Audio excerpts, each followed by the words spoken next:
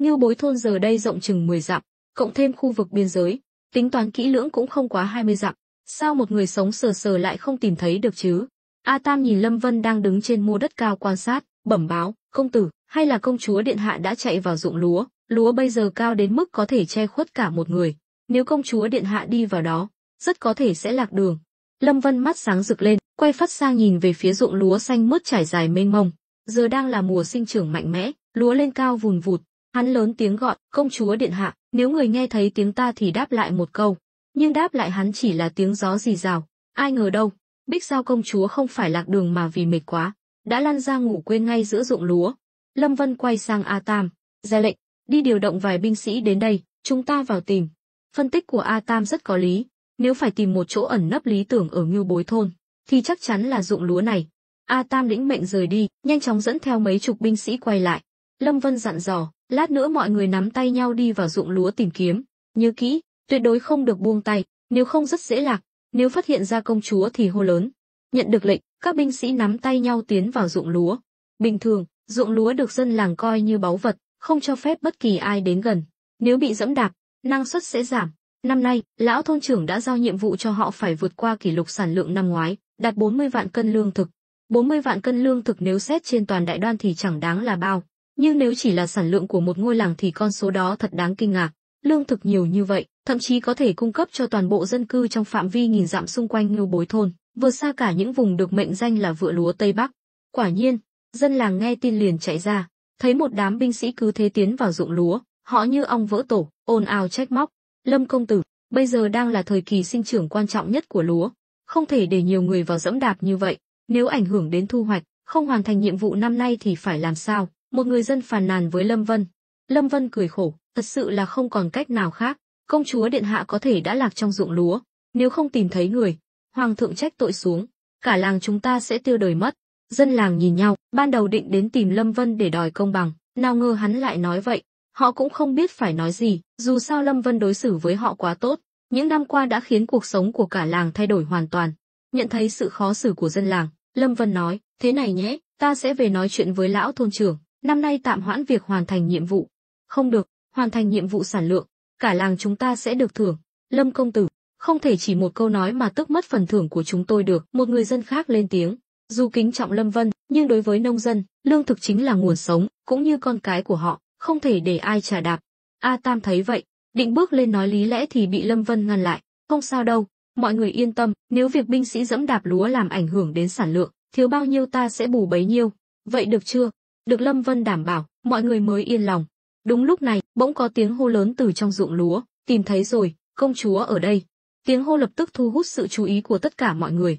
Lâm Vân nhanh chóng nhảy xuống mô đất, chạy thẳng về phía phát ra tiếng hô. Đến nơi, hắn thấy xung quanh đã vây đầy binh sĩ, mọi người đều rất cẩn thận, cố gắng không làm hư hại lúa. Họ đều biết tầm quan trọng của lương thực đối với Ngưu Bối thôn. Lâm Vân tiến lên, thấy Bích Giao công chúa đang nằm bất tỉnh trên đám lúa. Hắn nhẹ nhàng lay cô vài cái, nhưng công chúa vẫn không có phản ứng.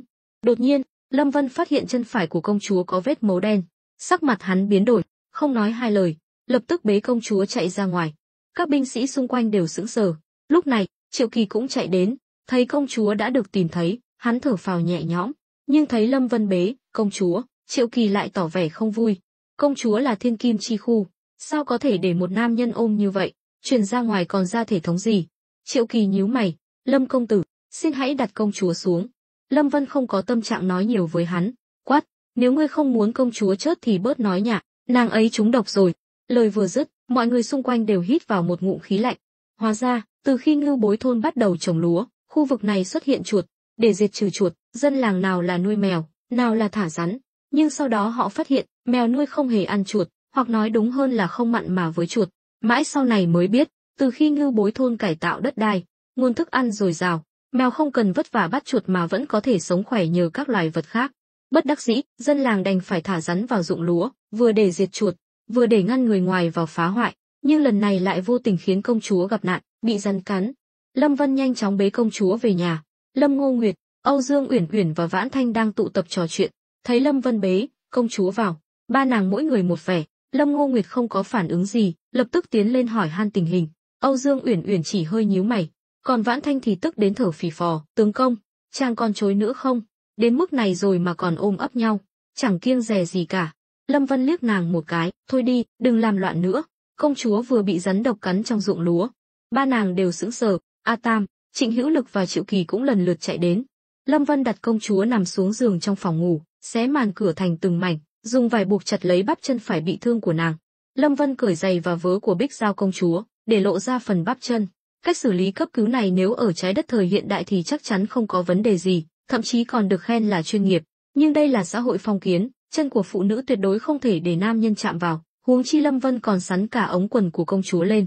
Ba nàng vợ dù có ngây thơ đến mấy cũng hiểu được hành động này có ý nghĩa gì, liếc nhìn nhau, nhưng trong thời khắc cứu người, họ cũng không dám lên tiếng, chỉ lặng lẽ quan sát, trong lòng mỗi người đều có suy tính riêng. Đây là công chúa nước khác, tuy được Lâm Vân cứu chữa, nhưng nam nữ thụ thụ bất thân. Làm như vậy cuối cùng chỉ có hai kết quả, thứ nhất là công chúa hạ giá lấy Lâm Vân, thứ hai là Lâm Vân, bao gồm cả bọn họ, sẽ bị chu di cửu tộc. Dù sao, uy nghiêm của hoàng gia cũng không thể xâm phạm. Tất nhiên, trong lòng họ, khả năng thứ hai không cao, vậy thì chỉ còn lại khả năng thứ nhất. A Tam, Trịnh Hữu Lực và Triệu Kỳ thấy cảnh này, cũng ý thức được tính nghiêm trọng của vấn đề, theo bản năng quay mặt đi. Họ không có thân phận đặc biệt như Lâm Vân, tự nhiên không dám mạo phạm công chúa. Còn Lâm Tử Tường vẫn đứng ngoài cửa phòng ngủ, quan sát tất cả từ xa, khóe miệng nở một nụ cười. Trong số những người có mặt, ngoài Lâm Vân, quyền lực của ông ta là lớn nhất, hơn nữa, lại là quan triều đình, nên ông ta càng hiểu rõ ý nghĩa của việc này. Nếu Lâm Vân kết thông gia với hoàng tộc, cộng thêm việc đang làm việc cho hoàng thượng, không khó để tưởng tượng địa vị và thế lực của Lâm Vân sau này sẽ tăng vọt. Điều này càng khiến ông ta quyết tâm đi theo Lâm Vân. Chuyện của Lâm gia đã bị ông ta quẳng ra sau đầu. Về phần Lâm Vân, hắn căn bản không nghĩ nhiều như vậy, cũng không có thời gian để cân nhắc việc làm này có thích hợp hay không. Hiện tại, hắn chỉ có một suy nghĩ duy nhất, đó là cứu sống công chúa. Dù không biết loại rắn nào đã cắn công chúa, nhưng nọc rắn thường là độc tố thần kinh. Một khi hệ tuần hoàn máu bị phá hủy, công chúa sẽ khó mà qua khỏi. Đây là điều hắn tuyệt đối không thể chấp nhận. Hắn không dám tưởng tượng nếu công chúa chết ngay trước mắt, hoàng thượng sẽ phản ứng thế nào. Có lẽ tạm thời sẽ không làm gì hắn, nhưng mầm họa này chắc chắn sẽ được gieo xuống. Lâm Vân quay lại nói với Lâm Ngô Nguyệt, đi chuẩn bị nước sôi để nguội, nhớ là phải đun sôi rồi để nguội tự nhiên, chuẩn bị thêm một con dao găm và đèn dầu. Lâm Ngô Nguyệt không dám chậm trễ, vội vàng gật đầu rời đi. Lúc này, Vãn Thanh lấy hết can đảm hỏi, tướng công, chàng định giải độc cho nàng ấy thế nào? Lâm Vân đáp, nọc rắn rất nguy hiểm, phải nhanh chóng hút hết mấu độc ra, nếu không công chúa khó mà giữ được mạng sống. Lời vừa dứt, mọi người đều hít vào một ngụm khí lạnh, không ngờ tình hình lại nghiêm trọng đến vậy. Triệu Kỳ càng hoảng sợ, quỳ thụp xuống, mặt mày tái mét. Lâm công tử, ngài nhất định phải cứu sống công chúa điện hạ.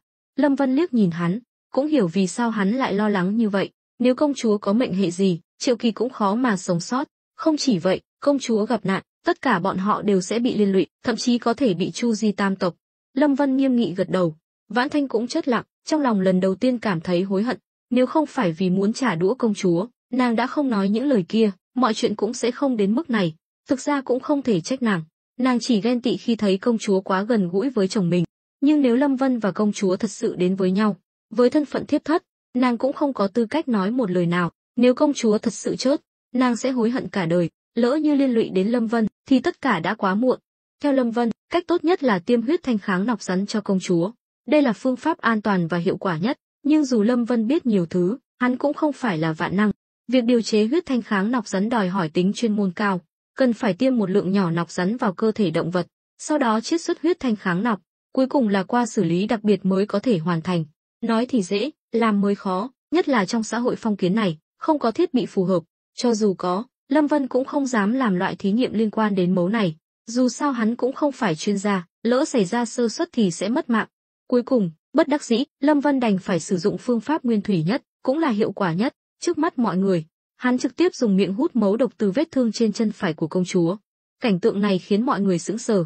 Thực ra Lâm Vân hoàn toàn có thể để người khác làm, nhưng như vậy lại không công bằng với họ. Hơn nữa, phải đảm bảo khoang miệng không có vết loét hoặc vết thương hở, nếu không mấu độc sẽ theo vết thương xâm nhập vào cơ thể.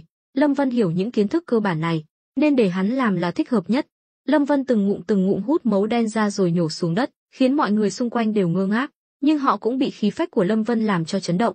Dù không hiểu biết nhiều, họ cũng hiểu việc làm này của Lâm Vân có một mức độ nguy hiểm nhất định, nếu bị nhiễm độc gián tiếp cũng đồng nghĩa với tự sát. Nhanh chóng nhổ ngụm mấu cuối cùng, Lâm Vân lại dùng sức bóp vết thương trên chân công chúa. Mấu chảy ra đã chuyển sang màu đỏ tươi, khiến hắn thở phào nhẹ nhõm. Lúc này, Lâm Ngô Nguyệt bưng một chậu nước sôi để nguội đi vào. trên tay còn cầm đèn dầu và dao găm. Lâm Vân trước tiên thắp đèn, hơ lưỡi dao trên lửa, sau đó dùng nước sạch rửa vết thương trên chân công chúa. Mọi người im lặng quan sát, trong lòng đều rất tò mò, tại sao Lâm Vân lại biết nhiều thứ như vậy, ngay cả nọc rắn cũng có thể xử lý.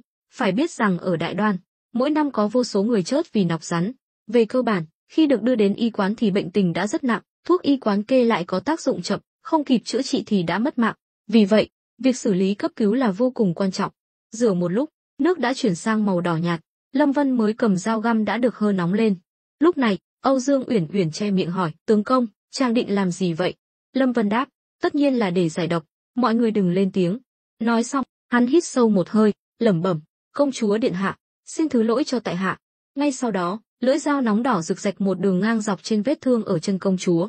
Một làn khói nhẹ bốc lên, mùi thịt nướng lan tỏa khắp phòng. Mọi người đều căng thẳng theo dõi, đặc biệt là Triệu Kỳ, hắn hận không thể hai nhát dao kia rạch vào người mình. Công chúa là Kim Chi Ngọc Diệp, vậy mà bị thương trên người, hắn cũng tội không thể tha, nhưng so với mạng sống của công chúa, chuyện này cũng không đáng kể.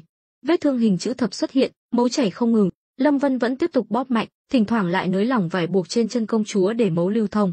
Nếu buộc chặt trong thời gian dài, rất có thể sẽ gây hoại tử mô cục bộ. Đến lúc đó, cho dù có thể giữ được mạng sống cho công chúa, nàng cũng sẽ trở thành tàn phế. Đây cũng là điều Lâm Vân không thể chấp nhận. Cứ như vậy, sau một tuần hương, mọi việc cuối cùng cũng xong xuôi. Lâm Vân lau mồ hôi trên trán, dùng thuốc mỡ đã chuẩn bị sẵn bôi lên vết thương cho công chúa, rồi dùng gạc băng bó cẩn thận. Xong việc, mọi người xung quanh đều thở phào nhẹ nhõm. Lâm Vân nhìn Lâm Ngô Nguyệt, cười khổ, Ngô Nguyệt, việc chăm sóc nàng ấy giao cho muội nhé. Chưa kịp để Lâm Ngô Nguyệt trả lời, Vãn Thanh đã chủ động nói, tướng công, tỷ Ngô Nguyệt cũng mệt rồi, hay là để thiếp làm đi. Lâm Vân đáp, thôi, Ngô Nguyệt cẩn thận tỉ mỉ, giao cho nàng ta yên tâm hơn. Nói xong, Lâm Vân quay người rời khỏi phòng, nhưng câu nói vô tình này của hắn lại làm tổn thương Vãn Thanh. Nàng bỗng đỏ hoe mắt, cứ ngỡ Lâm Vân đã biết chuyện ban ngày nên mới nói vậy. Lâm Ngô Nguyệt và Âu Dương Uyển Uyển tiến lên an ủi, nàng lại càng khóc lớn hơn. Lâm Vân trở lại chính sảnh ngồi xuống. Lâm Tử Tường, người vẫn luôn chờ đợi, chủ động rót cho hắn một chén trà, cười nói, công tử quả là cao tay, lần này lão phu được mở rộng tầm mắt.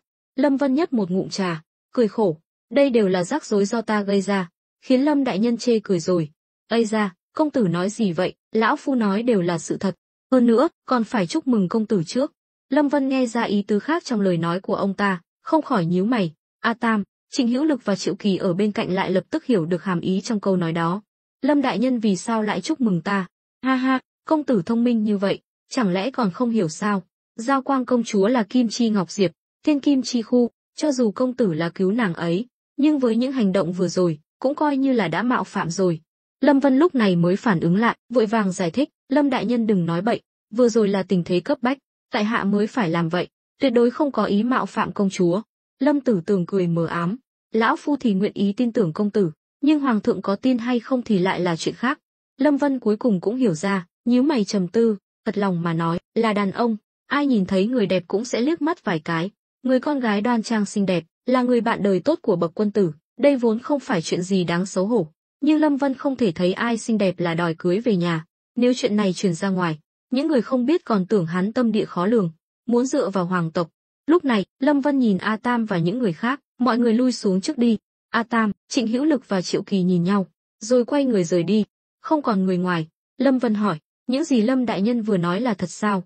Chuyện này không phải lão phu nói là được, cho dù người công tử vừa cứu không phải là công chúa, mà là con gái nhà thường dân, thì hành động vừa rồi của công tử cũng sẽ bị người ta bắt bẻ. Nếu công tử không cưới nàng ta, e là cả đời này nàng ta cũng không gả được. Huống chi, Giao Quang công chúa là muội muội ruột của đương kim hoàng thượng, chuyện này nếu công tử không xử lý tốt, chắc chắn sẽ gây ra ảnh hưởng rất lớn, thậm chí là đắc tội với hoàng thượng. Lâm Vân bừng tỉnh đại ngộ, lúc này mới nhận thức được tính nghiêm trọng của vấn đề. Hắn hít sâu một hơi, ta hiểu rồi, đa tạ Lâm đại nhân nhắc nhở. Ây da, công tử không cần khách sáo, thực ra nói cho cùng, chuyện này tuy đến bất ngờ, nhưng đối với công tử cũng không phải là chuyện xấu. Dựa vào thân phận đặc biệt của công tử ở bên cạnh hoàng thượng, chỉ cần công tử chủ động mở lời, hoàng thượng phần lớn sẽ đồng ý để công chúa hạ giá. Điều kiện tiên quyết là công tử phải giải quyết được chuyện của Lâm gia, nếu không thì không thể ăn nói với hoàng thượng, mọi chuyện sẽ hoàn toàn thay đổi. Lâm Vân gật đầu, hắn không ngờ chỉ vì muốn cứu người mà lại rước lấy phiền phức lớn như vậy. Sau đó, hai người uống rượu một hồi, Lâm Tử Tường liền trở về Lâm gia phục mệnh. Tuy đã đạt được thỏa thuận riêng với Lâm Vân, nhưng khi trở về, ông ta vẫn phải bịa ra một lý do để tiếp tục lừa gạt Lâm Phượng Tiêu. Sau một ngày bận rộn, mọi người đều mệt mỏi.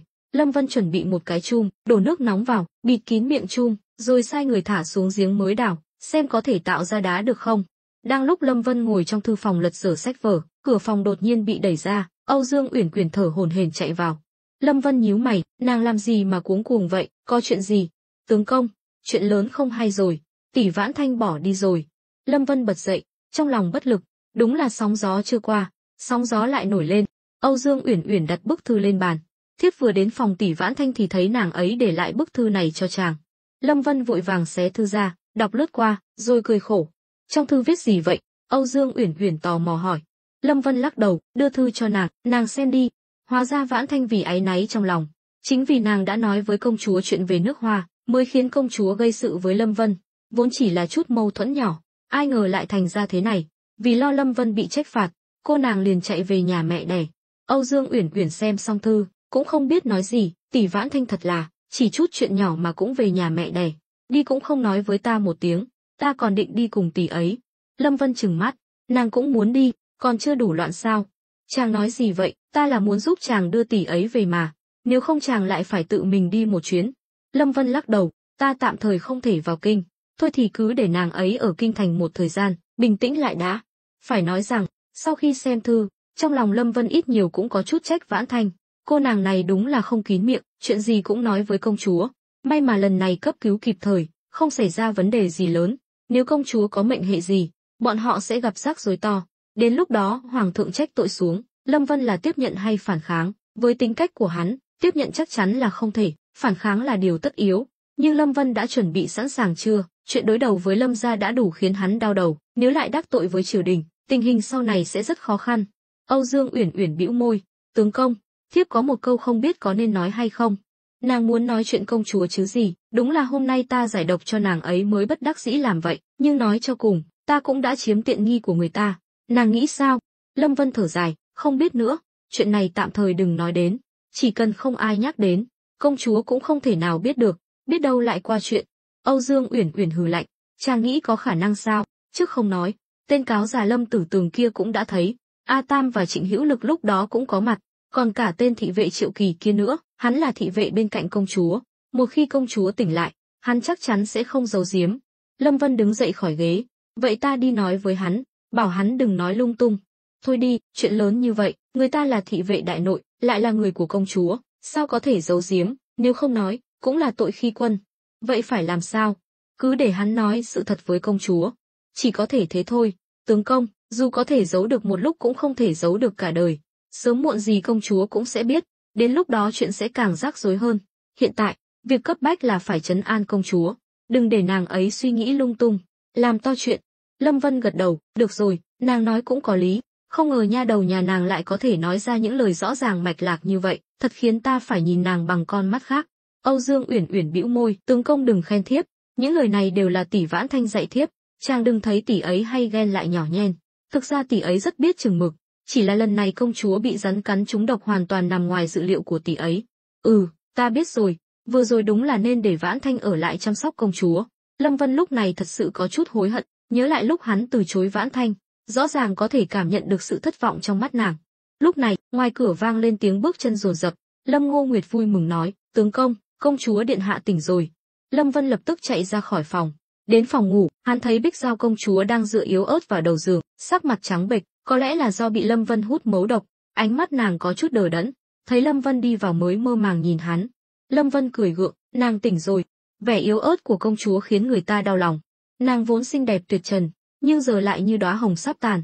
Lâm Vân biết, tuy nọc rắn đã được giải, nhưng độc tố thần kinh vẫn còn sót lại trong cơ thể nàng, ảnh hưởng đến hệ thần kinh, nên nàng mới có vẻ mặt thất thần như vậy. Công chúa gật đầu, Lâm Vân, là chàng cứu ta sao? Ta cứ tưởng mình chết chắc rồi. Đừng nói bậy, nàng là công chúa Đại Đoan, sao có thể yểu mệnh được? Nàng muốn ăn gì, ta bảo Ngô Nguyệt chuẩn bị cho. Lâm Vân biết, muốn công chúa nhanh chóng hồi phục, cách tốt nhất là bổ sung dinh dưỡng, chỉ có vậy mới giúp nàng lấy lại sức sống. Công chúa lắc đầu, ta không muốn ăn, rồi nàng nhìn Lâm Ngô Nguyệt, Ngô Nguyệt, muội lại đây ngồi. Lâm Ngô Nguyệt và Âu Dương Uyển Uyển im lặng quan sát, không nói gì. Lâm Vân gãi đầu, từ khi biết chuyện nam nữ thụ thụ bất thân, hắn luôn cảm thấy có lỗi với công chúa. Sao, ta thành ra thế này rồi mà chàng còn sợ ta ăn thịt chàng à? Công chúa nói, Lâm Vân đành ngồi xuống mép giường. Công chúa nhìn thẳng vào mắt hắn. Tuy ta lúc trước có hôn mê một lúc, nhưng ta đã biết chàng giải độc cho ta như thế nào rồi. Lâm Vân định đứng dậy giải thích thì bị công chúa ngắt lời. Chàng không cần giải thích, ta không trách chàng. Lâm Vân bị ánh mắt xinh đẹp của nàng nhìn đến mức hơi lúng túng. Đúng lúc này, công chúa bất ngờ nắm lấy tay Lâm Vân, ngay trước mặt Lâm Ngô Nguyệt và Âu Dương Uyển Uyển, nói: "Chàng hãy đến cầu hôn ta với Hoàng huynh đi." Lâm Vân hít một hơi lạnh, vội vàng rút tay ra. "Công chúa điện hạ, nọc rắn vẫn chưa hết tác dụng sao, hay là nàng đang nói mê sảng? Ta tỉnh táo lắm, chàng đã làm vậy với ta rồi, nắm chân ta, còn hôn bắp chân ta, chàng còn muốn chối sao?" Nói xong, công chúa ất ức đến đỏ hoe mắt, nước mắt lưng tròng, trông thật đáng thương. Lúc này, nàng nào còn vẻ kiêu căng ngạo mạn lúc trước, hoàn toàn giống như một tiểu tức phụ bị ủy khuất, nhưng tại hạ thân phận thấp hèn, sao dám trèo cao. Lâm Vân lắp bắp, tuy từ chối, nhưng trong lòng hắn cũng thừa nhận mình không xứng với công chúa. Có thể nói, nhan sắc của công chúa không hề thua kém 4 vị phu nhân của hắn, thậm chí còn có phần nhỉnh hơn về khí chất. Giờ phút này, công chúa trông thật đáng thương, bất kỳ nam nhân nào nhìn thấy cũng sẽ động lòng. Hơn nữa, Lâm Vân từ chối cũng là vì không muốn tự chuốc lấy phiền phức. Hiện tại, hắn và Hoàng thượng vẫn đang trong mối quan hệ hợp tác đôi bên cùng có lợi, nhưng một khi hắn cưới công chúa, hắn sẽ hoàn toàn trở thành thần tử. Đến lúc đó, ai biết Hoàng thượng sẽ đưa ra yêu cầu gì quá đáng. Lâm Vân vốn yêu tự do, không muốn bị bất kỳ ai ràng buộc, hợp tác với Hoàng thượng cũng chỉ là bất đắc dĩ, nhưng hắn vẫn chưa bán đứng giới hạn của mình. Giọng công chúa nghẹn ngào: "Lâm Vân, ta không muốn làm công chúa, như chàng đã nói, trong cung có quá nhiều quy củ, ta sống không vui vẻ. Nếu, ta nói là nếu, chàng thật lòng thích ta, thì hãy đến cầu hôn ta với Hoàng huynh. Chàng không cần làm phò mã đại đoan, ta có thể gả đến Ngưu Bối thôn làm ngũ phu nhân của chàng." Lời vừa dứt, không chỉ Lâm Ngô Nguyệt và Âu Dương Uyển Quyển sững sờ, mà ngay cả Lâm Vân cũng ngây người. Phải có bao nhiêu dũng khí mới có thể nói ra những lời như vậy, làm hoàng tộc có thể sống an nhàn sung sướng cả đời, đi đến đâu cũng được hưởng đặc quyền. Nhưng đi theo Lâm Vân, tuy cũng có thể sống tốt, nhưng chắc chắn sẽ mất đi thân phận hoàng tộc. Theo như nàng nói, nàng gả đến Ngưu Bối thôn làm ngũ phu nhân cho Lâm Vân, chẳng khác nào làm thiếp, đường đường là công chúa một nước, gả cho vương công quý tộc cũng không thành vấn đề, vậy mà lại cam tâm tình nguyện làm thiếp cho Lâm Vân. Điều này khiến trong lòng Lâm Vân cũng có chút cảm động, nhưng Lâm Vân vẫn im lặng. Lúc này, Lâm Ngô Nguyệt, người vẫn luôn lắng nghe, lên tiếng: "Tướng công, thiếp là thê tử của chàng, trong thời khắc này, thiếp có quyền lên tiếng không?" Lâm Vân liếc nhìn nàng, muội muốn nói gì? Công chúa là cô nương tốt, hơn nữa, những việc chàng làm với nàng ấy chiều nay, dù là giải độc, nhưng cũng coi như là đã chiếm tiện nghi của người ta. Vì vậy, thiếp nghĩ nếu công chúa bằng lòng, chàng nên đến cầu hôn nàng ấy với hoàng thượng. Lâm Vân nhìn nàng chằm chằm, không ngờ đại phu nhân của mình lại rộng lượng đến vậy, khuyên hắn cưới thêm vợ khác. Nếu là ở trái đất, chuyện này chắc chắn không thể xảy ra. Hơn nữa, Lâm Vân cũng không muốn chấp nhận, phụ nữ nhiều chỉ thêm phiền phức. Nhìn Tôn Tuyết Mông và Vãn Thanh bây giờ, cả hai đều có cá tính mạnh mẽ.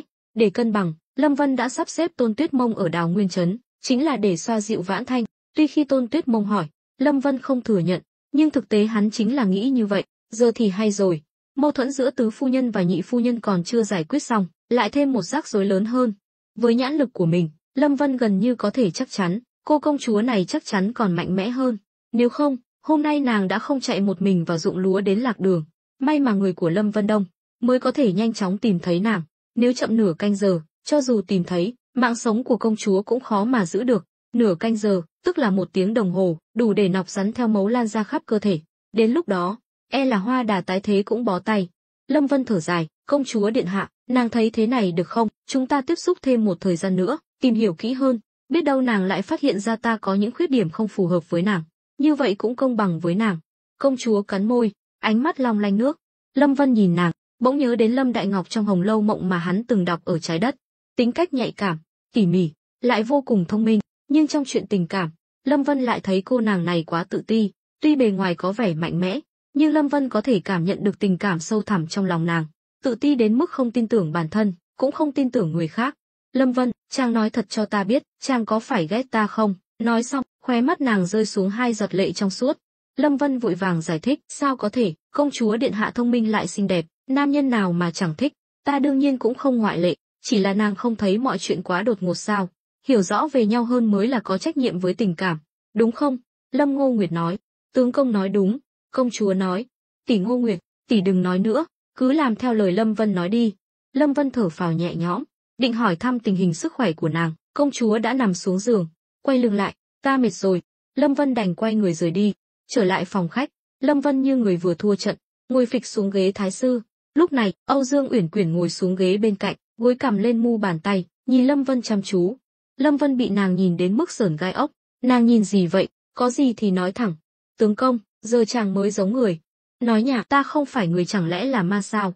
Không phải ý đó, ý ta là, giờ chàng rõ ràng đang vui mừng trong lòng, lại còn giả vờ ra vẻ như bị ủy khuất lắm vậy. Lâm Vân tức giận, trong mắt nàng, ta là người như vậy sao? Trước đây thì không, nhưng bây giờ thì hơi giống. Nhìn vẻ mặt nghiêm túc của nàng, Lâm Vân cạn lời, vậy thì sao? Tướng công không nên không hiểu đạo lý nam nữ thụ thụ bất thân. Chàng đã làm vậy với người ta rồi, nên có trách nhiệm.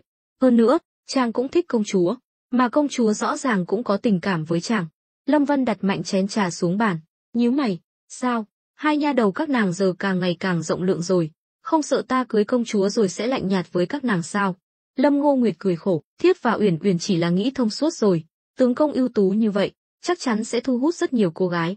Chúng ta nếu ngăn cản, chỉ càng khiến tướng công khó xử, đến cuối cùng sẽ lại như Tỷ Vãn Thanh, chẳng lẽ tướng công muốn nhìn thấy điều đó? Đương nhiên là không muốn.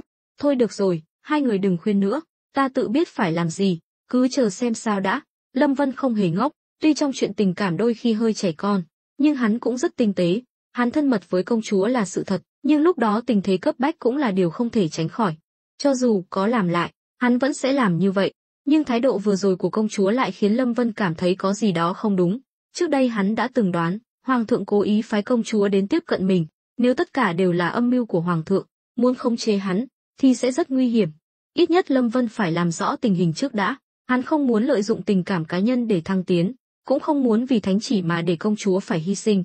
Nếu không, cuối cùng cả hai người đều sẽ không hạnh phúc, mà chỉ đau khổ cả đời. Dù sao, tiền xa chi giám, hậu xa chi sư, Lâm Vân cũng đã đọc không ít sử sách. Hoàng thượng vì muốn khống chế người nào đó, hoặc xoa dịu một thế lực nào đó, thường sẽ dùng hôn nhân để đạt được mục đích. Những lời này hắn không thể nói với bất kỳ ai, nhưng Lâm Vân biết, Lâm Tử Tường chắc chắn đã đoán ra. Chỉ cần nhìn những gì ông ta vừa nói với hắn là có thể khẳng định, chuyện này 8 phần là có bẩn khúc. Lâm Ngô Nguyệt và Âu Dương Uyển Uyển nhìn nhau, cũng hiểu là không thể khuyên được Lâm Vân. Lúc này, Lâm Ngô Nguyệt nói, tướng công, tối nay thiếp sẽ sang phòng Uyển Uyển ngủ, chàng hãy suy nghĩ cho kỹ. Lâm Vân im lặng gật đầu, nhìn hai người khoác tay nhau rời đi. Đêm khuya thanh vắng, Lâm Vân vẫn ngồi trong phòng khách, còn Bích Giao công chúa nằm trong phòng ngủ cũng không ngủ được, mà không ngừng lau nước mắt. Lâm Vân suy nghĩ mãi, đi đến cửa phòng, do dự không biết có nên gõ cửa hay không. Cuối cùng, công chúa phát hiện ra hắn đang đứng ngoài cửa, lên tiếng, Lâm Vân, chàng vào đi. Lâm Vân đành bước vào, đèn dầu trong phòng sắp tắt, nên rất tối. Công chúa vẫn nằm nghiêng trên giường, quay lưng về phía hắn. Có gì chàng cứ nói. Lâm Vân gật đầu, vậy tại hạ xin nói thẳng, ta chỉ muốn hỏi nàng một câu, việc nàng muốn ta cưới nàng là ý của nàng, hay là ý của Hoàng thượng? Công chúa khẽ run lên, nhưng không nói gì. Nhưng chỉ với cái run người đó, Lâm Vân đã có câu trả lời. Hắn cười khổ, xem ra, Hoàng thượng thật là dụng tâm cực khổ, để khống chế ta, đến cả muội muội ruột cũng có thể hy sinh, cũng chẳng quan tâm nàng ấy có hạnh phúc hay không. Lâm Vân cảm thấy lạnh sống lưng, Hoàng thượng thật sự quá giỏi tính toán, thậm chí không tiếc hy sinh cả em gái ruột của mình. Có thể thấy hắn thật sự là một kẻ vô tình, đúng như câu nói nhất là vô tình đế vương gia, vì mục đích, có thể từ bỏ tất cả. Lúc này, Bích Giao công chúa ngồi dậy, dựa vào đầu giường, hai tay khoanh trước ngực, đặt trên chăn, im lặng như một con búp bê vải, hoàn toàn khác hẳn với hình ảnh thường ngày của nàng. Lâm công tử quả nhiên thông minh hơn người. Hoàng huynh ta đúng là có ý này, nhưng không phải như chàng nghĩ. Lâm Vân hỏi, công chúa biết ta nghĩ gì sao? Công chúa gật đầu, chàng chắc chắn nghĩ Hoàng huynh ta là kẻ vô tình, cố ý phái ta đến tiếp cận chàng để đạt được mục đích khống chế chàng. Chẳng phải vậy sao? Ta không phủ nhận Hoàng huynh có suy nghĩ này, nhưng cũng gián tiếp chứng minh sự ưu tú của Lâm công tử. Trước đây ta cũng rất phản cảm với sự sắp xếp này của hắn, nhưng sau khi gặp chàng ở Kim Thành hôm đó, ta đã thay đổi suy nghĩ. Chẳng lẽ Lâm công tử không nhận ra chàng có một sức hút đặc biệt sao? Lâm Vân có chút lúng túng, sức hút, công chúa điện hạ đánh giá cao quá, tại hạ không dám nhận. Chàng đừng chối nữa, từ khi Lâm công tử vào kinh, các quan chức cấp cao trong triều đều bàn tán về chàng, đặc biệt là màn trình diễn kinh người của chàng ở Đào Nguyên trấn mấy hôm trước, Hoàng huynh ta đều đã biết. Lâm Vân lúc này mới chợt hiểu ra, vậy nên Hoàng thượng mới tình cờ phái nàng đến ngay tối hôm ta trở về. Cũng khó trách việc này lại kinh động đến Hoàng thượng. Tuy Đào Nguyên trấn nằm ở vùng hẻo lánh, nhưng lại là nơi mà triều đình đặc biệt quan tâm. Bất kỳ biến động nào cũng khó thoát khỏi tầm mắt của Hoàng thượng, đặc biệt là việc Lâm Vân ra tay tàn nhẫn ở Đào Nguyên trấn, tiêu diệt toàn bộ người của Lâm gia, đúng là gan to bằng trời. Từ khi 36 vị phiên vương đại đoan cát cứ một phương, Họ chính là vua một cõi ở lãnh địa của mình, chưa từng có ai dám làm càn như vậy. Hành động của Lâm Vân không chỉ là tát vào mặt Lâm gia, mà còn là khiêu khích quyền uy của 36 vị phiên vương. Chuyện này lan truyền ra ngoài, tự nhiên chấn động cả triều đình. Đã có không ít phiên vương liên danh dâng tấu, yêu cầu hoàng thượng nghiêm trị Lâm Vân. Nhưng những chuyện này đều là hoàng thượng ngầm đồng ý. Vất vả lắm mới tìm được một người có bản lĩnh như vậy, hắn sao có thể tự hại mình, vì vậy mới có màn kịch công chúa đến Ngưu Bối thôn giữa đêm khuya. Mục đích chính là muốn ban cho Lâm Vân một thân phận hoàng tộc. Như vậy, cho dù các phiên vương có hận trong lòng, cũng không thể làm gì Lâm Vân. Nói cách khác, đây cũng là một cách bảo vệ Lâm Vân. Nhưng Lâm Vân hoàn toàn không biết những chuyện này. Cho dù có biết, với tính cách của hắn, cũng không thể vì mạng sống mà bán đứng linh hồn của mình. Lâm công tử, chàng không cần nghĩ nhiều. Hoàng huynh ta không phức tạp như chàng nghĩ. Hắn thật sự rất coi trọng chàng. Nếu chàng đồng ý, hắn vẫn hy vọng chàng có thể làm việc cho triều đình. Tất nhiên, nếu chàng không thích ta cũng sẽ không ép buộc. Ngày mai ta có thể về kinh, nói rõ mọi chuyện với Hoàng huynh, sẽ không để chàng và Hoàng thượng hiểu lầm nhau. Lâm Vân mừng thầm, nếu thật sự như vậy thì tốt quá. Công chúa vẫn luôn quan sát biểu cảm của Lâm Vân. Tuy Lâm Vân che giấu rất tốt, nhưng công chúa vẫn nhìn thấy câu trả lời trong mắt hắn. Nàng thở dài, xem ra Lâm công tử thật sự không có cảm tình với ta. Vậy thì thôi, ngày mai ta sẽ về kinh, sẽ không làm phiền Lâm công tử làm việc nữa. Lâm Vân có rất nhiều điều muốn nói, nhưng giờ phút này cũng không thể nói nhiều. Cuối cùng, hắn nói, công chúa điện hạ, tại hạ không có ý đuổi nàng đi, nếu nàng muốn, cứ ở lại đây. Lâm Vân cũng không phải loại người không biết điều. Công chúa bỗng ngồi bật dậy, mừng rỡ, vậy có nghĩa là, Lâm công tử đồng ý chấp nhận ta sao? Lâm Vân lúng túng, hình như tại hạ diễn đạt sai, khiến công chúa điện hạ hiểu lầm rồi. Thôi, chàng đừng nói nữa, về nghỉ ngơi đi, ta cũng mệt rồi. Công chúa ra lệnh đuổi khách, Lâm Vân đành phải rời khỏi phòng. Tuy phòng ngủ này là của hắn và Lâm Ngô Nguyệt, nhưng công chúa là thiên kim chi khu, hắn tự nhiên không dám làm cản. Hắn đã chạm vào chân và bắp chân của nàng để giải độc, gây ra bao nhiêu rắc rối rồi. Nếu lại làm gì khiến người ta hiểu lầm, thì nhảy xuống sông Hoàng Hà cũng không rửa sạch được. Sáng sớm, Lâm Vân dựa vào ghế thái sư trong thư phòng, ngáp ngắn ngáp dài. Hắn đã thức trắng đêm ở đây, trong đầu hỗn loạn, không tài nào ngủ được. Từ khi xuyên không đến thế giới này, đây là lần đầu tiên hắn bị mất ngủ. Cứ nhắm mắt lại là trong đầu hiện lên chuyện của Lâm gia, hoặc là hình ảnh đáng thương của công chúa. Tuy hắn không muốn thừa nhận, nhưng nụ cười, ánh mắt của công chúa đã in sâu vào trong lòng hắn. Dù sao, ai mà chẳng có lòng ái mộ cái đẹp, huống chi vẻ đẹp của công chúa lại mê hoặc lòng người đến vậy, khiến Lâm Vân cũng có chút khó kiềm chế. Đặc biệt là tối qua, hình ảnh công chúa đau lòng, khóc đến nỗi như hoa lê dưới mưa càng khiến Lâm Vân không đành lòng. Hắn thật sự có ý muốn cưới công chúa, nhưng suy nghĩ này hắn chỉ dám giữ kín trong lòng. Trước khi biết được ý định thực sự của Hoàng thượng, Lâm Vân tuyệt đối phải kiểm soát cảm xúc của mình. Theo hắn, những người hoặc việc càng cám dỗ, càng chứng tỏ có vấn đề ẩn giấu mà hắn chưa nhìn thấu. Trong cơn mơ màng, Lâm Vân thấy Bích Giao công chúa mặc bộ váy trắng mỏng manh, tay cầm chiếc quạt thêu hình uyên ương, ánh mắt dịu dàng nhìn hắn, khiến hắn say đắm. Lâm Vân đưa tay muốn chạm vào người đẹp, nhưng không hiểu sao, luôn thiếu một chút. Công chúa, công chúa, Lâm Vân lẩm bẩm trong mơ. Bỗng nhiên, bên tai vang lên một tiếng hét thất thanh, không hay rồi, chuyện lớn rồi. Lâm Vân giật mình tỉnh giấc, cuốn sách trên mặt rơi xuống, hắn dụi mắt, hỏi, sao vậy, xảy ra chuyện gì? Âu Dương Uyển Uyển vẻ mặt nghiêm trọng, nàng vừa rồi nghe thấy Lâm Vân gọi tên công chúa trong mơ, trong lòng tuy hơi khó chịu, nhưng chuyện lớn xảy ra, nàng cũng không có tâm trạng để ý. Vừa nhận được tin, tối qua, phủ Doãn Ngư Thành, Khâu Quang Nhật bị người thần bí ám sát. Lâm Vân giật mình, đứng bật dậy, tình hình thế nào? Khâu Quang Nhật bị thương nặng, hiện vẫn chưa qua cơn nguy kịch, Tôn nhị gia đang ở phủ chữa trị cho ông ta. Lâm Vân hiểu, vụ ám sát này 8 phần là do Lâm gia làm. Hắn đã nhận được tin tình báo của Lâm Tử Tường, đã cho Ngưu Bối thôn và Hạo Thành nâng cao cảnh giác. Lâm gia chắc chắn là thấy không thể ra tay được, nên mới thay đổi chiến lược, nhắm vào Ngư Thành. Đi theo ta đến Ngư Thành. Tuy Lâm Vân không thích Khâu Quang Nhật, thậm chí trong lòng đã sớm từ bỏ người này, nhưng từ bỏ không có nghĩa là muốn Khâu Quang Nhật chết. Sự tồn tại của ông ta có thể ổn định tình hình Ngư Thành. Một khi Khâu Quang Nhật chết, Lâm gia chắc chắn sẽ cài người của mình vào vị trí đó. Đến lúc đó, Ngư Thành chỉ cách Ngưu Bối thôn hơn 100 dặm, muốn tấn công Ngưu Bối thôn mới thật sự là rắc rối. Âu Dương Uyển Uyển vội vàng đuổi theo. Tướng công, nghe nói hôm nay vừa rạng sáng, Ngư Thành đã giới nghiêm, hình như có bóng dáng của Lâm gia, là Ngư Thành đã bị Lâm gia khống chế rồi.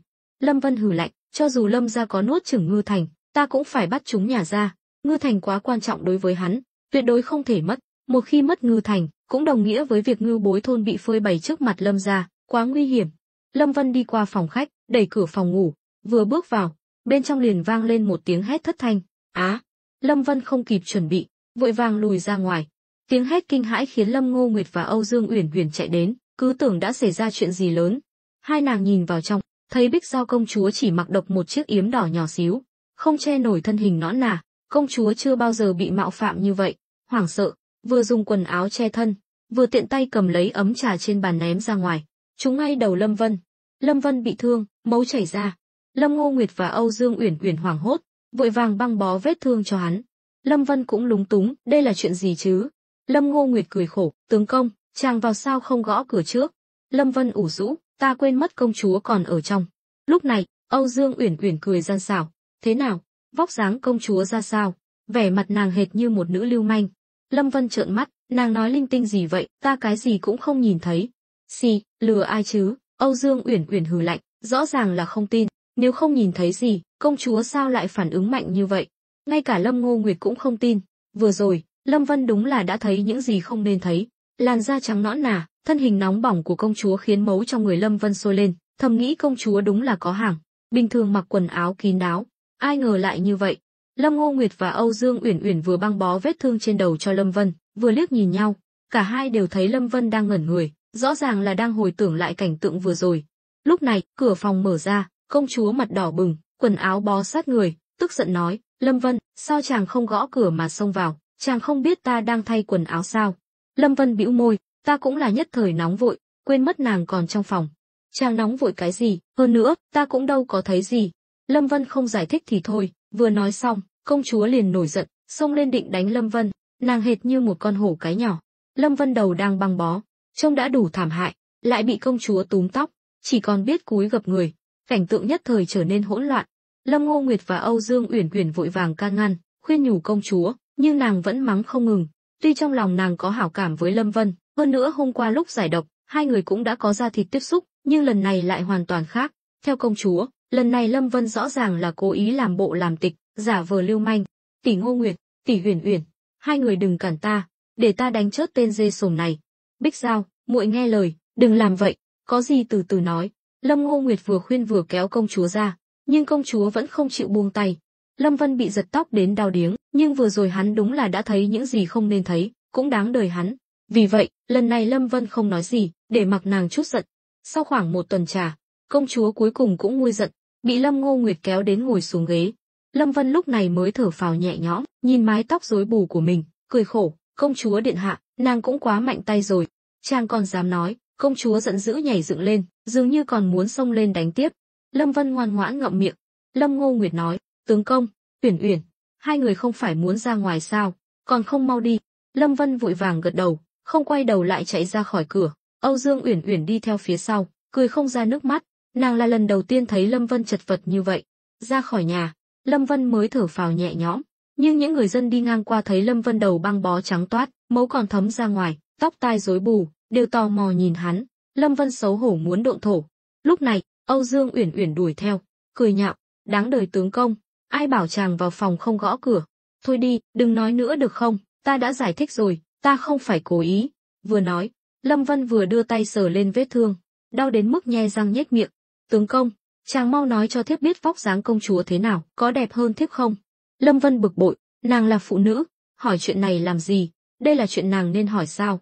Xì, có gì đâu, ta chỉ là tò mò thôi, một công chúa quốc sắc thiên hương, đã có thể lấy thân báo đáp chàng, chắc chắn là không tệ rồi. Chậc chậc, công chúa xinh đẹp như vậy, vóc dáng chắc cũng rất chuẩn.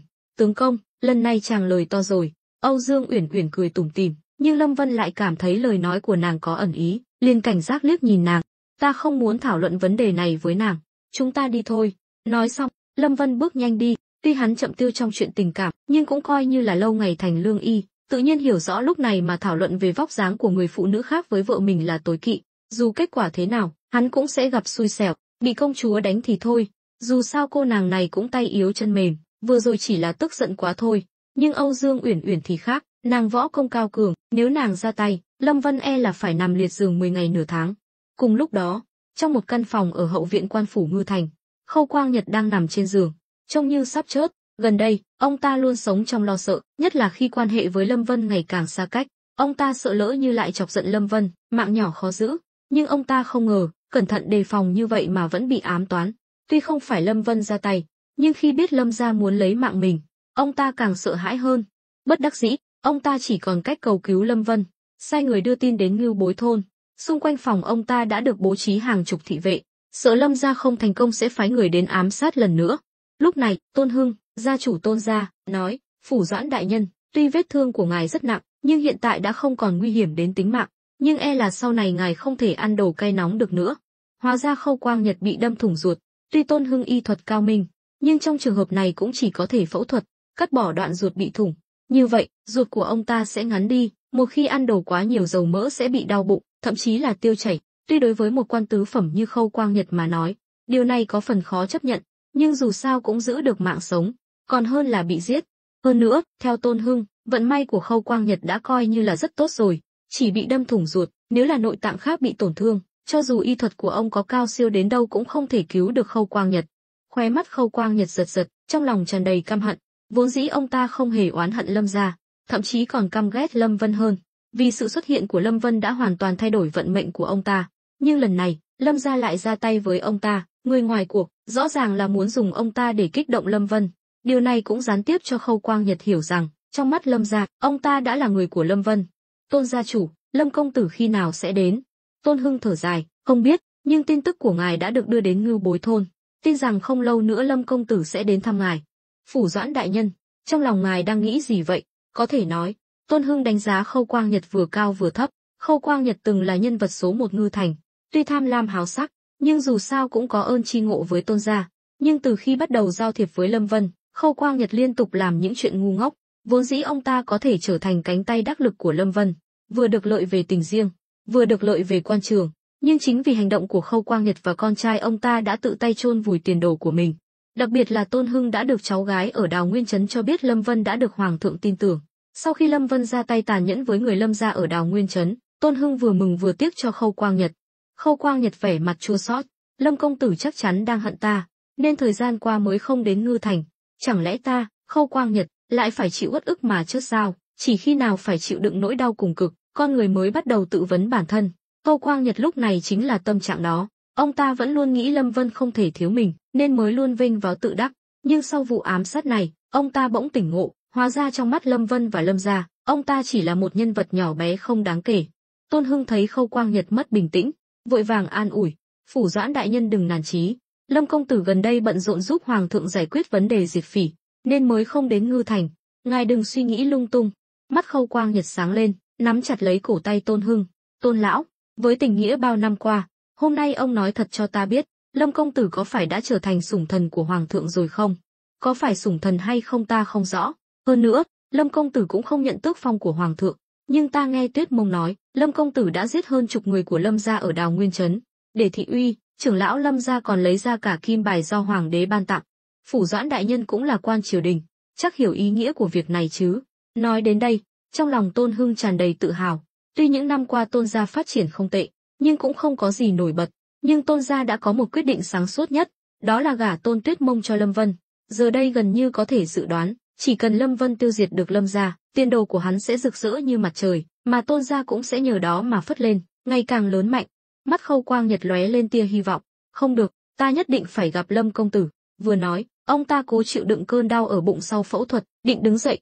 Tôn Hưng vội vàng giữ ông ta lại: "Phủ Doãn đại nhân bình tĩnh, vết thương của ngài chưa lành, không nên đi lại. Ông đừng cản ta phải đến Ngưu Bối thôn gặp Lâm công tử." Nhìn Khâu Quang Nhật kích động, Tôn Hưng thầm nghĩ, lão già này giờ mới biết sợ sao, giờ mới biết Lâm Vân lợi hại thì đã muộn rồi. Thực ra, Tôn Hưng cũng không dám chắc Lâm Vân có đến hay không, nếu không đến, gần như có thể khẳng định Lâm Vân muốn bỏ rơi Khâu Quang Nhật. Đến lúc đó, Ngư Thành chắc chắn sẽ thay đổi. Với năng lực hiện tại của Lâm Vân, hắn chắc chắn có thể quyết định ai sẽ là người kế nhiệm chức Phủ Doãn Ngư Thành. "Không được, tuy ta hiểu tâm trạng của Phủ Doãn đại nhân, nhưng là một thầy thuốc, ta phải chịu trách nhiệm cho sức khỏe của ngài. Một tuần tới, đại nhân phải nằm nghỉ trên giường để vết thương lành lại. Nếu ngài cứ nhất quyết xuống giường đi lại, lỡ như ruột có vấn đề gì thì đừng trách ta." Tôn Hưng nói với vẻ mặt nghiêm nghị. Khâu Quang Nhật thất vọng, không vùng vẫy nữa, nằm im trên giường, thốt lên một tiếng đầy bất lực: "Hôn kiếp, hôn kiếp, hôn kiếp, sao trước đây ta lại làm như vậy? Tại sao?" Lần này Khâu Quang Nhật thật sự hối hận rồi. Là một quan tứ phẩm, ông ta đã ở vị trí này quá lâu, nếu không thể thăng tiến, thì nhiều nhất là 2-3 năm nữa, triều đình sẽ cho ông ta cáo quan về hưu. Đến lúc đó, mọi chuyện sẽ quá muộn. Nhưng khi biết Lâm Vân giờ có thể nói chuyện được với hoàng thượng, ông ta lại thấy hy vọng. Đúng lúc này, ngoài cửa bỗng vang lên giọng nói của Lâm Vân. Khâu đại nhân đang dưỡng thương, sao lại nổi nóng như vậy? Lời vừa dứt, cả Tôn Hưng và Khâu Quang Nhật đều giật mình, đồng thời nhìn về phía cửa. Lâm Vân đang đứng đó. Tôn Hưng nói, Lâm công tử, ngài đến rồi. Ông ta định gọi cậu chủ, nhưng lại thấy hơi ngại. Dù sao thân phận của Lâm Vân bây giờ cao quý hơn Tôn gia rất nhiều. Tuy gọi cậu chủ, Lâm Vân chắc chắn cũng sẽ không giận, nhưng... Lâm Vân mỉm cười gật đầu. Lúc này, Khâu Quang Nhật không kìm chế được nữa, bất chấp vết thương đang rỉ máu, lăn từ trên giường xuống đất, bò đến trước mặt Lâm Vân, khóc lóc thảm thiết, ôm lấy chân Lâm Vân, ngẩng đầu nói, Lâm công tử, lão phu sai rồi, tất cả đều là lỗi của lão phu, xin ngài hãy cho lão phu thêm một cơ hội, sau này lão phu sẽ nghe lời ngài tuyệt đối. Lâm Vân lắc đầu, hắn không ngờ Khâu Quang Nhật lại phản ứng mạnh như vậy. Dạo này hắn bận quá, đúng là đã lâu không đến Ngư Thành, nhưng hắn cũng hiểu, lý do Khâu Quang Nhật có thái độ thành khẩn như vậy chắc chắn là vì đã biết mối quan hệ hiện tại của hắn với hoàng thượng. Lâm Vân mỉm cười, nhị gia, giúp ta đỡ Khâu đại nhân lên giường nghỉ ngơi. Tôn Hưng vội vàng tiến lên, tuy là trưởng bối, nhưng trước mặt Lâm Vân bây giờ, ông ta cũng không dám tỏ vẻ bề trên nữa.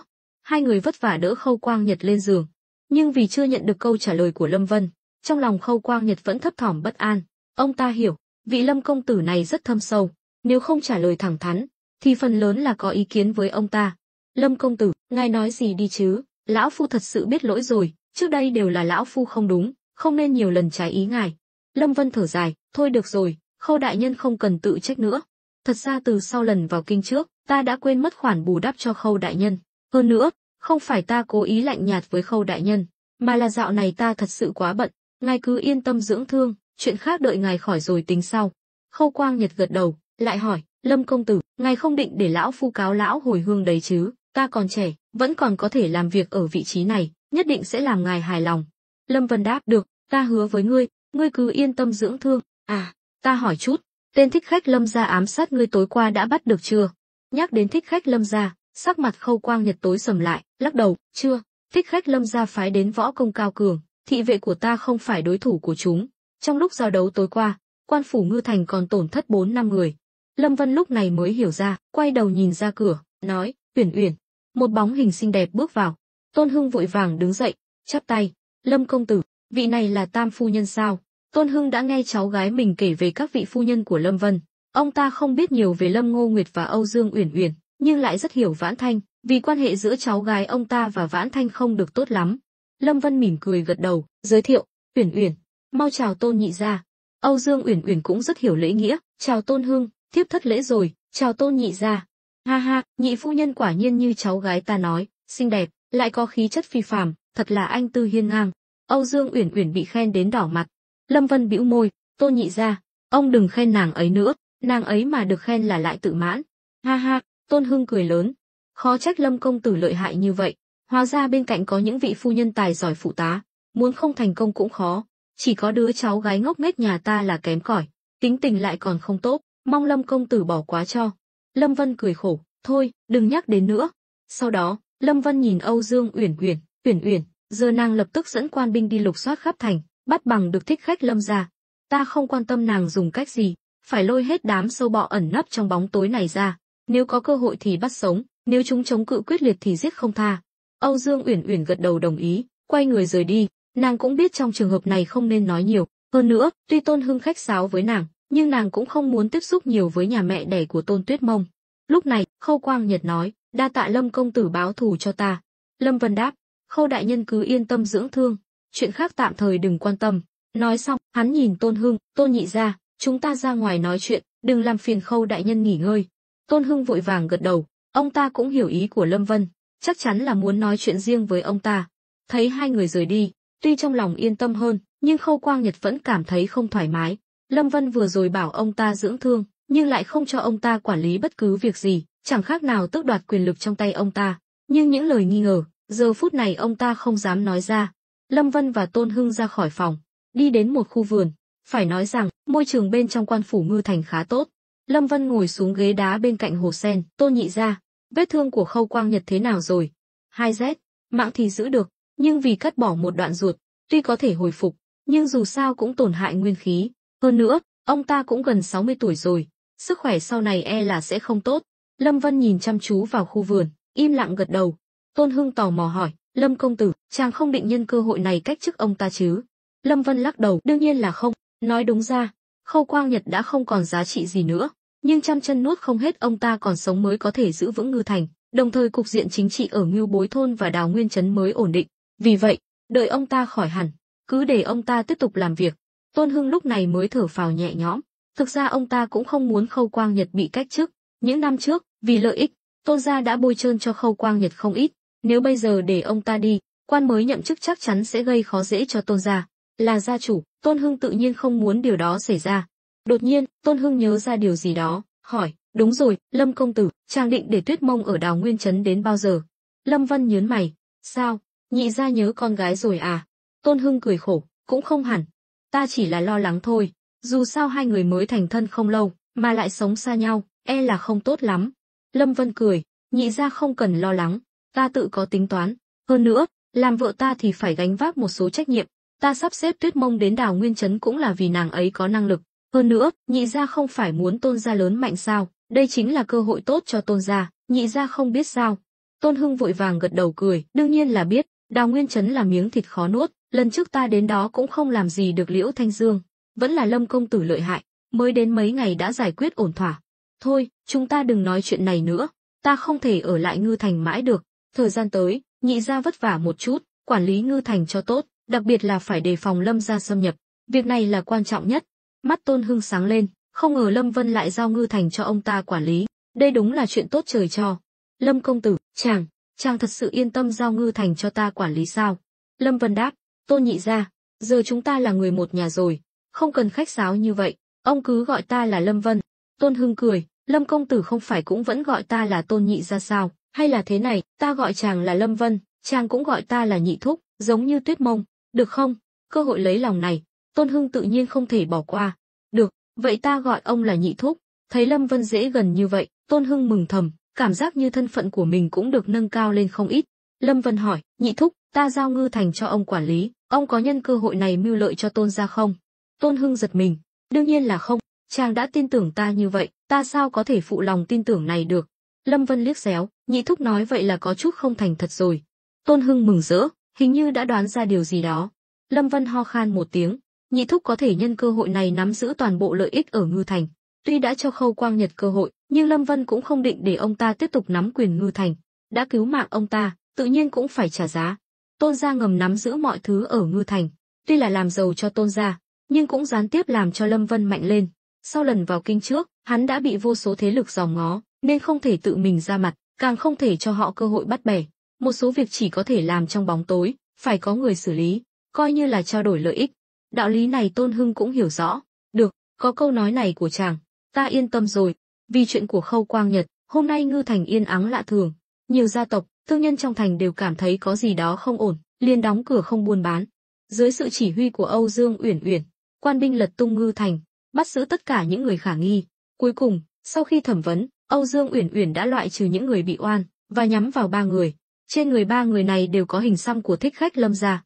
Tuy chúng che giấu rất kỹ, nhưng Lâm Vân cũng có kinh nghiệm đối phó với Lâm gia, muốn thoát khỏi hắn là không thể.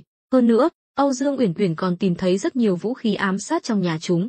Lúc này, Lâm Vân và Tôn Hưng đang ngồi trong đại sảnh. Nơi này từng là nơi Khâu Quang Nhật bàn bạc việc quân, nhưng hôm nay lại rất náo nhiệt. Tổng quản nội vụ và tổng quản binh mã mới nhậm chức, Vương Truyền Trung, cũng đã đến. Vương Truyền Trung cũng coi như là người cũ, nhưng lần này Ngư Thành xảy ra chuyện nghiêm trọng như vậy mà ông ta lại không có hành động gì. Lâm Vân đã giao Ngư Thành cho ông ta, phối hợp với Khâu Quang Nhật quản lý. Vì vậy, Vương Truyền Trung vừa bước vào đã rất căng thẳng, nhất là khi nhìn thấy Lâm Vân, nỗi sợ hãi trong lòng ông ta càng lớn hơn. Vương Truyền Trung vội vàng hành lễ, hạ quan tham kiến Lâm công tử. Lâm Vân gật đầu, Vương đại nhân có biết tại hạ tìm ngươi đến đây vì chuyện gì không? Vương Truyền Trung đã bắt đầu toát mồ hôi lạnh, biết là hạ quan quản lý không tốt, khiến phủ Doãn đại nhân suýt bị ám sát. Vậy Vương tổng quản không có gì muốn giải thích sao? Lâm Vân vẻ mặt khó đoán, cầm chén trà lên nhấp một ngụm. Vương Truyền Trung quỳ xuống, hạ quan có tội, xin Lâm công tử trách phạt. Hừ, ta có quyền gì mà trách phạt tổng quản binh mã chứ, hay là Vương tổng quản tự nói đi. Lúc này, không chỉ Vương Truyền Trung hiểu ý, mà Tôn Hưng ngồi bên cạnh cũng hiểu. Đồng thời, trong lòng ông ta cảm khái, vị cậu chủ này của mình quả thật lợi hại, không cần nói một lời nào, chỉ cần ngồi ở vị trí chủ tọa đã toát ra khí chất của người đứng đầu. Điểm này e là ngay cả Khâu Quang Nhật cũng không sánh bằng. Nhưng người sợ hãi nhất Ngoài Vương Truyền Trung, còn có tổng quản nội vụ mới nhậm chức, ông ta được điều động từ quận khác đến, không thuộc Phong Dương quận, tuy là do triều đình bổ nhiệm, nhưng cũng là do Lâm gia tiến cử, với thân phận lai lịch đặc biệt như vậy, chắc chắn sẽ bị Lâm Vân bài xích. Vương Truyền Trung nhìn Lâm Vân, nghiến răng, hạ quan nguyện bị cách chức, bị đày đến vùng đất giá rét chịu khổ. Tôn Hưng và tổng quản nội vụ nghe mà lạnh sống lưng. Không ngờ Vương Truyền Trung lại thành thật như vậy. Lâm Vân bảo ông ta tự nói, ông ta liền nói ra hình phạt nặng nhất, cách chức thì không sao, nhưng ông ta chỉ phạm tội lơ là chức trách, chưa đến mức bị đày đi. Lâm Vân cười, được, đã là Vương tổng quản tự yêu cầu, vậy ta sẽ đáp ứng ngươi. Vương Truyền Trung sững sờ, trong lòng lạnh toát, theo góc nhìn của ông ta, cứ tưởng Lâm Vân đã hoàn toàn thất vọng về mình, nên mới định từ bỏ ông ta. Điều này còn khiến ông ta khó chịu hơn cả việc bị đày đi thật. Còn tổng quản nội vụ thì đã sợ đến run rẩy, tuy chỉ đứng bên cạnh xem, nhưng ông ta cũng kinh hãi không thôi. Trước khi đến Ngư Thành, ông ta đã nghe nói, Ngư Thành bề ngoài là do Khâu Quang Nhật nắm giữ, nhưng thực chất đã nằm trong tay Lâm Vân. Hơn nữa, chuyện này đã là bí mật công khai, cả triều đình đều biết, mà hoàng thượng lại giả vờ như không thấy. Từ đó có thể thấy, Lâm Vân có địa vị rất đặc biệt trong triều. Vương Truyền Trung cười khổ, đứng dậy, chắp tay, hạ quan có lỗi với sự bồi dưỡng của Lâm công tử, làm sai thì phải chịu phạt, nhưng xin công tử, nể mặt hạ quan đã đi theo ngài nhiều năm, hãy để tư ý ở lại Ngư Thành. Lâm Vân nhìn ông ta, nhưng không nói gì. Lúc này, Tôn Hưng thấy không ổn, ông ta cứ tưởng Lâm Vân chỉ dọa Vương Truyền Trung, không ngờ lại làm thật, vội vàng nói, Lâm Vân, làm vậy không ổn đâu, Vương tổng quản đúng là lần này có lỗi, nhưng hình phạt cũng quá nặng rồi. Vương Truyền Trung nói, Tôn gia chủ không cần phải cầu xin cho hạ quan, lần này hạ quan thật sự đã phạm phải tội lỗi không thể tha thứ, cam tâm tình nguyện chịu phạt. Lâm Vân nói, thôi được rồi, hai người đừng diễn kịch nữa. Vương Truyền Trung, lần này ông thật sự khiến ta rất thất vọng, nhưng cũng như nhị thúc nói, đúng là không nên đẩy đi, bây giờ ông có thể về nhà, đợi lát nữa ta sẽ cho ông một câu trả lời. Vương Truyền Trung gật đầu, ủ rũ rời đi. Không khí trong đại sảnh trở nên lạnh lẽo, không chỉ tổng quản nội vụ mới nhậm chức, mà ngay cả Tôn Hưng cũng không dám nói bừa. Theo ông ta thấy, Lâm Vân không giận tự uy, cho dù nói chuyện bình thường, vẫn toát ra khí thế áp đảo người khác. Lâm Vân, chàng không định thật sự cách chức ông ta đấy chứ? Tôn Hưng hoàn toàn không đoán được suy nghĩ của Lâm Vân. Lâm Vân đáp, yên tâm, Ngư Thành bây giờ đang cần người, sao ta có thể vì chút chuyện nhỏ này mà cách chức ông ta chỉ muốn cho ông ta một bài học nhớ đời. Hơn nữa, Khâu Quang Nhật cũng chưa chết. Tôn Hưng lúc này mới thở phào nhẹ nhõm. Lâm Vân nhìn sang tổng quản nội vụ đang đứng bên cạnh, bồn chồn lo lắng. Người này cao gầy, da hơi ngăm đen, nhưng ấn tượng đầu tiên của Lâm Vân là rất lanh lợi. Vừa rồi hắn cố tình làm khó Vương Truyền Trung, cũng là muốn thăm dò người này. Ngươi tên gì? Hạ quan Tiêu Vân Hải, bái kiến Lâm công tử. Chưa để Lâm Vân lên tiếng, Tôn Hưng đã nói. Lâm Vân nhìn ông ta, sao vậy, nhị thúc quen hắn à? Tôn Hưng gật đầu, nếu ta đoán không nhầm, Tiêu đại nhân từng là chi phủ Liệt Thành phải không? Liệt Thành không thuộc Phong Dương quận, mà là một thành nhỏ gần kinh thành. Tuy là quan chủ quản ở Liệt Thành, nhưng cũng chỉ là quan ngũ phẩm, vì được thăng chức nên đến Ngư Thành chỉ làm tổng quản nội vụ. Trường hợp này thường là để mạ vàng, tức là người này sẽ không ở Ngư Thành lâu, chắc là sau khi tích lũy đủ kinh nghiệm sẽ trở về kinh thành. Mà Tiêu Vân Hải này, ở Ngư Thành là quan tứ phẩm, đợi khi được điều về kinh thành, ít nhất cũng sẽ là tam phẩm, thậm chí cao hơn. Tiêu Vân Hải không ngờ lai lịch của mình lại bị người ta biết được, vội vàng gật đầu. Đúng vậy, hạ quan từng làm chi phủ Liệt Thành, lần này may mắn được đến Ngư Thành, còn được gặp nhân vật lớn như Lâm công tử, thật là vinh hạnh ba đời. Lâm Vân mỉm cười, nhấp một ngụm trà, tại hạ và Tiêu đại nhân đúng là có duyên, nhưng đối với Tiêu đại nhân mà nói, đây có phải là chuyện tốt hay không thì chưa chắc. Tiêu Vân Hải giật mình, vội vàng giải thích, Lâm công tử đừng hiểu lầm, hạ quan thừa nhận là do Lâm gia tiến cử cho triều đình, hạ quan mới có cơ hội thăng tiến, nhưng hạ quan không quen biết Lâm gia. Lâm Vân đặt chén trà xuống, ồ, vậy Tiêu đại nhân nói cho ta biết, Lâm gia tiến cử ngươi đến Ngư Thành là có ý gì? Chẳng lẽ là làm việc thiện sao? Tiêu Vân Hải đã bắt đầu toát mồ hôi, Lâm gia đúng là muốn kết giao với hạ quan, nhưng hạ quan cũng biết Ngư Thành không phải nơi dễ sống, nên đã không đồng ý. Ngay cả số bạc chúng gửi đến, hạ quan cũng không nhận. Lâm Vân gật đầu, đã hiểu ra, Lâm gia chỉ muốn cài người của mình vào Ngư Thành, nhưng lại không dám làm công khai, nên mới dùng cách này để du ngủ Lâm Vân. Trong lòng Lâm Vân thầm nghĩ, Khâu Quang Nhật không thể nào không biết chuyện này, nhưng ông ta lại không báo cáo cho mình. Mà Vương Truyền Trung, người ngầm là người của Lâm Vân, chắc chắn cũng biết Tiêu Vân Hải không phải dạng vừa đâu, nhưng ông ta cũng không nói gì. Điều này khiến Lâm Vân có chút tức giận. Được rồi, ta tạm thời tin ngươi một lần, hôm nay gọi ngươi đến là có việc muốn nhờ, mong Tiêu đại nhân có thể giúp đỡ. Tiêu Vân Hải mừng rỡ, chắp tay, Lâm công tử nói đùa rồi, ngài ở vùng này mấy trăm dặm đã nổi danh khắp nơi. Hạ quan mới đến, nếu có thể giúp được gì, tuyệt đối sẽ không từ chối. Tốt lắm, ta chờ chính là câu nói này của Tiêu đại nhân. Nói rồi, hắn quay ra cửa, đưa vào đây. Ngoài cửa vang lên tiếng bước chân, ba tên thích khách Lâm gia bị Âu Dương Uyển Quyển bắt được đã bị áp giải vào, nhưng cả ba đều bị xích chân, hơn nữa là dùng một sợi xích chung để trói cả ba người. Nói cách khác, dù chúng có giỏi đến mấy, trong tình huống này cũng không thể nào chạy thoát. Tôn Hưng nhìn mà thầm cảm khái, Lâm Vân quả thật là hành sự quyết đoán, mới chỉ vài canh giờ đã bắt được thích khách Lâm gia ám sát Khâu Quang Nhật, đây không phải là điều người bình thường có thể làm được. Đồng thời, ông ta nhìn Âu Dương Uyển Quyển với ánh mắt kính trọng, vị nhị phu nhân này quả thật là danh bất hư truyền, có năng lực hành động mạnh mẽ như vậy, khó trách 2 năm nay Lâm Vân luôn thuận buồm xuôi gió. Người hoạch định chiến lược giỏi đến mấy, nếu không có người làm việc, cũng vô dụng. Còn Tiêu Vân Hải thì hoàn toàn ngây người, hắn không hiểu Lâm Vân bắt được thích khách Lâm gia thì liên quan gì đến việc nhờ hắn giúp đỡ. Âu Dương Uyển Quyển nói, tướng công, đây là 3 tên thích khách do Lâm gia phái đến, chúng đã khai hết rồi. Lâm Vân hài lòng mỉm cười, đứng dậy, đi đến trước mặt 3 tên thích khách, đi quanh một vòng, rồi hỏi, ai trong Lâm gia phái các ngươi đến? Một tên thanh niên nói, muốn giết muốn chém cứ tự nhiên, chúng ta đến Ngư Thành đã không định sống mà trở về, hơn nữa, chúng ta tuyệt đối sẽ không phản bội Lâm gia. Lâm Vân, ngươi là tên phản đồ, Lâm gia nuôi dưỡng ngươi từ nhỏ, ngươi không báo đáp Lâm gia thì thôi, lại còn cấu kết với triều đình chống lại Lâm gia, ngươi nhất định sẽ không chết tử tế. Một tên thích khách khác quát lớn, hai mắt đỏ ngầu, rõ ràng là mấy ngày nay không được ngủ ngon giấc. Lúc này, Âu Dương Uyển Quyển không nhịn được nữa, tiến lên đá một phát, khiến hắn quỳ xuống. Cú đá này không hề nhẹ, nhìn phản ứng của tên thích khách, biết ngay là hắn đã học mấu, không biết gãy bao nhiêu xương sườn, nhưng hắn vẫn không kêu lên một tiếng. Âu Dương Uyển Quyển vỗ tay, khen ngợi, tuy Lâm gia không ra gì, nhưng ta cũng rất bội phục thích khách do chúng bồi dưỡng, ai cũng gan dạ. Lâm Vân, lần trước ở Đào Nguyên trấn, ta đã giết không ít thích khách Lâm gia, chắc là cùng loại với các ngươi có biết bọn họ đã phải chịu bao nhiêu đau đớn trước khi chết không? Lâm Vân lại bắt đầu tấn công tâm lý, giết chúng rất dễ, nhưng giết người phải giết cả tâm can mới là cảnh giới cao nhất. Hơn nữa, hắn cũng muốn biết lần ám sát Khâu Quang Nhật này là do ai trong Lâm gia chủ mưu. Tên sát thủ bị thương cố chịu đựng cơn đau ở bụng, đứng dậy, khóe miệng còn dính máu, trợn mắt nhìn Lâm Vân, ta không muốn biết, cũng không cần biết, bây giờ ngươi có thể giết chúng ta, dù sao, Lâm gia còn vô số sát thủ như chúng ta, ngươi có thể phòng bị được một lúc, nhưng không thể phòng bị được cả đời. Sớm muộn gì ngươi cũng sẽ chết thảm dưới tay Lâm gia. Âu Dương Uyển Quyển mắng, sắp chết đến nơi rồi mà còn dám mạnh miệng, chết đi cho rồi. Tuy ngày thường trước mặt Lâm Vân, Âu Dương Uyển Quyển rất ngoan ngoãn, nhưng khi đối mặt với kẻ thù, nàng ra tay rất tàn nhẫn, không hề nương tay. Lâm Vân ngăn nàng lại, nha đầu ngốc, tay dính máu không may mắn, nhất là máu của loại xúc sinh này. Âu Dương Uyển Uyển bĩu môi, lẩm bẩm, ta chỉ là không chịu được khi nghe người khác nói xấu tướng công thôi.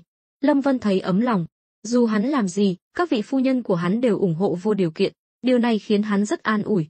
Lâm Vân gật đầu, rút một con dao găm ra, vừa xoay xoay vừa đi đến bên cạnh ngọn đèn dầu đang cháy, tháo chụp đèn ra, ánh sáng lập tức trở nên sáng hơn. Lâm Vân hơ dao găm trên lửa, thực ra, ta không hề căm hận các ngươi, những thích khách này, ngược lại, ta rất thương hại các ngươi đều là trẻ mồ côi, từ nhỏ đã bị Lâm gia đào tạo thành những sát thủ máu lạnh, vô tình, cả đời không được trải nghiệm tình người. Hơn nữa, ta đoán các ngươi căn bản không có bạn bè, các ngươi giống như những xác sống, chỉ biết tuân theo mệnh lệnh của Lâm gia. Chúng ta không cần bạn bè, Lâm gia nuôi dưỡng chúng ta phải liều mạng vì Lâm gia, vẫn hơn là tên vong ân bội nghĩa Lâm Vân ngươi. Lâm Vân mỉm cười, không hề tức giận, gật đầu, ngươi nói cũng có lý, nhưng ta rất tò mò, khi các ngươi thực hiện nhiệm vụ, nhìn thấy người khác đoàn tụ, sống hạnh phúc bên người thân, bạn bè, các ngươi không có chút suy nghĩ nào sao? Ba người im lặng, họ cũng là người thường, có máu có thịt, không phải thần thánh, tự nhiên cũng có cảm xúc riêng, nhưng Lâm gia rất giỏi, đã sớm nhìn thấu nhân tình thế thái, từ nhỏ đã nhồi nhét những tư tưởng cực đoan vào đầu óc đám thích khách này. Vì vậy, giá trị quan của đám thích khách này hoàn toàn bị bóp méo. Khi thực hiện nhiệm vụ, cho dù có gặp phải cảnh tượng cảm động, họ vẫn tự nhủ với bản thân rằng tất cả chỉ là hư ảo, không hề tồn tại. Lúc này, tên thích khách bị đá vào bụng nói, thôi được rồi, Lâm Vân, ngươi nói nhảm nhiều quá, ta khuyên ngươi bây giờ nên giết chúng ta đi. Như vậy, ngươi có thể sống yên ổn một thời gian. Nếu không, chỉ cần cho chúng ta một cơ hội, chúng ta nhất định sẽ khiến ngươi chết không toàn thây. Lâm Vân gật đầu, điều đó đúng là sự thật, ta luôn công nhận năng lực của các ngươi, nhưng ta sẽ không cho các ngươi cơ hội đó. Nói xong, hắn cất dao găm đã nóng đỏ vào, đi thẳng đến trước mặt Tiêu Vân Hải, nắm lấy tay hắn, nhét dao găm nóng đỏ vào tay hắn. Tiêu Vân Hải ngơ ngác, không hiểu chuyện gì đang xảy ra. Lâm công tử, ngài muốn hạ quan làm gì? Lâm Vân nắm lấy vai hắn, quay người hắn lại đối diện với ba tên thích khách, cười, chúng ta chơi một trò chơi nhé. bây giờ ngươi chọn một trong ba người bọn họ, dùng dao găm đâm vào đùi hắn, nhớ kỹ, phải đâm cả lưỡi dao vào trong đùi. Lời vừa dứt, Tôn Hưng và Tiêu Vân Hải đều rùng mình, trợn mắt nhìn, họ đều là người làm ăn, ngày thường không tiếp xúc với đao kiếm, càng không thể nào trải qua chém giết. Vì vậy, lời nói đầy sát khí của Lâm Vân khiến họ lạnh sống lưng, dao găm nóng đỏ như vậy mà đâm vào đùi, cho dù đám thích khách này không chớt, cũng sẽ mất một chân, thịt bị bỏng chín, cả chân coi như hỏng, chỉ có thể cắt bỏ. Ngay cả Âu Dương Uyển Uyển cũng thấy sợ hãi, nhất là khi tưởng tượng ra cảnh đó, khiến nàng rùng mình. Còn ba tên thích khách cũng mặt mày tái mét, tuy chúng không sợ chớt, nhưng không có nghĩa là không sợ đau, càng không muốn chịu đựng bất kỳ đau đớn nào. Lúc này, tên thích khách bị thương quát, Lâm Vân, có giỏi thì giết ta luôn đi, ngươi tra tấn ta cũng vô dụng, chúng ta tuyệt đối sẽ không phản bội Lâm gia. Thôi đi, đừng hét to như vậy, ta biết các ngươi đều cứng miệng, ta cũng không định ép các ngươi nói, ta chỉ muốn trút giận lên các ngươi thôi, chuyện này không quá đáng chứ. Tên thích khách bị thương tức đến mức thở hổn hển, còn hai tên thích khách kia đã run lẩy bẩy. Lúc này, Tiêu Vân Hải run giọng nói, Lâm công tử, ngài đừng làm khó hạ quan, không được thì hạ quan xin từ chức, lát nữa sẽ rời khỏi Ngư Thành. Ngài thấy sao? Hắn hiểu, Lâm Vân bảo hắn làm vậy là muốn dằn mặt, cũng là muốn hắn kết thù với Lâm gia, để khống chế hắn. Nhưng Tiêu Vân Hải không muốn dính líu đến chuyện này. Khóe miệng Lâm Vân nhếch lên, ghé sát tai hắn, thì thầm, Tiêu đại nhân đừng căng thẳng, ta chỉ muốn mượn tay ngươi ra tay thôi, không có ác ý, còn chuyện ngươi muốn từ chức, ta cũng không quản được, nhưng vừa rồi ngươi đã đồng ý giúp ta, bây giờ lại đổi ý, chẳng lẽ là không nể mặt ta, muốn ta trở mặt sao? Lúc này, Lâm Vân tỏ ra rất bá đạo, thậm chí có phần tàn nhẫn, nhưng hắn hiểu, dù Tiêu Vân Hải là đang diễn kịch hay thật lòng, hắn cũng phải dạy dỗ hắn một trận. Hơn nữa, hắn không tin Lâm gia sẽ vô cớ sắp xếp một người như vậy vào hàng ngũ quan lại Ngư Thành. Tiêu Vân Hải này 8 phần là đang giả vờ. Tiêu Vân Hải cầm dao găm nóng đỏ, run rẩy bước lên vài bước, trừng mắt nhìn ba tên thích khách bị xích lại, nhưng vẫn không dám ra tay. Lâm công tử, hạ quan thật sự không dám. Lâm Vân ôn tồn nói, ngươi không dám, vậy sao còn đến Ngư Thành làm quan? Chẳng lẽ Lâm gia không nói với ngươi, đến Ngư Thành làm quan sẽ có nguy hiểm đến tính mạng sao? Nếu lai lịch của hắn không phải là Lâm gia, Lâm Vân cũng sẽ không dùng thái độ này với hắn. Hạ quan biết lỗi rồi, bây giờ sẽ viết thư từ chức, rời khỏi Ngư Thành, xin Lâm công tử tha cho hạ quan. Lâm Vân đáp, được, vậy thế này nhé, bây giờ ngươi dùng dao găm đâm vào đùi mình, ta lập tức thả ngươi đi, thế nào? Tiêu Vân Hải lộ vẻ khó xử, không chỉ hắn, mà ngay cả Tôn Hưng và Âu Dương Uyển Uyển đứng bên cạnh cũng thấy Lâm Vân có phần quá đáng. Nhưng tâm tư của Lâm Vân, làm sao họ hiểu được, cuộc chiến giữa hắn và Lâm gia đến hôm nay đã là sống mái. Nếu bây giờ người bị bắt là hắn, Lâm gia tuyệt đối sẽ không nương tay. Thấy hắn không có động tĩnh, Lâm Vân nói tiếp, nếu không đồng ý, ta sẽ bẩm báo triều đình, nói ngươi kháng lệnh, không làm tròn trách nhiệm, không chỉ cách chức, mà còn chu di cửu tộc. Tiêu Vân Hải không chịu nổi áp lực, quỳ xuống. Hắn biết thân phận đặc biệt của Lâm Vân, cũng biết Lâm Vân không phải dọa hắn. Nếu thật sự bẩm báo hoàng thượng, Tiêu gia chắc chắn sẽ bị chu di cửu tộc. Dù sao cũng liên quan đến diệt phỉ, hoàng thượng tuyệt đối sẽ không nương tay. Ta nói, gia đình hạ quan đã nhận một khoản tiền của Lâm gia, vì vậy, hạ quan đến Ngư Thành là để truyền một số tin tức có giá trị cho Lâm gia. Nhưng hạ quan vẫn chưa làm gì cả, xin Lâm công tử minh xét. Tôn Hưng và Âu Dương Uyển Uyển lúc này mới hiểu ra mọi chuyện, nhìn Tiêu Vân Hải với ánh mắt khinh bỉ, tên này diễn kịch giỏi thật, khiến họ cứ tưởng hắn vô tội, nhưng đã là do Lâm gia tiến cử, sao có thể vô tội được? Lâm Vân mỉm cười hài lòng, ta đã biết ngươi có vấn đề.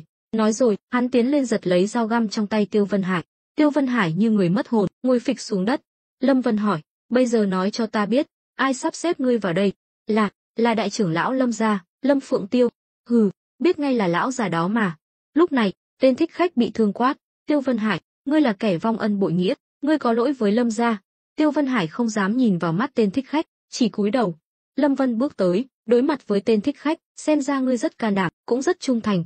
Nói rồi, Lâm Vân giơ tay lên, nhát dao găm nóng đỏ đâm thẳng vào đùi hắn. Tên thích khách hét lên thảm thiết, tiếng hét vang vọng khắp đại sảnh. Vết thương trên đùi hắn bốc khói, mùi thịt nướng bốc lên, khiến mọi người thấy buồn nôn.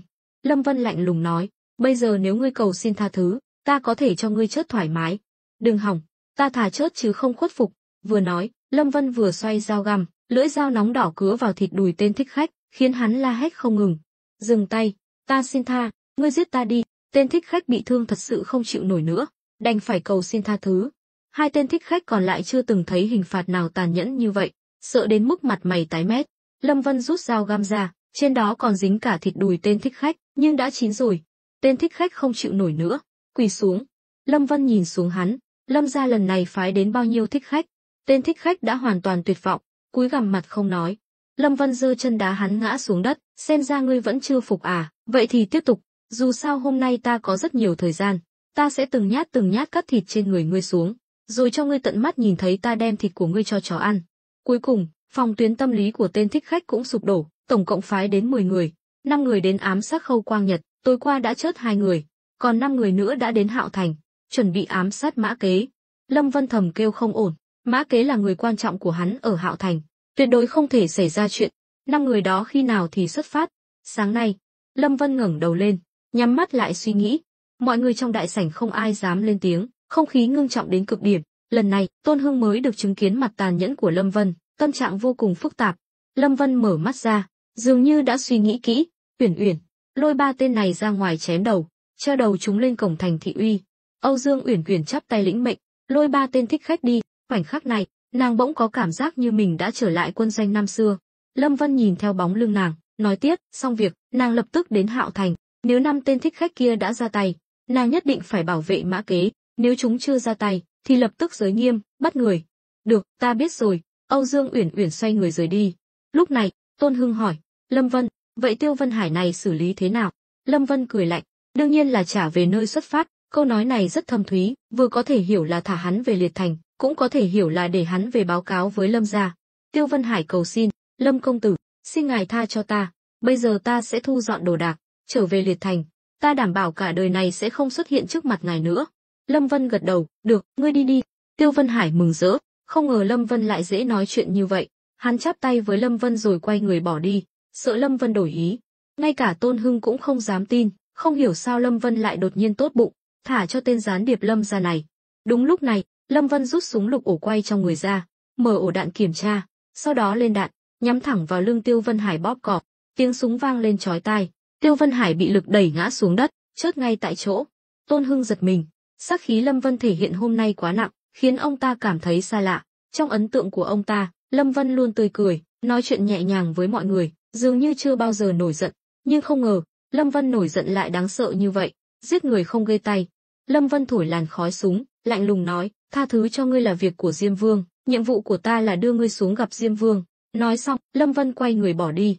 Tôn Hưng vội vàng đuổi theo. Lâm Vân, bây giờ chàng định đi đâu? Lâm Vân vừa đi vừa nói, nhị thúc, Ngư Thành giao cho ông. Bây giờ ta đến Vương gia, lát nữa còn phải đến Hạo Thành. Tôn Hưng gật đầu, không nói gì thêm. Những gì xảy ra hôm nay đã đủ khiến ông ta chấn động. Lâm Vân đi thẳng đến Vương gia. Hắn không thể ra tay với Vương Truyền Trung, người trung thành với mình. Nhưng hắn cũng phải biết lý do cụ thể tại sao Vương Truyền Trung lại lơ là chức trách, để thích khách Lâm gia trà trộn vào mà không có bất kỳ hành động nào. Đến trước cổng Vương phủ, Lâm Vân thấy vài tên thị vệ đã đứng đợi từ lâu, nhưng chúng đều đã cởi bỏ khôi giáp, trong tay không có vũ khí. Lâm Vân hỏi, sao vậy, Vương tổng quản bây giờ cho các ngươi khinh trang xuất trận sao, đến vũ khí cũng không phát. Vài tên thị vệ lúng túng, Lâm công tử hiểu lầm rồi, là lão gia vừa thu hồi vũ khí trang bị của chúng tôi, nói là muốn cung nghênh ngài. Lâm Vân thở dài, hắn không ngờ Vương Truyền Trung lại cứng nhắc như vậy, hắn bảo ông ta về nhà chờ, chứ không phải muốn Vương gia biến mất. Vương tổng quản đâu? Lão gia đang đợi ngài ở đại sảnh. Lâm công tử, mời vào. Lâm Vân gật đầu, bước vào. Trên đường đi, hắn không thấy bất kỳ thị vệ nào, tuy sân vườn được dọn dẹp sạch sẽ, nhưng Lâm Vân vẫn cảm nhận được một chút gì đó ảm đạm, như thể sắp bị tịch biên gia sản vậy. Vào đại sảnh, Lâm Vân thấy Vương Truyền Trung đang quỳ trên đất, đầu cúi gằm, không có ý định đứng dậy. Lâm Vân vội vàng tiến lên đỡ ông ta dậy, Vương tổng quản, ông làm gì vậy, mau đứng dậy. Vừa nói, hắn vừa định đỡ ông ta dậy, nhưng Vương Truyền Trung không chịu, lắc đầu, không được, lão phu phạm lỗi trước, xin công tử trách phạt. Ông phạm lỗi gì, ông nói rõ xem nào. Lơ là chức trách, ông đúng là đã lơ là chức trách, nhưng ta không muốn trị tội ông. Vì vậy, ông đứng dậy nói rõ xem, tại sao lại làm như vậy. Hạ quan cứ quỳ mà nói. Lâm Vân khó xử, bây giờ ta ra lệnh cho ông đứng dậy nói chuyện. Hắn không muốn để Vương Tư Ý thấy như thể hắn đang bắt nạt cha nàng vậy. Nhưng Vương Truyền Trung đã đoán được suy nghĩ của Lâm Vân, Tư Ý không có nhà. Vậy được rồi, nếu ông muốn quỳ mà nói thì cứ nói đi, nói cho ta biết lý do cụ thể. Lâm Vân quay người ngồi xuống ghế. Lúc này, Vương Truyền Trung ngẩng đầu lên, công tử, ngàn sai vạn sai đều là lỗi của ta. Vương Truyền Trung, thực ra, từ khi thích khách Lâm gia vào thành, ta đã biết. Lâm Vân nhớn mày, ồ, vậy sao ông lại giấu giếm?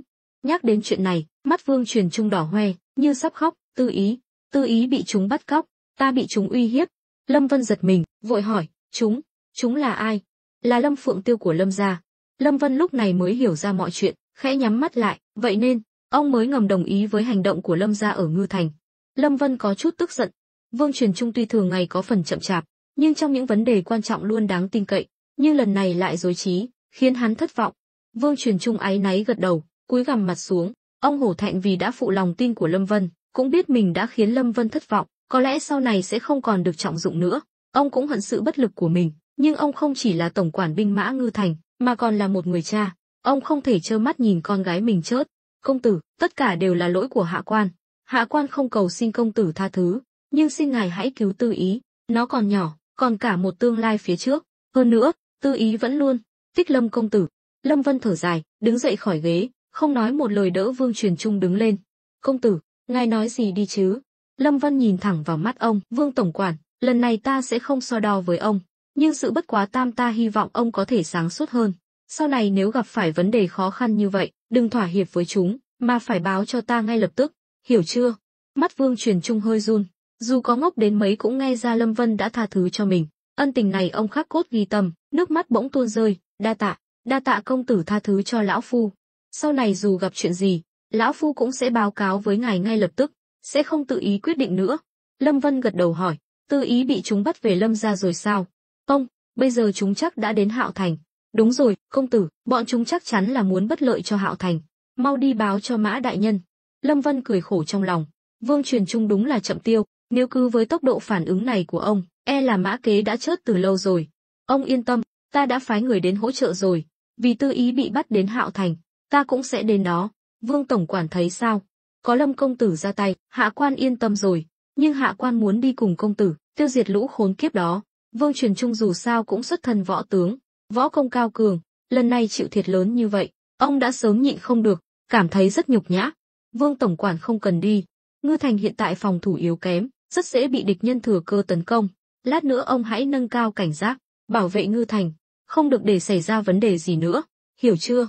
Vương Truyền Trung chỉ đành gật đầu đồng ý. Vậy chuyện của Tư Ý xin nhờ Lâm công tử. Nói cho cùng, Vương Truyền Trung vẫn không yên tâm về sự an toàn của con gái mình. Lâm Vân gật đầu, ông yên tâm, chỉ cần chúng còn ở Hạo Thành, ta đảm bảo sẽ đưa nàng ấy về gặp ông an toàn. Tốt quá, làm quan nhiều năm như vậy, Vương Truyền Trung cũng đã bị mài mòn hết góc cạnh, nhất là khi đối mặt với Lâm Vân đang thế như trẻ tre hiện nay, ông không dám nói một lời nào. Vậy Vương tổng quản hãy hành động ngay đi, bảo vệ Ngư Thành. Nhớ kỹ, Ngư Thành là cửa ngõ của Ngưu Bối thôn, nơi này tuyệt đối không được xảy ra bất kỳ vấn đề gì. Hơn nữa, sai lầm tương tự, Vương tổng quản đừng phạm phải lần thứ hai. Nếu còn xảy ra chuyện như vậy nữa, ta sẽ không nương tay đâu. Công tử yên tâm, cho dù phải hy sinh mạng sống này, lão phu cũng tuyệt đối sẽ không thỏa hiệp với Lâm gia nữa. Tốt, ông đi đi. Vương Truyền Trung xoay người rời đi. Lâm Vân tự rót cho mình một chén trà, sau đó cũng rời đi, thẳng tiến đến Hạo Thành. Cùng lúc đó, tại phủ thành chủ Hạo Thành, Âu Dương Uyển Uyển cuối cùng cũng đến nơi. Mã Kế, với tư cách là quan viên do Lâm Vân trực tiếp đề bạt, đối đãi với nàng rất nhiệt tình, đến tận phòng khách tiếp đón, rồi lại dùng trà ngon, bánh ngọt để chiêu đãi. Tam phu nhân đại giá quang lâm Hạo Thành, chứng tỏ Lâm công tử vẫn luôn nhớ đến Hạ Quan. Hạ Quan rất vui mừng, mời tam phu nhân dùng trà. Âu Dương Uyển Uyển uống cạn chén trà, ngồi xuống ghế, nói, thấy Mã đại nhân vẫn bình an vô sự, ta cũng yên tâm rồi. Mã Kế ngẩn người, tam phu nhân sao lại nói vậy, chẳng lẽ Lâm công tử có gì dặn dò? Âu Dương Uyển Uyển bất đắc dĩ gật đầu, tối qua, Khâu Quang Nhật bị ám sát. Cái gì? Khâu Quang Nhật chết rồi? Mã Kế giật mình đứng bật dậy, tuy trong lòng ông ta vẫn có chút oán hận Khâu Quang Nhật, nhưng đó đều là chuyện cũ. Hơn nữa, nói đúng ra, họ đều thuộc cùng một phe. Nếu Khâu Quang Nhật xảy ra chuyện, sẽ rất phiền phức, chứng tỏ bản thân ông ta cũng gặp nguy hiểm. Mã Kế rất thông minh, chưa để Âu Dương Uyển Uyển nói hết, trong lòng ông ta đã có suy đoán. Âu Dương Uyển Uyển nói, Khâu Quang Nhật số mệnh lớn, chỉ bị thương nặng, chưa chết. Mã Kế thở phào nhẹ nhõm. Âu Dương Uyển Uyển nói tiếp, tướng công bảo ta nhanh chóng đến đây, chính là để báo cho ngươi biết, Lâm gia đã phái thích khách đến, có thể bây giờ chúng đang ẩn náu ở Hạo Thành. Mã Kế nhíu mày, chắp tay, đa tạ tam phu nhân báo tin, Hạ Quan sẽ lập tức phái người lục soát toàn thành. Không cần phiền phức như vậy, đối phương là có kế hoạch ám sát, trước khi ra tay, chúng ta rất khó phát hiện. Vậy ý của tam phu nhân là, đã biết kế hoạch của chúng, vậy chúng ta cứ rình mồi thôi. Đối phương thời gian gấp rút, nhất định sẽ ra tay trong hôm nay. Mã Kế quát lớn, người đâu? Vài tên thị vệ bước vào, hành lễ với ông ta, sắp xếp cho tam phu nhân nghỉ ngơi ở phòng khách. Nhớ kỹ, phải bảo vệ tam phu nhân cẩn thận, nếu xảy ra chuyện gì, cẩn thận cái đầu của các ngươi. Âu Dương Uyển Uyển cười khổ, Mã đại nhân, không cần phái người bảo vệ ta đến đây, thứ nhất là nhận mệnh báo tin cho người, thứ hai là để bảo vệ người, giúp người giải quyết đám thích khách Lâm gia. Ngài là tam phu nhân của Lâm công tử, hạ quan sao dám để ngài bảo vệ. Tam phu nhân cứ tránh mặt đi, chuyện còn lại cứ để hạ quan xử lý. Mã Kế cũng không ngốc, biết chuyện này rất nguy hiểm, nếu tam phu nhân bị thương, ông ta sẽ không gánh nổi trách nhiệm. Tuy ông ta biết tam phu nhân võ công cao cường, nhưng thích khách Lâm gia cũng không phải dạng vừa, minh thương dễ tránh, ám tiễn khó phòng, ông ta cũng không muốn liên lụy đến Âu Dương Uyển Uyển. Âu Dương Uyển Uyển thầm khâm phục Mã Kế có trách nhiệm, nhưng vẫn nói, mọi người lui xuống đi, không cần sắp xếp phòng cho ta. Vài tên thị vệ khó xử, nhìn về phía Mã Kế gật đầu ra hiệu cho chúng lui xuống. Mọi người lui ra, Mã Kế chắp tay, đã tam phu nhân không cần người bảo vệ, vậy hạ quan không nói nhiều nữa, xin tam phu nhân đợi ở đây, hạ quan đi một lát sẽ quay lại. Nói rồi, ông ta định rời đi. Lâm Vân đã lâu không đến, tuy Mã Kế biết Lâm Vân bận rộn, nhưng cũng sợ bị Lâm Vân bỏ rơi. Dù sao, chỉ có đi theo Lâm Vân, ông ta mới có thể thăng tiến xa hơn trên con đường quan trường. Vì vậy, ông ta phải lập công. Tuy lần này thích khách Lâm gia là nhắm vào ông ta, nhưng Mã Kế cũng muốn nhân cơ hội này thể hiện khả năng kiểm soát tuyệt đối Hạo Thành của mình, để lấy lòng Lâm Vân. Âu Dương Uyển Uyển cười khổ, Mã đại nhân, đừng bận tâm nữa, ta vội vàng đến đây chỉ là để ngươi chuẩn bị tâm lý thôi. Tin rằng không lâu nữa tướng công sẽ đến, ngươi chỉ cần tăng cường lực lượng phòng thủ Hạo Thành là được. Mã Kế do dự một chút rồi gật đầu đồng ý. Ra khỏi cửa, ông ta dặn dò thị vệ vài câu, rồi vài tên thị vệ vội vàng rời đi. Ông ta đại khái cũng hiểu, hôm nay Hạo Thành là sẽ có biến động lớn. Nhưng ông ta vừa ra lệnh tăng cường phòng thủ Hạo Thành, vừa sai người đi báo cho Lâm Kim Bưu. Lâm Kim Bưu là sư gia của ông ta ở Hạo Thành, trong tình huống này nhất định phải gọi Lâm Kim Bưu đến. Đây cũng là thỏa thuận giữa hai người sau thời gian qua lại.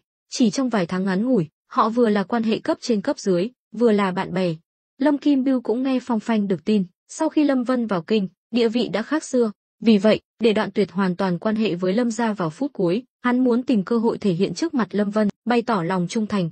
Mã Kế sắp xếp xong mọi việc, mới quay lại, chắp tay, dù sao tam phu nhân cũng đã đích thân đến đây, hạ quan phải cảm ơn ngài.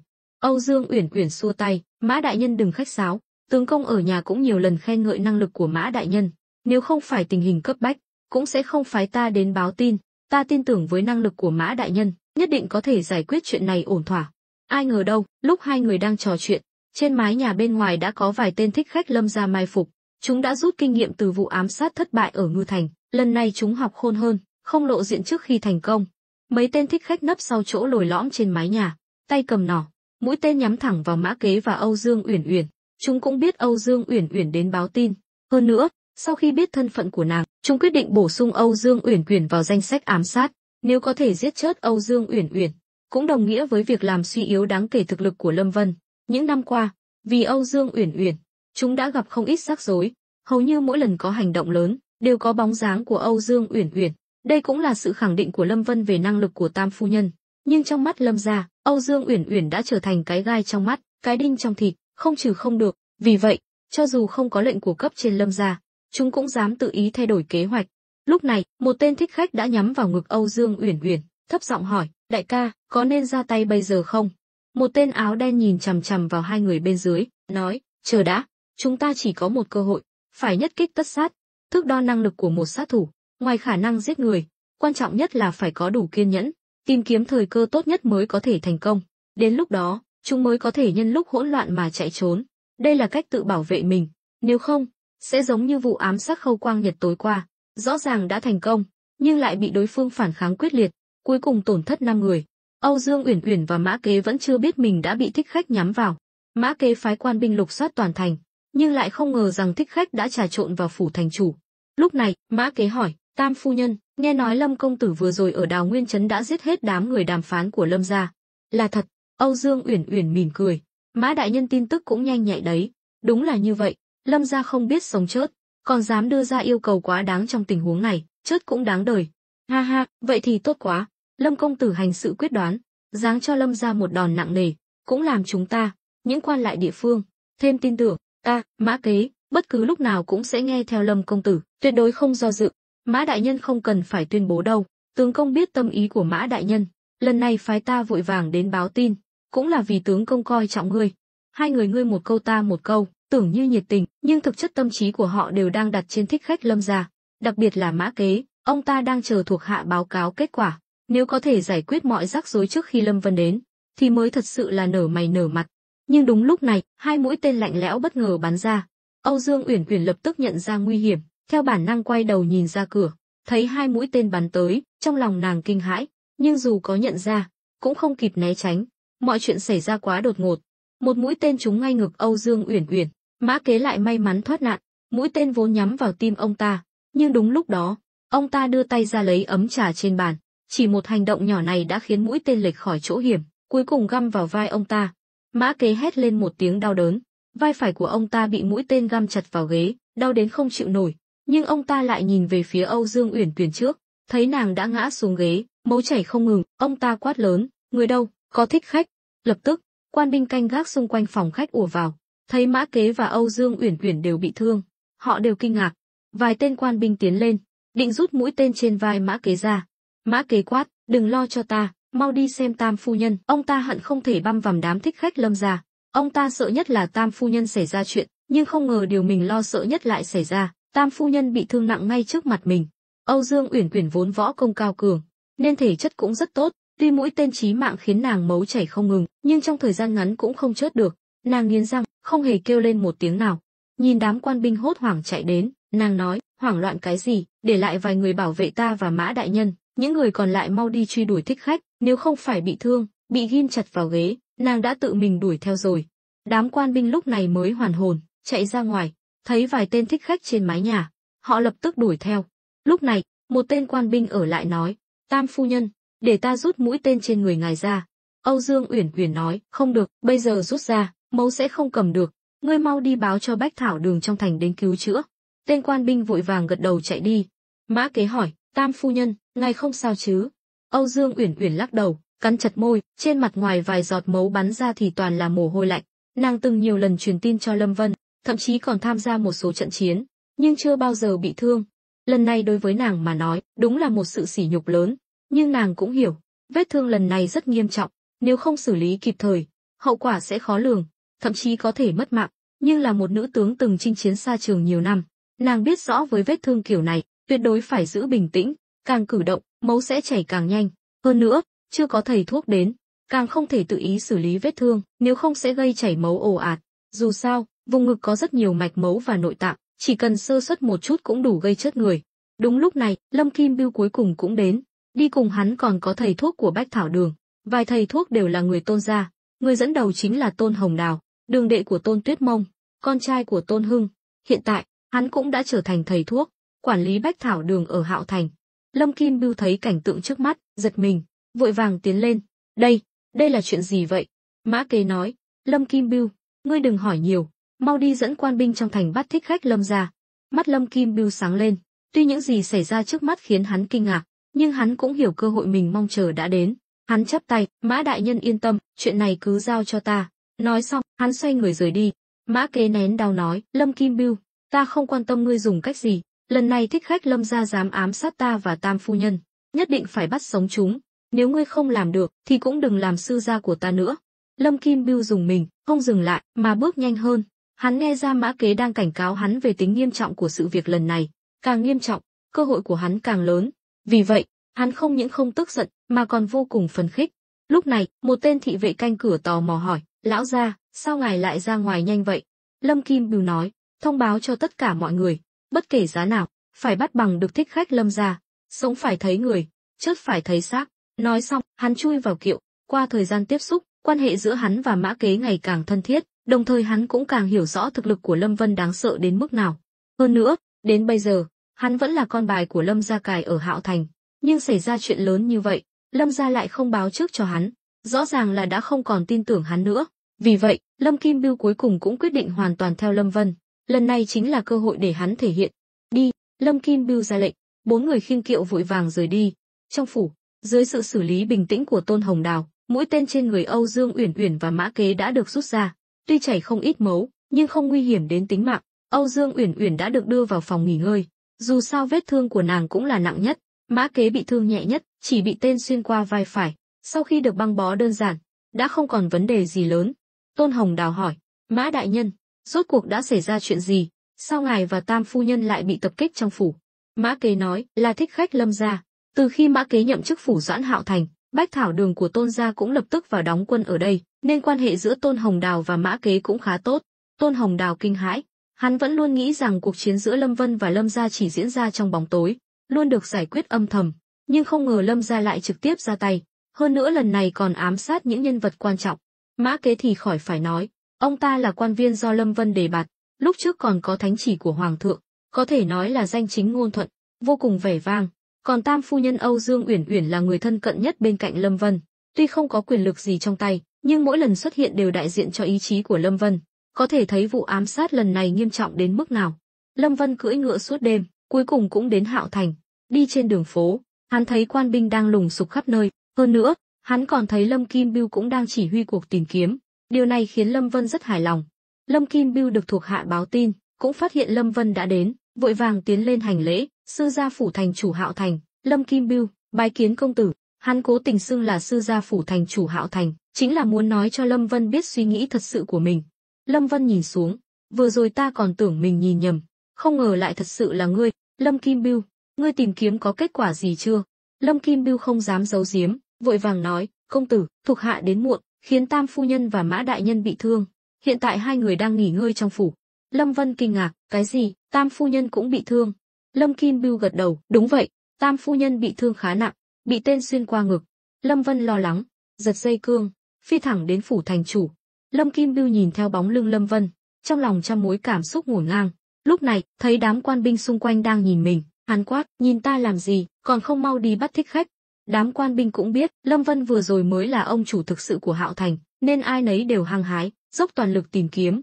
Lâm Vân đến phủ thành chủ, chưa kịp để ngựa dừng lại, hắn đã nhảy xuống, chạy thẳng vào trong. Quan binh canh cửa nhận ra hắn, vội vàng hành lễ, nhưng Lâm Vân không có tâm trạng nói chuyện với họ. Đến đại sảnh, hắn thấy Mã Kế đang nói chuyện với Tôn Hồng Đào. Mã Kế nén đau, quỳ xuống, Lâm công tử, thuộc hạ có tội, để tam phu nhân bị thương nặng ở Hạo Thành. Lâm Vân thở dài, Uyển Uyển, nàng ấy đâu? Tam phu nhân đã được đưa vào phòng nghỉ ngơi. Lâm Vân gật đầu, tiến lên đỡ Mã Kế dậy, nhìn ông ta từ trên xuống dưới, ông không sao chứ? Hạ quan chỉ bị thương ngoài da. Lúc này, Tôn Hồng Đào bĩu môi, vẫn còn gọi là thương ngoài da sao? Vai phải của Mã đại nhân bị tên xuyên qua rồi đấy, tuy không nặng bằng tam phu nhân, nhưng cũng phải nghỉ ngơi cho tốt, nếu không vết thương nhiễm trùng cũng nguy hiểm đến tính mạng. Mã Kế nhíu mày, Tôn thầy thuốc, ngươi im miệng đi, ông ta thật sự không muốn thể hiện sự yếu đuối của mình. Tôn Hồng Đào bĩu môi, chẳng lẽ ta nói sai sao? Sau đó, hắn nhìn Lâm Vân, tỷ phu, tỷ tỷ ta khi nào mới về? Từ khi gả cho huynh, gia đình chúng ta bị huynh chia rẽ hết rồi, bây giờ cả tỷ tỷ và ta đều làm việc cho huynh. Huynh đắc ý lắm phải không? Tôn Hồng Đào luôn có tính cách như vậy. Lâm Vân đá vào mông hắn, ngươi bớt nói nhảm đi, tưởng ta không dám đánh ngươi à? Ái giả, huynh dám đánh ta, đợi ta có cơ hội sẽ mách tỷ tỷ, bảo tỷ ấy trả thù cho ta. Lâm Vân cạn lời, nhìn Mã Kế, đưa ta đi xem Uyển Uyển. Công tử, mời đi bên này. Mã Kế nén đau, tự mình dẫn đường cho Lâm Vân. Nhanh chóng đến phòng khách, vài nha hoàn đang lau người cho Âu Dương Uyển Uyển. Dù sao, mũi tên vừa rồi cũng khiến nàng chảy không ít máu, tuy không nguy hiểm đến tính mạng, nhưng dính nhớp khó chịu. Lúc này, Lâm Vân đẩy cửa bước vào, Mã Kế và Tôn Hồng Đào khéo léo không đi theo. Nhìn thấy mấy nha hoàn đang bận rộn quanh giường, trên tay họ còn dính máu, khăn tay cũng đỏ lòm, Lâm Vân thấy xót xa. Hắn để Âu Dương Uyển Uyển đi vì biết nàng võ công cao cường, không dễ bị thương, nhưng không ngờ vẫn xảy ra chuyện. Hắn vội vàng tiến lên, thấy Âu Dương Uyển Uyển đang nằm trên giường, nghiến răng, mồ hôi đầm đìa. Khóe mắt Lâm Vân giật giật, trong lòng hận Lâm gia đến tận xương tủy. Hắn nhận lấy khăn tay từ nha hoàn, mọi người lui xuống đi. Vâng, Lâm công tử. Mấy nha hoàn hành lễ rồi lui ra. Âu Dương Uyển Uyển nghe thấy giọng Lâm Vân, mở mắt ra, định ngồi dậy. Lâm Vân ấn nàng nằm xuống, nhìn vết thương trên ngực nàng, tuy đã được băng bó, nhưng vẫn khiến hắn đau lòng. Âu Dương Uyển Uyển mỉm cười, tướng công, chàng sao vậy, chẳng lẽ là đau lòng sao? Nàng nói xem, nàng là nữ nhân của ta, Lâm gia dám ra tay với nàng, lần này ta sẽ không tha cho chúng. Thôi được rồi, thấy chàng đau lòng cho ta như vậy, ta đã mãn nguyện rồi. Đừng dối trí, có lẽ Lâm gia muốn đối phó với ta để chọc giận chàng, khiến chàng mất bình tĩnh. Lâm Vân gật đầu, cẩn thận lau người cho Âu Dương Uyển Uyển. Dù sao, lần này cũng vất vả cho nàng rồi. Âu Dương Uyển Uyển thở dài, đã biết ta vất vả, thì sau này phải đối xử tốt với ta hơn. Ta khi nào thì đối xử không tốt với nàng? Chàng đối xử rất tốt với ta, được chưa? Ý ta là phải tốt hơn nữa. Nhìn vẻ mặt thờ ơ của Âu Dương Uyển Uyển, Lâm Vân hiểu nàng đang rất đau, nhưng lại không muốn tỏ ra yếu đuối trước mặt mình. nên mới cố tình chuyển chủ đề. Lâm Vân đưa tay vuốt ve mái tóc ướt đẫm mồ hôi của nàng. Nàng có nhìn rõ đối phương không? Âu Dương Uyển Uyển lắc đầu, không nhìn rõ. Lần này chúng rõ ràng đã khôn hơn, không lộ diện, mà nấp trên mái nhà, bất ngờ bắn tên. Nếu không, với võ công của ta, tuyệt đối sẽ không trúng tên. Lâm Vân gật đầu, cẩn thận lau sạch vết máu trên người nàng, rồi tự tay mặc quần áo cho nàng. Vẻ dịu dàng chu đáo của hắn khiến Âu Dương Uyển Uyển say đắm, thầm nghĩ mình đã gả đúng người. Nàng đã gặp quá nhiều nam nhân, sau khi có tam thê tứ thiếp liền không còn tốt với người vợ đầu ấp tay gối, mà trở nên thay lòng đổi dạ. Nhưng Lâm Vân từ đầu đến cuối đều không chê vào đâu được. Tuy Lâm Vân cũng lần lượt cưới Tôn Tuyết Mông, thậm chí sắp tới còn cưới cả công chúa, nhưng nàng vẫn tin tưởng Lâm Vân. Đây cũng là lý do nàng cam tâm tình nguyện hy sinh vì hắn. Lúc này, Lâm Vân đứng dậy, Tam phu nhân cứ nghỉ ngơi cho tốt, ta đi báo thù cho nàng. Âu Dương Uyển Uyển nắm lấy tay hắn, tướng công, chàng định làm gì? Chúng làm nàng bị thương, ta nhất định phải bắt chúng trả giá. Đồng thời, chính thức khai chiến với Lâm gia. Đáng lẽ Lâm Vân muốn có thêm 1 năm rưỡi nữa để phát triển thế lực, nhưng sự thật chứng minh, Lâm gia sẽ không cho hắn cơ hội đó. Vì vậy, Lâm Vân quyết định ra tay trước, không tiếp tục phòng thủ bị động nữa. Hơn nữa, hắn cũng đã chịu đựng Lâm gia đủ rồi, hắn muốn cho Lâm gia biết, động vào vợ hắn là phải trả giá đắt. Âu Dương Uyển Uyển vội vàng nói, tướng công, chàng bình tĩnh lại, đừng vì ta mà rối loạn. Ta biết rồi, nàng nghỉ ngơi cho tốt, đợi xử lý xong chuyện bên này, ta sẽ đưa nàng về. Âu Dương Uyển Uyển gật đầu, tuy võ công cao cường, nhưng nàng cũng cần một bờ vai ấm áp, cần một bến đỗ bình yên. Mỗi lời nói, hành động của Lâm Vân đều khiến nàng cảm thấy thoải mái, vết thương trên người dường như cũng không còn quan trọng nữa. Lâm Vân ra khỏi phòng, đóng cửa lại, vừa quay người lại, hắn thấy Mã Kế đang đứng dưới chân cầu thang. Lúc này, Mã Kế cũng rất khó chịu, tuy vết thương không nặng bằng Âu Dương Uyển Uyển, nhưng việc đi lại cộng thêm mồ hôi vẫn khiến vết thương của ông ta đau âm ỉ. Nhưng ông ta phải chịu đựng. Công tử, chúng ta tiếp theo làm gì? Ánh mắt Lâm Vân lóe lên sát khí, giết không tha. Mã Kế dùng mình, cũng ý thức được sẽ có chuyện lớn xảy ra. Ông ta cũng hiểu Lâm Vân phần nào, hiếm khi thấy Lâm Vân có vẻ mặt như muốn ăn tươi nuốt sống người khác như vậy. Nhưng mỗi khi xuất hiện biểu cảm này, chính là lúc hắn thật sự nổi giận. Mà Lâm Vân nổi giận, chắc chắn sẽ có người xui xẻo. Lúc này, một tên quan binh chạy đến, chắp tay, Lâm công tử, sư gia Mã đại nhân đã trở về, mấy tên thích khách cũng đã bị bắt. Mã Kế thở phào nhẹ nhõm, ông ta sợ đám thích khách chạy thoát, nếu vậy thì không thể ăn nói với Lâm Vân. Đi xem sao. Nói rồi, Lâm Vân đi thẳng đến phòng khách, Mã Kế theo sát phía sau. Đến phòng khách, chỉ còn 2 tên thích khách quỳ trên đất, vẻ mặt không phục, thấy Lâm Vân, chúng trừng mắt nhìn hắn. Lâm Kim Bưu chắp tay, Lâm công tử, tổng cộng bắt được 5 tên thích khách, nhưng trong quá trình bắt giữ, chúng chống cự quyết liệt, nên đã giết 3 tên, chỉ còn lại 2 tên này. Nói rồi, hắn phất tay, 2 tên quan binh vén tấm vải trắng che xác lên, 3 tên thích khách đã chớt nằm đó. Lâm Vân hài lòng gật đầu, đi thẳng đến bên cạnh một tên thích khách, ai là kẻ dùng nỏ bắn Tam phu nhân của ta? Tên thích khách đó bỗng đứng dậy, định húc đầu vào Lâm Vân, nhưng bị Lâm Vân đá văng ra. Lâm Vân, ngươi là đồ vong ân bội nghĩa, Lâm gia nuôi dưỡng ngươi, ngươi lại ăn cháo đá bát, ta giết ngươi. Tên thích khách này cũng giống như thích khách ở Ngư Thành, không sợ chớp, nhưng lại rất nóng nảy. Vài tên quan binh lập tức dùng đao kiếm khống chế hắn. Lâm Vân nói, thả hắn ra. Tên thích khách đứng dậy, hoạt động gân cốt, ngươi cười nhạo ta sao? Tam phu nhân của ngươi là do ta bắn, bây giờ không biết nàng ta đã chết chưa, nếu chết rồi thì càng tốt, cho dù ta bị ngươi giết, cũng coi như kéo được một người chết cùng. Nhìn tên thích khách không chút sợ hãi, Lâm Vân thở dài, ngươi chắc chắn là do ngươi bắn sao? Đúng vậy, chính là ta, bây giờ ngươi giết ta đi. Tên thích khách cũng hiểu, sau khi bị bắt, chắc chắn sẽ phải chết, nên mới khiêu khích Lâm Vân, hy vọng được chết nhanh gọn. Lâm Vân gật đầu, ấn hắn xuống đất cho ta. Vài tên quan binh lập tức làm theo, ấn chặt hắn xuống đất. Đồng thời, Lâm Vân rút đao bên hông một tên quan binh, trước khi mọi người kịp phản ứng, hắn đã vung đao chém xuống, chặt đứt bàn tay phải của tên thích khách. Máu phun ra, tên thích khách hét lên đau đớn. Mã Kế và Lâm Kim Bưu cũng tái mặt, họ cũng từng giết người, nhưng không ai tàn nhẫn như Lâm Vân. Đây là giết người chứ không phải giết heo, nhưng trong mắt Lâm Vân không hề có chút cảm xúc nào, như thể tên thích khách bị chặt tay không phải là người, mà là gia súc bị đưa vào lò mổ. Lâm Vân đẩy mấy tên quan binh ra, bất chấp máu tươi bắn tung tóe, túm lấy cổ áo tên thích khách, nhấc bổng hắn lên, ta đúng là muốn giết ngươi ngay lập tức, nhưng giết ngươi như vậy thì quá dễ dàng cho ngươi, nhưng ngươi yên tâm, hành động của ngươi đã chọc giận ta sẽ giữ mạng ngươi, để ngươi tận mắt chứng kiến ta tiêu diệt Lâm gia như thế nào. Không thể nào, ngươi là cái thá gì mà dám diệt Lâm gia, ngươi nằm mơ. Vừa nói, tên thích khách vừa phun một ngụm máu vào mặt Lâm Vân. Đám quan binh xung quanh không nhịn được nữa, định xông lên, nhưng bị Lâm Vân ngăn lại. Hắn đưa tay lau máu trên mặt, cười lạnh, nếu ngươi không có phản ứng gì, ta lại thấy không vui, ngươi càng phản kháng, ta càng hưng phấn. Nói rồi, hắn ném đao xuống, đá tên thích khách ngã xuống, rút súng lục ổ quay ra, bắn liên tiếp 3 phát. 3 viên đạn găm thẳng vào cánh tay còn lại và 2 chân của tên thích khách. Cảnh tượng tàn khốc này khiến mọi người lạnh sống lưng.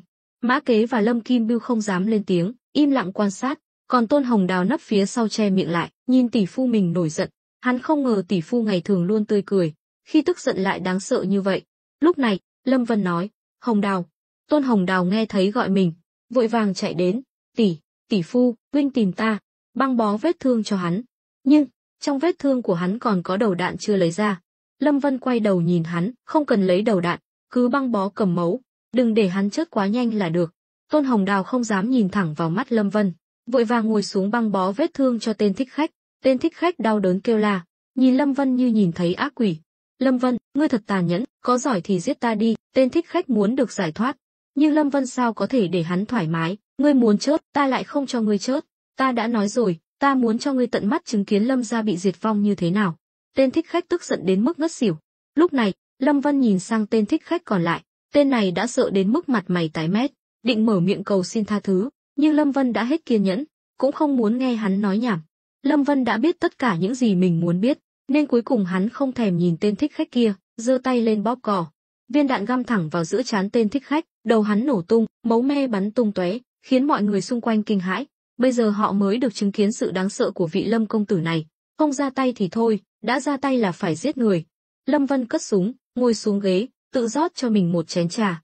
Lúc này, Mã Kế và Lâm Kim Bưu nhìn nhau, tiến lên, công tử. Chưa kịp để hắn nói hết, Lâm Vân đã giơ tay lên ngăn lại, uống cạn chén trà, quay sang Lâm Kim Bưu. Lâm Kim Bưu, bây giờ ta có một việc cần ngươi làm, ngươi có dám không? Lâm Kim Bưu giật mình, hắn cũng không ngốc, trong tình huống này, mệnh lệnh Lâm Vân giao phó chắc chắn rất nguy hiểm, nhưng hắn dám từ chối sao?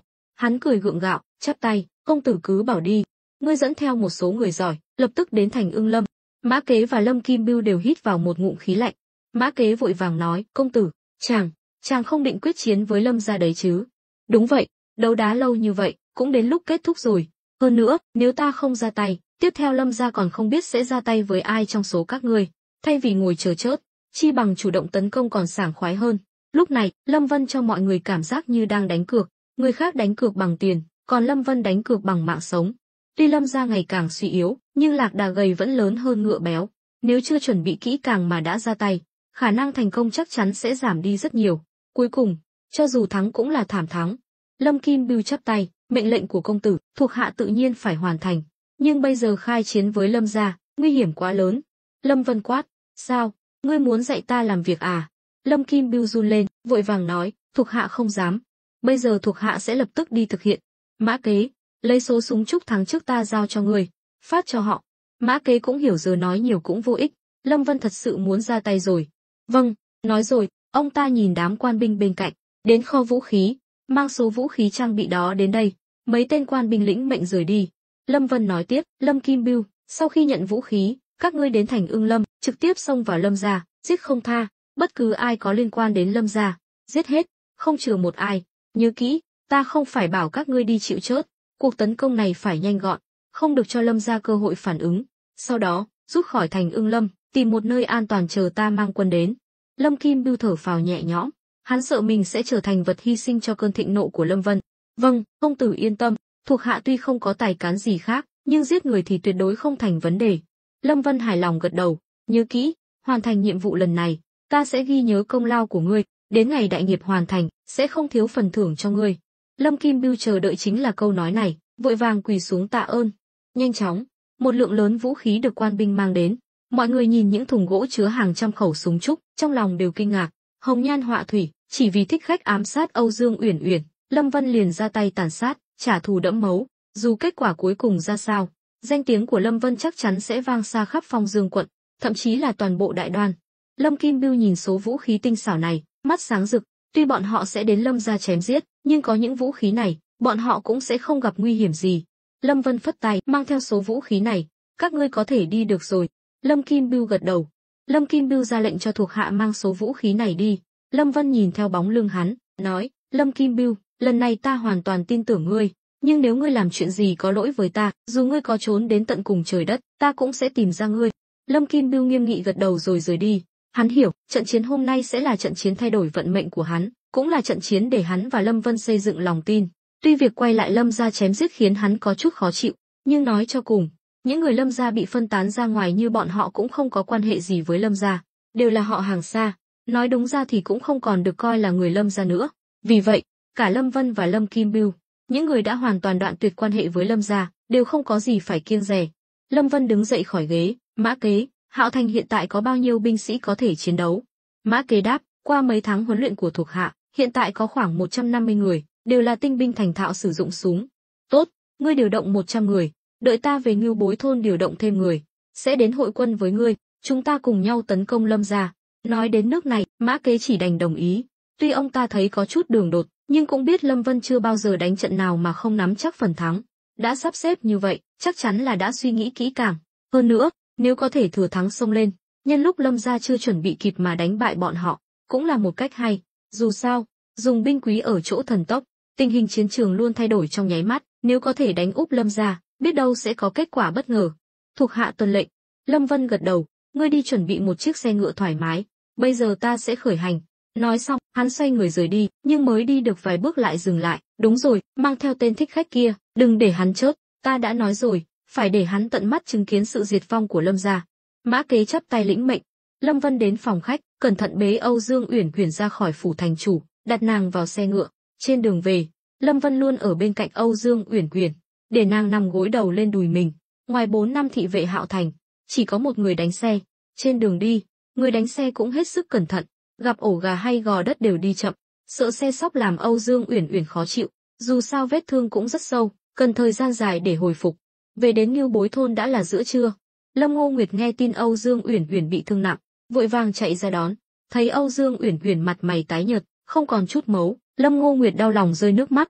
Âu Dương Uyển Uyển cười, "Tỷ Ngô Nguyệt, tỷ khóc gì chứ, ta chỉ bị thương thôi, chứ có chết đâu. Hơn nữa, đối với người luyện võ như chúng ta, bị thương là chuyện thường tình. Muội bớt nói nhảm đi." Phủi, phủi, phủi. Lâm Ngô Nguyệt tức giận lườm nàng, rồi dìu nàng vào phòng, đặt nàng nằm xuống giường. Lâm Ngô Nguyệt hỏi, "Tướng công, rốt cuộc đã xảy ra chuyện gì?" Lâm Vân nói, "Lâm gia lần này muốn chớt, vậy ta sẽ thành toàn cho chúng. Ngô Nguyệt, lát nữa ta sẽ dẫn 7 phần binh lực Ngưu Bối thôn rời đi, ta không có nhà, muội phải cẩn thận." Lâm Ngô Nguyệt lo lắng, nắm lấy tay Lâm Vân, đặt lên ngực mình, "Tướng công, chàng đừng dọa thiếp, chàng muốn làm gì?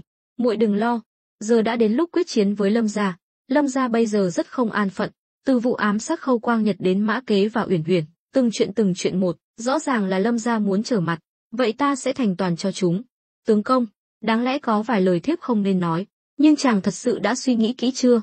Lâm gia không phải dễ đối phó, cho dù chàng huy động lực lượng của Ngưu Thành, Hạo Thành và Ngưu Bối thôn, chàng thật sự có thể đánh bại Lâm gia sao?" Lâm Ngô Nguyệt lo lắng cũng là điều dễ hiểu, nàng đã theo Lâm Vân trải qua bao nhiêu chuyện, cũng biết rõ thực lực của Lâm gia không thể xem thường. "Đương nhiên ta đã suy nghĩ kỹ rồi, tuy chắc chắn sẽ có nguy hiểm, nhưng nếu thật sự giao chiến, chúng ta chưa chắc đã thua. Muội đừng quên, bây giờ chúng ta có hàng nghìn khẩu súng trúc, binh lực có thể điều động cũng có 400-500 người. Người, bấy nhiêu súng, nếu còn không đối phó được với Lâm gia, ta chớt cũng đáng đời. Hơn nữa, lần này ta sẽ tấn công chớp nhoáng, trăm trận trăm thắng. Không bằng công tâm, chỉ cần ta có thể nhanh chóng bắt hoặc giết Lâm Phượng Tiêu và Lâm Hà Đồ, Lâm gia sẽ trở thành ruồi mất đầu, chia rẽ chúng sẽ không còn là vấn đề nữa." Thấy Lâm Vân nói năng rành mạch, Lâm Ngô Nguyệt chỉ đành gật đầu đồng ý. Thực ra nàng cũng đã chán ngấy những cuộc đấu đá triền miên với Lâm gia. Lúc này, A Tam và Trịnh Hữu Lực cũng đến. Hai người vừa nghe tin Âu Dương Uyển Uyển bị thương nặng từ binh sĩ tuần tra, nên đến thăm, tiện thể hỏi xem có chuyện gì xảy ra. A Tam hỏi, "Ập Từ gia, xảy ra chuyện gì vậy?" Lâm Vân nói, "Hai người đến vừa lúc, bây giờ lập tức tập hợp tất cả binh sĩ đến cổng làng, ta có chuyện quan trọng muốn tuyên bố." A Tam và Trịnh Hữu Lực nhìn nhau, rồi rời đi, trực giác mách bảo họ sắp có chuyện lớn xảy ra. Lâm Vân vừa định đi theo, thì bị Bích Giao công chúa chặn lại. "Đứng lại." Lâm Vân dừng bước, "Công chúa điện hạ có gì chỉ giáo? Ngươi nói thật đi, bây giờ đi đánh Lâm gia, ngươi có bao nhiêu phần thắng?" "Bao nhiêu phần thắng sao? Nếu ta nói 10 phần thắng, chắc chắn ngươi không tin, vậy ta nói chỉ có 1 phần thắng." Nói xong, hắn xoay người bỏ đi. "Ngươi đứng lại đó cho ta." Công chúa nổi giận, tiến lên chặn Lâm Vân lại. Lâm Vân lùi lại né tránh. "Làm gì, ngươi còn muốn đánh người sao? Ta nói cho ngươi biết, ta sắp đi làm việc lớn, nếu ngươi dám cản trở quân cơ, cho dù ngươi là công chúa, ta cũng không tha cho ngươi. Ai cản trở ngươi làm việc lớn, ta muốn cảnh cáo ngươi, Lâm gia không đơn giản như ngươi nghĩ đâu." "Nói xong chưa?" "Nói xong rồi thì tránh ra." Lâm Vân đẩy nàng ra rồi biến mất sau cánh cửa. Công chúa còn muốn đuổi theo, nhưng bị Lâm Ngô Nguyệt ngăn lại. Bích Giao, thôi bỏ đi, muội không cản được huynh ấy đâu. Tướng công làm việc chưa bao giờ nghe theo ý kiến của người khác, chỉ cần huynh ấy cho là có thể làm, thì 10 con trâu cũng không kéo lại được. Không được, ta phải báo chuyện này cho Hoàng huynh. Lâm Ngô Nguyệt cười khổ, cho dù bây giờ muội gửi thư, từ Ngưu Bối thôn đến kinh thành cũng mất 1 ngày 1 đêm, đợi thư đến tay hoàng thượng thì mọi chuyện đã kết thúc rồi. Công chúa câm nín, ủ rũ ngồi xuống ghế. Thôi, muội đừng lo lắng nữa, tuy Lâm gia mạnh, nhưng tướng công cũng không phải dạng vừa đâu. Hy vọng là vậy. Công chúa thở dài, cuối cùng cũng từ bỏ ý định khác.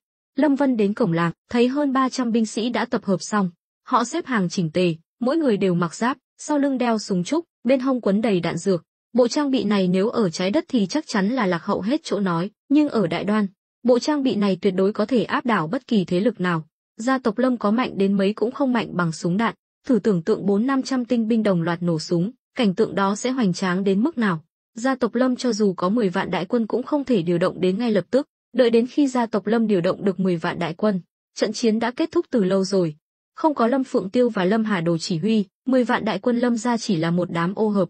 Lâm Vân chính là nhìn thấy điểm này, hắn vẫn luôn nói quân quý tinh nhuệ, không quý đông đảo, không cần hàng triệu quân, chỉ cần một đội quân 400-500 người, trang bị tinh nhuệ, tinh thần chiến đấu ngoan cường là đủ để quét sạch bất kỳ thế lực nào ở Đại Đoan. Tất nhiên, nếu chỉ vài trăm người mà đối đầu với vài vạn người thì chắc chắn là không thực tế. A Tam và Trịnh Hữu Lực cũng mặc giáp, đứng ở hàng đầu tiên, ngẩng cao đầu, chờ đợi mệnh lệnh tiếp theo của Lâm Vân. Còn 10 mấy thị vệ đại nội do Triệu Kỳ mang đến thì đều ngây người. Không chỉ bọn họ, mà ngay cả A Tam và Trịnh Hữu Lực cũng không biết Lâm Vân định ra lệnh gì.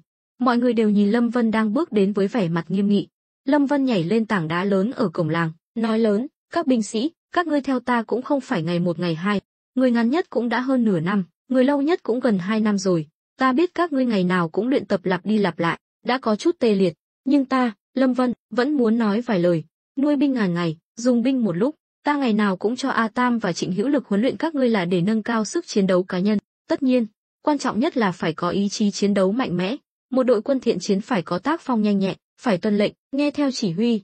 Chỉ có như vậy mới có thể phát huy được những gì các ngươi đã khổ luyện bấy lâu nay. Hôm nay ta tập hợp tất cả các ngươi ở đây là muốn nói cho các ngươi biết, lát nữa ta sẽ đích thân dẫn các ngươi ra trận. Vì vậy, ta muốn đưa ra một yêu cầu. Thứ nhất, trong trạng thái chiến đấu, bất kể người chỉ huy yêu cầu gì, các ngươi đều phải tuân theo vô điều kiện, cho dù là phải hy sinh. Đó cũng là mệnh lệnh, mà một người lính đạt tiêu chuẩn, phải lấy việc tuân theo mệnh lệnh làm nhiệm vụ hàng đầu. Đều hiểu rõ chưa? Đám binh sĩ vừa chấn động, vừa bị những lời nói của Lâm Vân kích thích, hào hứng hò hét, hiểu rõ. Lâm Vân có thể cảm nhận được quyết tâm của mọi người. Lâm Vân bịt miệng lại, hôi quá, các ngươi không đánh răng à? Mọi người cười ồ lên. Lâm Vân không muốn tạo không khí căng thẳng, chỉ cần có thể khơi dậy tinh thần chiến đấu của binh sĩ, thì khinh trang xuất trận là tốt nhất. Lúc này, A Tam hô lớn, thập tứ gia là thủ lĩnh của chúng ta, xin ngài hãy ra lệnh. Lâm Vân gật đầu, tốt, xuất phát. Hơn 300 tinh binh lên ngựa. Lúc trước, để nuôi ngựa chiến, Ngưu Bối thôn cũng đã bỏ ra không ít công sức, còn đặc biệt xây dựng cả trường đua ngựa. Nhìn đội quân hùng hậu, Lâm Vân mỉm cười hài lòng. Để xây dựng đội quân này, hắn đã đổ rất nhiều tâm huyết. A Tam và Trịnh Hữu Lực dẫn đầu, Lâm Vân mới lên ngựa. Nhưng đúng lúc này, Triệu Kỳ, người vẫn luôn đứng xem, bỗng chạy đến chặn đường Lâm Vân. Lâm Vân kéo dây cương, con ngựa hí lên. Triệu Kỳ, ngươi làm gì vậy? Lâm công tử, đáng lẽ chúng ta, với tư cách là thị vệ do Hoàng thượng phái đến bảo vệ công chúa, phải luôn túc trực bên cạnh công chúa. Nhưng chúng ta cũng muốn theo ngài đi đánh Lâm gia, xin Lâm công tử đồng ý. Lâm Vân bật cười, ngươi thật sự muốn đi, ta nói cho ngươi biết, lần này đến Lâm gia là đánh trận thật sự, chắc chắn sẽ có nguy hiểm đến tính mạng. Nếu ngươi trớt trận, ta sẽ không chịu bất kỳ trách nhiệm nào. Ta biết, nhưng hạ quan cũng muốn góp sức cho triều đình. Lâm Vân lập tức hiểu ra, tên này rõ ràng là muốn nhân cơ hội lập công. Nếu lần hành động này thuận lợi, khi hắn trở về phục mệnh cũng có thể nói mình đã tham gia chiến dịch diệt phỉ, đây là một công lao không nhỏ. Nhưng bọn họ đi theo cũng có lợi, cuối cùng chắc chắn sẽ phải đối mặt với cấp cao họ Lâm, thậm chí còn liên quan đến hoàng tộc. Nếu có thị vệ trong cung do hoàng thượng phái đến, Lâm Vân sẽ có sức thuyết phục hơn.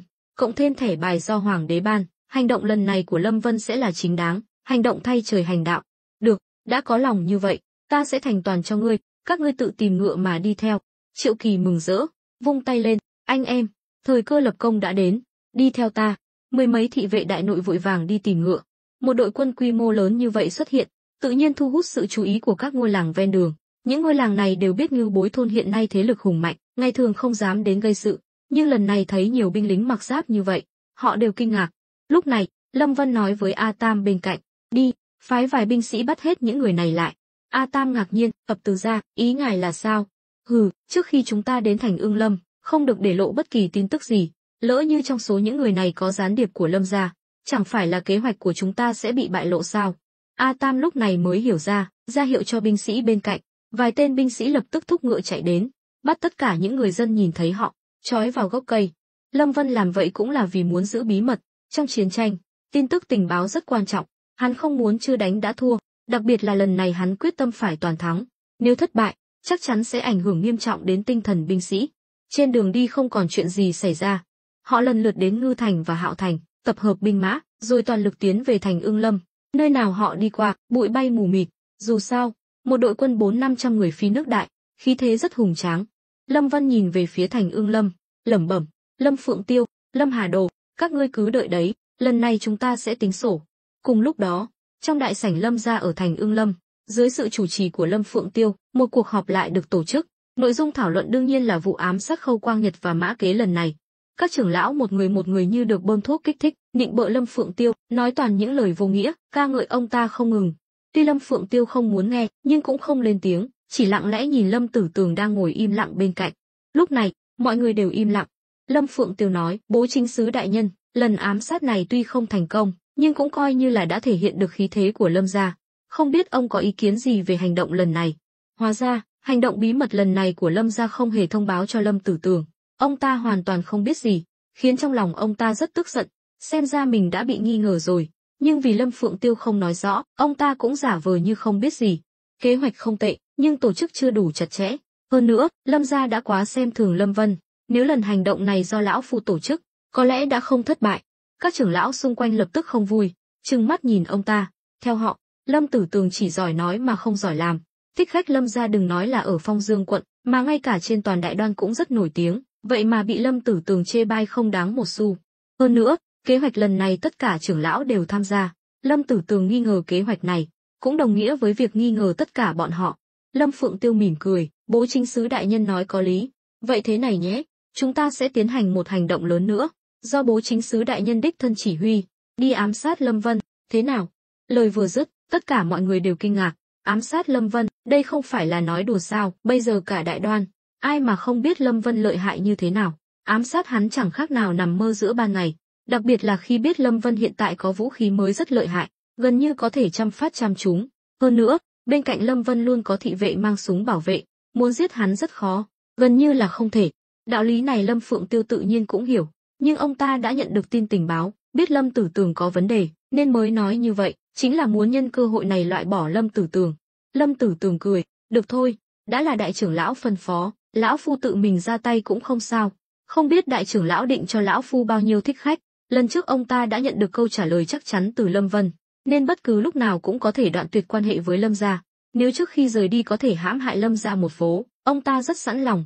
Lâm Phượng Tiêu nói, ta nghe nói bố chính sứ đại nhân đang nắm trong tay một lực lượng rất mạnh, không bằng cứ dùng lực lượng này đi, dù sao cũng là người mình, dùng cũng thuận tay. Lâm Tử Tường gật đầu, đã đại trưởng lão lên tiếng, vậy lão phu đồng ý. Hai người nhìn nhau, rõ ràng đã đoán được tâm tư của đối phương, nhưng lớp giấy mỏng cuối cùng vẫn chưa bị chọc thủng. Vậy ta sẽ chờ tin tốt của bố chính sứ đại nhân.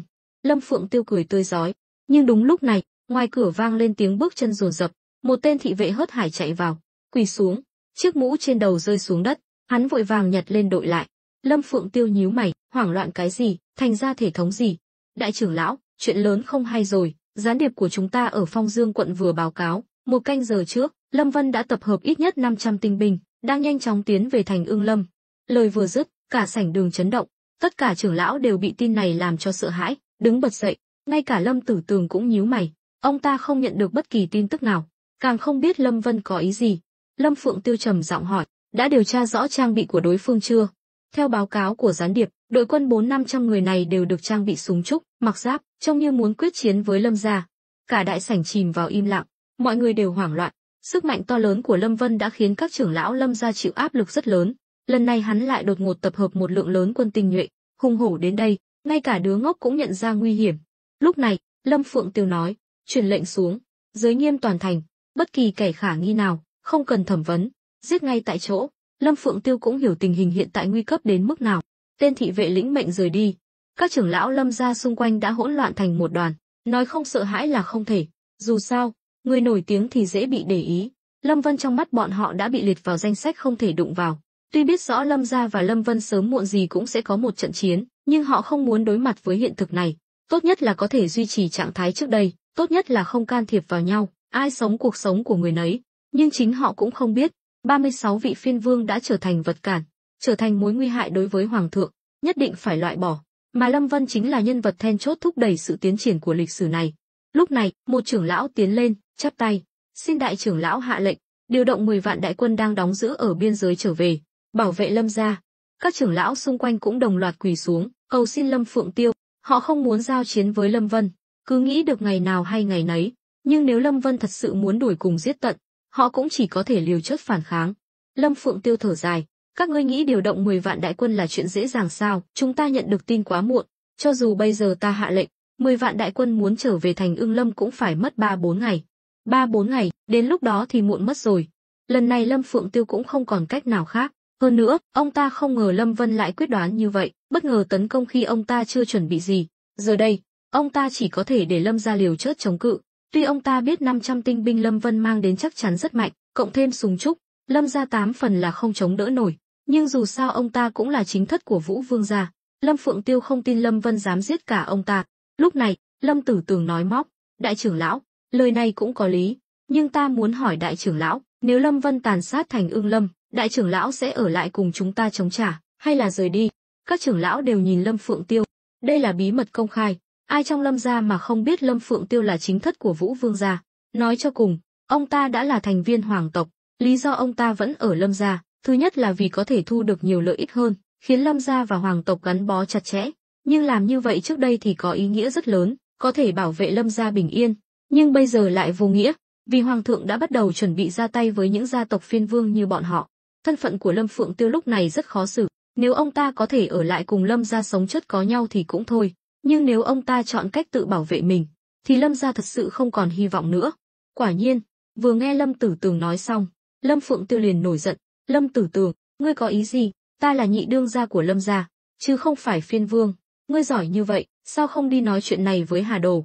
Lâm Tử Tường cười khẩy, quay sang các trưởng lão xung quanh. Các vị trưởng lão, các ngươi nghe rõ chưa? Đại trưởng lão đã nói rất rõ ràng rồi. Ông ta chỉ là nhị đương gia của Lâm gia, không có nghĩa vụ phải ở lại Lâm gia chờ chết. Nói cách khác, ông ta muốn chạy trốn một mình, đến kinh thành làm phu nhân vương gia. Các trưởng lão nhìn nhau, bàn tán xôn xao. Họ không dám nói lớn tiếng là vì nể mặt Lâm Phượng Tiêu, nhưng bây giờ đã đến lúc nguy cấp, cha chết, mẹ lấy chồng, ai lo phận nấy. Để bảo toàn tính mạng, họ cũng không còn e dè gì nữa. Một trưởng lão nói, đại trưởng lão, ông không thể bỏ rơi chúng ta mà đi được. Năm đó, mệnh lệnh của Lâm gia đối với những đứa trẻ đó đều là do ông hạ lệnh, mà lý do Lâm Vân căm thù Lâm gia chính là vì năm đó không được đối xử tử tế, còn bị ép nợ nần chồng chất, mới bị ép phải phản kháng Lâm gia. Chính là đại trưởng lão, ông không thể đi. Có người mở lời, tự nhiên sẽ có người hưởng ứng. Các trưởng lão thi nhau lên tiếng, ánh mắt của họ đều là sự bất mãn với Lâm Phượng Tiêu. Còn Lâm Tử Tường lúc này không nói gì nữa, mà nấp trong đám đông, cười lạnh nhìn Lâm Phượng Tiêu. Mục đích của ông ta là nhân lúc này giáng cho Lâm gia một đòn chí mạng. Một Lâm gia lục đục nội bộ tuyệt đối không thể là đối thủ của Lâm Vân. Hơn nữa, Lâm Phượng Tiêu cũng đã nói, 10 vạn đại quân không kịp đến chi viện. Theo Lâm Tử Tường, đây là cơ hội ngàn năm có một. Tuy ông ta không biết chuyện gì đã xảy ra khiến Lâm Vân đột ngột thay đổi chủ ý, nhưng ông ta cũng phải thừa nhận, sự quyết đoán và điên cuồng của Lâm Vân thật sự rất lợi hại, ít nhất cũng khiến Lâm gia rối loạn. Cũng từ đó phản ánh, Lâm gia đã suy yếu từ bên trong. Nếu không phải dựa vào việc bóc lột Phong Dương quận, Lâm gia căn bản không nuôi nổi 10 vạn đại quân, thậm chí ngay cả quân lương do triều đình cấp cũng bị các trưởng lão Lâm gia bỏ túi riêng. Một Lâm gia như vậy, bình thường vẫn có thể lừa người, ít nhất những người không hiểu rõ sẽ không biết được nội tình, nhưng với những người ở tầng lớp cao như Lâm Tử Tường, lại là bố chính sứ Phong Dương quận, ông ta quá hiểu rõ tình hình tài chính của Lâm gia. Từ khi bị Lâm Vân mua chuộc, ông ta đã hoàn toàn nhìn thấu sự thật về sự suy tàn của Lâm gia. Cho dù bây giờ Lâm gia có xuất hiện một nhân tài xuất chúng, cũng không thể xoay chuyển được tình thế. Sự diệt vong của Lâm gia chỉ là vấn đề thời gian. Lúc này, Lâm Phượng Tiêu đập mạnh chén trà xuống đất, im hết cho ta. Các trưởng lão vẫn còn e ngại uy nghiêm của ông ta, không dám làm cản nữa. Lâm Phượng Tiêu đứng dậy khỏi ghế, nói mỉa, các ngươi nghĩ ta không biết những chuyện các ngươi làm sao, còn trách ta bày mưu tính kế khiến Lâm Vân trả thù. Nếu không phải các ngươi quá tham lam, Lâm gia sao lại ra nông nỗi này?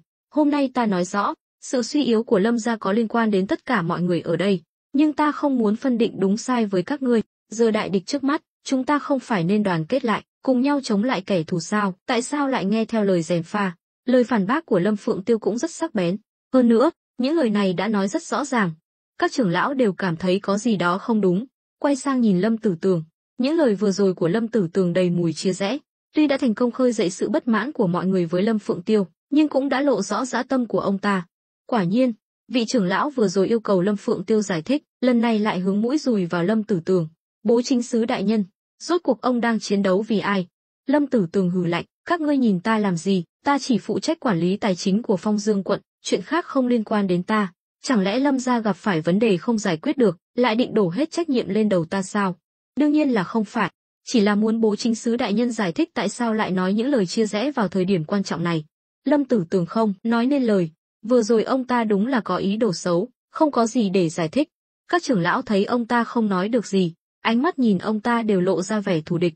Lúc này, Lâm Phượng Tiêu bước xuống bậc thềm, đến trước mặt các trưởng lão, cách Lâm Tử Tường vài mét, nói: "Các vị trưởng lão đừng làm khó ông ta nữa." Ông ta đương nhiên không giải thích được, vì Lâm Tử Tường này đã đầu quân cho Lâm Vân từ lâu rồi. Cái gì? Sao lại thế này? Thật đáng chớt, ta tức chớt mất. Các trưởng lão nghe được tin động trời này, đều mắng chửi om sòm. Có người không dám tin. Phải biết rằng, Lâm Tử Tường ở Lâm gia tuy không phải là nhân vật cốt cán, nhưng cũng là tầng lớp cao. Nếu ông ta thật sự phản bội Lâm gia, thì Lâm gia sẽ rất thảm. Không khó để tưởng tượng, Lâm Phượng Tiêu phát hiện ra sự phản bội của ông ta chắc chắn là trong khoảng thời gian gần đây. Mấy năm trước, nếu ông ta đã phản bội, thì khó trách Lâm Vân lại hiểu rõ Lâm gia như vậy. Tất nhiên, đây chỉ là suy đoán của các trưởng lão. Họ đều cho rằng Lâm Vân có được thành tựu ngày hôm nay chắc chắn là nhờ sự giúp đỡ ngầm của Lâm Tử Tường. Tuy Lâm Tử Tường vẫn giữ vẻ mặt bình tĩnh, nhưng trong lòng lại giật mình. Ông ta đã sớm đoán được mình sẽ bị bại lộ, nhưng khi ngày này thật sự đến, ông ta lại có chút căng thẳng. Nhưng bây giờ ông ta đã không còn đường lui, chỉ có thể toàn tâm toàn ý đi theo Lâm Vân.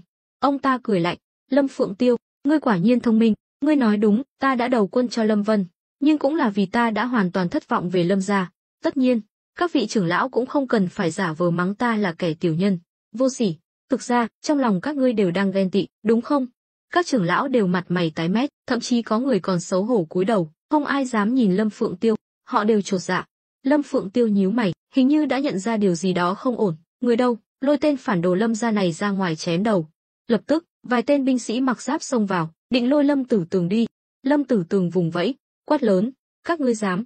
Lâm Phượng Tiêu, ngươi thật sự nghĩ chỉ có ngươi mới gọi được người sao? Tất cả ra đây cho ta. Cửa sổ xung quanh bị đập vỡ, mười mấy người áo đen xông vào. Chúng đều được trang bị súng trúc, đây đều là do Lâm Vân bí mật cung cấp cho ông ta. Để lấy được lòng tin của Lâm Vân, Lâm Tử Tường cũng đã trả giá không nhỏ. Lần trước cùng Lâm Vân uống rượu nói chuyện, thực chất là để có được số vũ khí này, dùng để phòng thân vào lúc nguy cấp. Không ngờ lại thật sự có lúc dùng đến. Các trưởng lão xung quanh đều ngây người. Đồng thời, họ cũng hiểu rõ, việc Lâm Tử Tường phản bội đã là sự thật.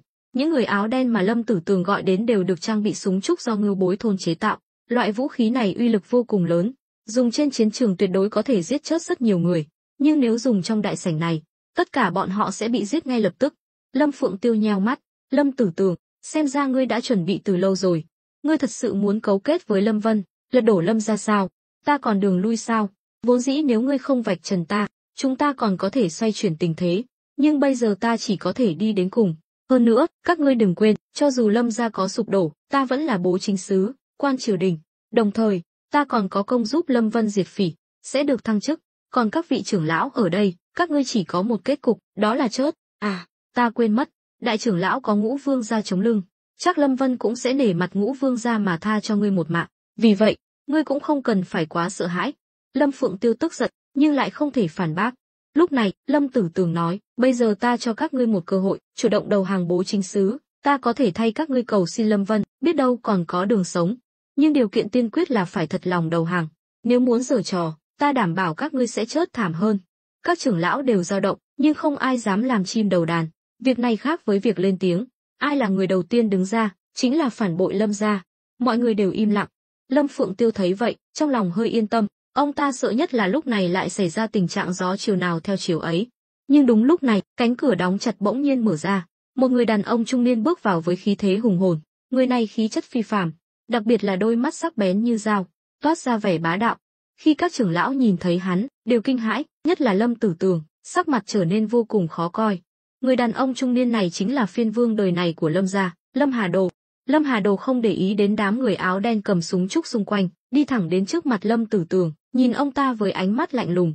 Lâm Tử Tường rõ ràng có chút chột dạ, cười gượng, hóa ra là phiên vương đại nhân, không ngờ ngài vẫn còn sống, ta cứ tưởng ngài đã bị Lâm Phượng Tiêu, tên tiểu nhân này, giết chết rồi chứ. Lâm Phượng Tiêu quát, ngươi im miệng.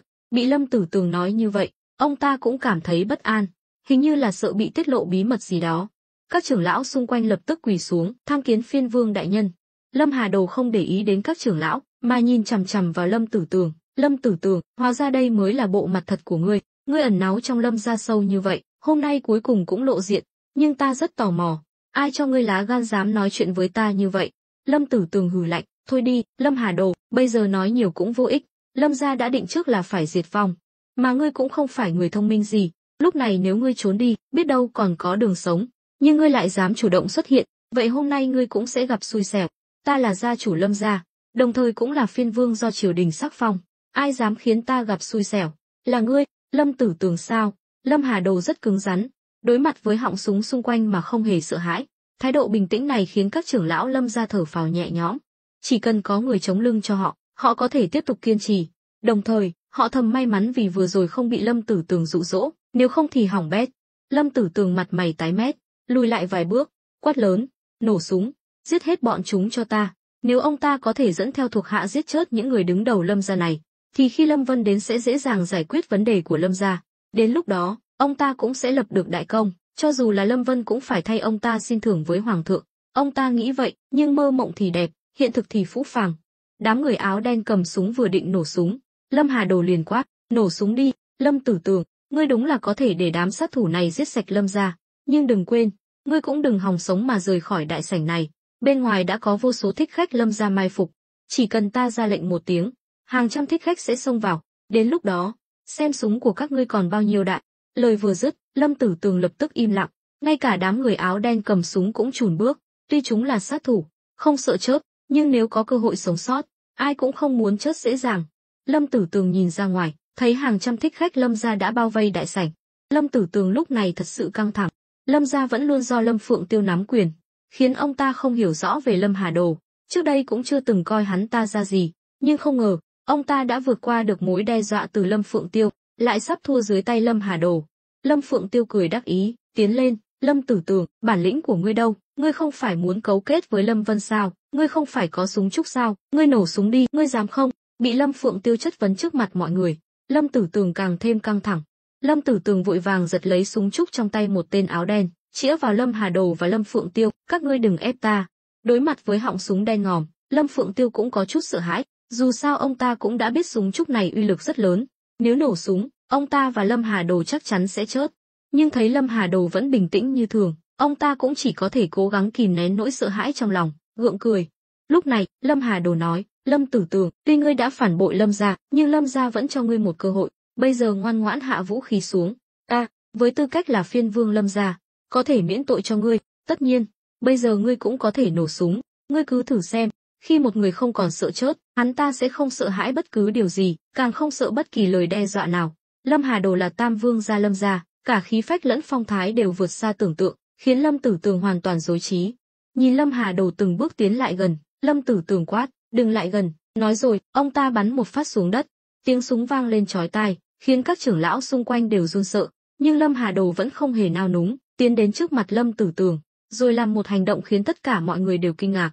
Hắn ta đưa tay ra nắm lấy họng súng, chĩa thẳng vào trán mình, nổ súng đi, giết ta, Lâm gia sẽ diệt vong, ngươi sẽ trở thành anh hùng đại đoan, thăng quan tiến chức không còn là mơ. Thực ra, Lâm Hà Đồ không phải là không sợ, nhưng hắn ta biết bây giờ không thể tỏ ra sợ hãi, càng sợ, Lâm gia càng sụp đổ nhanh hơn. Hắn ta phải lấy hết dũng khí để đối mặt với nguy cơ sống còn lần này. Nếu ngay cả Lâm Tử Tường mà cũng không đối phó được, thì Lâm gia cũng không cần phải đối mặt với Lâm Vân đang hùng hổ kéo đến nữa. Quả nhiên, Lâm Tử Tường không dám nổ súng, ông ta không dám đánh cược, nếu ông ta giết chết Lâm Hà Đồ, thích khách Lâm gia chắc chắn sẽ ùa vào, chém ông ta thành trăm mảnh. Đến lúc đó, cho dù Lâm gia có bị diệt vong thì sao, mọi việc ông ta làm đều trở thành công cốc, đem chuông đi đánh xứ người. Ông ta không cam tâm chết như vậy, càng không cam tâm làm đá kê chân cho người khác. Đúng lúc ông ta đang do dự, Lâm Hà Đồ nhanh như chớp ra tay, giật lấy súng trúc trong tay ông ta, nói mỉa, Lâm Tử Tường, ta vẫn luôn nghĩ ngươi là nhân vật tầm cỡ, nhưng ta cho ngươi cơ hội, ngươi cũng không biết nắm lấy. Lúc này, các trưởng lão Lâm gia reo hò, như thể vừa đánh thắng trận. Sự mạnh mẽ mà Lâm Hà Đồ thể hiện không chỉ khuất phục Lâm Tử Tường, mà còn khiến họ tâm phục khẩu phục. Lâm Phượng Tiêu cuối cùng cũng thở phào nhẹ nhõm, vừa rồi nếu Lâm Tử Tường nổ súng, thì Lâm gia thật sự tiêu đời. Ông ta cũng hiểu Lâm Hà Đồ đã đánh cược đúng. Lâm Tử Tường là kẻ cực kỳ ích kỷ, làm sao có thể làm những chuyện không có lợi cho mình, muốn hắn liều mạng là điều không tưởng.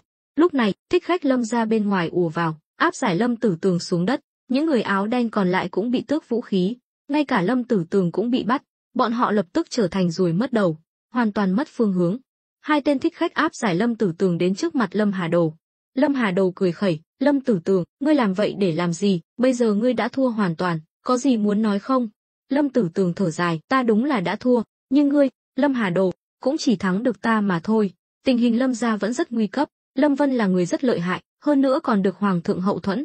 Ta khuyên ngươi nên đầu hàng, dẫn người Lâm gia xin hàng. Đây là cơ hội cuối cùng của Lâm gia, biết đâu Hoàng thượng sẽ nể mặt công lao Lâm gia đã cống hiến cho Đại Đoan mà tha chớt cho Lâm gia. Lâm Hà Đồ cười, đầu hàng, không thể nào, quân muốn thần chớt, thần không thể không chớt, nhưng Hoàng thượng lại dùng cách này để Lâm gia chúng ta chớt một cách oan uổng. Ta, Lâm Hà Đồ, tuyệt đối sẽ không cam tâm. Lâm Tử Tường cười lạnh, hình như đã hiểu ra điều gì đó. Lâm Phượng Tiêu cũng bỗng nhiên hiểu ra, thốt lên, Hà Đồ, ngươi định. Lâm Hà Đồ nhìn ông ta, Phượng Tiêu, ngươi cũng thấy tình hình hiện tại rồi đấy. Không phải Lâm gia chúng ta muốn tạo phản, mà là tên cẩu hoàng đế kia ép ta. Đã Lâm gia định trước là phải đối đầu với Đại Đoan, thì ta, Lâm Hà Đồ, cam tâm tình nguyện làm phản thần, dẫn 10 vạn đại quân tấn công hoàng cung, cướp ngôi vị của tên cẩu hoàng đế đó. Những lời đại nghịch bất đạo này từ miệng Lâm Hà Đồ khiến tất cả người Lâm gia có mặt đều chết lặng. Các trưởng lão chưa bao giờ nghĩ đến chuyện chống lại triều đình, ngay cả Lâm Phượng Tiêu cũng không ngờ lại như vậy. Ông ta là chính thất của Vũ Vương gia, nói cho cùng, cho dù sau này Lâm gia có bị diệt vong, ông ta vẫn có thể sống tốt nhờ thân phận hoàng thân quốc thích. Nếu Lâm Hà Đồ quyết định đối đầu với triều đình, ông ta cũng sẽ bị ảnh hưởng rất lớn. Lâm Hà Đồ, ngươi điên rồi. Lần này Lâm Phượng Tiêu cũng nóng nảy. Lâm Hà Đồ cười mỉa, sao, ta cắt đứt đường lui của ngươi, ngươi cũng muốn phản bội Lâm gia sao? Lâm Phượng Tiêu nói, Lâm Hà Đồ, ta tuyệt đối sẽ không để ngươi làm bậy, trừ khi ta chết. Lâm Hà Đồ gật đầu, giơ tay lên bóp cò, bắn thẳng vào Lâm Phượng Tiêu. Súng trúc có đặc điểm là sát thương diện rộng, ở khoảng cách gần như vậy mà trúng đạn, chắc chắn sẽ chết, toàn thân sẽ bị vô số mảnh đạn xuyên thủng. Lâm Phượng Tiêu ngã xuống vũng máu, ông ta nằm mơ cũng không ngờ, tên phiên vương mà trước đây vẫn luôn bị ông ta khống chế lại đột nhiên trở nên tàn nhẫn như vậy, không cho ông ta cơ hội phản kháng. Cuối cùng, Lâm Phượng Tiêu chết thảm. Các trưởng lão có mặt đều chết lặng, nhìn nhau, không biết tiếp theo sẽ xảy ra chuyện gì. Lâm Tử Tường cũng ngây người. Sự quyết đoán và tàn nhẫn của Lâm Hà Đồ không hề thua kém Lâm Vân. Lâm Phượng Tiêu, người nắm quyền Lâm gia mấy chục năm, cứ thế mà chết, hơn nữa còn chết một cách tức tưởi. Lần này Lâm Tử Tường cũng có chút hối hận, biết trước sẽ có kết cục này, ông ta đã không ép quá đáng. Nếu Lâm Phượng Tiêu còn sống, Lâm Vân muốn đối phó với Lâm gia cũng không dễ dàng như vậy. Nhưng Lâm Hà Đồ này giờ đã nắm quyền, chắc chắn sẽ gây ra trở ngại rất lớn trong trận chiến sắp tới. Lúc này, Lâm Hà Đồ nhìn các trưởng lão với ánh mắt bá đạo. Bây giờ hãy thể hiện lòng trung thành của các ngươi với Lâm gia cho ta thấy. Nếu không làm ta hài lòng, các ngươi đều có thể chết. Cuối cùng, để bảo toàn tính mạng, các trưởng lão đều quỳ xuống, dập đầu với Lâm Hà Đồ. Thậm chí có người còn dập đầu lạy ba lạy, hô vang vạn tuế. Đây là hành động đại nghịch bất đạo. Nếu chuyện này truyền ra ngoài, sẽ cho triều đình cơ hội ra tay. Lâm Hà Đồ ngửa mặt lên trời cười lớn, tiếng cười vang vọng khắp đại sảnh. Mọi người đều cảm nhận được sự điên cuồng trong lòng Lâm Hà Đồ, nhưng đều im lặng. Đây chính là thuận ta thì sống, nghịch ta thì chết. Trước sức mạnh tuyệt đối, những kẻ gió chiều nào che chiều ấy trong Lâm gia cũng chỉ có thể chọn cách khuất phục. Nếu không phải Lâm Hà Đồ xuất hiện với khí thế áp đảo, chỉ với lời nói vừa rồi của Lâm Tử Tường, chắc chắn đã khiến các trưởng lão này đầu hàng vô điều kiện. Nhưng bây giờ nói gì cũng đã muộn. Lâm Hà Đồ nhìn Lâm Tử Tường, còn ngươi, khuất phục hay là chết? Lâm Tử Tường nhìn hắn ta với ánh mắt âm trầm đáng sợ. Đối mặt với sự bức bách của Lâm Hà Đồ, trong lòng ông ta rất phức tạp. Lâm Vân sắp tấn công đến nơi. Theo tình hình hiện tại, Lâm gia đã hết thời. Cho dù Lâm Hà Đồ có mạnh đến mấy cũng không thể xoay chuyển được tình thế. Lúc này, nếu ông ta phản bội Lâm Vân, mọi việc ông ta làm trước đây sẽ đổ sông đổ bể. Nhưng nếu không đồng ý, với sự tàn nhẫn của Lâm Hà Đồ, có thể sẽ bị giết ngay lập tức. Cuối cùng, sau khi suy nghĩ kỹ càng, Lâm Tử Tường quyết định đồng ý trước, ổn định tâm trạng của Lâm Hà Đồ, chuyện sau này tính sau. Ông ta cười gượng, phiên vương đại nhân bá khí ngút trời, lão phu cũng rất cảm động, tự nhiên nguyện ý quy phục, xin đại nhân tha tội. Nói rồi, ông ta dập đầu xuống đất. Lâm Hà Đồ hài lòng mỉm cười, tốt, ta cho ngươi một cơ hội, đứng dậy đi. Lâm Tử Tường mừng thầm, không ngờ lại dễ dàng qua ải như vậy, nhưng ông ta vui mừng quá sớm, vừa đứng dậy cảm ơn, Lâm Hà Đồ lại nói, tuy tội chớt có thể miễn, nhưng tội sống khó tha, nếu muốn được ta tin tưởng, ngươi còn phải làm một việc. Lâm Tử Tường giật mình, việc gì? Lâm Vân tấn công đến nơi đã là sự thật không thể chối cãi, nhưng ta tuyệt đối không cam tâm bị tiêu diệt, vì vậy phải tranh thủ thời gian, chờ 10 vạn đại quân Lâm gia đóng giữ ở biên giới trở về. Vì vậy, ta hy vọng ngươi có thể đích thân đến Đào Nguyên Trấn, bắt Lâm Hiên và Tôn Tuyết Mông đến đây. Đến lúc đó, chắc chắn có thể ngăn cản bước tiến của Lâm Vân. Chỉ cần vài ngày, Lâm gia chúng ta sẽ lật ngược tình thế. Nếu ngươi làm được, ta đảm bảo tương lai ngươi sẽ thăng quan tiến chức. Ta đảm bảo tương lai ngươi sẽ thăng quan tiến chức. Trong lòng Lâm Tử Tường thầm mắng không thôi. Lâm Hà Đồ thật tàn nhẫn, bảo ông ta làm vậy đúng là một mũi tên trúng hai đích, vừa có thể cắt đứt con đường đầu quân cho Lâm Vân của ông ta, vừa có thể nắm được điểm yếu của Lâm Vân. Ông ta biết, tuy Lâm Vân có vẻ lạnh lùng vô tình, nhưng lại rất coi trọng những người thân cận. Nếu ông ta thật sự làm vậy, Lâm Vân chắc chắn sẽ hận ông ta. Nhưng nếu ông ta từ chối, cả nhà già trẻ lớn bé của ông ta ở thành Ưng Lâm sẽ phải chớt. Một bên là người thân của Lâm Vân, một bên là người thân của mình, khiến Lâm Tử Tường khó xử. Lâm Hà Đồ cũng không vội, chỉ lặng lẽ nhìn ông ta. Lâm Vân muốn đến thành Ưng Lâm ít nhất cũng phải mất nửa ngày nữa. Thành Ưng Lâm lại rất gần Đào Nguyên Trấn, đi đi về về chỉ mất 1 canh giờ là đủ. Lâm Tử Tường cười khổ, đại nhân quá đề cao thực lực của lão phu rồi. Đào Nguyên Trấn đã được Lâm Vân bố trí phòng thủ như thùng sắt, bất kỳ thế lực bên ngoài nào cũng không thể công phá trong thời gian ngắn, huống chi là bắt Lâm Hiên và Tôn Tuyết Mông. Đó là vấn đề của ngươi, ta không quan tâm, nếu ngươi không làm được, thì cũng đừng quay về nữa, cứ để cả nhà ngươi chớt cùng Lâm ra đi, miễn là ngươi cam lòng. Điều khiến con người ta vướng bận nhất chính là tình thân và tình yêu, Lâm Tử Tường cũng không ngoại lệ, càng không thể bỏ rơi người thân, nhất là con trai ông ta giờ đã trưởng thành. Ông ta còn muốn đợi sau khi Lâm gia diệt vong, dựa vào quan hệ với Lâm Vân để con trai mình bước vào con đường làm quan, bảo đảm cho gia đình hưng thịnh ít nhất 3 đời. Nhưng giờ xem ra, Lâm Hà Đồ đã sớm nhìn thấu tâm tư của ông ta. Phải nói rằng, Lâm Tử Tường tính toán đủ đường, duy chỉ có bỏ sót Lâm Hà Đồ. Không ngờ hắn ta lại lợi hại như vậy. Bất đắc dĩ, Lâm Tử Tường chỉ đành gật đầu, được, lão phu nhất định sẽ cố gắng hết sức. Cố gắng hết sức thì chưa đủ, Lâm gia cần ngươi dốc toàn lực. Ta biết ngươi không cam lòng, nhưng ngươi cũng phải hiểu rõ, đối đầu với Lâm gia là phải trả giá. Lần này chính là thử thách đối với ngươi, cũng là cái giá mà ngươi phải gánh chịu.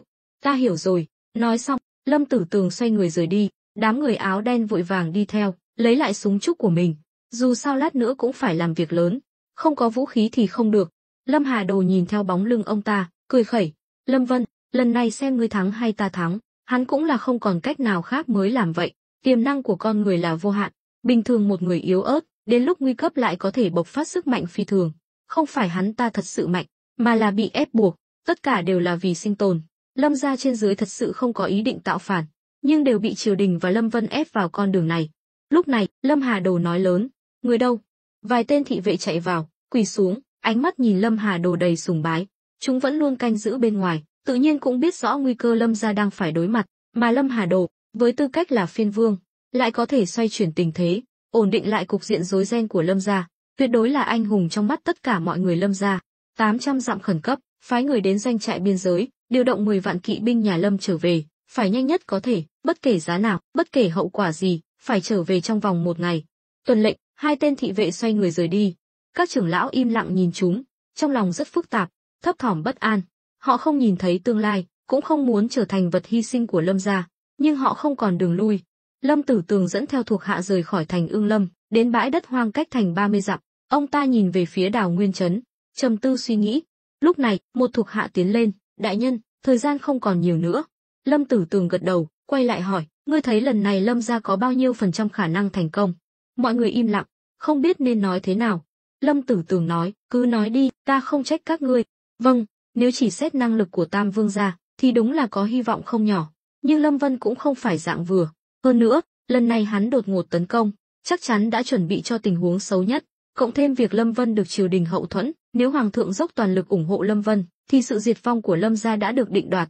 Lâm Tử Tường gật đầu, các ngươi cũng nhìn ra rồi. Vậy chúng ta không đến Đào Nguyên Trấn nữa, mà đi tìm Lâm Vân.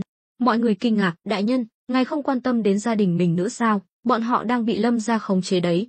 Lâm Tử Tường nói, đời người luôn phải đưa ra những lựa chọn quan trọng, bất kể là giai đoạn nào, cũng phải có được có mất. Vì đại nghĩa, ta chỉ có thể hy sinh tình riêng. Mọi người đều kinh ngạc, nhưng không nói gì thêm.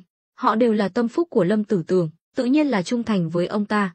Hơn nữa, họ cũng biết, nếu làm theo lời Lâm Hà Đồ, cho dù có bắt được Lâm Hiên và Tôn Tuyết Mông làm con tin, cuối cùng cũng sẽ thất bại. Hơn nữa, tất cả bọn họ đều sẽ bị liên lụy, Lâm Vân tuyệt đối sẽ không tha cho họ. Lâm Vân dẫn theo 500 tinh binh xuất phát từ Hạo Thành, cách thành Ưng Lâm 600 dặm, nếu toàn lực hành quân, chắc chắn có thể đến thành Ưng Lâm trước khi trời tối, nhưng việc di chuyển liên tục chắc chắn sẽ ảnh hưởng đến sức chiến đấu. Bọn họ vốn đã ít người, nếu sức chiến đấu bị suy giảm, cho dù có chiếm được thành Ưng Lâm cũng là thảm thắng. Lâm Vân nói, Hữu Lực, tìm một nơi kín đáo an nghỉ, đợi trời sáng mai rồi tiếp tục hành quân. A Tam và Trịnh Hữu Lực đều là những người từng trải qua nhiều trận chiến, hiểu rõ mấy chục binh quý ở chỗ nhanh chóng, nếu không thể một mạch đánh bại kẻ địch, để cho chúng có thời gian chuẩn bị, thì chắc chắn sẽ là một trận đánh ác liệt. A Tam nói, ập từ ra, sao chúng ta không thừa thắng xông lên, công thành đoạt đất, tinh thần binh sĩ bây giờ đang lên cao, nếu dừng lại, chắc chắn sẽ gây ra những ảnh hưởng không cần thiết. Mã Kế cũng lên tiếng, lần này ông ta bị thương mà đến, cũng rất vất vả. Lâm Vân gật đầu, các ngươi nói đúng, nhưng đừng quên, chúng ta là tinh binh, đối mặt với đông đảo binh lính Lâm gia, nếu không có trạng thái tốt, cũng không thể phát huy hết sức mạnh. Nghỉ ngơi cho tốt mới có thể chiến đấu hiệu quả. Hơn nữa, cho dù Lâm gia đã nhận được tin, muốn điều động 10 vạn đại quân trong một đêm cũng là điều không thể. Thấy Lâm Vân đã quyết, mọi người chỉ đành đồng ý. Lâm Vân dám làm vậy, tự nhiên là có nắm chắc. Để đối phó với Lâm gia, hắn đã chuẩn bị một vũ khí bí mật rất lợi hại, đó là thuốc nổ. Hơn nữa, còn có xe bắn đá. Đến lúc công thành, chỉ cần ném thuốc nổ vào trong thành là có thể dễ dàng công phá.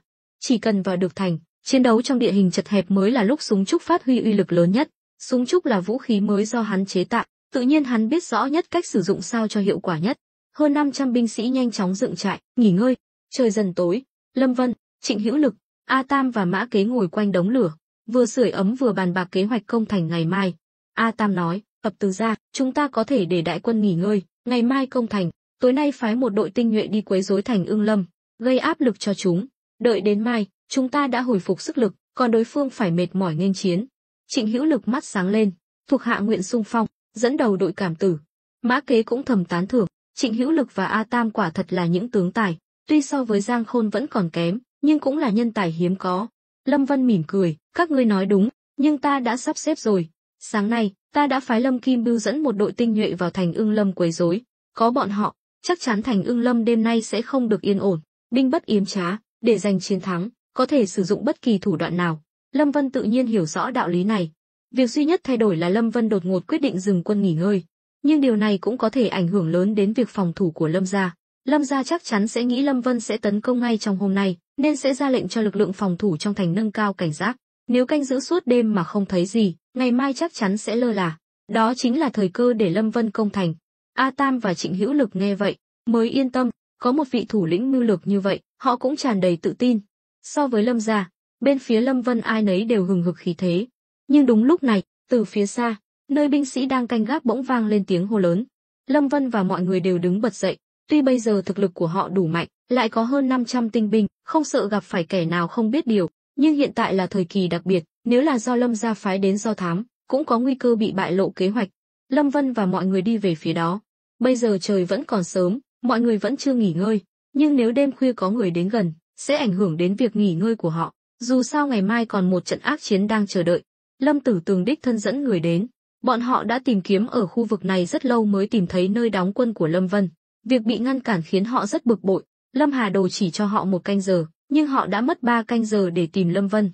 Không khó để tưởng tượng Lâm Tử Tường đang chịu áp lực lớn đến mức nào. Lúc này, Lâm Tử Tường hô lớn, mau đi bẩm báo Lâm công tử, nói Lâm Tử Tường đến cầu kiến. Binh sĩ tự nhiên biết Lâm Tử Tường là ai, nhưng trong tình huống hiện tại, bất kỳ ai xuất hiện cũng đáng nghi ngờ, nhất là đám người này, toàn là người của Lâm gia. Đám áo đen vây quanh Lâm Tử Tường, nhìn ai cũng cao thủ cả. Bọn lính canh chúng tôi cũng phải đề phòng bị Lâm gia tóm cổ chứ lị. Tên tiểu đội trưởng tuần tra chẳng quan tâm mấy lời đó, vừa nghe là người Lâm gia, lập tức ra lệnh, 10 mấy tên lính của Lâm Vân rút súng trúc ra, chĩa thẳng về phía trước. Thế đối đầu, bên Lâm Tử Tường cũng chẳng vừa, đồng loạt rút súng, dương cung bạt kiếm. Không khí căng thẳng bao trùm. Bọn lính của Lâm Vân cũng được phen mắt tròn mắt dẹt, ai ngờ đâu, đối phương cũng có vũ khí giống hệt mình. Đúng lúc ngàn cân treo sợi tóc, Lâm Vân cùng A Tam, Trịnh Hữu Lực và Mã Kế xuất hiện. Mọi người tránh đường, A Tam hô lớn. Đám lính vội vàng tản ra hai bên, cung kính nhìn Lâm Vân tiến lên. Vừa thấy Lâm Vân, Lâm Tử Tường thở phào nhẹ nhõm, vội vàng xuống ngựa, khom người hành lễ, Lâm công tử, cuối cùng cũng tìm được ngài rồi. Lâm Vân nhướng mày, Bố chính sứ đại nhân đêm hôm khuya khoắt tìm tại hạ có chuyện gì vậy? Ưng Lâm Thành, biến động rồi, một câu nói ngắn gọn, nhưng đủ khiến tất cả mọi người tại đó chấn động. Ngày mai là ngày tấn công Ưng Lâm Thành, nếu có vấn đề gì xảy ra thì hỏng bét hết. Chuyện gì đã xảy ra? Lâm Vân hỏi. Lâm Tử Tường nhìn quanh, vẻ mặt lo lắng. Lâm Vân hiểu ý, liền nói, được rồi, mọi người lui xuống hết đi. Lâm đại nhân, mời theo ta. Nói rồi, Lâm Vân xoay người bước đi, Lâm Tử Tường vội vàng theo sau. Cả hai người trở lại chỗ đống lửa, ngồi xuống. Lâm Vân hỏi, rốt cuộc đã xảy ra chuyện gì? Lâm Tử Tường cười khổ, Lâm Phượng Tiêu bị giết rồi, thủ phạm lại là Lâm Hà Đồ, kẻ trước giờ vẫn luôn im hơi lặng tiếng. Lâm Vân kinh ngạc, Lâm Tử Tường kể lại toàn bộ sự việc xảy ra ở đại điện ban ngày, đặc biệt nhấn mạnh việc mình đã từ bỏ gia đình, đến đây báo tin. Lần này, ông ta đã phải trả một cái giá rất đắt để đầu quân cho Lâm Vân, dĩ nhiên là mong được Lâm Vân công nhận. Lâm Vân thở dài, không ngờ chỉ một hành động của ta lại gây ra sóng gió lớn đến vậy. Rồi anh nhìn Lâm Tử Tường, nói, thật xin lỗi, lần này hành động đột ngột, ta không kịp báo trước cho ông, khiến gia đình ông gặp nạn. Lâm Tử Tường xua tay, Lâm công tử, chuyện đã rồi, tôi cũng không muốn nói nhiều nữa.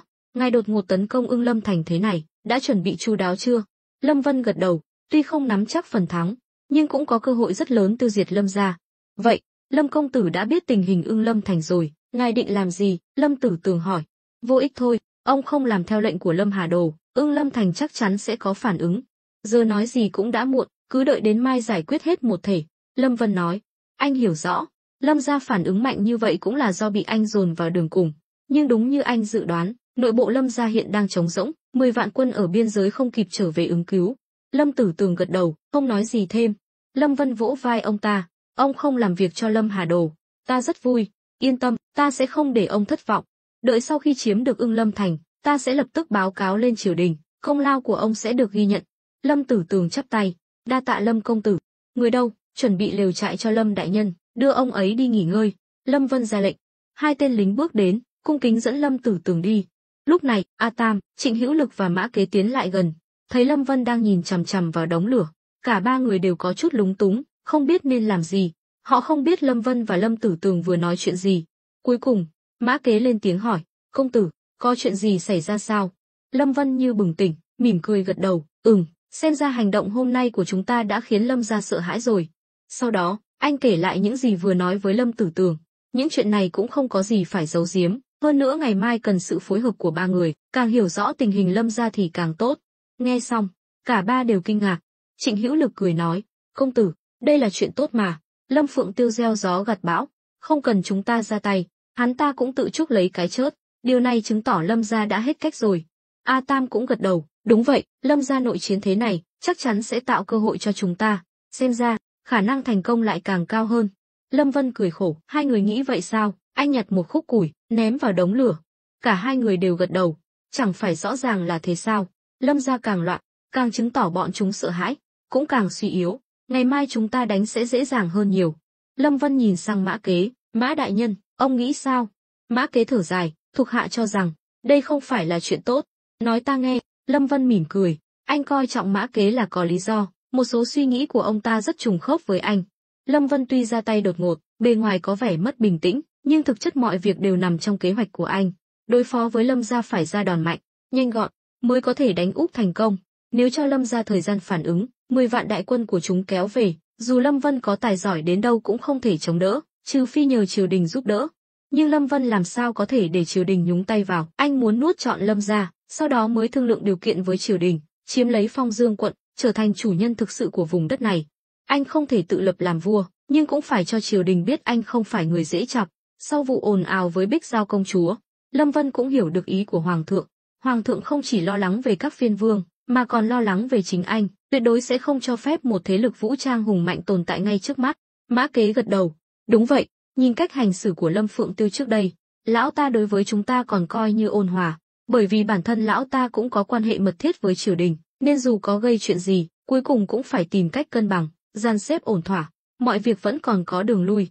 Nhưng giờ Lâm Phượng Tiêu đã chết, chứng tỏ Lâm Hà Đồ đã lộ rõ dã tâm chống lại triều đình. Như vậy, ngày mai giao tranh với Lâm gia, chúng ta chắc chắn sẽ gặp khó khăn hơn. Ít nhất, Lâm gia không còn là một đám ô hợp nữa. Mắt Lâm Vân sáng lên, không ngờ Mã Kế lại có tầm nhìn sâu sắc như vậy. A Tam và Trịnh Hữu Lực thì trong lòng chấn động. Trịnh Hữu Lực cười khổ, nghe Mã đại nhân nói vậy, chẳng phải ngày mai chúng ta sẽ phải trải qua một trận huyết chiến sao? Mã Kế nghiêm nghị gật đầu. Đó cũng là suy nghĩ đầu tiên xuất hiện trong đầu ông ta sau khi biết chuyện. Lâm Vân thở dài, Mã đại nhân nói rất đúng, trùng khớp với suy nghĩ của ta. Mã Kế chắp tay cười, nhưng nụ cười ấy còn khó coi hơn cả khóc. Tình thế vốn đã rõ ràng, vậy mà đến phút cuối cùng lại xảy ra chuyện. Ngày mai, chắc chắn sẽ có biến cố lớn. Lúc này, A Tam hỏi, Tập Từ gia, vậy ngày mai chúng ta có còn hành động theo kế hoạch không? Dĩ nhiên, bên Lâm Kim Bưu chắc hẳn đã làm Ưng Lâm thành náo loạn cả lên rồi. Đêm nay đủ cho Lâm gia một phen khốn đốn. Ngày mai cứ theo kế hoạch mà làm. Lâm Vân đáp. Cả ba người đồng thanh, tuân lệnh. Lâm Vân đứng dậy, nói, còn nữa, ngày mai A Tam và Hữu Lực mỗi người dẫn quân chia làm hai đường, tấn công Ưng Lâm thành từ hai hướng. Cả hai gật đầu đồng ý. Lâm Vân nói tiếp, Mã đại nhân ở lại bên cạnh ta. Chúng ta sẽ gặp Lâm Hà Đồ, xem hắn ta có bao nhiêu bản lĩnh. Lúc này, Mã Kế lên tiếng, à phải rồi, công tử, lúc nãy tôi thấy phía sau đội ngũ có mười mấy chiếc xe. Chúng dùng để làm gì vậy? A Tam và Trịnh Hữu Lực cũng tò mò. Những chiếc xe này là do Lâm Vân dặn lão thiết chế tạo. Lâm Vân cười nói, đây là xe bắn đá, dùng để phóng thuốc nổ, là món quà đặc biệt ta chuẩn bị cho Lâm gia. Nhớ kỹ, ngày mai không được tấn công trực diện. Đầu tiên dùng xe bắn đá này ném thuốc nổ vào, oanh tạc một lượt, tốt nhất là có thể phá được một lỗ lớn trên tường thành, chúng ta sẽ xông thẳng vào trong. Cả ba người mắt sáng rực, thầm cảm thán, quả nhiên không đánh trận thì không biết Lâm Vân còn giấu bao nhiêu vũ khí bí mật. Nếu những chiếc xe này thật sự lợi hại như lời Lâm Vân nói, thì ngày mai có trò hay để xem rồi. Lâm gia chắc chắn sẽ thiệt hại nặng, cuối cùng chỉ còn nước cố thủ trong phủ. Đến lúc đó, muốn tiêu diệt Lâm gia sẽ dễ dàng hơn nhiều. Đêm trôi qua êm đềm, quân lính được nghỉ ngơi đầy đủ. Hơn nữa, Lâm Vân đã lên kế hoạch cho trận chiến này từ sớm, chuẩn bị rất chu đáo, từ lương thực đến các vật dụng sinh hoạt đều rất đầy đủ. Vì vậy, vừa hừng sáng, mọi người đã chỉnh tề, tiếp tục tiến về Ưng Lâm thành. Bên kia, Ưng Lâm thành đã đóng chặt cửa. Sau cuộc tấn công đêm qua của Lâm Kim Bưu và đám sát thủ, Lâm gia mệt mỏi rã rời. Tuy rằng bị quấy rối đến gà bay chó sủa, nhưng cuối cùng cũng đánh đuổi được kẻ địch. Lâm Kim Bưu tuy có tổn thất, nhưng vẫn trong phạm vi chấp nhận được. Hắn đã hoàn thành nhiệm vụ Lâm Vân giao, coi như lập được công lớn. Hắn ta cùng đám thuộc hạ ẩn náu bên ngoài thành, chờ Lâm Vân dẫn quân đến hội hợp. Trên tường thành, Lâm Hà Đồ đích thân đốc chiến, đứng trên vọng lâu quan sát bốn phía. Quân phòng thủ của Lâm gia dàn trận nghiêm ngặt, tuy bề ngoài oai phong lẫm liệt, nhưng thực chất trong lòng ai nấy đều thấp thỏm, chẳng mấy ai hy vọng vào trận chiến hôm nay. Tuy nhiên, vì sự đàn áp đẫm máu của Lâm Hà Đồ, không ai dám có ý định phản kháng. Lúc này, một vị trưởng lão bước lên, Phiên Vương, hay là ngài về nghỉ ngơi một chút đi, để chúng tôi canh chừng Lâm Vân. Hắn ta rõ ràng là muốn tiêu hao sức lực của chúng ta, rồi mới bất ngờ tấn công. Lâm Hà Đồ hừ lạnh, đấm mạnh vào tường thành, quát, tên Lâm Tử Tường khốn kiếp, thật sự nhẫn tâm bỏ mặc cả nhà già trẻ, truyền lệnh xuống, chém đầu cả nhà Lâm Tử Tường, treo đầu lên tường thành cho bọn chúng thấy hậu quả của việc chống đối Lâm gia. Mấy vị trưởng lão nhìn nhau, trong lòng không cam tâm, nhưng giờ ai còn quan tâm đến sống chết của người khác nữa, bản thân họ cũng sắp không chịu nổi rồi. Tiếng kêu gào thảm thiết vang lên từ dưới thành, cả nhà Lâm Tử Tường, hơn 20 người, đều bị chém đầu. Mọi người tuy chửi rủa Lâm Tử Tường nhẫn tâm, nhưng cũng chẳng biết làm gì. Hôm qua, để bảo toàn tính mạng, họ thậm chí còn định bỏ rơi Lâm Tử Tường, quay lại đầu quân cho Lâm gia. Nhưng Lâm Hà Đồ làm sao có thể đồng ý, hắn ta cần phải lập uy. Hơn 20 cái đầu mấu me bê bết bị treo lên tường thành, máu chảy tong tỏng xuống, khiến dân chúng trong thành kinh hãi. Họ không hiểu tại sao Lâm gia lại làm vậy, mà Lâm gia cũng chẳng giải thích gì. Binh lính Lâm gia thì ai nấy đều run sợ. Lâm Hà Đồ đối xử với người nhà mình còn tàn nhẫn như vậy, huống chi là với họ. Đúng lúc này, một tên lính trinh sát của Lâm gia phi ngựa đến, còn cách cổng thành mấy chục trượng đã gào lên, đến rồi, bọn chúng đến rồi. Tiếng gào này như tiếng chuông báo tử, khiến Lâm gia kinh hồn bạt vía. Ngay cả Lâm Hà Đồ cũng tim đập chân run. Tuy ngoài miệng nói không sợ, bày ra đủ trò tàn độc, nhưng khi sợ hãi, con người ta thường làm những hành động khác thường. Lâm Hà Đồ chính là như vậy. Cung thủ chuẩn bị, chờ Lâm Vân dẫn quân đến, nghe lệnh ta bắn tên, giết được một tên, thưởng một thỏi vàng. Lâm Hà Đồ gào lên. Có câu phần thưởng hậu hĩnh thì ắt có người dũng cảm. Nhà họ Lâm tuy sợ chết, nhưng lại càng tham tiền. Phải biết, một thỏi vàng nặng cả cân, tức là 10 lạng. Theo tỷ giá của Đại Đần, một lạng vàng đổi được 10 lạng bạc, 10 lạng vàng chính là 100 lạng bạc. Số tiền này đối với Lâm Vân thì chẳng đáng là bao, nhưng với những binh lính sống dựa vào tiền lương thì đúng là một khoản tiền khổng lồ. Vì vậy, vừa nghe Lâm Hà Đồ nói, đám lính Lâm gia vốn uể oải bỗng chốc như được tiêm máu, không còn mệt mỏi, mắt đỏ ngầu nhìn chằm chằm vào Lâm Vân cùng đoàn người cách cổng thành một dặm, trong mắt ánh lên vẻ tham lam. Đối với họ, hơn 500 người của Lâm Vân không còn là người nữa, mà là những thỏi vàng di động. Nếu giết được 3, 5 tên, thì có ngay 3, 500 lạng bạc. Đây quả là một sự cám dỗ khó cưỡng. Bảo sao người ta nói, đánh trận chính là đốt tiền. Lúc này, Lâm Vân cùng Trịnh Hữu Lực và A Tam đã chia quân chuẩn bị tấn công. Lâm Vân cưỡi ngựa đi đầu, tuy còn cách xa, nhưng anh vẫn mơ hồ nhìn thấy khuôn mặt xa lạ trên vọng lâu. Với kinh nghiệm của mình, anh lập tức nhận ra đó chính là Lâm Hà Đồ, phiên vương của Lâm gia. Cùng lúc đó, Lâm Hà Đồ cũng đang nhìn chằm chằm Lâm Vân phía dưới. Hai người tuy cùng giới tính nhưng khác thế hệ. Lâm Hà Đồ đã 40 tuổi, còn Lâm Vân chỉ mới 23, 24, tuổi tác chênh lệch cả một giáp. Tuy nhiên, Lâm Hà Đồ hiểu rõ, không thể dùng tuổi tác để đánh giá năng lực của một người. Lâm Vân chính là ví dụ điển hình. Lâm gia hắn ta đã hùng cứ Phong Dương quận 3 đời, vẫn luôn bình an vô sự, vậy mà đến đời hắn, lại xuất hiện một hậu bối có khả năng lật đổ Lâm gia. Đây quả là nỗi đau của Lâm gia. Người phía trước có phải Lâm công tử, Lâm Vân không? Lâm Hà Đồ lên tiếng. Tuy tuổi tác chênh lệch, nhưng trước khi giao chiến, vẫn phải nói vài câu khách sáo. Hơn nữa, Lâm Hà Đồ cũng muốn thử xem có thể trì hoãn thời gian, ổn định Lâm Vân hay không. Dĩ nhiên, tuy có chút căng thẳng, nhưng Lâm Hà Đồ không quá sợ hãi. Ưng Lâm thành phòng thủ kiên cố, 4 bề tường cao, Lâm Vân muốn công phá cũng không dễ dàng. Chỉ cần đợi 10 vạn đại quân của Lâm gia đến tiếp viện, cục diện sẽ được xoay chuyển. Lâm Vân mỉm cười, chính là ta, ngươi là phiên vương Lâm Hà Đồ đời này. Lâm Vân, ngươi cũng từng là hậu bối Lâm gia, tại sao lại đi theo con đường đối đầu này? Ra lệnh cho thuộc hạ hạ vũ khí xuống. Chúng ta ngồi xuống nói chuyện phải trái. Dù sao hôm nay hai bên giao chiến cũng không thể phân thắng bại. Hơn nữa, ngươi cũng biết, 10 vạn đại quân Lâm gia đang trên đường trở về. Nếu hôm nay ngươi không công phá được thành, ngươi chắc chắn sẽ chết. Dĩ nhiên, nếu ngươi chịu quy hàng, ta nhất định sẽ cho ngươi cơ hội làm lại từ đầu. Đến lúc đó, với năng lực của ngươi, cộng thêm 10 vạn binh mã Lâm gia, chúng ta hoàn toàn có thể lật đổ Đại Đần. Đến lúc đó, ta nguyện phong ngươi làm tâm phúc, thế nào? Lâm Hà Đồ nói. Có thể nói, Lâm Hà Đồ vô cùng gian xảo. Những lời này chắc chắn không phải thật lòng, chỉ là muốn câu giờ, cố tình vẽ ra viễn cảnh tốt đẹp cho Lâm Vân. Nhưng với Lâm Vân, chỉ có anh vẽ bánh cho người khác ăn, chứ chưa ai có thể vẽ bánh cho anh. Lâm Vân cười lạnh, Lâm Hà Đồ, hay là chúng ta đánh cược, thế nào? Ngươi muốn cược gì? Cược xem ta có thể đánh chiếm Ưng Lâm thành hay không? Nếu ta làm được, ngươi phải ngoan ngoãn phục tùng, ta đảm bảo sẽ không giết ngươi, còn đưa ngươi đi gặp hoàng thượng. Nhưng nếu ta không đánh chiếm được, ta sẽ nghe lời ngươi, hạ vũ khí xuống, và cam đoan phò tá ngươi lên ngôi hoàng đế. Thế nào? Nếu nói về việc vẽ ra kế hoạch, Lâm Vân chắc chắn còn giỏi hơn Lâm Hà Đồ. Những lời này, đừng nói là đám lính nhà Lâm, ngay cả Lâm Hà Đồ cũng có chút do dự. Phải biết, tường thành Ưng Lâm thành cao tới 20 mét, với độ cao như vậy, cho dù là hai nước giao chiến, dùng thang mây cũng chưa chắc đã leo lên được. Huống chi bên này binh lính Lâm gia đã dàn trận sẵn sàng, hễ ai dám đến gần tường thành sẽ bị bắn thành rổ. Thấy Lâm Hà Đồ im lặng, Lâm Vân nói, thế nào, không biết Lâm phiên vương có đủ can đảm không? Trong chiến trận, ngoài việc so sánh sức mạnh, điều quan trọng hơn là đấu trí. Đây mới là trò chơi chính. Ai rơi vào thế yếu, thì sẽ bị động chịu đòn. Ưu thế lớn nhất của Lâm Vân là không theo lẽ thường. Không ai đoán được anh sẽ công thành bằng cách nào. Các trận đánh thông thường của Đại Đần vẫn dựa vào chiến thuật biển người, dùng binh khí lạnh giao tranh đến khi bên nào còn lại người cuối cùng mới thôi. Cho dù phân thắng bại, nhưng Lâm Vân là ai chứ? Làm sao có thể dùng cách ngu xuẩn như vậy để đánh trận tiêu hao? Phải biết, mỗi ngày trôi qua, lượng lương thảo tiêu hao là một con số khổng lồ. Nếu bên công thành không thể nhanh chóng kết thúc trận chiến, một khi bị sa lầy thì sẽ rất thảm. Bên phòng thủ có thể án binh bất động, chờ cho bên kia cạn kiệt lương thực mà chớt. Dĩ nhiên, không có gì là tuyệt đối, nếu thực lực hai bên chênh lệch quá lớn, cho dù không thể nhanh chóng phá thành, cũng có thể cắt đứt liên lạc giữa thành với bên ngoài, trước cắt nước, sau cắt lương, cuối cùng có thể không cần đánh mà vẫn thắng.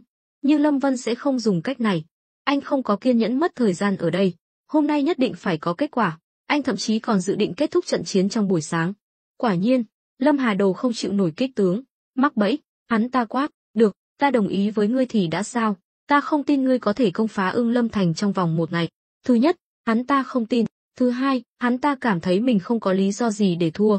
Cho dù đánh trực diện, quân phòng thủ Ưng Lâm thành tuy không phải đối thủ của quân tinh nhuệ của Lâm Vân, nhưng thủ thành thì vẫn dư sức. Lâm Vân mỉm cười gật đầu. Tốt, Lâm Hà Đồ, nhớ kỹ những gì ngươi vừa nói. Ở đây có hàng nghìn người đã nghe thấy lời hứa của ngươi. Nếu ngươi nuốt lời, ta sẽ giết ngươi ngay tại chỗ. Lúc này, Lâm Tử Tường đi phía sau đội ngũ bỗng thấy đầu người thân của mình bị treo trên tường thành, mắt đỏ ngầu, xông lên nói, Lâm công tử, tuyệt đối không thể tha cho hắn, tôi phải báo thù cho người nhà tôi. Lâm Vân liếc nhìn ông ta, bố chính sư yên tâm, sẽ không để ông phải đợi lâu đâu, cứ chờ xem. Lâm Vân vung tay lên, đám lính phía sau lập tức đẩy xe bắn đá lên, chuẩn bị buộc thuốc nổ vào. Trên vọng lâu, Lâm Hà Đồ cùng đám trưởng lão và binh lính Lâm gia đều ngây người. Họ không hiểu đám lính của Lâm Vân đang đẩy thứ gì lên. Một vị trưởng lão hỏi, Tam Vương gia, Lâm Vân đang làm gì vậy? Lâm Hà Đồ nhíu mày, kệ hắn ta làm gì, dù sao muốn công phá Ưng Lâm thành trong một ngày là điều không thể. Nếu ta ngay cả thủ thành cũng không làm được, thì chết cũng đáng. Các vị trưởng lão nhìn nhau, nhưng trong lòng đều dấy lên dự cảm chẳng lành. Với hiểu biết ít ỏi về Lâm Vân, bọn họ biết nếu anh đã dám nói ra những lời đó, chắc chắn là có cách riêng của mình. Nếu hôm nay Ưng Lâm thành thật sự bị công phá, thì Lâm gia coi như xong đời. Nhưng giờ bọn họ cũng chẳng làm gì được, chỉ biết trơ mắt nhìn. Lâm Hà Đồ cũng không hề thoải mái như lời hắn ta nói, nhất là khi thấy quân tinh nhuệ của Lâm Vân đẩy ra hàng loạt xe bắn đá. Tuy không biết đó là thứ gì, nhưng hắn ta cũng cảm nhận được mối nguy hiểm từ những cỗ máy này. Trước đây, có 10 vạn đại quân bảo vệ, Lâm gia có thể yên tâm ngủ ngon. Nhưng giờ Lâm Vân lại không theo lẽ thường, muốn đánh nhanh thắng nhanh, chiếm lấy Ưng Lâm thành, khiến Lâm Hà Đồ không kịp trở tay. Tuy nhiên, hắn ta đã chuẩn bị sẵn sàng, một khi Lâm Vân thật sự công phá được Ưng Lâm thành, hắn sẽ lập tức bỏ chạy, ngay cả đường chạy trốn cũng đã được lên kế hoạch tỉ mỉ. Chỉ cần hắn còn sống, 10 vạn đại quân vẫn nghe theo lệnh của hắn, tương lai nhất định sẽ quay lại phục thù. Bên ngoài thành, một tên lính chạy đến, chắp tay báo cáo, công tử, xe bắn đá đã chuẩn bị xong. Mã Kế nhìn Lâm Vân, chờ anh ra lệnh tấn công. Ai cũng biết, chỉ cần Lâm Vân hạ lệnh, trận chiến với Lâm gia sẽ chính thức bắt đầu, chắc chắn sẽ chấn động cả đại đần. Truyền lệnh xuống, lập tức tấn công, Lâm Vân nói. Tên lính chờ đợi ngày này đã gần 2 năm, lập tức đi truyền lệnh. Cùng lúc đó, Trịnh Hữu Lực và A Tam cũng nhận được chỉ thị. Hàng chục xe bắn đá đồng loạt khai hỏa, những quả cầu lửa to bằng căn nhà được bắn lên trời, vỡ thành đường ba ra ban lao thẳng về phía tường thành Ưng Lâm. Nhìn thấy cảnh tượng kinh hoàng này, đám người Lâm gia đều chớp lặng, cơn phòng thủ hỗn loạn, các trưởng lão thì cuống cuồng tìm đường thoát thân, nhưng lại không dám quá lộ liễu. Còn Lâm Hà Đồ, hắn ta vô cùng chấn động, nhìn những quả cầu lửa đang lao tới, đứng chớt chân tại chỗ, vẻ mặt không thể tin nổi. Ầm ầm, tiếng nổ vang trời, khói lửa mịt mù khắp Ưng Lâm thành, như thể vừa xảy ra động đất, tường thành đổ sập từng mảng lớn. Cơn phòng thủ Lâm gia chưa từng thấy cảnh tượng nào như vậy, sợ hãi bỏ chạy tán loạn. Còn dân chúng trong thành, họ không biết chuyện gì đang xảy ra, nhưng nghe thấy tiếng nổ, ai cũng cảm thấy bất an. Cổng thành đã bị đóng chặt, muốn chạy cũng không được, chỉ biết trốn trong nhà, cầu mong trận chiến sớm kết thúc. Ha ha, Lâm Vân nhìn sức công phá khủng khiếp của thuốc nổ, ngửa mặt cười lớn, quát, Lâm Hà Đồ, ngươi còn muốn chống cự một ngày sao? Ta nhất định sẽ chiếm được Ưng Lâm thành trong vòng 1 canh giờ. Ngươi còn không mau ra đây chịu trói. Trên tường thành, đám trưởng lão Lâm gia mặt mày tái mét, nhìn Lâm Hà Đồ, một vị trưởng lão nói, Tam Vương gia, giờ chúng ta phải làm sao? Cứ đà này, e rằng Ưng Lâm thành không trụ được mất. Lâm Hà Đồ mặt lạnh như tiền, quát, hoảng loạn cái gì, ta còn chưa chớt mà, truyền lệnh xuống, giờ ai dám bỏ chạy, lập tức xử tử. Lệnh vừa ban ra, quả nhiên trấn an được không ít binh lính, nhưng giờ phút này, sĩ khí của họ đã hoàn toàn tan rã, cho dù không bỏ chạy, cũng chẳng còn sức chiến đấu. Vũ khí bí mật mà Lâm Vân mang đến, đừng nói là quân phòng thủ Ưng Lâm thành, cho dù là trong chiến tranh quốc gia, cũng là một lực lượng vô cùng đáng sợ. Lúc này, Lâm Hà Đồ nhìn xuống phía dưới, lớn tiếng nói, Lâm Vân, chúng ta có thể nói chuyện được không?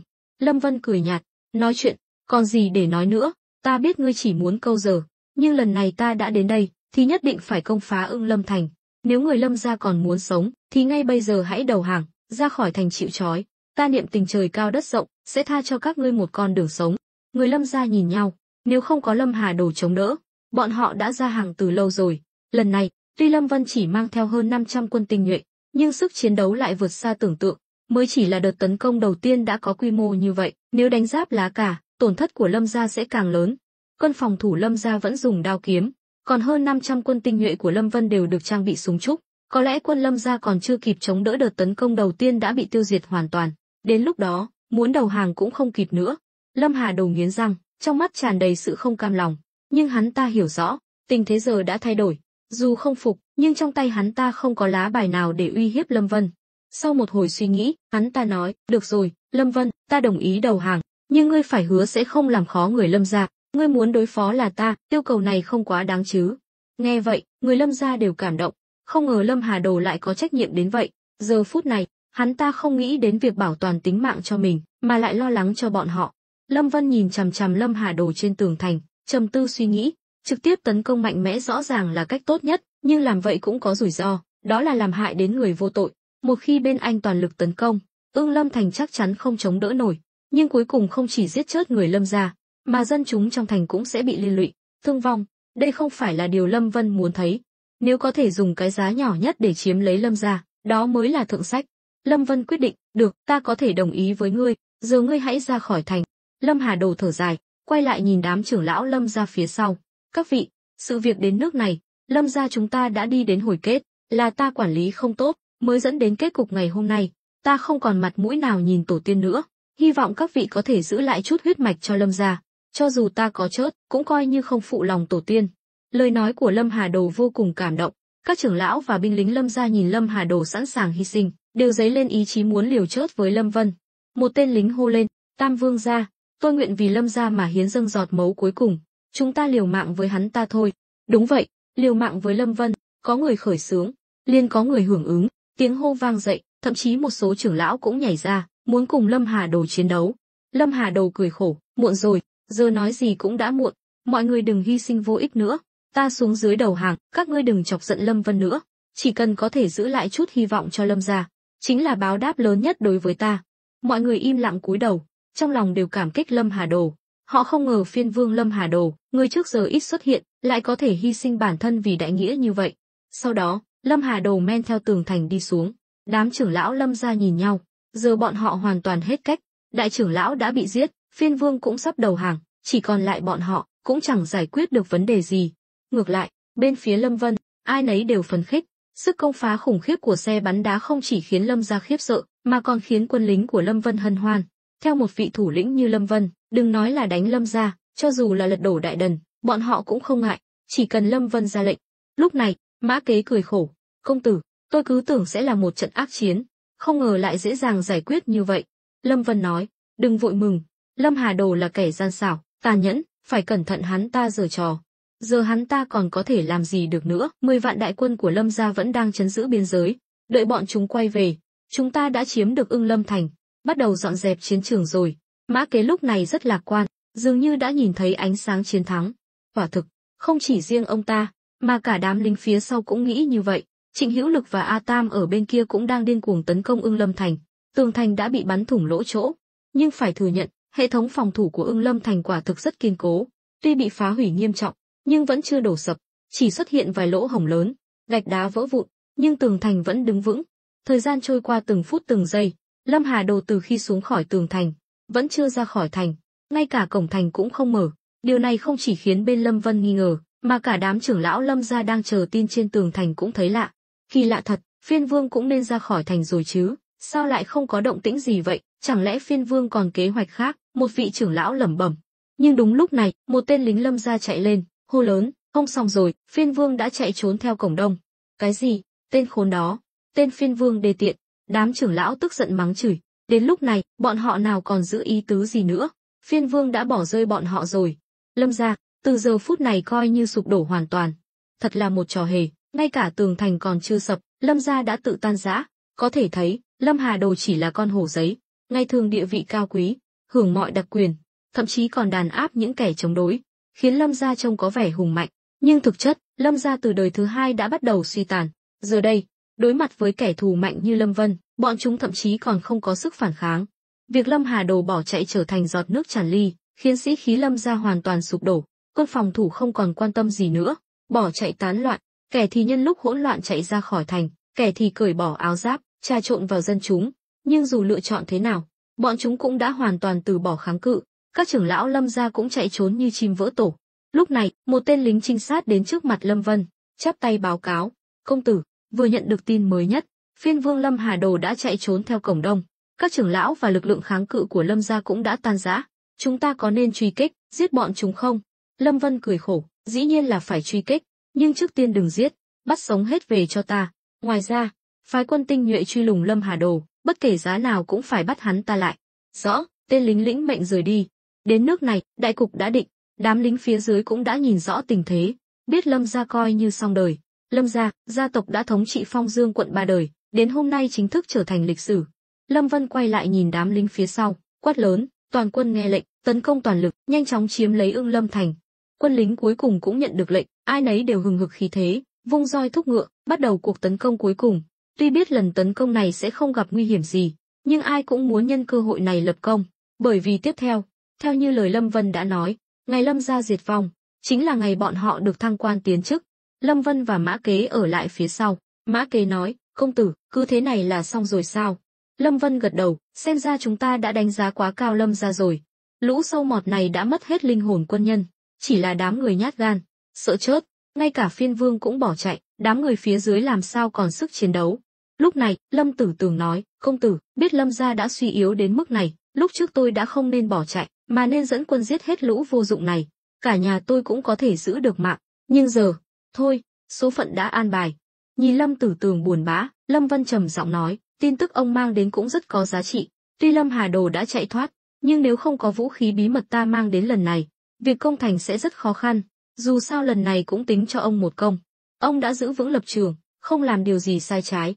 Lâm Tử Tường gật đầu, thúc ngựa chạy về phía thành.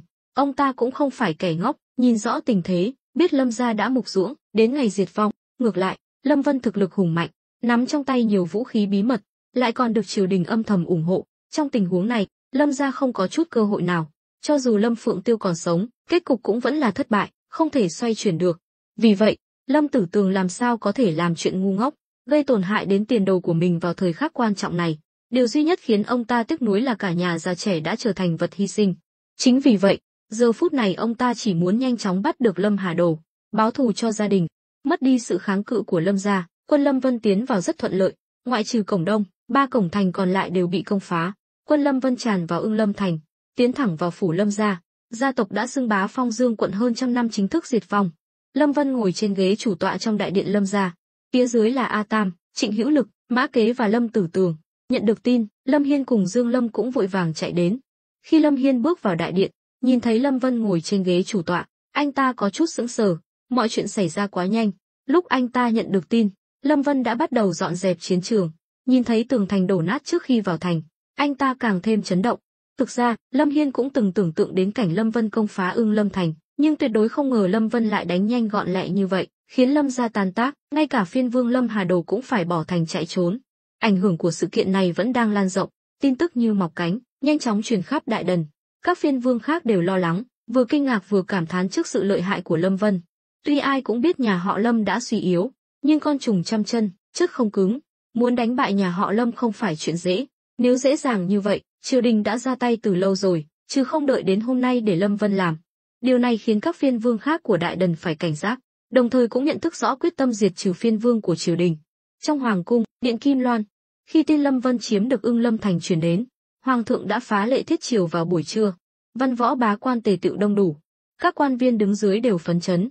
Họ biết rõ quyết tâm diệt trừ phiên vương của hoàng thượng, nhưng việc này cứ bị trì hoãn mãi, không có tiến triển gì. Mãi đến sau khi Lâm Vân vào kinh, việc này mới được đưa vào chương trình nghị sự, nhưng cũng chỉ là âm thầm tiến hành. Vì vậy, tất cả các quan viên đều cho rằng, việc Lâm Vân đánh úp Lâm gia lần này, chắc chắn là kế hoạch bí mật của hoàng thượng. Lúc này, chỉ có Vũ Vương là buồn bực nhất, đáng lẽ ra, ông ta cũng là người hoàng tộc, là em trai ruột của hoàng thượng, nhưng lần này Lâm gia bị diệt, Lâm Phượng Tiêu bị giết, khiến ông ta hận Lâm Vân thấu xương. Hoàng thượng mặc long bào, bước lên điện Kim Loan, ngẩng đầu cười lớn, "Các khanh, chắc hẳn đã nhận được tin rồi chứ?" Văn võ bá quan nhìn nhau, đồng thanh hô, "Hoàng thượng anh minh thần võ, diệt trừ phiên vương Lâm gia là đại sự đáng mừng cho cả nước." Họ hoàn toàn không hay biết gì, ngay cả Bát Hiền Vương và Cửu Môn Đề đốc Kỳ Trường Vân, những người có quan hệ với Lâm Vân, cũng ngơ ngác. Tư lệnh quân cơ đại thần, bộ lại thượng thư Phúc Lâm An và tả đô ngự sử Mạnh Uyên cũng không nhận được bất kỳ tin tức nào, bởi vì mọi chuyện xảy ra quá đột ngột, không ai ngờ Lâm gia lại bại trận nhanh như vậy, nhanh đến mức triều đình còn chưa kịp phản ứng. Trước đây, triều đình không có động thái gì lớn, chủ yếu là do e ngại đại quân biên giới do các phiên vương nắm giữ, nhưng lần này, Lâm gia thậm chí còn chưa kịp điều động 10 vạn quân trấn giữ biên cương đã bị công phá. Đây quả là một kỳ tích trong lịch sử chiến tranh của Đại Đần. Hoàng thượng vui mừng, xoay người ngồi lên ngai vàng, nói, "Các khanh không cần phải tâng bốc trẫm, hành động lần này là chủ ý của Lâm Vân, nhờ đánh nhanh thắng nhanh, mới có thể tiêu diệt Lâm gia trong một trận. Hôm nay triệu tập các khanh đến đây, chủ yếu là muốn bàn bạc xem nên thưởng cho Lâm Vân như thế nào." Văn võ bá quan đều hiểu rõ, lần này Lâm Vân nổi lên, e rằng không ai có thể cản nổi. Hoàng thượng muốn khích lệ sĩ khí, đồng thời thể hiện quyết tâm diệt trừ phiên vương, chắc chắn sẽ lấy Lâm Vân làm điển hình để tuyên dương. Hơn nữa, giờ đây cả triều đình đều biết năng lực của Lâm Vân không thể xem thường. Vũ khí trang bị của anh ta đều rất tinh lương. Nếu các phiên vương khác vẫn muốn dùng cách truyền thống để chống lại, thì không thể nào làm được, thất bại chỉ là vấn đề thời gian. Lúc này, Cửu Môn Đề đốc Kỳ Trường Vân bước ra, nói, Bẩm hoàng thượng, thần cho rằng Lâm Vân là nhân tài hiếm có, không bàn đến năng lực lãnh binh của cậu ta, chỉ riêng những vũ khí bí mật trong tay, mỗi thứ đều có thể dễ dàng thay đổi cục diện chiến tranh trong tương lai. Người như vậy chỉ có thể trọng dụng, không thể bỏ rơi, nếu không trọng dụng, tuyệt đối là tổn thất lớn nhất của Đại Đần trong mấy trăm năm qua. Lời vừa dứt, văn võ bá quan xôn xao bàn tán, Diệp Như Huỳnh đứng trong đám đông cũng rất phấn khích, lần trước, ông ta và Lâm Vân, con rể hờ của mình, đã nói chuyện khá nhiều về việc diệt trừ phiên vương. Lúc đó chỉ là nói chuyện phiếm, không ngờ mới vài tháng, Lâm Vân đã làm nên chuyện động trời như vậy. Nếu không được chứng thực, e rằng nói ra cũng chẳng ai tin. Lâm Vân chỉ dẫn theo hơn 500 quân tinh nhuệ đã chiếm được Ưng Lâm thành kiên cố, khiến Lâm Hà Đầu phải bỏ chạy. Trong lịch sử Đại Đần, công lao này có thể nói là chưa từng có. Hoàng thượng mỉm cười gật đầu, Kỳ Ái Khanh nói rất đúng, trẫm rất coi trọng Lâm Vân, ý của trẫm là gả Giao Quang công chúa cho Lâm Vân, trẫm sẽ làm chủ hôn, đồng thời sắc phong cậu ta làm Trấn Viễn đại tướng quân. Các ái khanh thấy sao? Tuân vô hí ngôn, lời nói của hoàng thượng đã thể hiện rõ sự yêu mến đối với Lâm Vân. Gả công chúa cho Lâm Vân, đồng nghĩa với việc muốn đưa Lâm Vân vào hoàng tộc. Hoàng thượng đích thân làm chủ hôn, chính là muốn nói với mọi người, Lâm Vân là người mà ông ta tâm đắc nhất, các ngươi cứ liệu mà làm. Nhưng điều đáng nói nhất chính là chức Trấn Viễn đại tướng quân. Tiêu diệt Lâm gia quả thực là công lao to lớn, nhưng hai chữ Trấn Viễn lại mang ý nghĩa khác, muốn Lâm Vân làm người đi đầu, trấn áp các phiên vương khác, đồng thời cũng là lời tuyên chiến với các phiên vương. Hoàng thượng muốn nhân cơ hội này, dẹp yên một số phiên vương không nghe lời. Dĩ nhiên, không thể diệt trừ toàn bộ phiên vương. Hoàng thượng chỉ muốn mượn cơ hội này, khiến một số phiên vương thế lực yếu tự nguyện đầu hàng, giao nộp binh quyền. Nếu không biết điều, ông ta sẽ phái Lâm Vân đi tiêu diệt từng tên một. Trước đây, Hoàng thượng không dám hành động thiếu suy nghĩ là vì e ngại binh mã trong tay các phiên vương. Nhưng thực tế đã chứng minh, có Lâm Vân, số lượng không còn quan trọng nữa. Chỉ cần Lâm Vân muốn, chỉ cần dùng vài món vũ khí bí mật, cũng đủ khiến các phiên vương khốn đốn. Văn võ bá quan đều âm thầm gật đầu. Thực ra, suy nghĩ của họ không quan trọng. Họ đến Điện Kim Loan hôm nay, chỉ là để làm chứng. Những người thực sự có quyền lên tiếng là những người đứng hàng đầu. Lúc này, Phúc Lâm An lên tiếng, bẩm hoàng thượng, thần có lời muốn nói. Nhưng chưa kịp để hoàng thượng trả lời, Mạnh Uyên cũng bước ra, khom người tâu, bẩm hoàng thượng, thần cũng có lời muốn nói. Một người là thủ lĩnh của các văn thần, là người đứng đầu giới trí thức trong thiên hạ. Một người là thủ lĩnh của các võ tướng, là người đứng đầu giới võ quan trong thiên hạ. Hơn nữa, cả hai đều đã đạt đến đỉnh cao quyền lực. Ngày thường, hai người này rất thích đối đầu nhau. Ví dụ như Phúc Lâm An nói đông, Mạnh Uyên nhất định sẽ nói tây, hoàn toàn không thể nào cùng chung một phe. Nhưng hôm nay, cả hai lại bất ngờ cùng lúc bước ra. Không khó để nhận ra, sự nổi lên của Lâm Vân đã khiến cả hai cảm thấy bị đe dọa. Dù sao, trong triều đình, nơi coi trọng thân phận và tư lịch, lời nói của hai người này đại diện cho lợi ích của một nhóm người đông đảo. Hoàng thượng nhíu mày, lạnh lùng nói, Phúc Lâm An, Mạnh Uyên, có thể khiến hai người cùng lúc bước ra, xem ra là rất bất mãn với đề nghị của trẫm. Phúc Lâm An không dám nhìn thẳng hoàng thượng, chỉ dùng một tay vuốt chuỗi hạt, mắt nhìn chằm chằm xuống nền đá cẩm thạch, chắp tay tâu, bẩm hoàng thượng, Lâm Vân lần này lập được đại công cho Đại Đần, đáng lẽ phải được trọng thưởng, thần không có ý kiến gì, nhưng mọi việc đều phải có trình tự, trực tiếp sắc phong làm Trấn Viễn đại tướng quân, có phải là hơi quá không? Hơn nữa, tuy Lâm Vân lập được chiến công hiển hách, nhưng nói cho cùng, xuất thân của cậu ta chỉ là con nuôi Lâm gia nuôi dưỡng cậu ta 18 năm, cuối cùng lại bị cậu ta phản bội. Tuy đối với triều đình là chuyện tốt, nhưng kẻ vô tình vô nghĩa như vậy, nếu để cậu ta nắm quyền trong triều, e rằng chưa chắc đã là chuyện tốt. Lời vừa dứt, văn võ bá quan xì xào bàn tán. Lời nói của Phúc Lâm An tuy có phần chống đối hoàng thượng, nhưng nghĩ kỹ lại cũng không phải không có lý. Trong chế độ khoa cử của Đại Đần, có một hạng là thẩm tra lý lịch, cần phải điều tra xem tổ tiên ba đời có phạm tội hay không. Nếu theo logic này, thì Lâm Vân quả thực không có tư cách làm quan. Thứ nhất, Lâm gia bị diệt, tội danh cuối cùng chắc chắn là mưu phản, tội phản quốc, mà thực tế, Lâm Hà Đầu cũng đúng là có ý định này. Vì vậy, Lâm Vân không thể nào vượt qua được vòng thẩm tra lý lịch. Thứ hai, Đại Đần coi trọng nhân nghĩa lễ trí tín. Những gì Lâm Vân làm, xét về đại nghĩa quốc gia thì không có vấn đề gì, nhưng xét về cách làm người, thì cậu ta hoàn toàn đi ngược lại với tư tưởng của người Đại Đần. Có thể nói, lời của Phúc Lâm An, bề ngoài là muốn hoàng thượng suy nghĩ lại, nhưng thực chất là nói với mọi người rằng, Lâm Vân căn bản không xứng đáng nhận được những phần thưởng này, cho dù cậu ta có lập công lớn đến đâu, cũng không thể nào biện minh cho hành vi phản bội sư môn, diệt trừ gia tộc. Lúc này, Bát Hiền Vương, người vẫn luôn im lặng, lên tiếng, Phúc đại nhân, hà tất phải chụp mũ cho Lâm Vân như vậy? Hừ, những gì lão phu nói đều là sự thật, nếu Bát Hiền Vương có gì bất mãn, cứ nói ra cho văn võ bá quan cùng nghe. Phúc Lâm An rất cứng rắn, chỉ vài câu nói đã đặt mình vào vị trí đạo đức cao hơn. Sắc mặt hoàng thượng đã trở nên rất khó coi, thầm mắng Phúc Lâm An ngu xuẩn, nhưng ông ta cũng không thể phản bác. Bát Hiền Vương nói, theo lời Phúc đại nhân, Lâm Vân quả thực không đủ tư cách, thậm chí cả đại công lần này cũng có thể bị xóa bỏ. Nhưng ta muốn hỏi, Lâm Vân trung thành với Hoàng thượng, chẳng lẽ cũng là sai sao? Hoàng thượng là thiên tử, là bậc chí tôn của đại đần. Nói một câu đại nghịch bất đạo, chẳng lẽ Phúc đại nhân còn muốn chụp mũ cho cả Hoàng thượng là bất trung bất nghĩa hay sao? Ngươi, Bát Hiền Vương, ngươi đừng có ngậm máu phun người. Phúc Lâm An tức giận, ông ta dám đánh giá Lâm Vân, nhưng tuyệt đối không dám đánh giá Hoàng thượng. Chẳng phải là tự tìm đường chết sao? Ngẩng mặt nhìn Hoàng thượng đã là tội chết, đánh giá Hoàng thượng càng là trọng tội chu di cửu tộc. Bát Hiền Vương cười lạnh, sao nào, chẳng phải ngươi nói rất có lý sao? Trong triều này, ai mà chẳng biết lần trước Lâm Vân vào kinh đã được Hoàng thượng bí mật triệu kiến. Cho dù Lâm Vân có ngàn sai vạn sai, nhưng có một điều ngươi không thể phủ nhận, đó là cậu ta một lòng trung thành với Hoàng thượng. Một người trung nghĩa như vậy, lại bị ngươi nói thành kẻ đại nghịch bất đại, ngươi thật là đáng chớp. Phúc Lâm An mặt mày tái mét, hai mắt như muốn phun lửa. Lúc này, văn võ bá quan đều hiểu rõ, xem ra, Bát Hiền Vương định đứng về phía Lâm Vân rồi. Lâm Vân lại là người được Hoàng thượng sủng ái, có thể nói là nắm chắc phần thắng trong tay. Lúc này, Tả đô ngự sử Mạnh Uyên lên tiếng, bẩm Hoàng thượng, Lâm Vân quả thực nên được phong thưởng. Tuy nhiên, ý kiến của cả Phúc đại nhân và Bát Hiền Vương đều có lý. Vì vậy, thần cho rằng nên quan sát thêm một thời gian, xem thái độ của Lâm Vân đối với Hoàng thượng, đối với đại đần như thế nào, rồi hãy quyết định. Mạnh Uyên quả là khôn ngoan, có Phúc Lâm An làm gương, ông ta lập tức thay đổi ý kiến. Lời nói này rất khéo léo, không đắc tội với bên nào. Sắc mặt Hoàng thượng dịu lại, được, cứ theo lời Mạnh Ái Khanh. Rồi ông ta nói lớn, Thôi Minh Sung.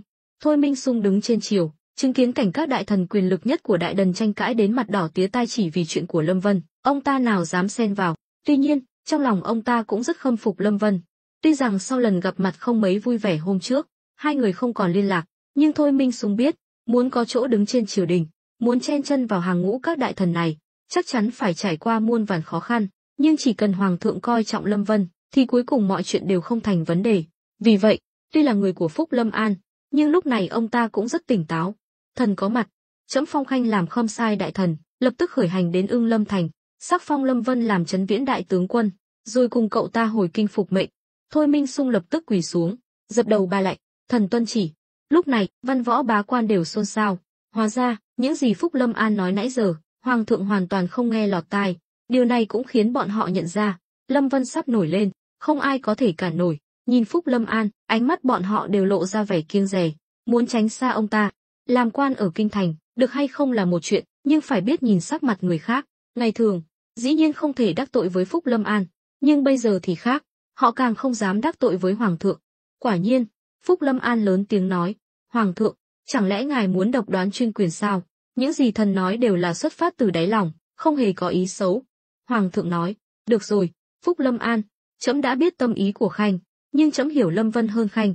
Hơn nữa, trẫm đã từng có giao ước với Lâm Vân, ngày Lâm gia bị diệt, chính là ngày trẫm sắc phong cho cậu ta. Nếu Khanh còn tiếp tục tranh cãi, thì bây giờ có thể về nhà tĩnh tâm lại. Trẫm không muốn nói chuyện với Khanh nữa.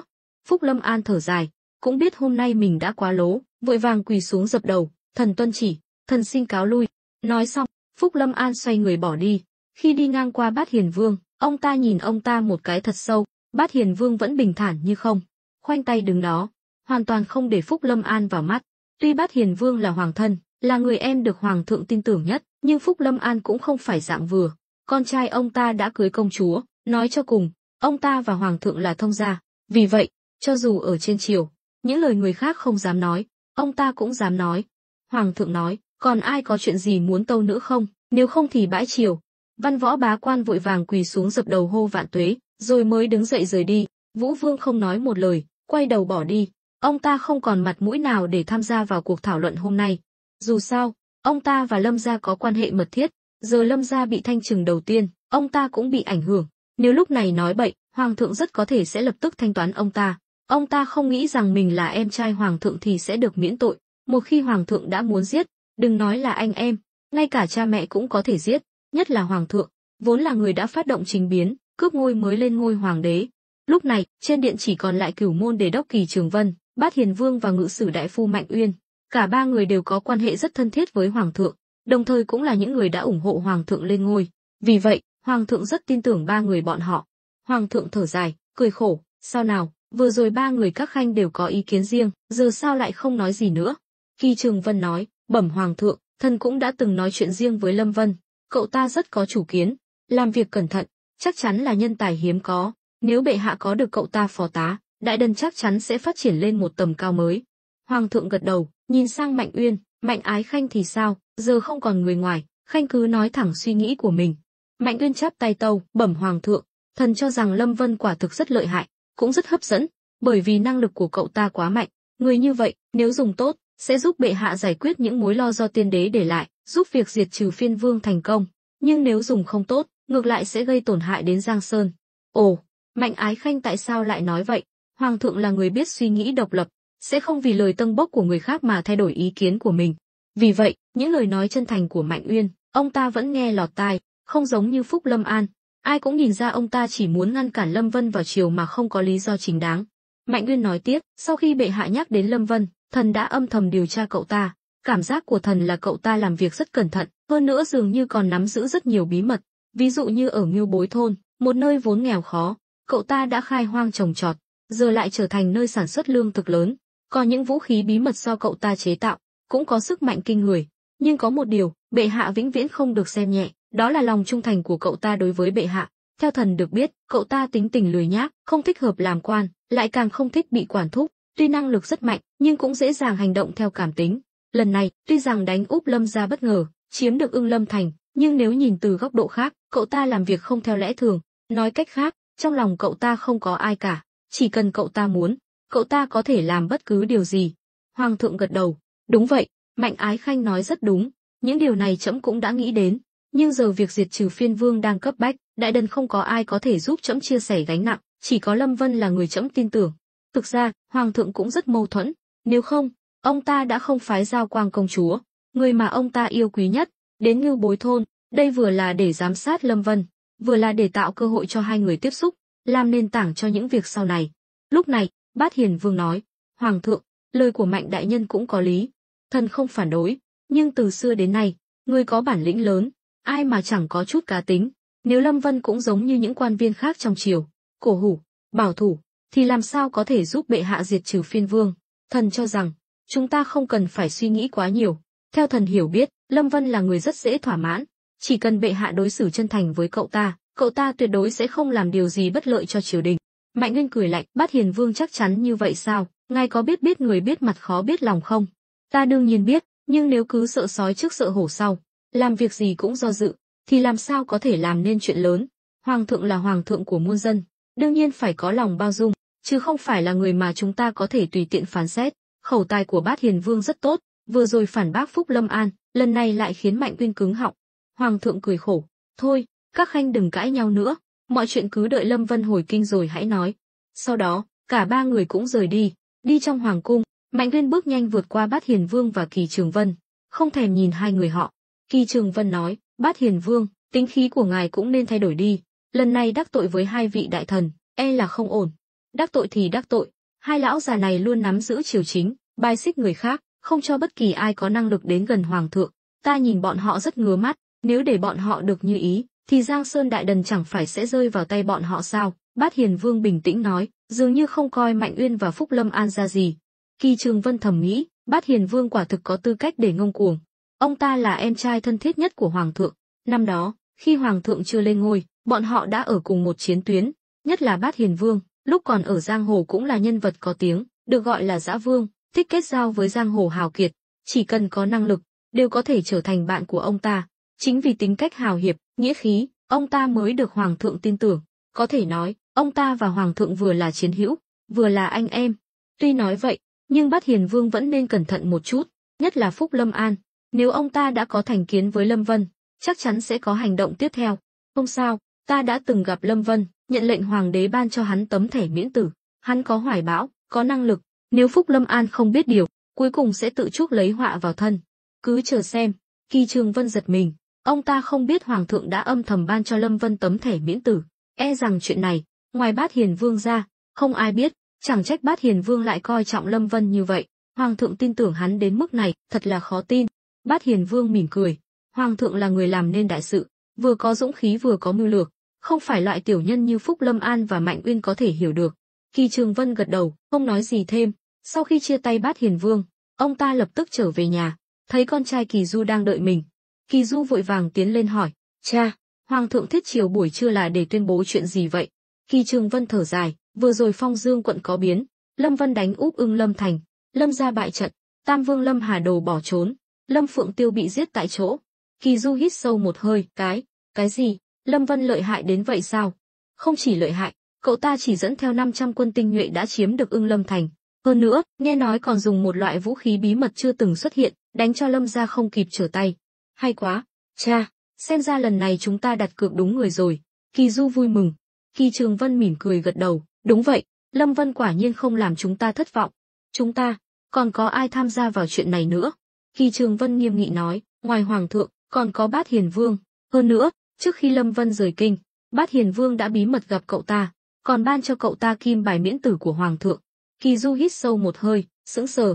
Kim bài miễn tử đại diện cho Hoàng thượng. Nói cách khác, Lâm Vân cầm kim bài miễn tử, có thể tùy ý chém giết bất kỳ đại thần nào. Thậm chí ngay cả hai vị đại thần của Đại Đần, cậu ta cũng có quyền tiên trảm hậu tấu. Được rồi, con cũng đang ở nhà, vậy bây giờ, con hãy gác lại mọi việc, nhanh chóng đến Ưng Lâm thành chúc mừng Lâm Vân thay cha. Những chuyện khác không cần nói nhiều, hiểu chưa? Kỳ Du gật đầu, anh ta cũng biết, sau chuyện này, Lâm Vân sẽ gây ra một trận chấn động lớn ở kinh thành. Cùng lúc đó, ở Ưng Lâm thành, kể từ khi Lâm Vân công phá Ưng Lâm thành, mấy ngày nay anh vẫn chưa rời đi, mà lập tức phái người sửa chữa tường thành bị hư hại, đồng thời điều động một lượng lớn binh mã từ Ngư thành, Hạo thành và Đào Nguyên trấn đến. Tuy Lâm gia đã bại trận, nhưng Lâm Hà Đồ vẫn chưa chớt, chỉ cần hắn ta còn sống, 10 vạn đại quân Lâm gia vẫn có thể dưới sự chỉ huy của hắn ta mà quay trở lại. Trong đại điện, các tâm phúc của Lâm Vân đều có mặt. Lâm Hiên nói, ập tứ đệ, vừa rồi trinh sát báo về, phát hiện 10 vạn đại quân Lâm gia cách Ưng Lâm thành 500 dặm, Lâm Hà Đồ cũng ở trong đó, xem ra hắn ta vẫn chưa từ bỏ ý định phản công. Lời vừa dứt, sắc mặt mọi người đều trở nên nghiêm trọng. A Tam và Trịnh Hữu Lực tuy là lão tướng, theo Lâm Vân đã lâu, tuy có lo lắng, nhưng họ rất tin tưởng Lâm Vân, cũng giống như lúc trước, khi biết kế hoạch của Lâm Vân là đánh bại Lâm gia, họ cũng cảm thấy khó tin, nhưng giờ nhìn lại, Lâm Vân không chỉ làm được, mà còn ngày càng phát triển lớn mạnh, được triều đình ủng hộ, lần này công phá Ưng Lâm thành, lại được Hoàng thượng công nhận, tương lai làm quan trong triều gần như là chuyện chắc chắn. Lúc này, Mã Kế hỏi, công tử, vậy chúng ta phải làm sao? Chẳng lẽ lại liều mạng với 10 vạn đại quân Lâm gia sao? Theo ông ta, đây gần như là nhiệm vụ bất khả thi. Chiếm được Ưng Lâm thành đã là rất giỏi rồi. Ông ta cho rằng, bây giờ nên cầu cứu triều đình, để đối phó với sự phản công của 10 vạn đại quân Lâm gia.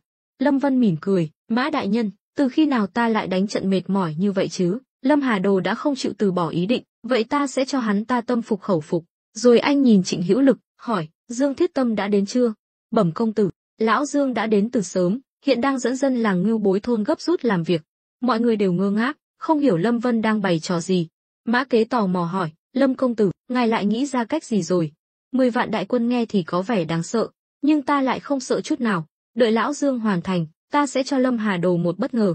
Mọi người nhìn nhau, không hiểu ý anh là gì. Tuy nhiên, những người đã từng theo Lâm Vân đều đoán được, chắc hẳn anh lại chế tạo ra vũ khí bí mật gì đó. Lúc này, một tên thị vệ bước vào đại điện, chắp tay báo cáo, Lâm công tử, Kỳ Du, thống lĩnh thị vệ đại nội, cầu kiến.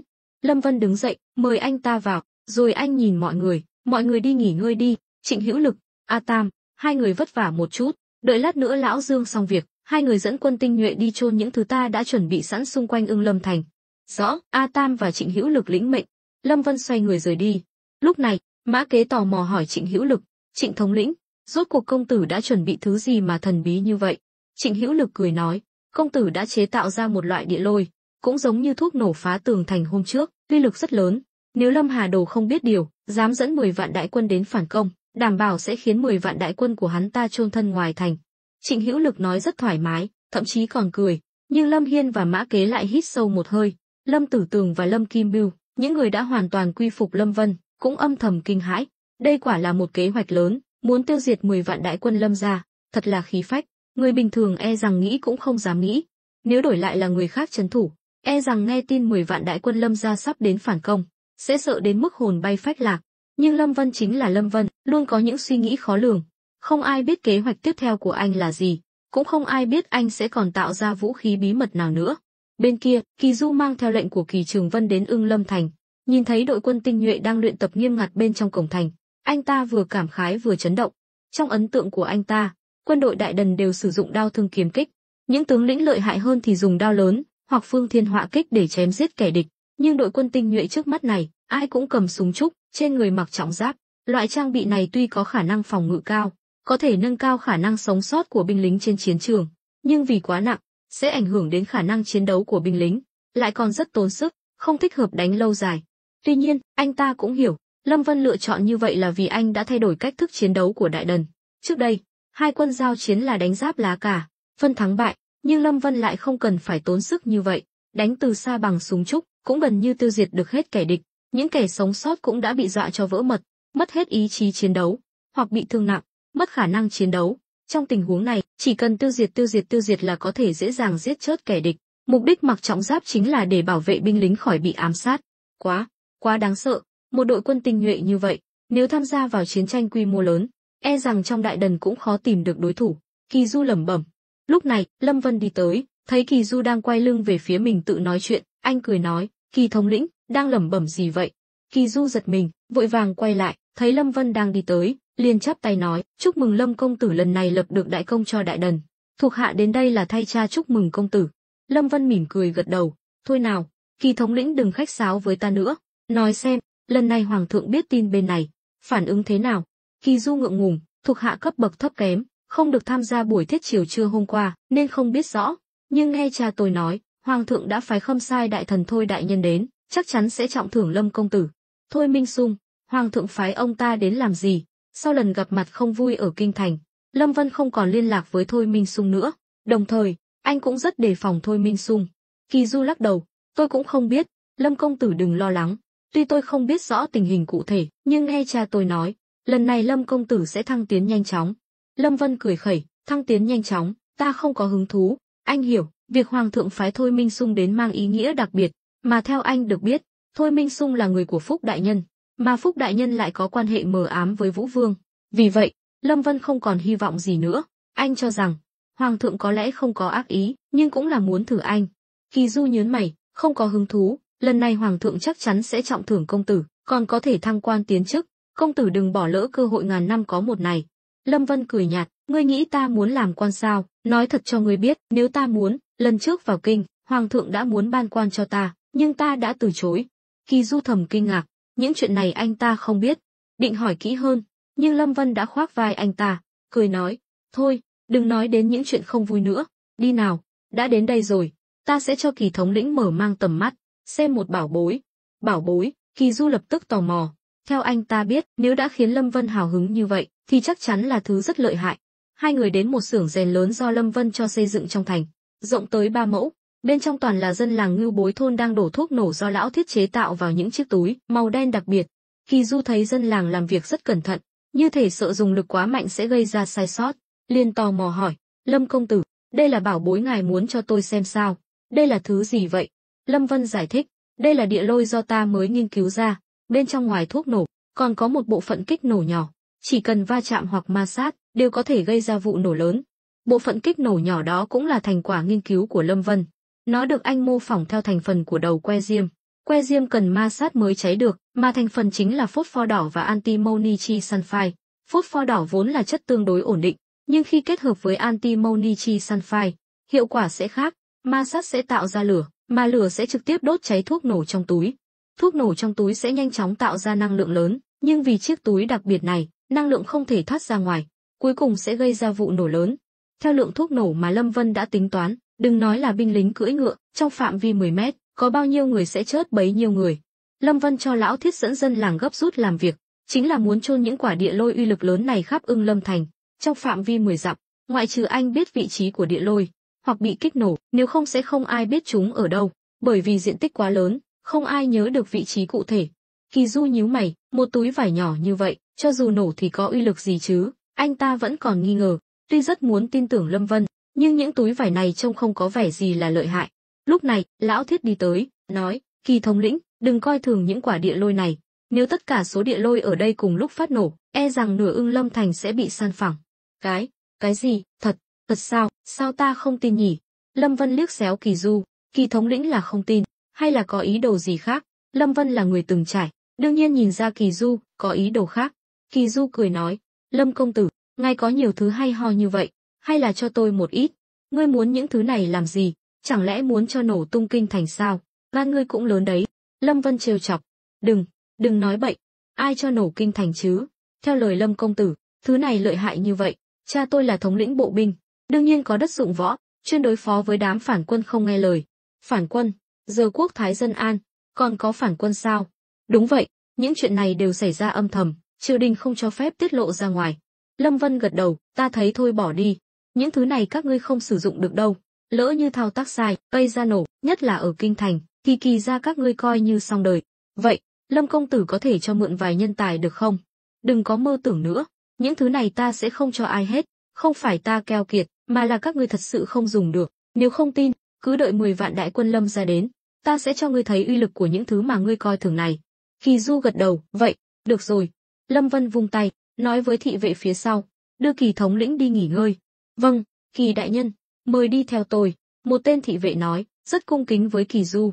Kỳ Du vốn còn muốn nói chuyện thêm với Lâm Vân, nhưng thấy Lâm Vân đã hạ lệnh đuổi khách, anh ta đành phải rời đi.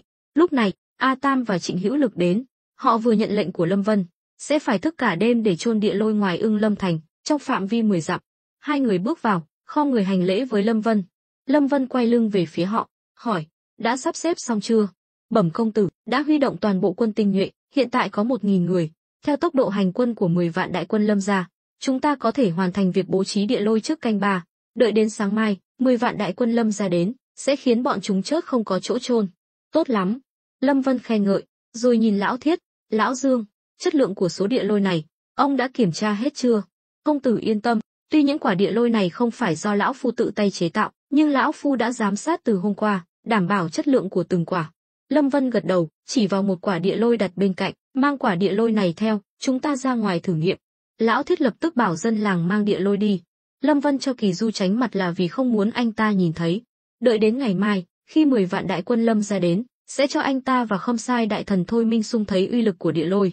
Anh cũng muốn giết gà dọa khỉ, tuy không phải nhằm vào hoàng thượng, nhưng là muốn cho Vũ Vương và Phúc Lâm An biết anh lợi hại như thế nào. Nếu chọc giận anh, chắc chắn sẽ khiến bọn họ phải trả giá đắt. Giờ đây, thế lực của Lâm Vân ngày càng lớn mạnh, nếu anh thật sự muốn giết ai đó, tuyệt đối không ai có thể cản được, dù là dùng độc, dùng súng, hay là đặt bẫy, đều có thể khiến bất kỳ kẻ thù nào cũng phải sống trong sợ hãi. Đồng thời, anh cũng muốn cho Hoàng thượng biết thực lực hiện tại của mình. Nếu Hoàng thượng thật sự muốn qua cầu rút ván, thì Lâm Vân nhất định sẽ phản kháng. Đương nhiên, nếu Hoàng thượng không có ý định đó, thì càng tốt. Mọi người nhanh chóng đến bãi đất trống ngoài Ưng Lâm thành. Vài tên lính cẩn thận chôn địa lôi xuống đất, rồi nhanh chóng chạy về. Lúc này, Trịnh Hữu Lực dắt đến một con ngựa, trên lưng ngựa có một hình nộm bằng rơm, mặc áo giáp, trọng lượng tương đương với một binh lính bình thường. Mục đích là để thử xem khi ngựa dẫm lên địa lôi có phát nổ hay không. Lâm Vân tiến lên kiểm tra, khen ngợi, tốt lắm, chuẩn bị rất chu đáo. Trịnh Hữu Lực cười ngốc nghếch, thuộc hạ theo công tử 2 năm rồi, nếu còn không hiểu ý công tử, thì chẳng phải là đồ ngốc sao? Lâm Vân gật đầu, lùi lại vài bước, được rồi, thử xem sao, cho ta xem uy lực của địa lôi này thế nào. Thực ra, việc chế tạo địa lôi hoàn toàn là ý tưởng bất chợt của Lâm Vân trước đây, chưa từng thử nghiệm lần nào, lần này coi như là lần đầu tiên. Vì vậy, không chỉ những người có mặt, mà ngay cả Lâm Vân cũng rất mong chờ. Tuy nhiên, theo tính toán lượng thuốc nổ, một khi phát nổ, uy lực chắc chắn sẽ vượt xa tưởng tượng. Trịnh Hữu Lực vỗ mạnh vào mông ngựa, con ngựa hí lên một tiếng, lao về phía trước. Hình nộm bằng rơm được buộc chặt trên yên ngựa, nên sẽ không bị rơi xuống. Mọi người đều nhìn chằm chằm về phía trước. Khi con ngựa chạy đến chỗ chôn địa lôi, một tiếng nổ kinh thiên động địa vang lên. Ầm, sức công phá khủng khiếp khiến mọi người giật mình, mặt mày tái mét, bụi bay mù mịt, phủ kín người bọn họ. Lão Thiết mất thăng bằng, ngã ngồi xuống đất, kinh hãi nhìn cột khói bốc lên phía trước. Uy lực đáng sợ như vậy, nếu trong quá trình chế tạo địa lôi mà phát nổ, thì hậu quả thật khó lường. Ông ta thầm than, dân làng Ngưu Bối thôn đã được Lâm Vân huấn luyện bài bản, nếu đổi lại là người khác chế tạo địa lôi, e rằng chưa kịp làm hại kẻ địch, đã tự hại mình trước. Tiếng nổ lớn vang xa, khiến cả binh lính canh gác trên tường thành Ưng Lâm cũng giật mình. Từ xa, họ nhìn thấy một đám mây hình nấm bốc lên, không biết là do đâu, nhưng đều sợ hãi. Nhiều người trong thành cũng nghe thấy tiếng nổ, nhưng không ai biết chuyện gì đã xảy ra. Khói bụi nhanh chóng tan đi, Lâm Vân phủi bụi trên người, ngẩng đầu cười lớn, "Tốt, Lão Dương, lần này ta thưởng cho ông." Lão Thiết khiêm tốn cười, "Công tử quá khen rồi. Từ khi theo công tử, lão phu cũng học được nhiều thứ, cho dù ngày mai có chớt, lão phu cũng mãn nguyện." Lâm Vân gật đầu, "Ông không thể chớt được, giờ ông là bảo bối của ta, phải sống lâu trăm tuổi." Lão Thiết cười khổ, nhưng trong lòng lại rất vui, ở tuổi này, còn được một nhân vật lớn như Lâm Vân tin tưởng, tuyệt đối là vinh hạnh lớn nhất đời ông. Lâm Vân quay sang nhìn A Tam và Trịnh Hữu Lực, còn nhìn ta làm gì, nhanh chóng đi sắp xếp, chôn hết số địa lôi này đi. Nhớ kỹ, phải làm theo thứ tự, quản lý tốt binh lính. Các ngươi cũng đã thấy uy lực của vụ nổ rồi đấy, nếu không muốn bị thương vong, thì hãy tập trung tinh thần. Nếu xảy ra sai sót, ta sẽ xử lý theo quân pháp. A Tam và Trịnh Hữu Lực vội vàng lĩnh mệnh rời đi. Họ vừa chứng kiến uy lực của địa lôi, cũng sợ hãi không thôi. Khi khói bụi tan đi, nơi vừa phát nổ xuất hiện một hố sâu đường kính 3 mét. Con ngựa đã bị nổ thành từng mảnh, ngay cả hình nộm bằng rơm mặc áo giáp cũng bị thủng lỗ chỗ. Bộ giáp sắt cũng không thể chống đỡ được vụ nổ kinh hoàng này. A Tam và Trịnh Hữu Lực thầm mong chờ cảnh tượng 10 vạn đại quân Lâm gia dẫm phải địa lôi vào ngày mai.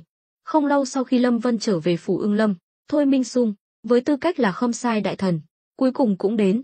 Hai người coi như là người quen cũ, đương nhiên phải xã giao một phen. Tuy nhiên, tâm lý của cả hai giờ đã thay đổi hoàn toàn. Trong mắt Lâm Vân, Thôi Minh Sung không còn là quan lớn gì nữa. Ngược lại, Thôi Minh Sung không dám coi thường Lâm Vân nữa. Ông ta đã chứng kiến buổi thiết triều hôm qua. Chỉ vì Lâm Vân mà các đại thần quyền lực nhất triều đình đã cãi nhau đến mặt đỏ tía tai. Trong đó có cả tranh giành quyền lực và lợi ích. Ông ta không phải không hiểu, mà là không dám tham gia. Trước khi đến đây, Phúc Lâm An đã dặn dò ông ta phải quan sát kỹ tính cách và cách làm việc của Lâm Vân. Thực chất là muốn tìm ra điểm xấu của Lâm Vân, để Phúc Lâm An có thể bắt bẻ trước mặt Hoàng thượng. Nhưng đây không phải là lần đầu tiên Thôi Minh Sung tiếp xúc với Lâm Vân. Nhất là Lâm Vân bây giờ, việc làm quan trong triều gần như là chuyện chắc chắn, lại còn được Hoàng thượng sủng ái. Một nhân vật như vậy, Thôi Minh Sung đương nhiên không thể đắc tội, càng không thể vì lợi ích của Phúc Lâm An mà làm hại đến mình. Thôi Minh Sung mỉm cười, Lâm công tử, lần trước chia tay đến giờ cũng mới 2 tháng, không ngờ công tử đã lập được đại công, tiêu diệt cả Lâm gia, lão phu thật sự bội phục. Lâm Vân cười nói, thôi đại nhân, cứ vào thẳng vấn đề đi, lần này Hoàng thượng phái ngài đến, là muốn truyền đạt điều gì? Thôi Minh Sung đứng dậy, lấy thánh chỉ ra khỏi tay áo, nghiêm nghị nói. Lâm Vân quỳ xuống tiếp chỉ. Lâm Vân giờ không dám làm càn, càng không thể thể hiện thái độ bất mãn, vội vàng quỳ xuống. Phụng Thiên Thừa Vận, Hoàng đế chiếu viết, Lâm Vân tận tâm với trẫm, lập được đại công cho đại đần, lần này tiêu diệt phiên vương Lâm gia, thật là đáng mừng. Vì vậy, trẫm sắc phong ngươi làm Trấn Viễn đại tướng quân, tước vị chính nhất phẩm. Thôi Minh Sung đã biết trước nội dung thánh chỉ, nên không có phản ứng gì. Tuy nhiên, trong lòng ông ta cũng rất phức tạp. Bản thân ông ta chỉ là quan nhị phẩm, mà Lâm Vân lại có thể trở thành quan nhất phẩm của đại đần. Quan nhất phẩm là chức quan cao quý, nắm trong tay quyền lực rất lớn. Hơn nữa, Hoàng thượng cũng công nhận đội quân tinh nhuệ do Lâm Vân nắm giữ. Đây chính là sự công nhận lớn nhất đối với anh. Một người vừa nắm trong tay quân đội tinh nhuệ, vừa được Hoàng thượng sắc phong làm Trấn Viễn đại tướng quân, lại còn là quan nhất phẩm, có thể nói là một bước lên mây. Vì vậy, Thôi Minh Sung cũng phải giữ lễ, thể hiện sự tôn trọng tối thiểu đối với Lâm Vân. Lâm Vân đứng dậy, chắp tay nói, tạ ơn Hoàng thượng vạn tuế, vạn tuế, vạn vạn tuế. Thôi Minh Sung cất thánh chỉ, rồi nhiệt tình đỡ Lâm Vân dậy, cười nói, Lâm tướng quân, lần này ngài lập được đại công cho đại đần, ngày khác có thể cùng hạ quan vào kinh diện thánh, sau này mong tướng quân chiếu cố nhiều hơn. Lâm Vân cười nói, thôi đại nhân giờ đã là lại bộ thượng thư, là nhân vật quyền cao chức trọng, còn cần ta chiếu cố sao? Thôi Minh Sung biết Lâm Vân vẫn còn giận chuyện lần trước, liền cười khổ, xem ra Lâm tướng quân vẫn còn giận hạ quan.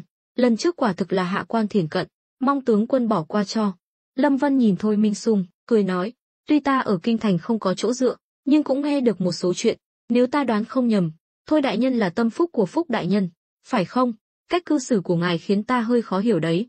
Thôi Minh Sung giật mình, ông ta không ngờ Lâm Vân, một người quanh năm ở Phong Dương quận, lại biết chuyện tranh giành quyền lực trong triều. Lâm tướng quân nói đúng, chính vì vậy, hạ quan mới muốn được tướng quân công nhận. Ồ, ý của Thôi đại nhân là muốn đổi phe, đầu quân cho ta sao? Đúng vậy, mong Lâm tướng quân nể tình chúng ta quen biết. Nếu Thôi đại nhân đã có lòng này, nếu ta từ chối thì có vẻ không nể mặt lắm. Vậy ngài nói cho ta biết, trong buổi thiết triều hôm qua, Hoàng thượng đã nói gì? Hoàng thượng muốn trực tiếp sắc phong cho ngài. Ngoài ra, còn gì nữa? Hoàng thượng còn muốn tác hợp cho Lâm tướng quân và Giao Quang công chúa, muốn tướng quân trở thành phò mã của đại đần. Thôi Minh Sung nói, vẻ mặt có chút căng thẳng. Thực ra, trong lòng ông ta có chút ghen tị. Sắc đẹp của Giao Quang công chúa nổi tiếng khắp đại đần. Không biết bao nhiêu quan lại quyền quý đã từng cầu hôn công chúa, nhưng đều bị Hoàng thượng khéo léo từ chối. Có thể thấy, Giao Quang công chúa chiếm một vị trí nhất định trong lòng Hoàng thượng, không chỉ đơn thuần là hôn nhân chính trị. Lần này, cho dù Lâm Vân lập được đại công, nếu Hoàng thượng không thật sự coi trọng anh, cũng sẽ không hy sinh hạnh phúc cả đời của Giao Quang công chúa. Hơn nữa, điều quan trọng nhất là, một khi Lâm Vân kết hôn với Giao Quang công chúa, trở thành phò mã, thì sau này ở đại đần, anh sẽ muốn gì được nấy. ngay cả Phúc Lâm An cũng phải kiêng dè. Triều đình đã điều tra rõ ràng nguồn gốc xuất thân của Lâm Vân, năng lực của anh ta, ngay cả Phúc Lâm An và Mạnh Uyên, những người luôn có thành kiến với anh ta, cũng phải nể phục, dù là chế tạo vũ khí mới, hay là mưu trí đấu đá với dòng họ Lâm, đều rất tài giỏi. Có thể nói, Lâm Vân là một người tài giỏi, nhưng nếu Lâm Vân thực sự thăng tiến, thì những người chịu thiệt hại trực tiếp nhất chính là hai vị đại thần này. Vì vậy, trước đó ở buổi họp triều, hai người họ mới nói những lời có vẻ như vì lợi ích của triều đình, nhưng thực chất lại có ý đồ riêng. Họ sợ Lâm Vân nổi lên quá nhanh, cướp mất vị trí của họ trong lòng hoàng đế. Phải biết, trong thời bình, văn thần nắm quyền, nhưng một khi có chiến tranh, thì địa vị của võ tướng sẽ được nâng cao. Hiện nay, việc diệt trừ phiên vương đã bước vào giai đoạn đặc biệt của đại đần, cũng là lúc hoàng thượng thay đổi chiến lược, mà hai vị văn thần này lại không giúp được gì. Lâm Vân mỉm cười, phò mã, hoàng thượng nghĩ cũng xa thật đấy, nhưng ta không muốn vì địa vị tương lai mà hy sinh hạnh phúc cả đời của mình và công chúa. Thôi Minh Sung ngẩn người, Lâm tướng quân, ngài định từ chối sao? Từ chối hôn sự do hoàng thượng ban là tội lớn, hơn nữa, nếu làm hoàng thượng mất mặt, thì tính chất của sự việc sẽ khác. Lâm Vân nói, không phải ta từ chối, mà là, còn phải xem ý của công chúa. Lần trước, anh đã nói chuyện với công chúa Bích Giao, biết được ý nghĩ của nàng. Tuy nàng có chút thiện cảm với anh, nhưng vẫn chưa đến mức muốn kết hôn. Nếu công chúa không phải vì tình yêu mà đồng ý, thì Lâm Vân cũng không muốn làm hại người khác, hại chính mình. Thôi Minh Sung chợt hiểu ra, không sao, trai anh hùng, gái thuyền quyên Lâm tướng quân ưu tú như vậy, lại có hoàng thượng làm chủ hôn, công chúa điện hạ nhất định sẽ rất hạnh phúc. Lâm Vân nhìn Thôi Minh Sung đang cười giả là, nói, thôi, chuyện này đừng nhắc đến nữa, thôi đại nhân đã đến đây rồi, chúng ta hãy nói chuyện về Lâm gia. Lâm gia, chẳng phải Lâm gia đã bị tướng quân tiêu diệt rồi sao? Ai nói Lâm gia đã bị diệt, ta chỉ mới đánh bại Lâm Hà Đồ hôm qua thôi, giờ hắn ta đang dẫn 10 vạn đại quân đến đây, chắc ngày mai sẽ đến nơi. Thôi đại nhân đã đến rồi, ngày mai có thể cùng ta đối phó với Lâm Hà Đồ. Hạ quan chỉ là một lại bộ thượng thư nhỏ bé, sao dám tham gia vào chuyện quốc gia đại sự? Lâm tướng quân đừng làm khó hạ quan. Thôi Minh Sung giật mình, lần này ông ta đến chỉ để truyền đạt ý của hoàng thượng, không dám tham gia vào lúc tình hình còn chưa rõ ràng. Lỡ như xảy ra chuyện gì, ông ta sẽ gặp rắc rối to. Tuy trong lòng đã có ý định phản bội Phúc Lâm An, nhưng chỉ là ý định thôi. Trước khi Lâm Vân chính thức vào kinh diện thánh, ông ta tuyệt đối không thể hành động thiếu suy nghĩ. Lâm Vân cười nói, vậy ý của Thôi đại nhân là, hạ quan chỉ phụng mệnh hoàng thượng đến gặp Lâm tướng quân, sau đó sẽ lập tức hồi kinh phục mệnh, mong tướng quân thứ lỗi. Lâm Vân xua tay, thôi được, nếu Thôi đại nhân có việc gấp, ta cũng không giữ nữa, nhưng quên chưa nói với ngài, để đối phó với 10 vạn đại quân Lâm gia ngày mai, ta đã bố trí địa lôi trong phạm vi 10 dặm quanh Ưng Lâm thành. Nếu Thôi đại nhân không sợ chớt, thì bây giờ có thể đi. Nói rồi, Lâm Vân cầm ấm trà trên bàn, rót cho mình một chén, từ từ thưởng thức. Lúc này, Thôi Minh Sung cảm thấy khó xử. Tuy ông ta không biết địa lôi là thứ gì, nhưng đã từng chứng kiến những thủ đoạn lợi hại của Lâm Vân. Hơn nữa, nghe nói đây là vũ khí bí mật dùng để đối phó với 10 vạn đại quân Lâm gia, thì uy lực chắc chắn rất khủng khiếp. Thôi Minh Sung cười nói, hắc hắc, cái đó, Lâm tướng quân, địa lôi là gì vậy? Uy lực lớn lắm sao? Đương nhiên, địa lôi là vũ khí bí mật mới nhất do ta nghiên cứu ra, chuyên dùng để đối phó với 10 vạn đại quân Lâm gia. Vậy, hạ quan sẽ ở lại thêm một thời gian, đợi tướng quân giải quyết xong 10 vạn đại quân này, hạ quan sẽ đi cũng chưa muộn. Ông ta cũng không ngốc, biết rõ 10 vạn đại quân Lâm gia có thể đang mai phục trên đường hồi kinh. Nếu ông ta cứ thế mà quay về, lỡ như bị Lâm Hà Đồ bắt được, thì sẽ rất thảm, 8 phần 10 sẽ trở thành nơi trút giận.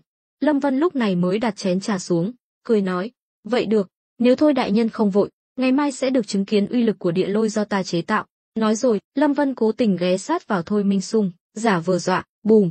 Hành động khoa trương của anh khiến Thôi Minh Sung giật mình, ông ta thầm mắng, nhưng cũng chẳng làm gì được. Giờ ông ta đã hiểu, Lâm Vân không còn coi ông ta ra gì nữa, trêu chọc Khâm Sai đại thần như vậy cũng là tội lớn, nhưng Thôi Minh Sung nào dám nói gì, chỉ biết cười trừ. Lâm tướng quân quả nhiên lợi hại, trong thời gian ngắn như vậy đã nghiên cứu ra vũ khí bí mật, xem ra tướng quân rất tự tin vào trận chiến ngày mai. Lâm Vân cười nói, nếu ta không tự tin, chẳng phải sẽ dọa Thôi đại nhân sợ sao? Cái này, hắc hắc, tướng quân nói đùa rồi, ngài chắc chắn sẽ thắng. Hạ quan ngày mai sẽ chiêm ngưỡng khí phách anh hùng của tướng quân. Lâm Vân gật đầu, đứng dậy gọi, người đâu? Hai tên thuộc hạ bước vào, khom người nói, Lâm công tử, sắp xếp phòng cho Thôi đại nhân. Nhớ kỹ, Thôi đại nhân là Khâm Sai đại thần, phải tiếp đón theo nghi thức cao nhất. Nếu làm Thôi đại nhân phật ý, ta sẽ hỏi tội các ngươi. Hai tên thuộc hạ vội vàng đáp ứng, làm động tác mời với Thôi Minh Sung.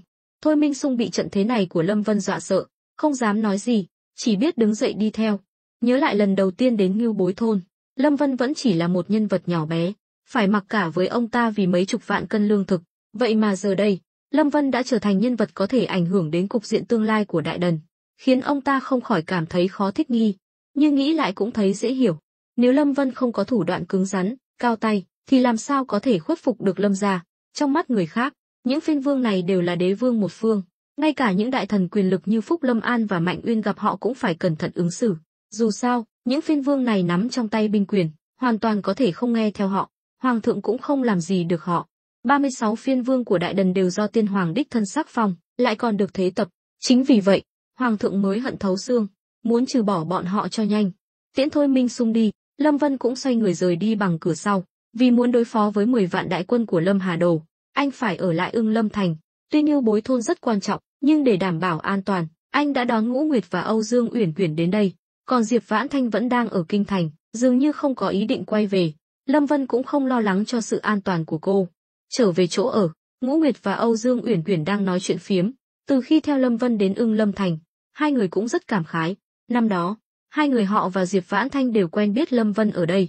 Từ đó số phận của bốn người gắn liền với nhau. Không ngờ, có ngày lại có cơ hội quay trở lại. Hơn nữa lần này còn là với tư cách chủ nhân, nắm giữ cả Lâm gia. Ngũ Nguyệt hỏi, tướng công, vừa rồi chàng làm gì ở ngoài thành vậy, sao lại có tiếng nổ lớn? Lâm Vân cười nói, ồ, hai nàng cũng nghe thấy sao? Âu Dương Uyển Uyển trợn mắt, nói nhảm, ai mà chẳng nghe thấy, chúng ta đâu có điếc. Vốn chuyện này là bí mật quân sự, ta không định nói cho các nàng biết, nhưng đã hỏi rồi, thì ta cũng nói luôn. Đó là vũ khí bí mật mới do ta chế tạo, gọi là địa lôi, vừa thử nghiệm thành công, đã được chôn trong phạm vi 10 dặm quanh Ưng Lâm Thành, cứ đợi ngày mai 10 vạn đại quân Lâm ra đến. Cho dù Ngũ Nguyệt không hiểu chuyện quốc gia đại sự, cũng không hiểu binh pháp, nhưng cũng nhận ra sự lợi hại của địa lôi. Âu Dương Uyển Uyển trêu chọc, địa lôi là gì, có thể đối phó với 10 vạn đại quân sao? Tướng công, chàng đừng có khoác lác đấy nhé. Nói khoác, nếu ta nói khoác, thì ngày mai chúng ta sẽ bị 10 vạn đại quân Lâm ra san phẳng.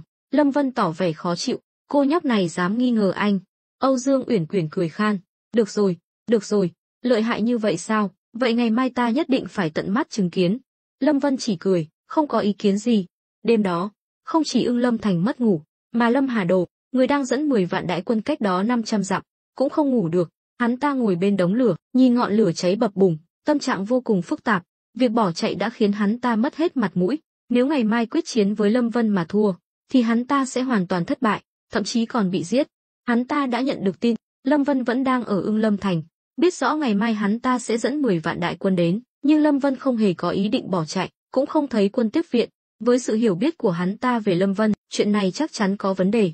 Phải biết, binh pháp là thật giả lẫn lộn, mới có tính chất đánh lừa cao nhất, hắn ta tuyệt đối không được phạm bất cứ sai lầm nào. Lúc này, một tên tướng Lâm gia bước đến, chắp tay báo cáo, phiên vương, theo tốc độ hành quân của chúng ta, muộn nhất là sáng mai sẽ đến Ưng Lâm Thành. Lâm Hà Đồ gật đầu, xua tay, ngươi ngồi đi, trận chiến ngày mai rất quan trọng đối với Lâm gia chúng ta, là thời khắc quyết định sống còn. Vì vậy, ta hy vọng ngươi có thể thể hiện khí phách của Lâm gia, dẫn 10 vạn đại quân đoạt lại Ưng Lâm Thành cho ta. Nếu có thể tiêu diệt Lâm Vân, ta sẽ phong ngươi làm đại tướng quân. Giờ đây, tầng lớp quản lý của Lâm gia đã chết hết, hoặc là bỏ trốn. Vì vậy, để ổn định quân tâm, Lâm Hà Đồ chỉ có thể dùng những lời này để khích lệ sĩ khí. Tên tướng chắp tay nói, Tiên vương yên tâm, chỉ là một tên tiểu tốt Lâm Vân, cho dù có lợi hại đến đâu, đối mặt với 10 vạn thiết kỵ Lâm gia, cũng sẽ bị nghiền nát. Ta khuyên ngươi đừng khinh địch, thuộc hạ của Lâm Vân. Tuy số lượng không bằng chúng ta, nhưng vũ khí bí mật trong tay hắn ta lại rất nhiều. Ta đã cho ngươi phái trinh sát đi điều tra, có kết quả gì chưa? Tên tướng lắc đầu, chưa có kết quả.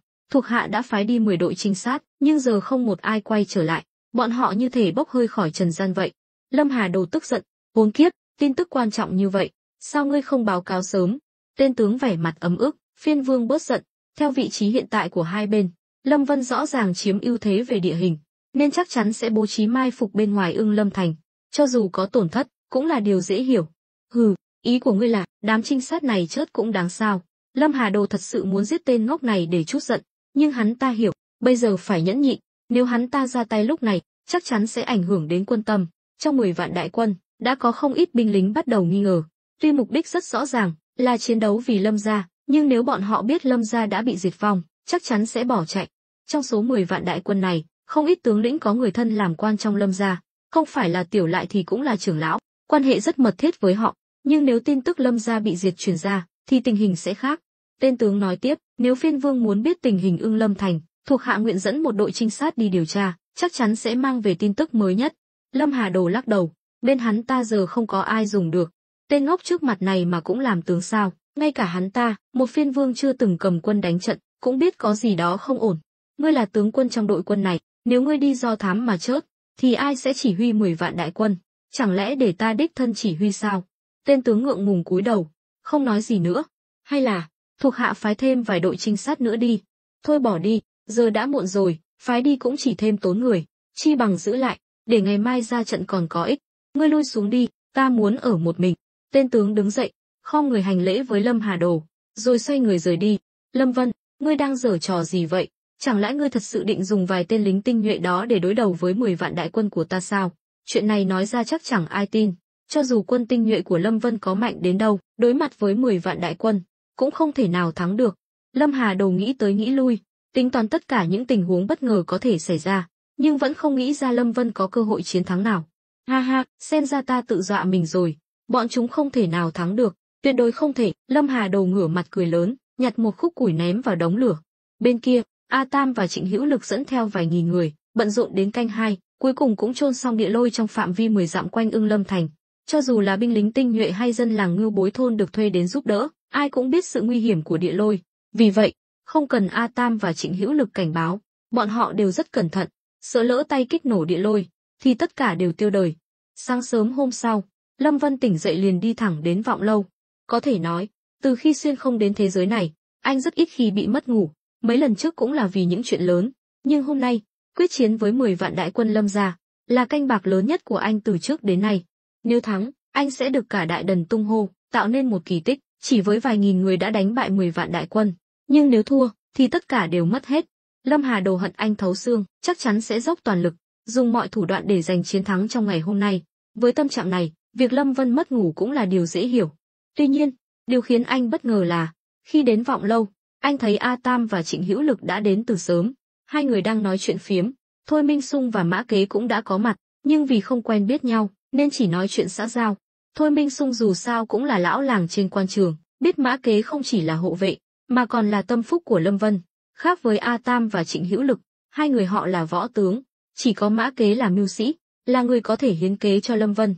Vì vậy, Thôi Minh Sung cũng muốn moi móc một số thông tin hữu ích từ ông ta. Tuy ông ta không dám làm gì Lâm Vân, nhưng tương lai Lâm Vân chắc chắn sẽ lên nắm quyền, hiểu biết thêm một chút cũng rất có lợi cho ông ta. Tuy nhiên, khi thấy Lâm Vân bước vào, mọi người đều vội vàng đứng dậy chào hỏi.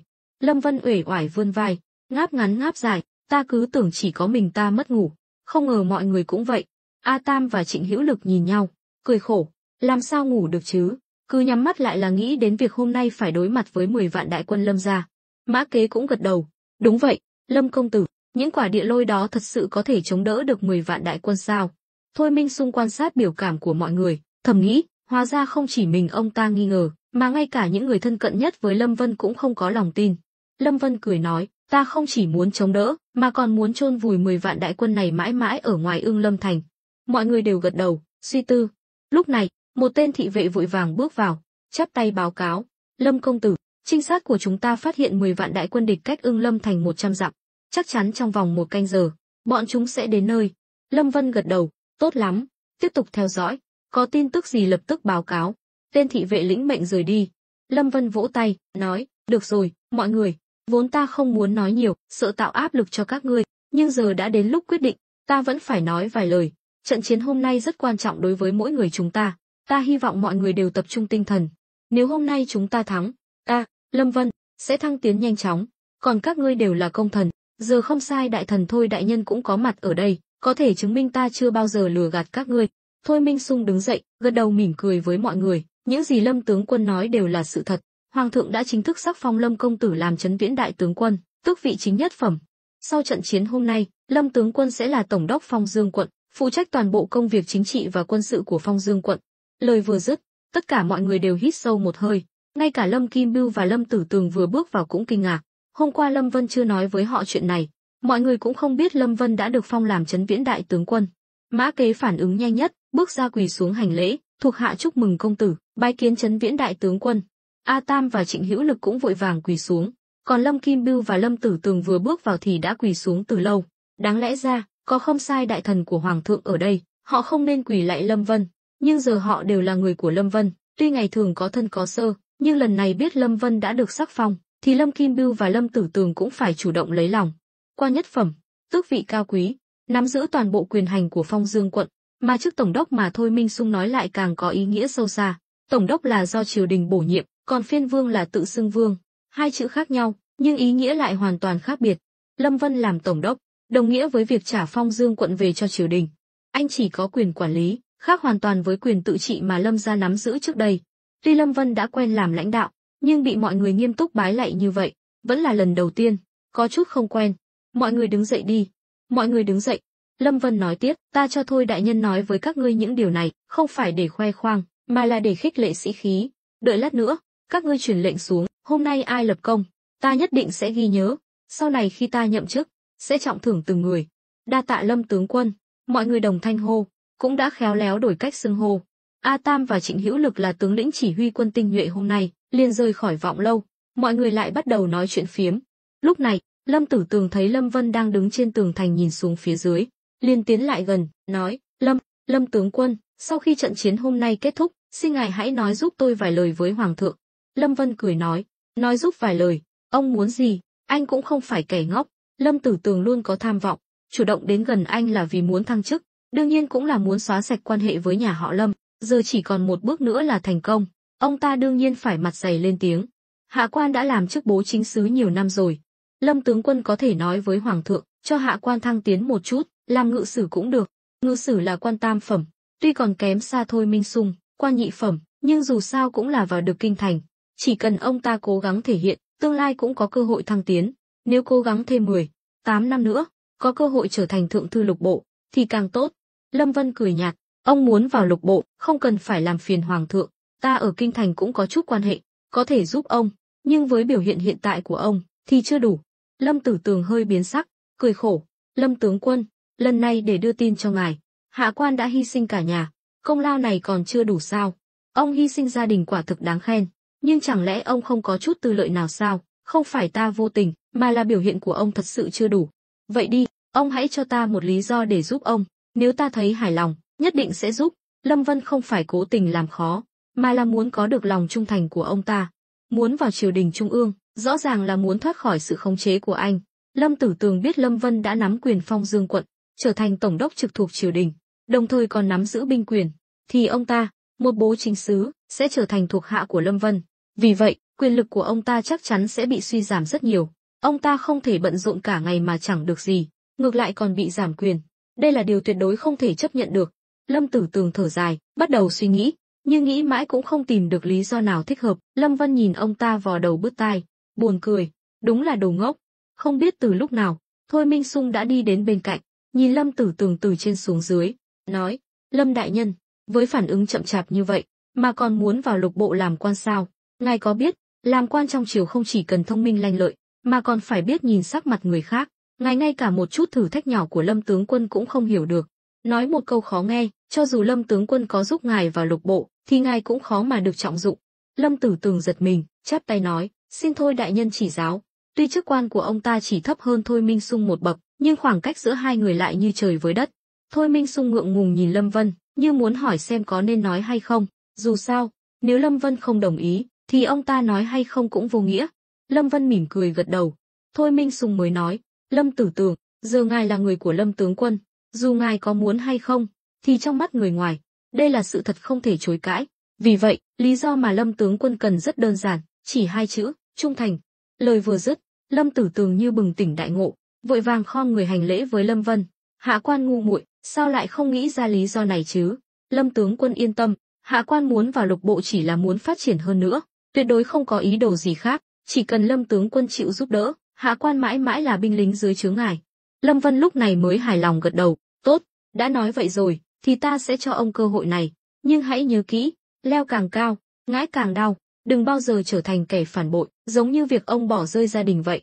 Thật ra, khi Lâm Tử Tường báo tin cho anh, Lâm Vân rất cảm động, nhưng bản thân anh cũng có gia đình. Nghĩ lại, Lâm Tử Tường thật sự là kẻ mưu mô, vì vinh hoa phú quý mà bán đứng cả nhà. Nếu là anh, Lâm Vân tuyệt đối sẽ không bỏ rơi gia đình mà chọn cầu vinh. Vì vậy, Lời cảnh báo này cũng là lời khuyên cuối cùng của anh dành cho Lâm Tử Tường. Lâm Tử Tường giật mình, hiểu rằng Lâm Vân đang nhắc nhở mình, đồng thời cũng biết việc mình bỏ rơi gia đình để đổi lấy sự nghiệp đã khiến Lâm Vân chán ghét. Lâm Tử Tường quỳ xuống, chắp tay nói, Lâm tướng quân dạy bảo, hạ qua nhất định ghi nhớ trong lòng. Nếu vi phạm lời thề này, trời chu đất diệt, để tôi chớt không toàn thây. Nhìn Lâm Tử Tường thề thốt hùng hồn, Lâm Vân biết ông ta chẳng để tâm chút nào, chỉ là nói cho qua chuyện thôi. Nhưng anh cũng không thể làm gì ông ta, nếu xử tội ông ta, chắc chắn sẽ khiến thuộc hạ bất mãn, tạo cảm giác qua cầu rút ván. Lâm Vân gật đầu, ông đứng dậy đi, hôm nay cố gắng hết sức, đợi ta vào kinh sẽ giúp ông. Đa tạ Lâm tướng quân. Lâm Vân cũng là bất đắc dĩ, tương lai, anh sẽ là tổng đốc, nắm giữ mọi việc lớn nhỏ của Phong Dương quận, bao gồm cả tài chính và nhân sự, đương nhiên phải dùng người mình tin tưởng. Lâm Tử Tường chắc chắn không đủ tiêu chuẩn, để ông ta quản lý tài chính và nhân sự, chẳng phải là sẽ đi theo vết xe đổ của Lâm gia sao? Có thể nói, Lâm gia đi đến bước đường cùng ngày hôm nay, hoàn toàn là do tự chuốc lấy, từng người trong ban lãnh đạo đều có vấn đề, bao gồm cả Lâm Tử Tường. Lúc này, từ dưới thành vọng lên tiếng hô lớn của một tên lính, đại quân Lâm gia đến rồi. Một câu nói ngắn gọn, nhưng lập tức khiến mọi người giật mình, tất cả đều chạy lên tường thành nhìn xuống. Quả nhiên, cách đó vài chục dặm, xuất hiện một đội quân đông nghịt của Lâm gia, bọn chúng đều mặc giáp, cưỡi ngựa, tay cầm trường thương đoản đao. Nếu là trước đây, trang bị này chắc chắn được coi là tinh nhuệ, nhưng trước mặt Lâm Vân, bọn chúng hoàn toàn không đủ sức. Lý do Lâm Vân có thể áp đảo quân đội của thế giới này, không phải vì anh mạnh đến mức nào, mà là nhờ kiến thức của kiếp trước, dùng nền văn minh cao cấp hơn để áp đảo thời đại này. Vì vậy, quân đội thông thường, đừng nói là 10 vạn, cho dù là 1 triệu quân, trước sức mạnh của khoa học kỹ thuật cũng không là gì. Lúc này, cổng thành mở ra, A Tam và Trịnh Hữu Lực cưỡi ngựa, dẫn theo quân tinh nhuệ xông ra. Hai người đã bàn bạc kế sách từ trước, chia quân làm hai, dùng cách đánh bọc sườn để tiêu diệt kẻ địch. Đương nhiên, còn phải đợi địa lôi phát huy tác dụng, sau khi tiêu diệt phần lớn quân địch, mới đến lượt họ ra tay. Trịnh Hữu Lực mặc giáp bạc, tay cầm súng trúc, bên hông còn đeo khẩu súng lục mà Lâm Vân đưa cho. Trước ngực và sau lưng, ngoài đạn dược dự phòng, còn có vài quả lựu đạn. A Tam cũng được trang bị tương tự. Quân tinh nhuệ do hai người chỉ huy tuy chỉ có súng trúc, nhưng mỗi người được trang bị 10 mấy quả lựu đạn. 500 quân tinh nhuệ cộng lại, có tới 5.000 quả lựu đạn. Nếu tập trung hỏa lực, phối hợp với địa lôi trong phạm vi 10 dặm, đủ để khiến 10 vạn đại quân Lâm gia chớt không toàn thây. Trịnh Hữu Lực cười lớn, A Tam thống lĩnh, hôm nay chúng ta chiến đấu vì công tử, cũng là vì tiền đồ của chính mình, hy vọng ngươi có thể dốc hết sức lực. A Tam cười lạnh, lời này nên để ta nói mới đúng. Công tử đã cho chúng ta trang bị tinh nhuệ như vậy, nếu không thể chiến thắng, ta nguyện chớt để tạ tội. Được, vậy chúng ta so tài xem hôm nay ai giết được nhiều hơn. Giá, Trịnh Hữu Lực quát lớn, thúc ngựa lao về phía trước, đến vị trí đã định. A Tam cũng dẫn quân tinh nhuệ đi theo hướng ngược lại. Trên vọng lâu, mọi người đều nghe thấy lời khích lệ của A Tam và Trịnh Hữu Lực trước khi giao chiến, cũng trở nên phấn khích. Thôi Minh Sung tò mò hỏi, Lâm tướng quân, ngài chắc chắn chỉ cần phái hơn 500 quân tinh nhuệ là có thể tiêu diệt toàn bộ quân địch sao? Sao nào? Ngài không tin? Có chút không tin. Thôi Minh Sung cười ngượng ngùng, nếu không thấy Lâm Vân và thuộc hạ của anh tự tin như vậy, hưng hực khí thế, thì ông ta chắc đã sợ hãi bỏ chạy từ lâu rồi, làm gì còn tâm trạng đối mặt với 10 vạn đại quân Lâm gia. Hừ, vậy ngài cứ chờ xem, màn kịch hay sắp bắt đầu rồi. Lúc này, Mã Kế, Thôi Minh Sung, Lâm Kim Bưu, Lâm Tử Tường, thậm chí cả Ngũ Nguyệt và Âu Dương Uyển Uyển cũng đến vọng lâu xem náo nhiệt. Họ đều tò mò muốn biết địa lôi mà Lâm Vân luôn nhắc đến lợi hại như thế nào. Trong số những người có mặt, ngoài Lâm Vân, thì chỉ có Lão Thiết, người tham gia chế tạo địa lôi, là tự tin nhất. Bên kia, 10 vạn đại quân Lâm gia đã đến vị trí cách Ưng Lâm thành 20 dặm. Từ đây, có thể nhìn thấy rõ lá cờ đại đần treo trên tường thành. Ngược lại, cờ xí Lâm gia đã biến mất. Đối với 10 vạn đại quân Lâm gia, đây là nỗi nhục lớn. Lúc này, tên tướng hôm qua thúc ngựa tiến lên, hô lớn, toàn quân nghe lệnh, đợi lát nữa nghe theo hiệu lệnh của ta, tấn công Ưng Lâm thành, giết sạch những kẻ trong thành, ngoại trừ người Lâm gia, không tha cho bất kỳ ai. Giết! 10 vạn người đồng thanh hô vang, tiếng hô vang trời, sĩ khí của bọn chúng rất cao, nhưng bọn chúng không hề biết, kẻ thù mà mình sắp phải đối mặt là ai. Nếu Lâm Vân dễ đối phó như vậy, thì Ưng Lâm thành đã không thất thủ dễ dàng như thế. Nghe thấy tiếng hô của 10 vạn đại quân, Lâm Hà Đồ cười lớn, trong lòng dâng lên hào khí, hắn ta mở nút bịt trên bình rượu bên hông, hét lớn, các tướng sĩ, uống cạn bình rượu này, đoạt lại tất cả những gì thuộc về Lâm gia chúng ta, các ngươi đều là những anh hùng đáng kính nhất. Phiên Vương uy vũ. Mọi người đều mở nút bịt trên bình rượu, uống cạn. Đáng lẽ ra, trong quân đội, khi hành quân đánh trận không được phép uống rượu, nhưng quy tắc này đã bị Lâm Hà Đồ thay đổi. Rượu mạnh can đảm, hắn ta làm vậy là để tăng sĩ khí, binh lính uống rượu xong đều không sợ chớt, chỉ cần dựa vào sĩ khí mạnh mẽ, đánh úp Ưng Lâm Thành thì tất cả đều đáng giá. Lâm gia có thể tiếp tục thống trị, bọn chúng rất cần chiến thắng này. Sau đó, mọi người đều ném bình rượu xuống đất, rút đao ra, chuẩn bị tấn công. Tên tướng hét lớn, mục tiêu Ưng Lâm Thành, tấn công. 10 vạn đại quân của bọn chúng không cần bất kỳ mưu kế nào, lấy thịt đè người chính là như vậy. Nhưng đúng lúc này, những tên lính Lâm gia xông vào trận địa địa lôi trước tiên đã kích nổ chúng. Ầm ầm, những tiếng nổ kinh hoàng vang lên. 10 vạn đại quân Lâm gia chưa từng thấy cảnh tượng nào như vậy, ngay cả rượu cũng bị dọa cho tỉnh. Nhưng giờ muốn lui cũng không kịp nữa, quán tính mạnh mẽ khiến bọn chúng chỉ có thể tiếp tục lao về phía trước. Những con ngựa bị hoảng sợ, chạy tán loạn, kích nổ toàn bộ địa lôi trong phạm vi 10 dặm. Trong chốc lát, chớp vô số, tiếng kêu gào thảm thiết vang lên không ngớt, vì hàng loạt vụ nổ, không khí trở nên ô nhiễm, bụi bay mù mịt, khiến những tên lính Lâm gia còn sống sót không thể nhìn thấy gì, như người mù. Vụ nổ vẫn tiếp diễn, chỉ có Lâm Hà Đầu và tên tướng nấp phía sau là chưa bị thương, nhưng cũng bị dọa cho run rẩy. Lâm Hà Đầu nhìn hy vọng cuối cùng của mình dần tan biến, chớt lặng, tên tướng cũng sững sờ. Hắn ta đã cầm quân đánh trận 10 mấy năm, gặp đủ loại kẻ thù, nhưng đây là lần đầu tiên thấy thủ đoạn đáng sợ như vậy. Trong mắt hắn ta, khắp nơi đều đang nổ tung, không biết thứ gì đang tàn sát binh lính của mình. Nhìn thấy xác chết la liệt khắp nơi, hắn ta thật sự bị dọa cho vỡ mật. Trên tường thành Ưng Lâm, Lâm Vân nhìn những đám mây hình nấm khổng lồ bốc lên cao, ngửa mặt cười lớn, ha ha, thấy chưa, các ngươi thấy chưa, 10 vạn đại quân thì đã sao? Ta, Lâm Vân, chính là chiến thần mạnh nhất Đại Đần, giết thần, diệt ma. Để chờ đợi khoảnh khắc này, Lâm Vân đã chuẩn bị suốt 2 năm. Từ khi bắt đầu chế tạo thuốc nổ, anh đã tưởng tượng đến ngày hôm nay. Vì nó, anh đã phải trả giá rất lớn, đổ mồ hôi công sức. Nhưng giờ đây, những vụ nổ kinh thiên động địa này, trong mắt anh, lại giống như pháo hoa chúc mừng, khiến anh say mê. Những người đứng bên cạnh anh cũng bị cảnh tượng này chấn động. Mã Kế thì đỡ hơn, ông ta không phải mới quen Lâm Vân, tuy kinh ngạc, nhưng vẫn có thể chấp nhận được. Tuy nhiên, ông ta vẫn rất phấn khích. Lúc này, mỗi tiếng nổ đều báo hiệu họ đang tiến gần hơn đến chiến thắng cuối cùng. Sự mong đợi này là điều người thường không thể tưởng tượng được. Lâm Tử Tường và Lâm Kim Bưu cũng vậy, hai người họ là người ngoài, nửa đường đầu quân cho Lâm Vân, tuy từng có chút mâu thuẫn với anh, nhưng cuối cùng cũng bị khuất phục bởi sức hút của anh. Nhưng vụ nổ kinh hoàng này khiến họ không nói nên lời. Địa lôi hoàn toàn là thứ được tạo ra để giết chóc.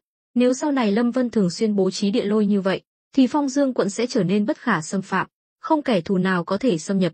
Mà nếu dùng để phòng thủ cho cả Đại Đần, thì sẽ không còn chuyện chiến tranh biên giới với ngoại tộc nữa. Tin rằng không ai dám liều mạng để thử uy lực của địa lôi. Tuy họ chưa nhìn thấy cảnh tượng thảm khốc bên trong đám khói bụi, nhưng không khó để tưởng tượng, đó chính là địa ngục trần gian.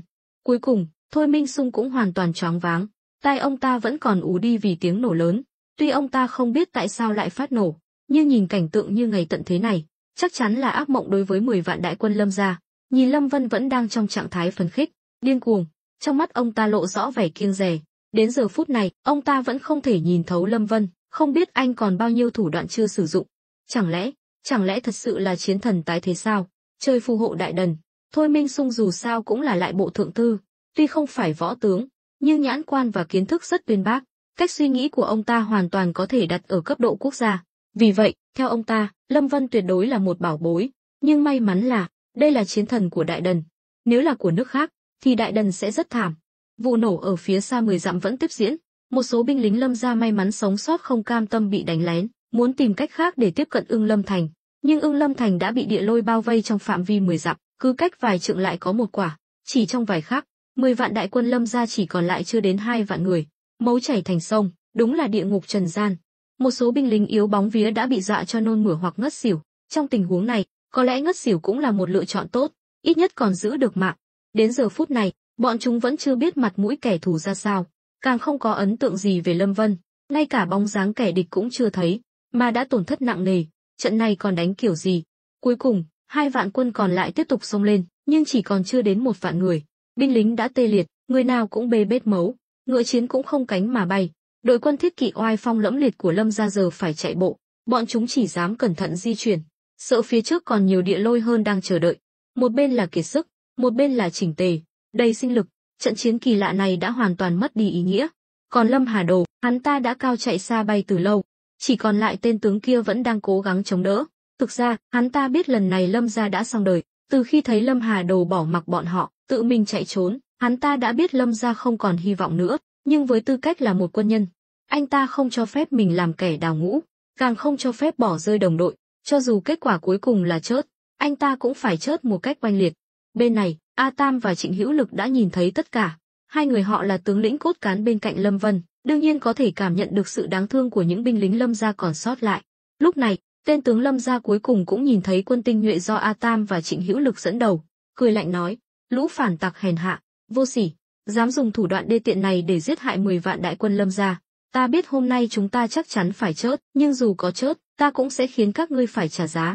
Trịnh Hữu Lực nghiêm nghị nói: "Đều là quân nhân, ta vừa thương hại vừa tiếc nuối cho các ngươi, nhưng đây là chiến trường, trên chiến trường không có đúng sai, vì vậy, cho dù ta kính trọng ngươi, nhưng cũng sẽ không nương tay, hãy thể hiện lòng dũng cảm cuối cùng của Lâm gia quân đi." Tên tướng Lâm gia sát khí đằng đằng, rút đao bên hông hét lớn: "Lâm gia quân nghe lệnh, xung phong!" Những binh lính Lâm gia còn lại đều gào thét trong tuyệt vọng, những người có ngựa thì điên cuồng lao về phía trước, những người không có ngựa thì dùng hai chân chạy tới, mang theo quyết tâm liều chết. Lúc này, A Tam và Trịnh Hữu Lực không hề cười nhạo, thiên chức của quân nhân là trung thành tuyệt đối, mà sự trung nghĩa đã khắc sâu vào linh hồn họ. Vì vậy, đối với những quân nhân trung thành, dám xông pha dù biết chắc chắn phải chết này, A Tam và Trịnh Hữu Lực dành cho họ sự kính trọng cao nhất. Lúc này, một tên đội trưởng bên cạnh Trịnh Hữu Lực từ từ giơ tay lên, trầm giọng nói: "Ngắm!" Hơn 500 quân tinh nhuệ dàn hàng ngang, người thì ngồi xổm, người thì đứng phía sau, đều chĩa súng chúc vào kẻ địch đang xông tới. Những binh lính tinh nhuệ này trong lòng cũng rất khó chịu, nhưng họ đều có chủ của mình, Lâm Vân đối xử với họ cũng không tệ, họ cũng phải thể hiện lòng trung thành của mình.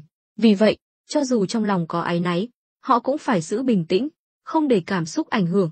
"Bắn!" Trịnh Hữu Lực hét lớn, "Ngắm cho kỹ rồi hãy bắn!" Đoàng đoàng, tiếng súng lại vang lên khắp nơi, binh lính Lâm gia đang xông tới như lúa chín bị gặt, ngã xuống hàng loạt, chỉ trong chốc lát, tất cả đều tử trận. A Tam nhìn thấy cảnh tượng này, ném chiếc mũ giáp bạc mới tinh trên đầu xuống đất, mắng: "Mẹ kiếp, thật tức chết đi được, Lâm Hà Đồ đâu, ta phải giết hắn." A Tam từng là thuộc hạ của Lâm gia, anh ta hiểu rõ nỗi đau của những binh lính này, mạng sống của họ chẳng đáng giá gì. Quân tinh nhuệ do A Tam và Trịnh Hữu Lực chỉ huy không tổn thất một binh sĩ nào, ngay cả áo giáp trên người cũng còn mới tinh, được sống sót đương nhiên là đáng mừng, tương lai thăng quan phát tài cũng là chuyện tốt, nhưng nhìn thấy nhiều binh lính Lâm gia chết vô nghĩa như vậy, họ vẫn cảm thấy khó chịu. Lúc này, Trịnh Hữu Lực nói: "A Tam, bình tĩnh lại, Lâm Hà Đồ chắc chắn chưa chạy xa, chúng ta chia nhau ra tìm, nhất định sẽ bắt sống hắn ta. Mẹ kiếp, nếu để ta bắt được, nhất định cho hắn ăn đạn. Đừng làm vậy, chúng ta là quân nhân, phải tuân theo mệnh lệnh của tướng quân Lâm, vẫn nên bắt sống hắn ta, giao cho tướng quân xử lý." Trịnh Hữu Lực vẫn còn bình tĩnh, tuy trong lòng anh ta cũng cảm thấy trận chiến này rất ức chế, nếu Lâm Hà Đồ dám đấu một cách thẳng thắn, chính trực, anh ta sẽ khâm phục, nhưng thân là thống soái, lại bỏ chạy giữa trận tiền, 10 vạn đại quân Lâm gia theo một người như vậy, đúng là nỗi bất hạnh lớn. Nói là Lâm Vân dùng địa lôi giết hại 10 vạn đại quân, chi bằng nói 10 vạn đại quân này đều bị Lâm Hà Đồ hại chết. A Tam gật đầu, thúc ngựa lao đi, quân tinh nhuệ phía sau cũng vội vàng đuổi theo, triển khai tìm kiếm. Trên tường thành, Lâm Vân mỉm cười như người chiến thắng. Tuy rằng giết hại 10 vạn đại quân Lâm gia khiến anh có chút khó chịu, nhưng trên chiến trường chỉ có thắng thua, không có đúng sai, cho dù phải nói lý lẽ, thì Lâm gia những năm qua hoành hành bá đạo, khiến bách tính Phong Dương quận sống trong khổ sở. Nói một câu, triều đình diệt trừ phiên vương là việc nên làm, mà bách tính Phong Dương quận cũng đã chịu đựng Lâm gia quá đủ rồi. Lần này, Lâm Vân coi như là thay trời hành đạo. Lúc này, Mã Kế, Lâm Kim Bưu, Lâm Tử Tường cùng lúc quỳ xuống trước Lâm Vân, hô lớn: "Lâm tướng quân uy vũ, chúc mừng tướng quân đánh bại Lâm gia, giải phóng cho bách tính Phong Dương quận." Mấy người bọn họ đều là quan chức cấp cao ở Phong Dương quận, đều có hiểu biết riêng về Lâm gia, nhất là Lâm Tử Tường và Lâm Kim Bưu. Hai người này đều là người phản bội Lâm gia, trong lòng càng thêm cảm khái. Lâm Vân gật đầu, nhìn mọi người: "Trận chiến hôm nay, ta là thay trời hành đạo, cũng là nhờ sự anh minh của hoàng thượng, các ngươi đều là công thần, nhưng việc giết hại 10 vạn người, không phải là ý muốn của ta." Mọi người đều tỏ vẻ thông cảm. Nói cho cùng, nếu hôm nay không phải Lâm Vân dùng địa lôi tiêu diệt 10 vạn đại quân Lâm gia, thì người chết sẽ là bọn họ. Ngũ Nguyệt và Âu Dương Uyển Uyển đứng bên cạnh cũng có vẻ mặt phức tạp. Họ vừa chứng kiến sự đáng sợ của địa lôi, có thể dễ dàng tiêu diệt 10 vạn đại quân Lâm gia, dùng từ chiến thần để hình dung tướng công của họ cũng không quá. Tuy rằng giết nhiều người như vậy khiến họ có chút khó chịu, nhưng công lao này là vì muôn dân, giết người cũng là điều không thể tránh khỏi. Lúc này, Thôi Minh Sung nói: "Lâm tướng quân, hôm nay hạ quan đã được chứng kiến thủ đoạn của ngài, mong ngài sớm thu xếp ổn thỏa, cùng hạ quan vào kinh. Hoàng thượng chắc chắn rất muốn biết kết quả trận chiến lần này." Đến nước này, Thôi Minh Sung không còn ý kiến gì với Lâm Vân nữa, càng không dám làm địch với anh. Những gì Phúc Lâm An dặn dò trước khi đi, ông ta cũng đã quên sạch. Lâm Vân gật đầu, không có gì phải thu dọn cả. Chúng ta vào kinh ngay bây giờ. Thôi Minh Sung mừng rỡ, Thật ra, từ khi chứng kiến cảnh tượng 10 vạn đại quân Lâm gia bị tiêu diệt, ông ta đã không muốn ở lại đây nữa. Theo ông ta, Lâm Vân rất có thể sẽ trở thành Lâm gia thứ hai, hơn nữa còn nguy hiểm hơn Lâm gia nhiều. Không khó để tưởng tượng, nếu Lâm Vân chôn địa lôi xung quanh Phong Dương quận, thì chắc chắn có thể ngăn chặn được hàng triệu quân. Thực lực đáng sợ như vậy, chắc chắn vượt xa tưởng tượng của hoàng thượng và văn võ bá quan. Lúc này, Ngũ Nguyệt tiến lên, nhỏ giọng nói: "Tướng công, chàng phải suy nghĩ kỹ, lần này vào kinh tuy là được phong thưởng, nhưng cũng có thể xảy ra chuyện không hay." Lâm Vân nhíu mày, trầm tư, vừa rồi anh quả thực có chút đắc ý vênh váo, nhìn Thôi Minh Sung, quả nhiên thấy lão già này đang lảng tránh ánh mắt của anh, rõ ràng là sợ anh. Âu Dương Uyển Quyển bước tới: "Tướng công, để thiếp đi cùng chàng, nếu thật sự xảy ra chuyện, chàng không kịp rút súng, thiếp có thể bảo vệ chàng." Lâm Vân gật đầu: "Được, vậy nàng chuẩn bị đi, chúng ta xuất phát ngay bây giờ." Anh đã suy nghĩ kỹ rồi, lần này tiêu diệt Lâm gia, coi như đã hoàn thành giao ước với hoàng thượng. Dù sau này hoàng thượng đối xử với anh thế nào, Lâm Vân cũng phải dũng cảm đối mặt, cho dù hoàng thượng muốn giết anh cũng phải xuất hiện. Đây là cơ hội duy nhất để anh trực tiếp đối mặt với các quan lại cấp cao của Đại Đần. Lúc này, A Tam và Trịnh Hữu Lực chạy về, phía sau hai tên lính đang áp giải Lâm Hà Đồ, người đang bê bết bụi đất. "Lăn vào đây, quỳ xuống!" Một tên lính quát lớn, đẩy Lâm Hà Đồ ngã xuống. Lâm Hà Đồ quỳ trên đất, nhìn Lâm Vân, gằn giọng: "Lâm Vân, tên phản đồ vong ân bội nghĩa, Lâm gia bị hủy hoại trong tay ngươi, đến ngày ngươi chết, vong hồn Lâm gia sẽ biến thành ác quỷ, đeo bám ngươi mãi mãi." Đến nước này, Lâm Hà Đồ cũng đã hiểu rõ, lần này mình khó thoát khỏi cái chết, Lâm Vân nhất định sẽ giết hắn ta.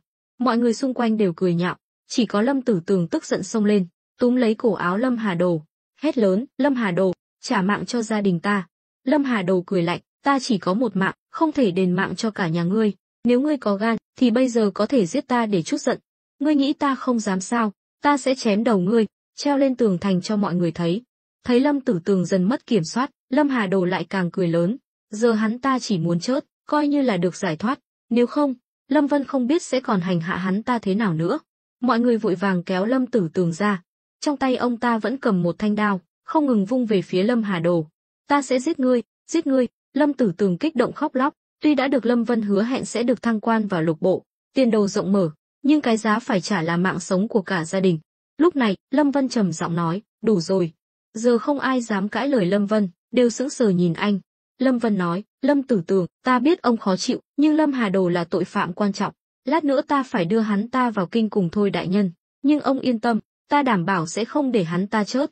Nói đến mức này, Lâm Tử Tường chỉ có thể gật đầu đồng ý. Trong tình huống này, nếu ông ta còn tiếp tục làm loạn, Lâm Vân sẽ không nương tay nữa. "Đa tạ Lâm tướng quân, sau này thuộc hạ nhất định nghe theo lời ngài." Lâm Tử Tường quỳ xuống, giật đầu một cái. Nhưng mọi người đều hiểu, cái quỳ này của Lâm Tử Tường là để vĩnh biệt người thân đã khuất, cũng là khởi đầu mới của ông ta. Lâm Vân cười lạnh trong lòng, Lâm Tử Tường sau này thăng quan, chắc chắn sẽ lấy vợ mới, sinh con mới, thậm chí còn quên cả gia đình đã bị Lâm Hà Đồ giết hại.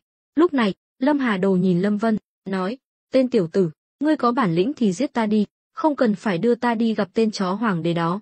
Tên nhãi danh láo xược, dám sỉ nhục hoàng thượng, tội thêm một bậc." Thôi Minh Sung tức giận mắng: "Tội thêm một bậc, Lâm gia đã bị diệt sạch rồi, chỉ còn lại ta, một tên phản tặc Lâm gia. Nếu hoàng thượng muốn truy cứu, thì cứ giết hết bọn ta đi, biết chắc chắn phải chết." Lâm Hà Đồ cũng mặc kệ, nói năng hàm hồ, cái gì cũng dám nói. Thôi Minh Sung định ra tay dạy dỗ hắn ta, nhưng bị Lâm Vân ngăn lại. "Thôi nào, Thôi đại nhân, hà tất phải chấp nhặt với kẻ sắp chết, chúng ta giao hắn ta cho hoàng thượng xử lý, tin rằng hoàng thượng sẽ khiến hắn ta chết không toàn thây, đồng thời cũng có tác dụng răn đe." Thôi Minh Sung gật đầu, tức giận nói: "Cứ để ngươi vênh váo thêm một lúc nữa. Người đâu, đưa Lâm Hà Đồ đi, nhốt vào ngục." Vài tên lính áp giải Lâm Hà Đồ đi. Sau đó, Lâm Vân, Âu Dương Uyển Quyển và Thôi Minh Sung xuống khỏi Vọng Lâu, còn Mã Kế và những người khác đứng tại chỗ tiễn bọn họ. Lần này, bọn họ coi như đã hoàn toàn yên tâm. Cái cây đại thụ Lâm gia cuối cùng cũng bị Lâm Vân nhổ tận gốc. Đợi Lâm Vân từ kinh thành trở về, sẽ đến ngày bọn họ được phong thưởng. Vì kinh thành ở phía đông, họ phải đi qua Ưng Lâm thành, ra khỏi cổng đông. Trên đường đi, dân chúng đứng hai bên đường.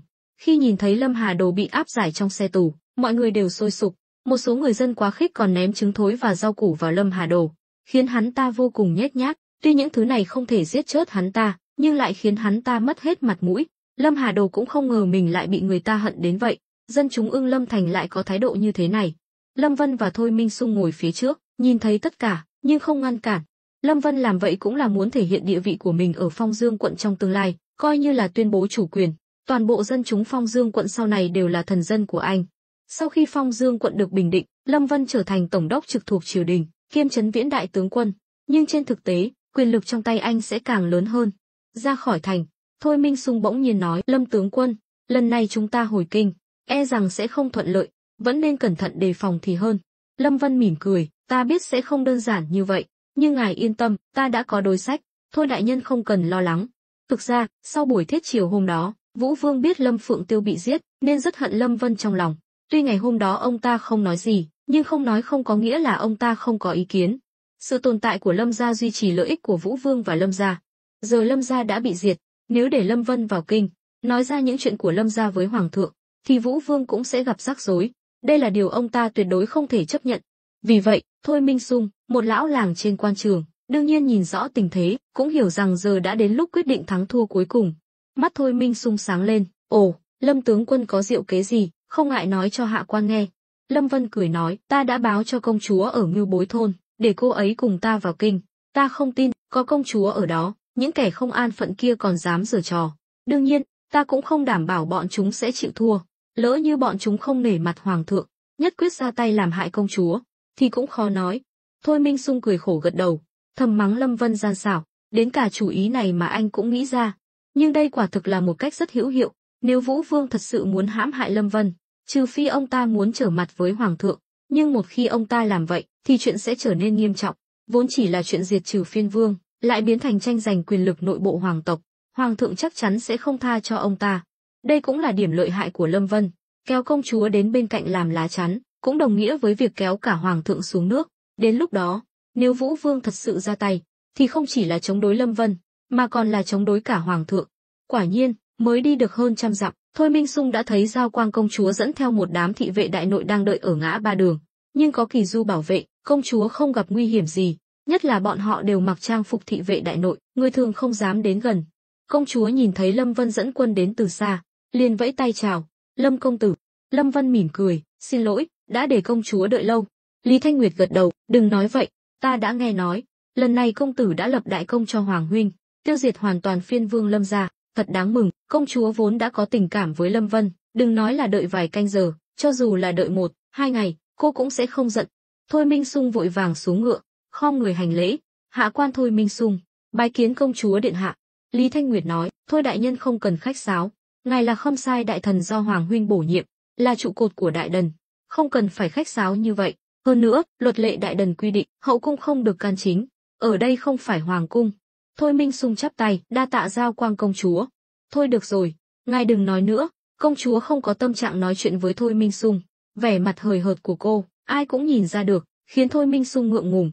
Công chúa thúc ngựa đến bên cạnh Lâm Vân, nói, Lâm Vân, lần này vào kinh, chàng hãy cầu hôn ta với Hoàng huynh nhé. Thôi Minh Sung và những người khác đều kinh ngạc, không ngờ Lâm Vân và công chúa lại tiến triển nhanh như vậy. Mới mấy ngày mà đã đến mức bàn chuyện cưới xin rồi. Thôi Minh Sung lại nhìn Âu Dương Uyển Huyền, nhưng cô ấy lại như không nghe thấy gì, không có phản ứng gì. Lâm Vân cười ngượng ngùng, công chúa nói đùa rồi, lần này ta vào kinh, chủ yếu là để báo cáo với Hoàng thượng về trận chiến với Lâm gia, còn những chuyện công chúa nói, để sau này hãy hay, anh không muốn tiếp tục dây dưa chuyện này, cho dù công chúa là thật lòng, nhưng trước khi biết được ý của Hoàng thượng, Lâm Vân chỉ có thể giả ngốc. Sau đó, mọi người tiếp tục lên đường, không gặp trở ngại gì, quả nhiên, có công chúa đi cùng, những chuyện mà Thôi Minh Sung lo lắng đã không xảy ra. Nhưng khi Lâm Vân và Thôi Minh Sung đến cổng thành Kim Lăng, lại thấy một đám đông quan lại đang tụ tập ở đó, thậm chí còn có cả cờ xí và thị vệ đại nội mà Hoàng thượng thường dùng khi thân chinh. Nhưng điều đáng ngạc nhiên nhất là, gần như toàn bộ văn võ bá quan đều có mặt, trận thế này, nào phải là đón Lâm Vân, Trấn Viễn đại tướng quân, mà rõ ràng là đang đón Hoàng thượng. Thấy vậy, Thôi Minh Sung bắt đầu lo lắng, ông ta lăn lộn trên quan trường nhiều năm, đương nhiên hiểu, kiểu tân bốc giết người này tuy là nghi thức đón tiếp cao nhất dành cho Lâm Vân, nhưng một khi Lâm Vân tỏ ra kiêu ngạo, tự mãn, sẽ lập tức bị người ta bắt bẻ, thậm chí còn bị Hoàng thượng nghi ngờ. Nhưng những lời này, ông ta không dám nói với Lâm Vân, bởi vì ông ta thấy trong số những quan lại đang đứng đón, thậm chí còn có cả 2 vị đại thần và vài vị vương gia. Đây không phải là chúc mừng công trạng của Lâm Vân, mà rõ ràng là hồng môn yến. Thôi Minh Sung thầm nghĩ, Lâm Vân, lần này tự cầu phúc đi, có thể vượt qua cửa ải này hay không, còn phải xem bản lĩnh của ngươi. Lúc này, Lâm Vân hỏi, thôi đại nhân, đây là ý gì? Giao Quang công chúa đơn thuần, lương thiện, vừa nhìn thấy cảnh tượng này đã biết có điều không ổn, liền nhắc nhở, Lâm công tử, cẩn thận, đám người này không có ý tốt. Lâm Vân cười lạnh, đương nhiên là không có ý tốt, ta muốn xem bọn chúng đang bày trò gì. Mọi người nhanh chóng đi qua cây cầu đá trắng vào thành. Vài người mặc trang phục thị vệ đại nội tiến lên, quỳ xuống trước Lâm Vân, cung nghênh Trấn Viễn đại tướng quân hồi kinh. Nhưng Lâm Vân không thèm nhìn bọn họ, trực tiếp xuống ngựa, đi về phía đám đông. Cưỡi ngựa vào thành là tội khi quân, nhất là khi đối mặt với hoàng thượng, anh phải cẩn thận. Ở Phong Dương quận, anh có thể làm bất cứ điều gì mình muốn, nhưng đây là kinh thành, đám quan lại kinh thành này, ai cũng mưu mô xảo quyệt. Lần này anh lập được đại công, chắc chắn sẽ trở thành tâm điểm chú ý, không biết bao nhiêu người đang chờ xem anh bị bẽ mặt. Ngoài ra, còn phải đề phòng bọn họ gài bẫy anh. Lúc này, Bát Hiền Vương là người đầu tiên bước đến, mỉm cười nói, Lâm Vân, lần này ngươi lập được đại công, có biết thiên mệnh không? Mắt Lâm Vân sáng lên, Bát Hiền Vương không gọi anh là tướng quân, rõ ràng là đang nhắc nhở anh. Cái gọi là thiên mệnh, chính là hỏi anh có biết ý của Hoàng thượng hay không. Lâm Vân chắp tay cười nói, hạ quan không biết. Câu nói này tuy là hỏi, nhưng thực chất cũng là nhắc nhở Lâm Vân đừng có đắc ý vênh váo. Câu trả lời của Lâm Vân khiến Bát Hiền Vương rất hài lòng. Nhìn thấy đồ ăn mà không ăn, ngươi có thể nhịn được không? Bát Hiền Vương cười đầy ẩn ý, vẻ mặt cao thâm khó đoán. Nhưng nghe câu này, Lâm Vân lập tức hiểu ra, xem ra Bát Hiền Vương đang giúp anh. Có thể. Lâm Vân liếc nhìn sang chiếc đình nghỉ mát cách đó không xa, bên trong đã tụ tập đầy quan lại, trên bàn bày đầy sơn hào hải vị. Bụng đói mà không ăn cơm, ngươi có thể ăn được không? Mắt Bát Hiền Vương sáng lên, khen ngợi, không thể. Lâm Vân lúc này mới hiểu ra, vậy ta cũng không thể. Hai người nhìn nhau, ánh mắt đều tràn đầy trí tuệ, rồi cùng cười lớn, như thể gặp được tri âm tri kỷ. Cảnh tượng này khiến Âu Dương Uyển Uyển và Giao Quang công chúa đứng bên cạnh ngơ ngác, không hiểu họ đang nói gì. Chỉ có Thôi Minh Sung đứng bên cạnh thầm tán thưởng. Ông ta cũng nhìn ra, Bát Hiền Vương đã quyết định giúp Lâm Vân, đồng thời cũng khiến ông ta thở phào nhẹ nhõm. Lâm Vân quả nhiên lợi hại, không mang theo tính khí nóng nảy ở Phong Dương quận vào kinh thành, đối mặt với Hồng Môn Yến do đám quan lại này bày ra, vẫn có thể bình tĩnh xử lý, xem ra đã có đối sách. Cán cân trong lòng ông ta cũng dần nghiêng về phía Lâm Vân. Theo ông ta thấy, một người văn võ song toàn như Lâm Vân, chắc chắn sẽ có địa vị cao, trở thành đại thần quyền lực của Đại Đần. Nếu ông ta nắm bắt được cơ hội này, chắc chắn sẽ có lợi cho sự nghiệp của mình. Thôi Minh Sung biết rõ, nếu tiếp tục đi theo Phúc Lâm An, sự nghiệp của ông ta coi như chấm dứt. Phúc Lâm An cho dù có từ chức cũng sẽ không nâng đỡ ông ta. Hơn nữa, qua việc lần trước Hoàng thượng bỏ qua ông ta, bí mật gặp riêng Lâm Vân, cũng khiến Thôi Minh Sung nhận ra, tuy bề ngoài ông ta vẫn phong quang, nhưng thực chất Hoàng thượng đã không còn tin tưởng ông ta nữa. Nếu lần này có thể dựa vào Lâm Vân, thì sẽ khác. Dù sao, thời buổi này, người Tuyết Trung Tống Thán ít, người Cẩm Thượng Thiêm Hoa nhiều. Mà cho đến nay, đây có lẽ là lần cuối cùng Lâm Vân gặp nguy hiểm. Chỉ cần vượt qua lần này, tương lai của Lâm Vân sẽ rộng mở, trở thành nhân vật quyền lực của Đại Đần. Hơn nữa, Lâm Vân còn trẻ như vậy, với năng lực của anh, tương lai chắc chắn sẽ có chỗ đứng vững chắc trong triều. Thời gian dài như vậy, đối với Thôi Minh Sung chỉ có lợi chứ không có hại. Nghĩ đến đây, Thôi Minh Sung vội vàng nói nhỏ, Lâm tướng quân, lát nữa ngài không cần để ý đến đám quan lại này, cứ đi theo ta vào gặp Hoàng thượng. Lâm Vân nhìn Thôi Minh Sung một cái đầy ẩn ý, cười nói, vậy làm phiền Thôi đại nhân rồi. Thôi Minh Sung gật đầu ra hiệu. Vài câu nói ngắn ngủi này lại ẩn chứa rất nhiều ý nghĩa. Trên đường đi, Lâm Vân vẫn luôn chờ Thôi Minh Sung quy phục mình, nhưng Thôi Minh Sung lại cứ giả ngốc, khiến Lâm Vân nghi ngờ ý đồ thực sự của ông ta. Nhưng lần này, nghe Thôi Minh Sung nói vậy, Lâm Vân rất hài lòng. Lão già này cuối cùng cũng đã thông minh ra. Bát Hiền Vương cũng nhỏ giọng nói, Thôi đại nhân có thể mê đồ chi phản, xem ra quả nhiên là người thông minh. Thôi Minh Sung cười ngượng ngùng, chắp tay nói, Bát Hiền Vương quá khen rồi. Hạ quan và Lâm tướng quân vốn là bạn bè nhiều năm, sao có thể không nhắc nhở đôi chút. Sau đó, Lâm Vân bước về phía trước, Vũ Vương và Phúc Lâm An dẫn đầu một đám quan lại hành lễ với Lâm Vân. Ai cũng tươi cười, nhưng Lâm Vân có thể cảm nhận rõ ràng, bọn họ đều là miệng nam mô, bụng bồ dao găm, không có ý tốt gì. Lúc này, Phúc Lâm An mỉm cười nói, Lâm tướng quân, mau đến đây, mọi người muốn mời ngươi một chén rượu, lần này ngươi đã lập được đại công cho Đại Đần. Hoàng thượng rất vui mừng, đã nhiều lần khen ngợi ngươi trước mặt lão phu. Bát Hiền Vương và Thôi Minh Sung đứng phía sau, im lặng quan sát. Vừa rồi Lâm Vân đã nói rõ ý của mình, khiến họ yên tâm. Quả nhiên, Lâm Vân chắp tay cười nói, cảm ơn các vị đồng liêu đã chúc mừng ta. Lần này ta tiêu diệt Lâm gia chỉ là thay trời hành đạo, có thể thuận lợi như vậy, cũng chỉ là do cơ duyên. Nếu các vị muốn mời rượu, thì hãy mời Hoàng thượng đi. Nụ cười trên mặt Phúc Lâm An cứng lại, liếc nhìn đám quan lại phía sau. Những người này đều nghe theo lời ông ta, liền cầm chén rượu lên. Lâm tướng quân, chúng ta cùng nhau kính ngươi một chén. Lần này, Lâm Vân mới cảm nhận được sự nham hiểm của bọn quan lại kinh thành, và sự đáng sợ của phe phái cùng loại diệt khác loại. Nếu muốn uống, thì các ngươi cứ uống. Ta không có việc gì, xin phép cáo lui trước. Nói xong, Lâm Vân xoay người định bỏ đi. Đúng lúc này, Vũ Vương, người vẫn luôn im lặng, bỗng hừ lạnh một tiếng, Lâm Vân, đừng có được voi đòi tiên. Giọng nói chói tai này vang lên, mọi người lập tức im lặng. Lâm Vân cũng dừng bước, chậm rãi quay người lại, đi đến bàn, cầm một chén rượu, rồi đi về phía Vũ Vương. Vũ Vương là một người đàn ông béo, mập mạp, để râu quai nón, mặc trang phục vương gia, vẻ mặt kiêu ngạo nhìn Lâm Vân, nhưng ánh mắt lại đầy sát khí. Lâm Vân đứng trước mặt Vũ Vương, nhìn thẳng vào ông ta, trước mặt mọi người, đổ chén rượu xuống đất. Vũ Vương phải không, ta biết vì cái chết của Lâm Phượng Tiêu mà ngươi hận ta trong lòng, nhưng không sao cả, ta làm việc cho Hoàng thượng, cho dù đắc tội với cả triều đình cũng không sao. Chén rượu này, kính vong hồn Lâm Phượng Tiêu. Nói xong, anh ném mạnh chén rượu xuống đất, khiến mọi người xung quanh giật mình. Tên nhãi danh láo xược, tên tiểu tử thối tha. Đám quan lại không còn giữ được bình tĩnh, chửi bới Lâm Vân, nhưng Lâm Vân không thèm để ý đến đám tép diêu này, vẫn cười lạnh. Vũ Vương nhìn xuống chén rượu bị đổ dưới đất, nói, Lâm Vân, làm người đừng quá kiêu ngạo, ngươi phải biết ở hiền gặp lành, có những người, có những việc, không phải là thứ mà một tên tiện dân như ngươi có thể tham gia vào. Lâm Vân gật đầu, đa tạ Vũ Vương đã nhắc nhở, ta nhất định sẽ ghi nhớ trong lòng. Ngoài ra, ta cũng muốn nhắc nhở Vũ Vương một câu, người sống mới có hy vọng, phú quý không phải là tất cả. Nói xong, Lâm Vân xoay người bỏ đi. Phía sau, thị vệ áp giải Lâm Hà Đồ đi tới. Lâm Hà Đồ bị sóc này suốt dọc đường, vẻ mặt tiều tụy, hắn ta nhìn đám quan lại, cười như điên dại, ha ha, lũ các ngươi, không ai thoát được đâu, Vũ Vương, ngươi cũng đừng hòng chạy. Lời nói của Lâm Hà Đồ như một lưỡi hái treo trên đầu mọi người, còn đáng sợ hơn cả những gì Lâm Vân vừa nói. Bát Hiền Vương cười nhạo, rồi đi vào trong thành. Thôi Minh Sung cũng định đi vào, nhưng bị Phúc Lâm An gọi lại. Thôi Minh Sung, ngươi muốn làm gì? Thôi Minh Sung lạnh lùng, không biểu lộ cảm xúc, chắp tay nói, Phúc đại nhân, hạ quan chỉ là phụng mệnh làm việc, trên đường đi không làm gì quá phận cả. Tốt lắm, Thôi Minh Sung, ngươi cứ đợi đấy. Lời đe dọa trong giọng nói của Phúc Lâm An không hề che giấu, hoặc có thể nói, trước mặt đám quan lại này, ông ta không cần phải che giấu. Nhìn Thôi Minh Sung đi vào thành, Vũ Vương nói, Phúc đại nhân, Lâm Vân không thể giữ lại. Phúc Lâm An nghiêm nghị gật đầu, lần này, ông ta cũng nhận ra vấn đề nghiêm trọng, ông ta cứ tưởng, bày ra hồng môn yến này, Lâm Vân trẻ tuổi chắc chắn sẽ không chịu nổi cám dỗ, chỉ cần mắc sai lầm, sau này ông ta có thể tùy ý nắm giữ Lâm Vân, thậm chí khiến Lâm Vân cam tâm tình nguyện quy phục mình. Nhưng không ngờ, tên nhóc này còn khó đối phó hơn cả trong lời đồn, lại còn mưu mô, xảo quyệt, không phải là người ông ta có thể dễ dàng khống chế.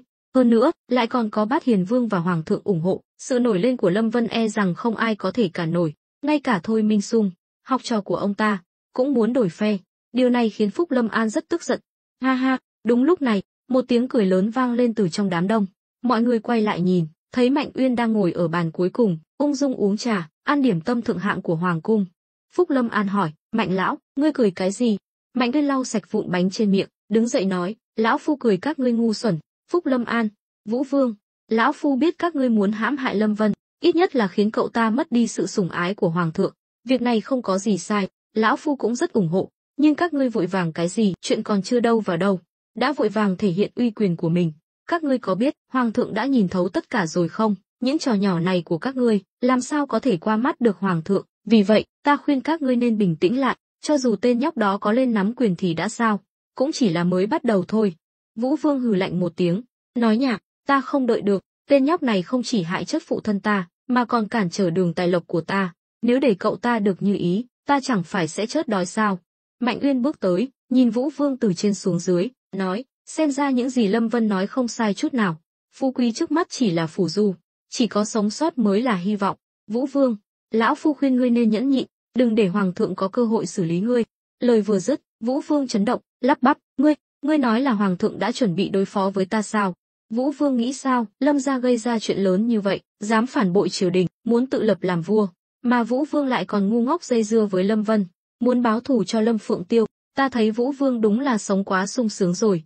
2Z, thôi được, dù sao cũng không liên quan đến lão phu, các ngươi tự lo liệu đi, tạm biệt. Mạnh Uyên khoanh tay, ung dung bỏ đi, để lại đám quan lại ngơ ngác nhìn nhau. Phúc Lâm An cũng nhận ra có gì đó không ổn, chắp tay chào Vũ Vương, rồi cũng bỏ đi. Lời nói của Mạnh Uyên đã thức tỉnh ông ta, tiếp tục qua lại với Vũ Vương, sớm muộn gì cũng bị liên lụy. Lâm Vân có lên nắm quyền hay không thì liên quan gì đến ông ta? Hơn nữa, xem ra Lâm Vân không chỉ giỏi cầm quân đánh trận, mà còn nắm giữ nhiều vũ khí bí mật, lại còn mưu mô, xảo quyệt, làm việc kín kẽ. Điều này khiến ông ta nhìn thấy bóng dáng của Bát Hiền Vương trên người Lâm Vân, càng khiến ông ta kiêng dè. mà những người có thể làm quan ở kinh thành, không ai là kẻ ngốc, ai cũng tinh danh hơn khỉ. Thấy hai vị đại thần dường như đều tránh xa Vũ Vương, đám quan lại cũng nhanh chóng chuồn mất. Bên kia, Lâm Vân được Bát Hiền Vương và Thôi Minh Sung dẫn đường, nhanh chóng đến cổng hoàng cung, nhưng ngoại trừ Lâm Vân, những người đi theo anh đều không được vào, nhất là Âu Dương Uyển Uyển. Cô ấy là người dị tộc, không còn cách nào khác, Lâm Vân đành phải để Âu Dương Uyển Uyển đến Diệp phủ tìm Diệp Vãn Thanh. Dù sao, lần này anh vào kinh, trong thời gian ngắn sẽ không thể rời đi. Đây là lần đầu tiên Lâm Vân vào Hoàng cung Đại Đần. Hoàng cung rộng lớn, Lâm Vân đi theo Bát Hiền Vương và Thôi Minh Sung gần nửa canh giờ, mà vẫn còn đang ở khu vực bên ngoài. Lâm Vân hỏi, còn phải đi bao lâu nữa mới gặp được Hoàng thượng? Bát Hiền Vương mỉm cười, sao đã hết kiên nhẫn rồi, Hoàng cung có 9 cổng, chẳng phải Lâm công tử quen biết Cửu môn Đề đốc Kỳ Trường Vân sao? Ông ta phụ trách an ninh của toàn bộ Tử Cấm thành. 9 cổng đó là Ngọ môn, Đông Hoa môn, Tây Hoa môn, Thái Tuế môn, Càn Thanh môn, Côn Ninh môn, Thần Vũ môn, Vĩnh An môn và Quảng An môn. Vậy giờ chúng ta đang ở đâu? Lâm Vân tò mò hỏi. Giờ đã đến Càn Thanh môn rồi, đến Côn Ninh môn là có thể gặp Hoàng thượng. Bát Hiền Vương rất kiên nhẫn với Lâm Vân, như thể yêu ai yêu cả đường đi lối về. Ông ta rất khâm phục tài năng của Lâm Vân, coi Lâm Vân là trụ cột của Đại Đần, tương lai có thể phó tá Hoàng thượng trị vì thiên hạ. Lúc này, Thôi Minh Sung cười khổ nói, Lâm tướng quân, trong Hoàng cung, cứ 3 bước một lính canh, 5 bước một trạm gác, quản lý rất nghiêm ngặt. Lát nữa ngài đừng nói bậy, Hoàng thượng sẽ không trách phạt ngài, nhưng đã vào cung, thì vẫn phải tuân thủ quy tắc của Hoàng cung. Giờ ông ta đang cố gắng lấy lòng Lâm Vân. Có lẽ sau khi Lâm Vân nói chuyện với Hoàng thượng, thái độ của Lâm Vân đối với ông ta sẽ thay đổi. Lâm Vân gật đầu, ta biết rồi, 2Z, thật là phiền phức. Theo ta, những quy tắc này quá cứng nhắc, nên thay đổi đi, đợi ta có cơ hội sẽ nói với Hoàng huynh. Giao Quang công chúa bĩu môi, vẻ mặt khó chịu, chẳng trách cô luôn thích trốn ra khỏi cung, chính là vì không thích những quy tắc trong cung. Bát Hiền Vương và Thôi Minh Sung chỉ biết cười trừ, những lời đại nghịch bất đạo này, chỉ có công chúa mới dám nói. Bát Hiền Vương tuy là huynh trưởng của công chúa, nhưng quan hệ giữa hai người không tốt lắm, thuộc kiểu ngày thường ít liên lạc. Cuối cùng, Lâm Vân và mọi người cũng đến Khôn Ninh môn. Sau khi bị thị vệ khám xét, liền được vào điện Thái Hòa. Đây là nơi Hoàng thượng thường thiết triều. Lâm Vân nhìn quảng trường đá xanh rộng lớn, trong lòng cũng rất chấn động. Từ khi xuyên không đến đây, anh chưa từng thấy nơi nào rộng lớn như vậy. Đi theo bậc thang lên trên, Lâm Vân và mọi người đứng trước cửa điện Thái Hòa. Vài tên thị vệ đeo đao đứng canh gác trước cửa, mà người dẫn đầu lại là Kỳ Du và Kỳ Trường Vân. Bên cạnh còn có một thái giám quản sự. Vì là thái giám, nên da dẻ trắng trẻo, dáng người hơi mập, trông có vẻ hiền lành. Lúc này, Kỳ Trường Vân chắp tay cười nói, Lâm tướng quân, lần trước chia tay đến giờ cũng mới vài tháng, không ngờ lần này lại gặp nhau trong cung. Tuy nhiên, vẫn phải chúc mừng ngài lập được đại công. Lâm Vân mỉm cười gật đầu, Kỳ đại nhân đừng trêu chọc ta nữa, ta sắp mệt chết rồi. Từ cổng thành đến đây, ít nhất cũng phải 10 mấy dặm, đi bộ từng bước một vào đây, tuy là thể hiện sự tôn trọng với Hoàng thượng, nhưng cũng thật sự rất mệt. Ha ha, Lâm tướng quân vẫn phóng khoáng như xưa.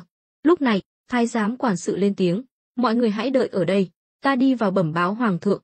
Mọi người đều khom người hành lễ với thái giám quản sự. Lâm Vân ngơ ngác nhìn, cũng làm theo. Đợi thái giám đi vào trong điện, Lâm Vân mới nhỏ giọng hỏi Bát Hiền Vương, chỉ là một tên thái giám thôi mà, ngài là Đường Đường vương gia, sao lại phải hành lễ với hắn ta? Bát Hiền Vương vội vàng nhắc nhở, đừng nói bậy, Tào công công là một trong những tâm phúc của Hoàng thượng, tuy là thái giám, nhưng cả triều đình không ai dám bất kính với ông ta. Trước mặt ông ta, ngươi đừng có gọi thẳng là thái giám, cẩn thận ông ta nói một câu là hỏng hết ấn tượng của ngươi trong lòng Hoàng thượng. Lâm Vân lúc này mới hiểu ra, anh thầm nghĩ, mình cũng từng đọc một số sử sách, biết rõ hoạn quan loạn quốc, không ngờ thái giám của Đại Đần lại có địa vị cao như vậy. Lúc này, hai cánh cửa điện mở ra, Tào công công bước ra, nói lớn, truyền Lâm Vân, Bát Hiền Vương, Kỳ Trường Vân, Thôi Minh Sung vào điện. Mọi người mới bước qua cửa vào trong. Lâm Vân thầm than, quy tắc ở đây thật sự quá nhiều. Hoàng thượng rõ ràng đang ở trong điện, mà còn phải vòng vo tam quốc như vậy. Chỉ có Kỳ Du và Giao Quang công chúa không được gọi vào. Nhưng Kỳ Du vốn là thống lĩnh thị vệ đại nội, nhiệm vụ của anh ta là bảo vệ an toàn cho Hoàng thượng, nên không cần phải vào trong. Ngược lại, công chúa vừa nghe không có tên mình, liền khó chịu định xông vào. Tào công công vội vàng ngăn lại, công chúa, người không thể vào. Ngươi tránh ra, tại sao bọn họ được vào mà ta lại không được vào? Ta muốn gặp Hoàng huynh. Xịt, công chúa, xin người đừng làm khó lão nô. Hoàng thượng đã dặn dò không cho người vào, còn bảo lão nô nói với công chúa, hãy đến cung Huệ Ninh thăm Thái hậu. Công chúa tức giận đến mức méo cả miệng, nhưng phụ hoàng là người không thể cãi lời. Tuy cô ngang ngược, nhưng cũng không dám làm loạn, chỉ biết dậm chân bỏ đi. Bên này, Lâm Vân và mọi người bước vào điện Thái Hòa, từ xa đã thấy Hoàng thượng mặc long bào, ngồi trên ngai vàng. Lâm Vân và mọi người vội vàng quỳ xuống, hô lớn, Hoàng thượng vạn tuế. Ha ha, hoàng thượng cười lớn, trực tiếp đứng dậy, bước xuống khỏi bục, không để ý đến những người khác, mà tự mình đỡ Lâm Vân dậy. Lâm Vân cũng vô cùng ngạc nhiên và sung sướng. Lâm Vân, lần này trẫm thật sự phải bái phục ngươi, không ngờ giao ước giữa ngươi và trẫm, ngươi lại thật sự làm được. Lâm Vân khiêm tốn nói, tôi nào dám lừa gạt hoàng thượng, đã nói ra miệng thì nhất định phải làm được, nếu không, chẳng phải là tội lừa dối quân vương sao? Nói cũng có lý, nhưng trẫm đã chuẩn bị sẵn 5 vạn quân tiếp viện, chỉ đợi ngươi đến cầu cứu, nếu ngươi thật sự không làm được, trẫm cũng sẽ không trách ngươi. Lâm Vân chắp tay, may mắn thay, hạ quan đã hoàn thành giao ước với hoàng thượng. Tốt lắm, Lâm Vân, từ lần đầu tiên gặp ngươi, trẫm đã tin chắc ngươi là người làm nên đại sự. Nói rồi, hoàng thượng nắm tay Lâm Vân, đi về phía chiếc ghế bên cạnh. Giờ không phải là lúc thiết chiều, hoàng thượng cũng không muốn quá nghiêm túc.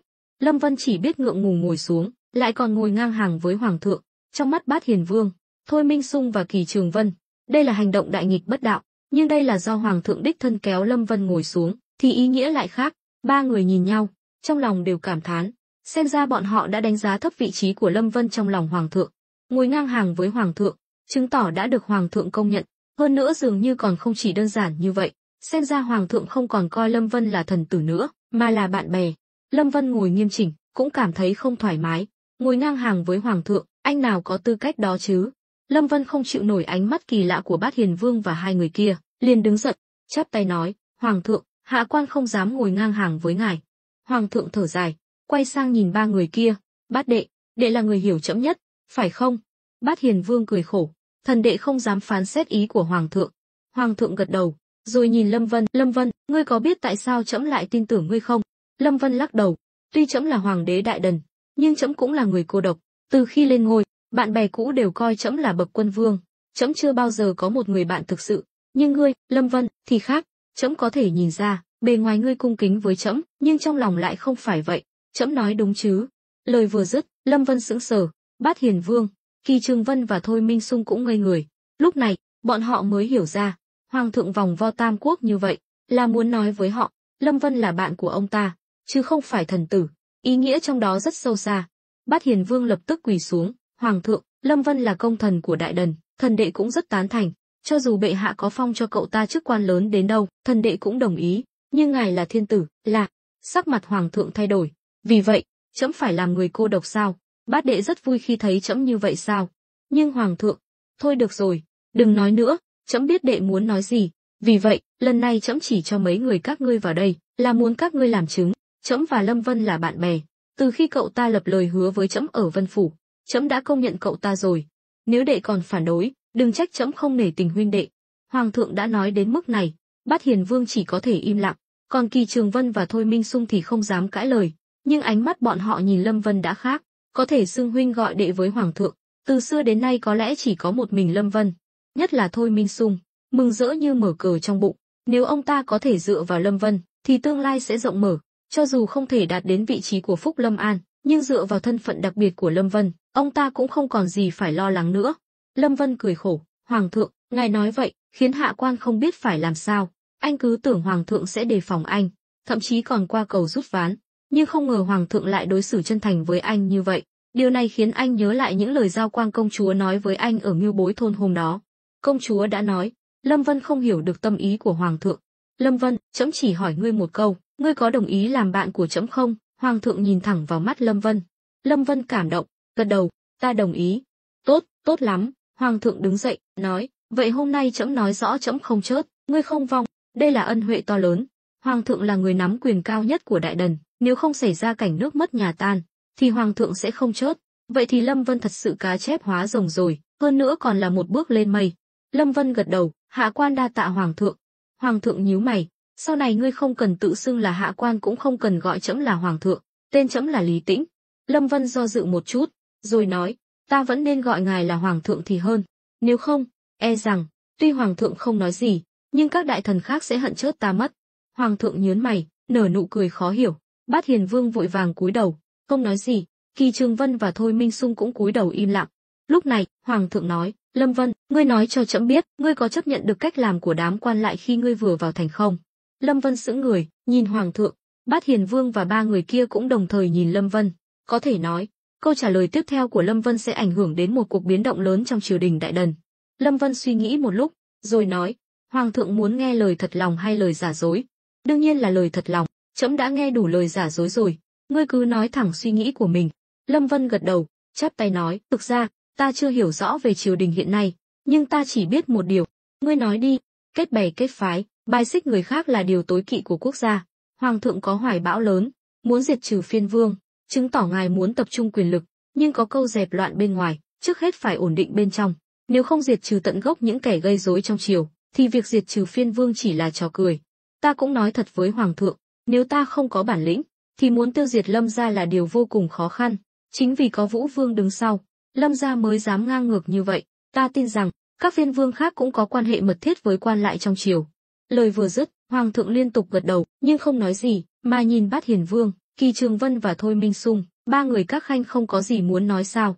Bát Hiền Vương im lặng, Kỳ Trường Vân vẫn cúi đầu như không nghe thấy gì, nhưng hoàng thượng biết, hai người bọn họ chỉ là không muốn gây chuyện mà thôi. Cuối cùng, ông ta nhìn Thôi Minh Sung, nếu trẫm đoán không nhầm, ngươi là người của Phúc Lâm An, ngươi không có gì muốn nói sao? Thôi Minh Sung toát mồ hôi lạnh, phải biết, kết bè kết phái hay bài xích người khác đều là tội chốt, từ xưa đến nay, không có vị vua nào có thể dung thứ cho hai điều này. Ông ta quỳ xuống, chắp tay nói, hoàng thượng minh giám, trước đây hạ quan quả thực là tâm phúc của Phúc đại nhân, nhưng lần này được bệ hạ giao cho trọng trách khâm sai, được chứng kiến thủ đoạn của Lâm tướng quân, lại còn được trò chuyện sâu với tướng quân, nên hạ quan đã quyết định rời khỏi phe cánh của Phúc đại nhân. Hoàng thượng quay sang nhìn Lâm Vân, Lâm Vân, ngươi nói xem. Lâm Vân nhìn Thôi Minh Sung cũng nhìn anh, ánh mắt đầy mong đợi. Lúc này, chỉ cần Lâm Vân nói một câu, ông ta có thể sẽ mất mạng. Dù sao, Vân vô hí ngôn. Lâm Vân mỉm cười, hoàng thượng, những gì Thôi đại nhân nói đều là sự thật, xin ngài hãy cho ông ấy một cơ hội. Thôi Minh Sung thở phào nhẹ nhõm, không ngừng lau mồ hôi. Hoàng thượng mỉm cười gật đầu, được, đã là Lâm Vân cầu xin, thì trẫm sẽ tha cho ông ta một mạng. Bát Hiền Vương và Kỳ Trường Vân đã hiểu ra, hoàng thượng không phải là nhận huynh đệ, mà là muốn lập uy cho Lâm Vân. Hơn nữa, từ đầu đến cuối, hoàng thượng không hề nói sẽ phong cho Lâm Vân chức quan gì, mà lại trực tiếp cho anh quyền lực lớn như vậy, như thể một câu nói của anh có thể quyết định sống chết của một vị quan nhất phẩm, một vị tổng đốc. Hoàng thượng cũng đúng như họ nghĩ, muốn mượn tay Lâm Vân, một người mới vào triều, để đánh tan những thế lực rắc rối phức tạp trong triều. Sau đó, ông ta sẽ âm thầm theo dõi, thanh trừng từng tên một.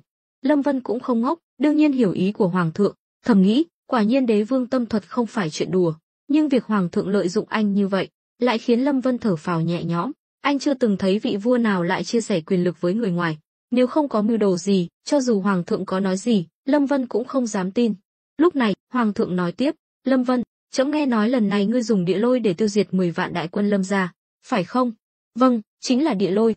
Địa lôi là thứ gì? Tại sao lại có uy lực lớn như vậy, có thể tiêu diệt 10 vạn đại quân trong một lần? Nhắc đến chuyện này, Thôi Minh Sung liền dùng mình.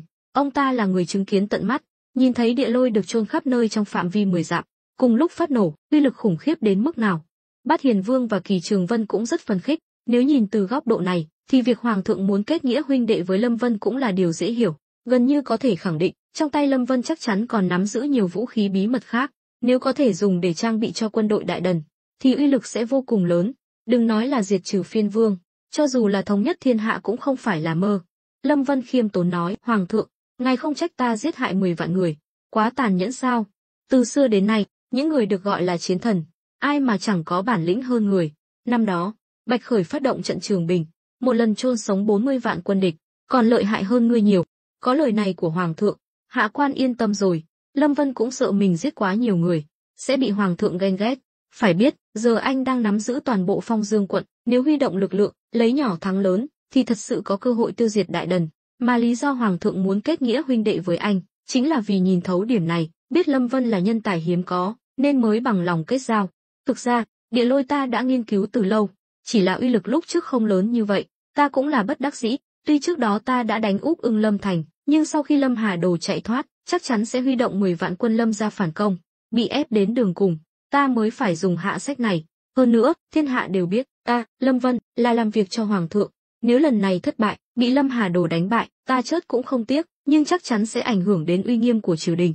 Lâm Vân rất khéo ăn nói, tuy lúc đó anh không nghĩ như vậy, nhưng trong tình huống này, anh phải nói như vậy, để hoàng thượng yên tâm, để hoàng thượng biết anh không có dã tâm nào khác. Tóm lại, đã có thể sống yên ổn, thì ai lại muốn làm chuyện ngu ngốc, tự chuốc lấy phiền phức.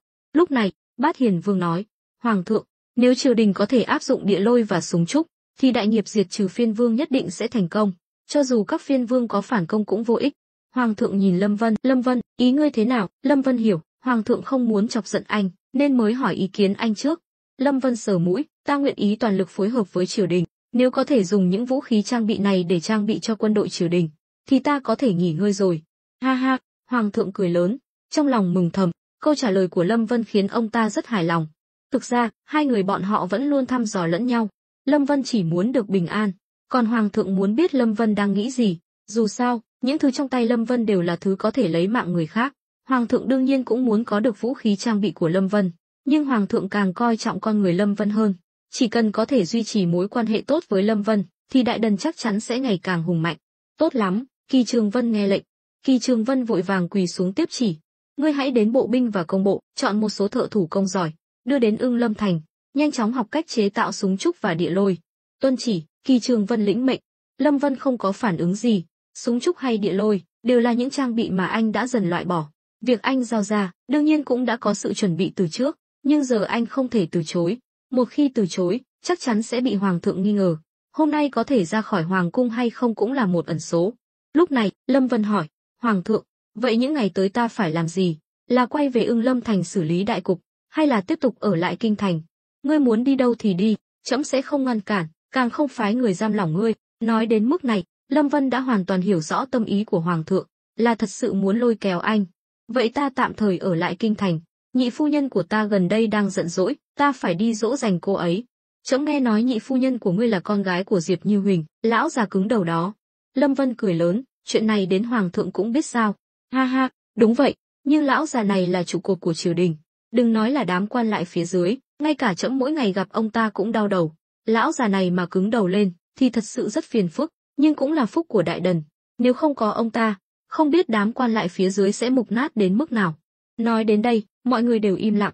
Lúc này, Bát Hiền Vương chắp tay nói, Hoàng thượng, tiếp theo ngài thật sự định chỉnh đốn lại triều cương sao? Đúng vậy, những gì Lâm Vân nói, ta đã muốn làm từ lâu rồi. Chỉ là trước đây, vì khó khăn trong nước và nguy cơ từ bên ngoài, ta lực bất tòng tâm không đủ sức, nhưng lần này có Lâm Vân giúp đỡ, tin rằng nhất định có thể trả lại cho Đại Đần một bầu trời trong sạch. Lâm Vân và mọi người nhìn vẻ mặt lo lắng của Hoàng thượng, đều âm thầm gật đầu. Lúc này, cả Bát Hiền Vương, Kỳ Trường Vân và Thôi Minh Sung đều hiểu được tâm ý của Hoàng thượng. Hóa ra, Hoàng thượng định ra tay với Phúc Lâm An và Vũ Vương. Hai người này âm thầm kết bè kết phái, không biết đã làm bao nhiêu chuyện xấu, lại còn lừa dối cấp trên, câu kết với phiên vương. Chỉ cần một tội danh trong số đó, cũng đủ để bọn họ mất mạng. Nhất là Phúc Lâm An, vì tiền tài mà không từ thủ đoạn nào.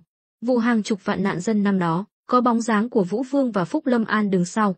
Bởi vì Lâm gia lúc đó có Vũ Vương chống lưng, mà Phúc Lâm An lại ngầm gây ảnh hưởng, mới dẫn đến vấn đề lớn như vậy.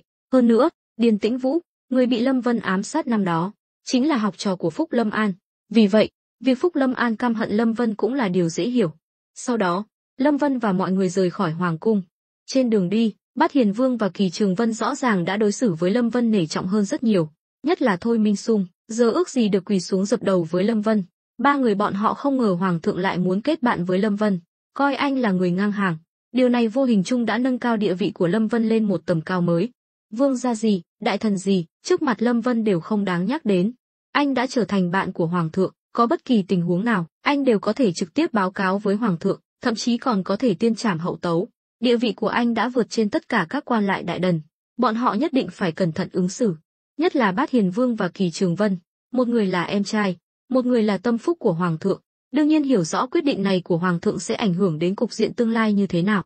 Lúc này, Lâm Vân chắp tay cười nói với mọi người, trời cũng không còn sớm nữa, hôm nay chúng ta tạm biệt tại đây, ngày mai ta sẽ đến thăm từng người. Bát Hiền Vương nói, Lâm tiên sinh quá khách sáo rồi, ngài cứ lo việc của mình trước đi, đợi khi nào rảnh rỗi, hãy đến chỗ ta nhất định sẽ mời ngài uống trà. Kỳ Trường Vân và Thôi Minh Sung nhìn nhau, thầm kinh ngạc, Bát Hiền Vương ngay cả cách xưng hô cũng thay đổi. Trước đây gọi thẳng tên Lâm Vân, sau đó đổi thành công tử, nhưng lần này lại đổi thành tiên sinh. Đừng coi thường sự thay đổi trong cách xưng hô này, nó chính là sự thể hiện chân thực suy nghĩ của Bát Hiền Vương. Gọi Lâm Vân là coi anh là tiểu bối, đổi thành công tử là vì Lâm Vân đã thể hiện năng lực phi thường, đủ để ông ta công nhận và tôn trọng. Còn cách gọi tiên sinh ở Đại Đần là dành cho những người cao quý. Lâm Vân đã kết nghĩa huynh đệ với Hoàng thượng, địa vị của anh lập tức vượt trên tất cả các quan lại Đại Đần. Vì vậy, Bát Hiền Vương đương nhiên phải đặt Lâm Vân ở vị trí cao hơn. Lâm Vân mỉm cười, được, vậy để hôm khác nói chuyện. Kỳ đại nhân, thôi đại nhân, ta xin phép cáo lui trước. Nói xong, anh xoay người bỏ đi. Ba người kia nhìn theo bóng lưng Lâm Vân, mỗi người đều có suy nghĩ riêng. Lúc này, Kỳ Trường Vân cười khổ nói, Bát Hiền Vương, xem ra Lâm Vân đã cá chép hóa rồng rồi. Đúng vậy, nhưng Hoàng thượng làm vậy, tuy có vẻ nông nổi, nhưng thực chất lại là một nước cờ hay. Ý ngài là sao? Bát Hiền Vương khoanh tay trong áo bào, nói, chỉ một mình Lâm Vân, không chỉ giải quyết được nội loạn phiên vương Lâm gia, mà còn khiến cả triều đình phải e dè. Ngươi không thấy lúc triều Lâm Vân vừa vào thành, Phúc Lâm An và Vũ Vương đã nhảy dựng lên sao?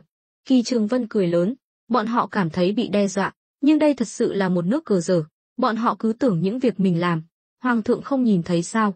Đúng vậy, vì vậy, mục đích thứ hai mà Hoàng thượng lôi kéo Lâm Vân, chính là để chỉnh đốn triều cương, xem ra mấy ngày tới kinh thành sẽ có biến động lớn. Rồi ông ta nhìn Thôi Minh Sung, thôi đại nhân, ngươi thật may mắn, vào phút cuối vẫn được Lâm Vân che chở. Nếu lúc vào thành, ngươi không được Lâm Vân công nhận, ngươi đoán xem tối nay ngươi sẽ ra sao? Thôi Minh Sung toát mồ hôi lạnh, cười khổ, hạ quan hiểu rồi, cũng phải cảm ơn Bát Hiền Vương đã âm thầm nhắc nhở. Ta không hề nhắc nhở ngươi, là do ngươi tự nhận ra mối nguy hiểm mà thôi. Lúc này, Thôi Minh Sung thăm dò, Bát Hiền Vương, ý ngài là, mấy ngày tới Hoàng thượng sẽ ra tay với Phúc đại nhân sao? Còn có cả Vũ Vương, còn Mạnh đại nhân có nằm trong số đó hay không? Thì ta không biết. Kỳ Trường Vân cảm thán, không ngờ, chỉ một mình Lâm Vân lại có thể gây ra sóng gió lớn như vậy trong triều. Xem ra Hoàng thượng là thật sự muốn làm. Hoàng thượng đã muốn ra tay với bọn họ từ lâu rồi, nhưng trước đây là vì ngoại bang nhiều quá. Một khi Hoàng thượng đối phó với những kẻ sâu mọt này, các phiên vương khác có thể sẽ nhân cơ hội nổi dậy. Nhưng giờ có Lâm Vân cây trụ trời chắc chắn có thể trấn áp được các phiên vương khác. Đợi sau khi giải quyết xong nội bộ, chính là lúc Hoàng thượng chính thức diệt trừ phiên vương. Việc Lâm Vân tiêu diệt Lâm gia chỉ là màn dạo đầu mà thôi. Kỳ Trường Vân và Thôi Minh Sung đều gật đầu. Họ cũng không ngờ, có ngày lại được chứng kiến việc toàn diện diệt trừ phiên vương. Trước đây, Hoàng thượng chỉ thỉnh thoảng nhắc đến việc này, nhưng mọi người đều coi đó là trò đùa. Dù sao, lúc đó căn bản không có cơ hội này, nhưng sự xuất hiện của Lâm Vân đã phá vỡ thế cân bằng mong manh này. Chẳng trách Phúc Lâm An và Vũ Vương đều muốn giết Lâm Vân. Sự xuất hiện của anh đã trực tiếp đe dọa đến lợi ích của tập đoàn phía sau bọn họ. Sau đó, ba người họ cũng trở về nhà. Kỳ Trường Vân đi một mình trên đường, trong đầu vẫn đang suy nghĩ về đối sách tiếp theo. Hoàng thượng muốn chỉnh đốn triều cương là chuyện tốt, nhưng sắp tới kinh thành chắc chắn sẽ xảy ra chuyện lớn. Ông ta, Cửu Môn Đề Đốc, phải cảnh giác. Tuy Hoàng thượng không dặn dò gì, nhưng ông ta phải chuẩn bị sẵn sàng. Chỉ cần Lâm Vân được Hoàng thượng ủng hộ, chắc chắn sẽ dám làm loạn ở kinh thành. Đến lúc đó, chắc chắn sẽ khiến Phúc Lâm An và Vũ Vương phản kháng kịch liệt. Lúc này, Kỳ Du từ trong bóng tối bước ra. Cha! Kỳ Trường Vân quay lại nhìn anh ta. Con làm gì ở đây? Con đợi cha cùng về nhà. Vừa rồi Hoàng thượng đã nói gì? Kỳ Trường Vân cười khổ. Nói gì sao? 2Z, mấy ngày tới kinh thành sẽ có biến động lớn. Sau đó, ông ta kể lại toàn bộ câu chuyện về Lâm Vân. Kỳ Du hít sâu một hơi. Hoàng thượng muốn kết bạn với Lâm Vân sao? Con không nghe nhầm chứ? Không phải là muốn kết bạn, mà là bọn họ đã là bạn bè rồi. Từ khi Lâm gia bị diệt, Lâm Vân đã một bước lên mây, trở thành nhân vật đặc biệt nhất Đại Đần. Cha, vậy chúng ta phải làm sao? Làm sao là sao? Lần này Hoàng thượng quyết tâm giải quyết triều chính, không liên quan đến chúng ta chỉ cần phối hợp là được. Hơn nữa, cha cũng ngày càng già rồi, không biết còn ngồi được ở vị trí này bao lâu nữa. Vì vậy, cha hy vọng sau này con nhất định phải duy trì mối quan hệ tốt với Lâm Vân. Điều này liên quan đến tương lai của Kỳ gia chúng ta. Thực ra, không cần Kỳ Trường Vân nói, Kỳ Du cũng hiểu, Lâm Vân bây giờ đã khác xưa, một người có thể dễ dàng tiêu diệt 10 vạn đại quân Lâm gia, tuyệt đối không phải là người mà Kỳ gia có thể chống lại. Lần này lại biết Lâm Vân đã trở thành bạn của Hoàng thượng, lại còn nắm giữ toàn bộ Phong Dương quận, chức tổng đốc trực thuộc triều đình, cộng thêm danh hiệu Trấn Viễn đại tướng quân, đủ để Lâm Vân trở thành nhân vật cao quý nhất Đại Đần. Cùng lúc đó, Lâm Vân gặp Âu Dương Uyển Uyển, rồi cùng nhau đến Diệp phủ, nhưng hôm nay Diệp phủ lại rất náo nhiệt, không biết còn tưởng Diệp Như Huỳnh lại được thăng chức, nhưng thực ra, lúc Lâm Vân vào gặp Hoàng thượng, Phúc Lâm An và Vũ Vương đã đến đây. Hai người bọn họ hiểu, muốn Lâm Vân cúi đầu, chỉ có thể tìm cơ hội ở Diệp gia. Dù sao, Diệp Như Huỳnh là nhạc phụ của Lâm Vân, nể mặt Phật, nể mặt chuột. Lâm Vân, vì muốn Diệp gia tiếp tục có chỗ đứng ở kinh thành, lần này nhất định phải nhượng bộ, ít nhất là phải đảm bảo lợi ích cho họ. Lúc này, Phúc Lâm An và Vũ Vương đang ngồi trên ghế, còn Diệp Như Huỳnh ngồi ở vị trí chủ tọa.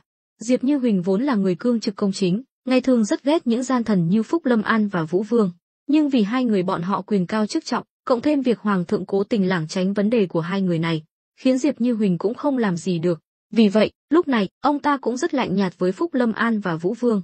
Lúc này, Phúc Lâm An mỉm cười nói, Diệp ngự sử, lần này ngài sắp thăng tiến rồi, có một người con rể tốt, lần này không chỉ lập đại công cho đại đần, mà còn trở thành người được hoàng thượng sủng ái. Ta đến đây cũng là để chúc mừng. Diệp Như Huỳnh vẫn bình thản gật đầu, vậy đa tạ Phúc đại nhân, nhưng lão phu và Lâm Vân không thân thiết lắm, nếu Phúc đại nhân muốn lão phu nói gì với cậu ta, thì e là đã nhầm người rồi. Phúc Lâm An dừng lại một chút, nói, Diệp ngự sử hiểu lầm rồi, ta lần này chỉ đến chúc mừng, không có ý gì khác, chỉ là muốn nhân cơ hội này gặp mặt Lâm Vân, nói chuyện một chút, dù sao sau này chúng ta đều là đồng liêu, nên phải gặp gỡ nhiều hơn. Diệp Như Huỳnh cười lạnh, lão phu tuy không hiểu rõ Lâm Vân, nhưng nghe tiểu nữ nói, Lâm Vân là người rất có nguyên tắc, nếu Phúc đại nhân có mâu thuẫn gì với cậu ta, có thể đến nơi khác nói chuyện, hà tất phải đến Diệp gia, kéo lão phu xuống nước. Phúc Lâm An nhất thời không biết trả lời thế nào. Trước khi đến, ông ta đã biết Diệp Như Huỳnh là người cứng đầu, cứng cổ, đáng lẽ ra, ông ta không muốn đến đây, nhưng giờ ông ta không còn cách nào khác, chỉ có tiếp cận Diệp gia, mới có cơ hội gặp riêng Lâm Vân, nhất là lần này Hoàng thượng triệu kiến Lâm Vân, gọi cả Bát Hiền Vương và Kỳ Trường Vân đến, nhưng lại không gọi ông ta và Vũ Vương, điều này càng khiến ông ta lo lắng. Lúc này, Vũ Vương hừ lạnh một tiếng, Diệp lão, ngươi đừng có được voi đòi tiên, hôm nay ta đích thân đến đây, là nể mặt Diệp gia các ngươi, lát nữa ngươi phải khuyên Lâm Vân, bảo cậu ta nói chuyện với Hoàng thượng, dừng việc diệt trừ Phiên Vương lại, nếu ngươi không đồng ý, ta đảm bảo, Diệp gia các ngươi sẽ không còn ngày nào yên ổn. Lời vừa dứt, cả phòng khách im lặng, Phúc Lâm An thầm mắng Vũ Vương ngu ngốc, lúc này cầu xin người khác còn không kịp, mà ông ta lại còn lên mặt. Quả nhiên, Diệp Như Huỳnh cười lạnh, Vũ Vương không cần phải dọa lão phu, Diệp gia đời đời trung lương, sẽ không sợ cường quyền, từ khi làm ngự sử, lão phu đã chuẩn bị sẵn sàng cho việc mất mạng, đương nhiên, tiền đề là phải có thánh chỉ của Hoàng thượng. Lời này đã nói rất rõ ràng, ngươi, Vũ Vương, là cái thá gì, trước mặt ta, ngươi chỉ là sâu mọt của đại đần. Vũ Vương cứng họng, không thể phản bác, tuy ông ta tính tình thẳng thắn, nhưng cũng nghe ra được, lời nói của Diệp Như Huỳnh là hoàn toàn không coi ông ta, một vương gia, ra gì. Lúc này, Phúc Lâm An vội vàng hòa giải, Vũ Vương, ngài nói vậy là không đúng, Diệp ngự sử là nền tảng của đại đần. Hoàng thượng cũng từng nói, Diệp ngự sử là một dòng nước trong sạch của đại đần. Vũ Vương nhìn Phúc Lâm An, rồi cười nói, đúng, đúng, Phúc đại nhân nói đúng, là ta nông cạn rồi. Rồi ông ta chắp tay nói, Diệp ngự sử đừng giận, ta tính tình hơi nóng này, nhưng lần này thật sự không phải nhằm vào ngài. Mong Diệp gia rộng lượng. Tuy Diệp Như Huỳnh cứng đầu, nhưng không phải kẻ ngốc, làm quan 40 năm, khiến ông ta nhìn thấu mọi thủ đoạn trên quan trường. Vũ Vương và Phúc đại nhân không cần phải diễn kịch trước mặt lão phu, những gì ta nói đều là sự thật. Tuy Lâm Vân là con rể Diệp gia, nhưng thực chất ta và cậu ta chỉ gặp mặt một lần. Mấy hôm trước, đứa con gái thứ hai không biết điều của ta còn cãi nhau với Lâm Vân. Nó đã tự mình trở về rồi. Vì vậy, nếu hai vị muốn lão phu giúp hòa giải, thì đã nhầm người rồi. Phúc Lâm An và Vũ Vương nhìn nhau, đều im lặng. Điều này quả thực nằm ngoài dự đoán của hai người. Nhưng đúng lúc này, cánh cửa phòng đột nhiên mở ra. Diệp Vãn Thanh mặc váy trắng bước vào. Từ khi để lại thư cho Lâm Vân, trở về nhà mẹ đẻ, tâm trạng cô vẫn luôn không tốt. Vừa mong Lâm Vân đến tìm mình, lại vừa không muốn gặp anh. Dù sao, chuyện Bích Giao công chúa trúng độc, tuy không phải do cô cố ý, nhưng cũng là vì cô mà ra. Vì vậy, vừa vào cửa, cô đã nói, hai vị đại nhân, hai vị cứ về đi, cha ta không thể khuyên được tướng công. Tuy ta không biết hai vị đang lo lắng điều gì, nhưng nếu thật sự muốn điều gì đó, chi bằng trực tiếp đi tìm tướng công, như vậy sẽ hiệu quả hơn, không cần phải lãng phí thời gian với cha ta. Diệp Vãn Thanh cũng không ngốc, tuy đã rời khỏi quan trường, nhưng một số chuyện trong nội bộ triều đình, cô đã từng nghe nói khi còn ở Quốc sự viện, cũng hiểu hai người này đến Diệp gia không có ý tốt. Lúc này, Phúc Lâm An gật đầu, được, nếu cô đã nói vậy, thì ta sẽ không làm khó Diệp ngự sử nữa. Rồi ông ta nhìn Diệp Như Huỳnh, Diệp ngự sử, ta và Vũ Vương muốn mượn bảo địa này nghỉ chân một lát, không vấn đề gì chứ. Nói đến mức này, Diệp Như Huỳnh chỉ có thể đồng ý. Thực ra, những người có mặt đều biết, Lâm Vân đã vào kinh diện thánh, sau đó nhất định sẽ đến Diệp gia. Dù sao, anh và Diệp Vãn Thanh là vợ chồng, mối quan hệ này giờ gần như ai cũng biết. Phúc Lâm An hài lòng gật đầu, rồi nhìn Diệp Vãn Thanh, Lâm phu nhân từng là mưu sĩ của Quốc sự viện, ta cũng rất đau lòng vì những chuyện đã xảy ra năm đó, mà lần này, Lâm Vân lại lập được đại công cho đại đần. Vậy ta, Phúc Lâm An, sẽ làm chủ, để Lâm phu nhân quay lại Quốc sự viện làm viện trưởng. Không biết Lâm phu nhân thấy sao? Vũ Vương ngồi bên cạnh mắt sáng lên. Lúc này, nếu có thể lôi kéo được Diệp Vãn Thanh, chắc chắn sẽ có lợi cho bọn họ. Một khi Diệp Vãn Thanh mắc bẫy, đợi Lâm Vân trở về, việc đàm phán sẽ dễ dàng hơn nhiều. Nhưng Diệp Vãn Thanh cũng không ngốc, sao có thể không hiểu đạo lý này? Cô mỉm cười, đa tạ Phúc đại nhân đã có lòng tốt, nhưng ta đã rời khỏi quan trường, không muốn quay lại nữa.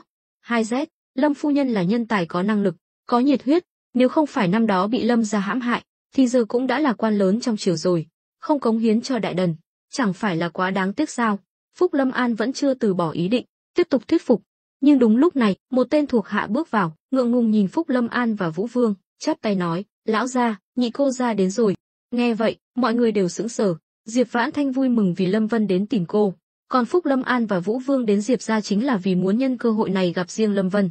Chỉ có Diệp Như Huỳnh là không vui lắm, không phải ông ta không thích Lâm Vân, mà là không muốn Lâm Vân gặp hai người này. Ông ta đã biết về thành tích đáng kinh ngạc của Lâm Vân, trong lòng cũng rất vui mừng. Đứa con rể thứ hai này của ông ta không chỉ có năng lực, mà còn là người chính trực, tiêu diệt Lâm gia, đồng nghĩa với việc lập được đại công cho đại đần, coi như là mở màn tốt đẹp. Hơn nữa, Lâm Vân còn được hoàng thượng coi trọng, được mời vào cung diện thánh, thật là vinh dự. Diệp Như Huỳnh rất yêu quý Lâm Vân. Lúc này, Diệp Vãn Thanh vội vàng nói, con đi đón tướng công. Cô đã rất nhớ Lâm Vân, có thể nói, 2 năm qua, họ gần như chưa từng xa nhau lâu như vậy. Nhưng đúng lúc này, Diệp Như Huỳnh nói, đứng lại. Diệp Vãn Thanh tưởng cha mình lại nổi cơn thịnh nộ, vẫn còn giận Lâm Vân, liền nói, cha, ngồi xuống. Lâm Vân, muốn đến thì đến, cần gì phải đi đón. Diệp Vãn Thanh hừ nhẹ một tiếng, ngoan ngoãn ngồi xuống ghế. Thực ra, trong lòng cô cũng đoán được ý của cha mình, nên không phản bác. Phúc Lâm An và Vũ Vương đều ngạc nhiên.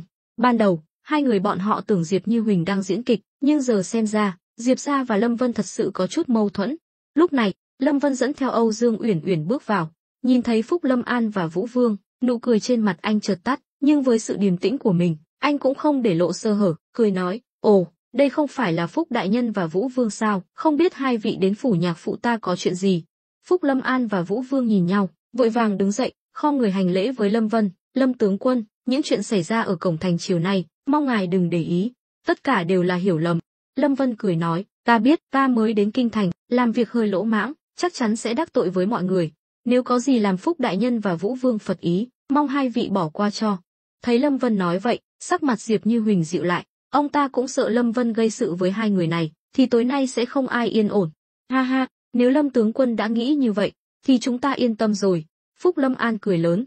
Lúc này, Vũ Vương cũng bước tới, Lâm tướng quân, chúng ta có thể nói chuyện riêng được không? Lâm Vân chắp tay nói, nhạc phụ, ngài thấy. Diệp Như Huỳnh xua tay, các ngươi cứ tự nhiên, dù sao cũng không liên quan đến lão phu. Nói xong, ông ta đứng dậy bỏ đi, nhưng khi đi ngang qua Lâm Vân, ông ta vỗ nhẹ vào vai anh, đầy ẩn ý. Hai người, một già một trẻ, sau khi trao đổi ánh mắt, đã hiểu ý nhau, mà cảnh tượng này cũng lọt vào mắt Phúc Lâm An và Vũ Vương, khiến hai người thầm mắng không thôi. Họ hiểu, Diệp Như Huỳnh chắc chắn đang truyền đạt ý gì đó cho Lâm Vân, hơn nữa Lâm Vân cũng đã hiểu. Diệp Vãn Thanh cũng rất biết điều, đứng dậy đi theo, còn không quên kéo Âu Dương Uyển Uyển đi cùng. Chẳng mấy chốc, trong phòng khách rộng lớn chỉ còn lại 3 người Lâm Vân. Lâm Vân xua tay, hai vị đại nhân, mời ngồi. Nói rồi, anh thản nhiên ngồi vào vị trí vừa rồi của Diệp Như Huỳnh, như thể anh mới là chủ nhà. Phúc Lâm An và Vũ Vương đều nhíu mày. Lâm Vân tuy nói năng rất khách sáo, nhưng hành động lại rất bá đạo, như thể không coi hai người ra gì. Phúc Lâm An ngồi xuống, hỏi, Lâm tướng quân, không biết vừa rồi ngài vào cung diện thánh, đã nói gì với Hoàng thượng?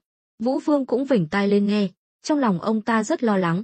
Dù sao, những năm qua ông ta cũng không hề nhàn rỗi, nhiều lần tiếp xúc với các phiên vương, nhất là với Lâm gia, quan hệ rất mật thiết.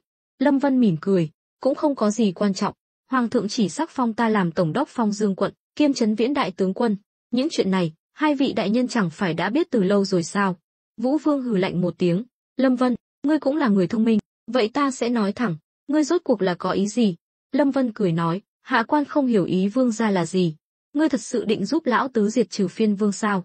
Lão tứ trong miệng Vũ Vương, đương nhiên là chỉ Hoàng thượng. Lâm Vân nói, ý của Hoàng thượng, sao ta dám quên? Nếu Hoàng thượng đã có ý này, ta là thần tử, đương nhiên phải dốc hết sức phối hợp. Không được, Lâm Vân, ngươi tuyệt đối không được để việc diệt trừ phiên vương tiếp tục nữa. Ta nào có tài cán gì, diệt hay không, là do Hoàng thượng quyết định. Lâm Vân đã hiểu ra, Phúc Lâm An và Vũ Vương đến phủ nhạc phụ gây sức ép với anh, là muốn ép anh phải đưa ra quyết định. Lúc này, Phúc Lâm An lấy ra một túi vải từ trong tay áo, đẩy đến trước mặt Lâm Vân. Lâm Vân nhìn túi vải, hỏi, Phúc đại nhân, đây là ý gì? Lâm Vân, trong này có 20 triệu lượng bạc, chỉ cần ngươi đồng ý khuyên Hoàng thượng dừng việc diệt trừ phiên vương, số bạc này sẽ thuộc về ngươi. Hơn nữa, ta và Vũ Vương đảm bảo, mỗi năm ngươi sẽ nhận được ít nhất 10 triệu lượng bạc. Lâm Vân sững sờ, anh không ngờ Phúc Lâm An và Vũ Vương lại giàu có đến vậy, hơn nữa còn chịu chi mạnh tay như thế để lôi kéo anh. 20 triệu lượng bạc, là số tiền mà Lâm Vân nằm mơ cũng không dám nghĩ đến. Năm đó, anh bán lương thực, một năm cũng chỉ kiếm được chưa đến 100.000 lượng. So với anh, đám quan lại tham ô này mới là nghề siêu lợi nhuận. Phúc Lâm An và Vũ Vương thấy vẻ mặt kinh ngạc của Lâm Vân, trong lòng đều mừng thầm, nếu Lâm Vân đồng ý, thì bọn họ sẽ hoàn toàn lật ngược tình thế. Tuy 20 triệu lượng bạc là một số tiền rất lớn, nhưng đối với hai người bọn họ chỉ là muối bỏ bể. Hơn nữa, giờ ai trong đại đần mà không biết, trong tay Lâm Vân nắm giữ một lực lượng mạnh mẽ, có thể dễ dàng tiêu diệt 10 vạn đại quân Lâm gia. Nếu bọn họ có thể khống chế được lực lượng này, thì tương lai chắc chắn có cơ hội lật đổ hoàng thượng. Dã tâm của bọn họ lớn đến mức khó tin. Lâm Vân cũng cảm nhận được điều đó. Anh chậm rãi đưa tay đặt lên túi vải trên bàn. Đúng lúc hai người bọn họ tưởng Lâm Vân sẽ không cưỡng lại được cám dỗ mà đồng ý, thì Lâm Vân lại đẩy túi tiền về phía Phúc Lâm An. Sắc mặt Phúc Lâm An và Vũ Vương thay đổi. Lâm Vân nói, Phúc đại nhân, ta tuy thích tiền, nhưng không thích tiền bẩn. Hơn nữa, số tiền này ta không dám nhận, mong đại nhân hiểu cho. Phúc Lâm An nheo mắt. Lâm Vân, ngươi có biết từ chối ý tốt của ta sẽ có hậu quả gì không? Lâm Vân cười nhạt, ta đương nhiên biết, nhưng Phúc đại nhân nghĩ ta là ai? Nói một câu không khách khí, nếu ta có dã tâm lớn hơn một chút, thì lật đổ đại đần cũng không phải là chuyện khó. So với ta, Hoàng thượng còn nổi tiếng hơn hai vị đại nhân nhiều. Hoàng thượng luôn lôi kéo anh, chính là vì sợ Lâm Vân tạo phản. Với thực lực hiện tại của anh ở Phong Dương quận, nếu dốc toàn lực, chỉ trong vòng 1 tháng, anh có thể chế tạo ra đủ vũ khí trang bị để công phá cả đại đần. Mà ưu thế lớn nhất của Lâm Vân là không cần quá nhiều binh mã. Đây là một lợi thế rất lớn. Không cần quá nhiều binh mã, có thể tiết kiệm được một khoản chi phí khổng lồ. Không cần lo lắng về lương thực cho người và cỏ khô cho ngựa. Dùng số tiền tiết kiệm được để chế tạo địa lôi hoặc xe bắn đá, đủ để khiến đại đần tổn thất nặng nề. Lấy ngắn nuôi dài, ưu thế của Lâm Vân lớn đến mức khó tin. Quả nhiên, sau khi Lâm Vân nói xong, Phúc Lâm An và Vũ Vương đều im lặng. Họ chỉ là không cam tâm, chứ không phải là kẻ ngốc. Giờ đây, Lâm Vân có quá nhiều át chủ bài, hơn nữa còn rất lợi hại. Nếu thật sự ra tay, bọn họ không có cơ hội chiến thắng. Vũ Vương thở dài. Lâm Vân, ngươi cũng biết, tứ ca của ta là cướp ngôi mới có được địa vị ngày hôm nay, vốn đã danh bất chính, ngôn bất thuận. Ngươi trung thành với ông ta, chẳng khác nào tự chui đầu vào giọ. Nhưng nếu ngươi ủng hộ ta lên ngôi, ta sẽ cho ngươi nhiều hơn. Hãy tin ta. Vũ Vương cũng hiểu, đêm nay có lẽ là cơ hội cuối cùng của bọn họ. Nếu đợi đến ngày mai, có lẽ Hoàng thượng sẽ trực tiếp trở mặt với bọn họ. Nguyên nhân của mọi chuyện đều là vì Lâm Vân. Lâm Vân cười nhạt, thôi được rồi, hai vị đại nhân đừng mơ tưởng nữa. Nghe ta khuyên một câu, đừng chống cự nữa, các ngươi không thể thắng được. Nếu ta thật sự có dã tâm lớn như vậy, thì đã tự lập làm vua từ lâu rồi, cần gì phải để các ngươi lôi kéo. Mà nếu ta không có dã tâm này, thì tại sao lại phải theo các ngươi làm loạn? Hơn nữa, thiên hạ thái bình, dưới sự cai trị của Hoàng thượng, cuộc sống của người dân cũng không tệ, ta tại sao phải làm chuyện thừa thãi? Phúc Lâm An và Vũ Vương lúc này đã chắc chắn, Lâm Vân không thể nào bị lôi kéo. Hai người nhìn nhau, ánh mắt lóe lên sát khí. Vũ Vương đập bàn, cửa sổ bên cạnh đột nhiên mở ra, hai tên sát thủ cầm đao xông vào, tấn công Lâm Vân. Tiếng động lớn lập tức kinh động cả Diệp gia. Diệp Như Huỳnh dẫn theo Diệp Vãn Thanh, Âu Dương Uyển Uyển và thị vệ Diệp gia xông vào. Phúc Lâm An và Vũ Vương cũng đứng dậy, sát khí đằng đằng. Diệp Như Huỳnh quát, Phúc Lâm An, Vũ Vương, các ngươi muốn tạo phản sao? Đừng quên đây là kinh thành. Phúc Lâm An không thèm để ý đến Diệp Như Huỳnh, lạnh lùng nói, Lâm Vân, ta đã cho ngươi cơ hội rồi, đã ngươi không biết điều, thì hôm nay ngươi phải chết, nếu để ngươi sống, chúng ta đều phải chôn cùng. Ra tay, hai tên sát thủ xông thẳng về phía Lâm Vân. Lâm Vân chỉ nhìn, không hề có phản ứng gì, thậm chí còn không sợ hãi, bởi vì có Âu Dương Uyển Uyển ở đây, đám sát thủ này không thể nào đến gần anh được. Quả nhiên, Âu Dương Uyển Uyển lập tức xuất hiện trước mặt Lâm Vân, rút thanh đoàn kiếm bên hông ra, giao đấu với hai tên sát thủ. Trong chốc lát, cô bị hai tên sát thủ kiềm chế. Điều này khiến Phúc Lâm An và Vũ Vương lo lắng. Họ không biết, Lâm Vân đã rút súng lục ra từ phía sau. Sau khi kiểm tra, anh chĩa súng vào một tên sát thủ, bóp cò. Đoảng, tiếng súng vang lên, chấn động cả vùng. Nhưng kinh thành quá rộng lớn, không thể nào kinh động cả thành, hoàng cung càng không thể nghe thấy. Nhưng cả Diệp gia đều bị đánh thức. Vô số thuộc hạ của Diệp gia xông ra, bao vây Phúc Lâm An và Vũ Vương. Nhưng thuộc hạ của Phúc Lâm An và Vũ Vương, những người đã mai phục sẵn bên ngoài Diệp phủ, cũng xông vào. Hai bên đối đầu nhau. Một tên sát thủ bị giết, áp lực của Âu Dương Uyển Uyển giảm đi rất nhiều. Cô nhanh chóng giết chết tên còn lại. Lúc này, đến lượt Phúc Lâm An và Vũ Vương khó xử. Lâm Vân đẩy thị vệ Diệp gia đang bảo vệ mình ra, cười lạnh, Phúc Lâm An, Vũ Vương, các ngươi thật to gan, dám ra tay với ta. Nói thật, việc Hoàng thượng muốn thanh toán các ngươi là chuyện giữa các ngươi và Hoàng thượng, ta không muốn nhúng tay vào. Nhưng đã các ngươi tự tìm đến cửa, thì đừng trách ta tàn nhẫn. Lâm Vân hiểu, đã đến lúc anh phải lập uy ở kinh thành. Hơn nữa, vừa nói chuyện với hoàng thượng xong, giờ cho dù anh có giết chết Phúc Lâm An và Vũ Vương, cũng sẽ không bị trừng phạt, ngược lại còn được thưởng. Lúc này, hai người bọn họ mới nhận ra sự lợi hại của Lâm Vân. Phúc Lâm An vội vàng nói, Lâm Vân, hôm nay đến đây thôi, ngươi bảo bọn họ tránh ra, ta và Vũ Vương sẽ đi ngay, sau này chúng ta nước sông không phạm nước giếng. Đây chỉ là kế hoãn binh. Nhưng Lâm Vân không ngốc, cười lạnh, giờ mới, cầu xin, có phải là quá muộn rồi không? Vậy ngươi muốn thế nào? Vũ Vương trừng mắt nhìn Lâm Vân, hung dữ hỏi. Lâm Vân quay sang nhìn Diệp Như Huỳnh, nhạc phụ, phiền ngài phái người đi báo cho Cửu Môn Đề Đốc Kỳ đại nhân, bảo ông ấy dẫn người đến bắt hai tên phản tặc này.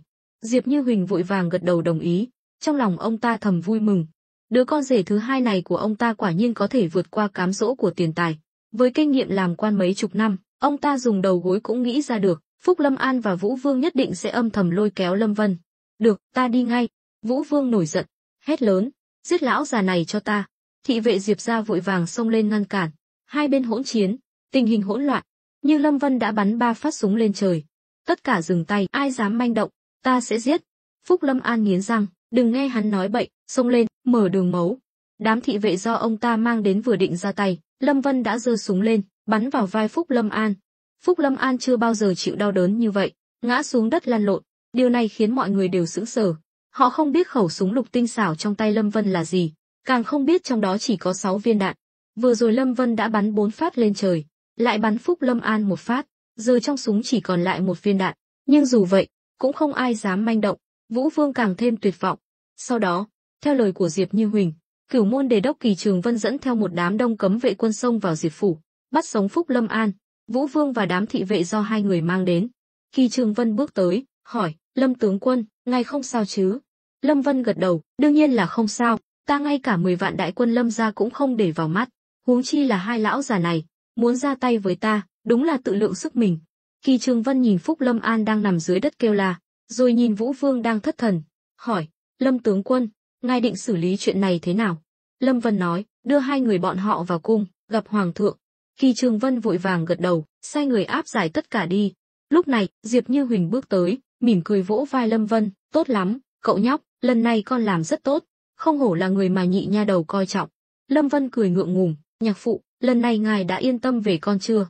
Yên tâm rồi, hoàn toàn yên tâm rồi. Diệp Như Huỳnh cũng đã buông bỏ chấp niệm trong lòng, rất hài lòng với biểu hiện của Lâm Vân. Có Lâm Vân, hình tượng Diệp gia trung nghĩa sẽ được tiếp tục. Diệp Vãn Thanh tiến lên, ôm lấy cánh tay Lâm Vân, bĩu môi, tướng công, chàng còn giận thiếp sao? Cô nương ngốc nghếch, nàng là vợ của ta, dù nàng làm gì, ta cũng yêu nàng. Một câu nói, xóa tan mọi khoảng cách giữa hai vợ chồng. Bên kia, hoàng thượng nghe tin chuyện xảy ra, liền thiết chiều đêm khuya, triệu tập văn võ bá quan đến điện Thái Hòa. Phúc Lâm An và Vũ Vương quỳ trên mặt đất, Bát Hiền Vương, Kỳ Trường Vân và Mạnh Uyên đứng bên cạnh quan sát. Họ biết, chuyện lần này không liên quan đến họ, nhưng trong lòng họ đều rất cảm khái. Lâm Vân quả thực lợi hại, mới vào kinh chưa đầy 1 ngày, đã giải quyết được 2 khối u lớn nhất của Đại Đần.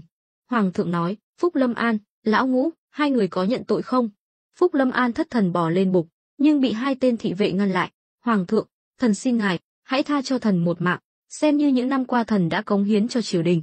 Hừ, ngươi cống hiến, là tham ô thì có. Nói rồi, hoàng thượng ném túi vải đựng 20 triệu lượng bạc xuống đất, những sấp ngân phiếu rơi vãi khắp nơi, các quan lại xung quanh đều kinh ngạc. Phúc Lâm An cúi đầu, cũng biết lần này mình thật sự không xong rồi. Hoàng thượng nhìn Vũ Vương, lạnh lùng nói, còn ngươi, có gì muốn nói không? Tứ ca, hôm nay Lão Ngũ thua tâm phục khẩu phục, không còn gì để nói, nhưng những chuyện năm đó, huynh làm, chẳng lẽ không có chút sai lầm nào sao? Hoàng thượng cười nhạt, sai hay không, năm đó, cách trẫm đoạt quyền quả thực không đẹp mắt, nhưng ngươi hãy nhìn xem thiên hạ hiện nay, chẳng lẽ những nỗ lực của trẫm những năm qua vẫn chưa đủ để ngươi tha thứ sao? Những năm qua, ngươi kết bè kết phái, bài xích người khác, cấu kết với các phiên vương, trẫm cũng mắt nhắm mắt mở, là vì nể tình huynh đệ, nhưng ngươi thì sao? Ngươi đã làm gì? Giờ còn muốn mua chuộc Lâm Vân, bạn của trẫm, ngươi muốn lật đổ trẫm sao? Ha ha, Vũ Vương ngửa mặt cười lớn, như phát điên, đứng cũng không vững. Tình nghĩa huynh đệ, từ miệng ngươi nói ra, thật là mỉa mai. Lý Tĩnh, ngươi có lỗi với tổ tiên nhà họ Lý. Hoàng thượng tức giận đến mức mặt đỏ bừng, nhưng đúng lúc này, một tiếng súng vang lên trong điện, văn võ bá quan đều giật mình, nhìn về phía Lâm Vân. Lâm Vân đang cầm súng lục, khói súng vẫn còn bốc lên từ nòng súng. Giữa trán Vũ Vương có một lỗ máu, ông ta trợn mắt, ngã xuống đất chớt. Lâm Vân bước tới, nhìn văn võ bá quan, nói lớn, ta biết trong số các ngươi, chắc chắn có người của Vũ Vương và Phúc Lâm An. nhưng ta tin hoàng thượng là minh quân, chỉ cần các ngươi biết hối cải, hoàng thượng sẽ cho các ngươi cơ hội. Bây giờ, tất cả quỳ xuống, thể hiện lòng trung thành với hoàng thượng. Văn võ bá quan đều bị hành động bá đạo của Lâm Vân dọa sợ, còn hoàng thượng thì ánh mắt lộ vẻ vui mừng. Có thể nói, việc Lâm Vân đột nhiên nổ súng khiến ông ta có chút bất ngờ, nhưng lại rất hài lòng. Vũ Vương biết mình chắc chắn phải chết, nên bắt đầu nói năng hồ đồ, khiến ông ta rất mất mặt. Bị Lâm Vân bắn chết là kết cục tốt nhất. Lúc này, văn võ bá quan nhìn nhau, cuối cùng đều quỳ xuống, hô lớn, hoàng thượng vạn tuế. Lâm Vân nhìn Phúc Lâm An. Phúc Lâm An, ngươi còn gì muốn nói không? Lâm Vân, từ khi bắt đầu đấu tranh với Lâm gia, tuy ngươi không xuất hiện, nhưng vẫn luôn âm thầm gây ảnh hưởng. Ngươi thật sự tưởng ta không biết sao? Hạo Thành xảy ra nạn đói, hàng chục vạn dân chúng không có lương thực, sống trong cảnh khổ sở. Ngươi không nhìn thấy sao? Điền Tĩnh Vũ, quan phủ Hạo Thành năm đó, là học trò của ngươi, là ngươi bao che cho hắn ta làm điều ác, mà số lương thực hắn ta lấy của dân, cuối cùng đều vào túi ngươi. Ngươi tàn nhẫn như vậy, ngươi đúng là đồ cầm thú, ngươi đáng bị trừng phạt tàn nhẫn nhất, diệt cả gia tộc. Từng câu từng chữ của Lâm Vân đều như đâm vào tim Phúc Lâm An, khiến ông ta mặt đỏ bừng, cuối cùng không nhịn được, phun ra một ngụm máu. Phúc Lâm An hoàn toàn tuyệt vọng, biết lần này mình chắc chắn phải chết, ông ta quỳ xuống, dập đầu một cái thật mạnh, tội thần đáng chết. Hoàng thượng hừ lạnh một tiếng, quát lớn, Ngũ Mã Phanh Thây, Chu Di cửu tộc. Hai tên thị vệ lĩnh mệnh, kéo Phúc Lâm An ra ngoài. Hoàng thượng tha mạng. Tiếng kêu gào của Phúc Lâm An vang vọng trong điện, nhưng không ai dám lên tiếng. Lúc này, sắc mặt hoàng thượng dịu lại, bước xuống khỏi bục, nắm tay Lâm Vân, cùng anh trở lại ngai vàng, nói lớn, từ hôm nay trở đi, trẫm còn, thì Lâm Vân còn. Lâm Vân mỉm cười gật đầu, văn võ bá quan phía dưới đồng thanh hô, hoàng thượng anh minh.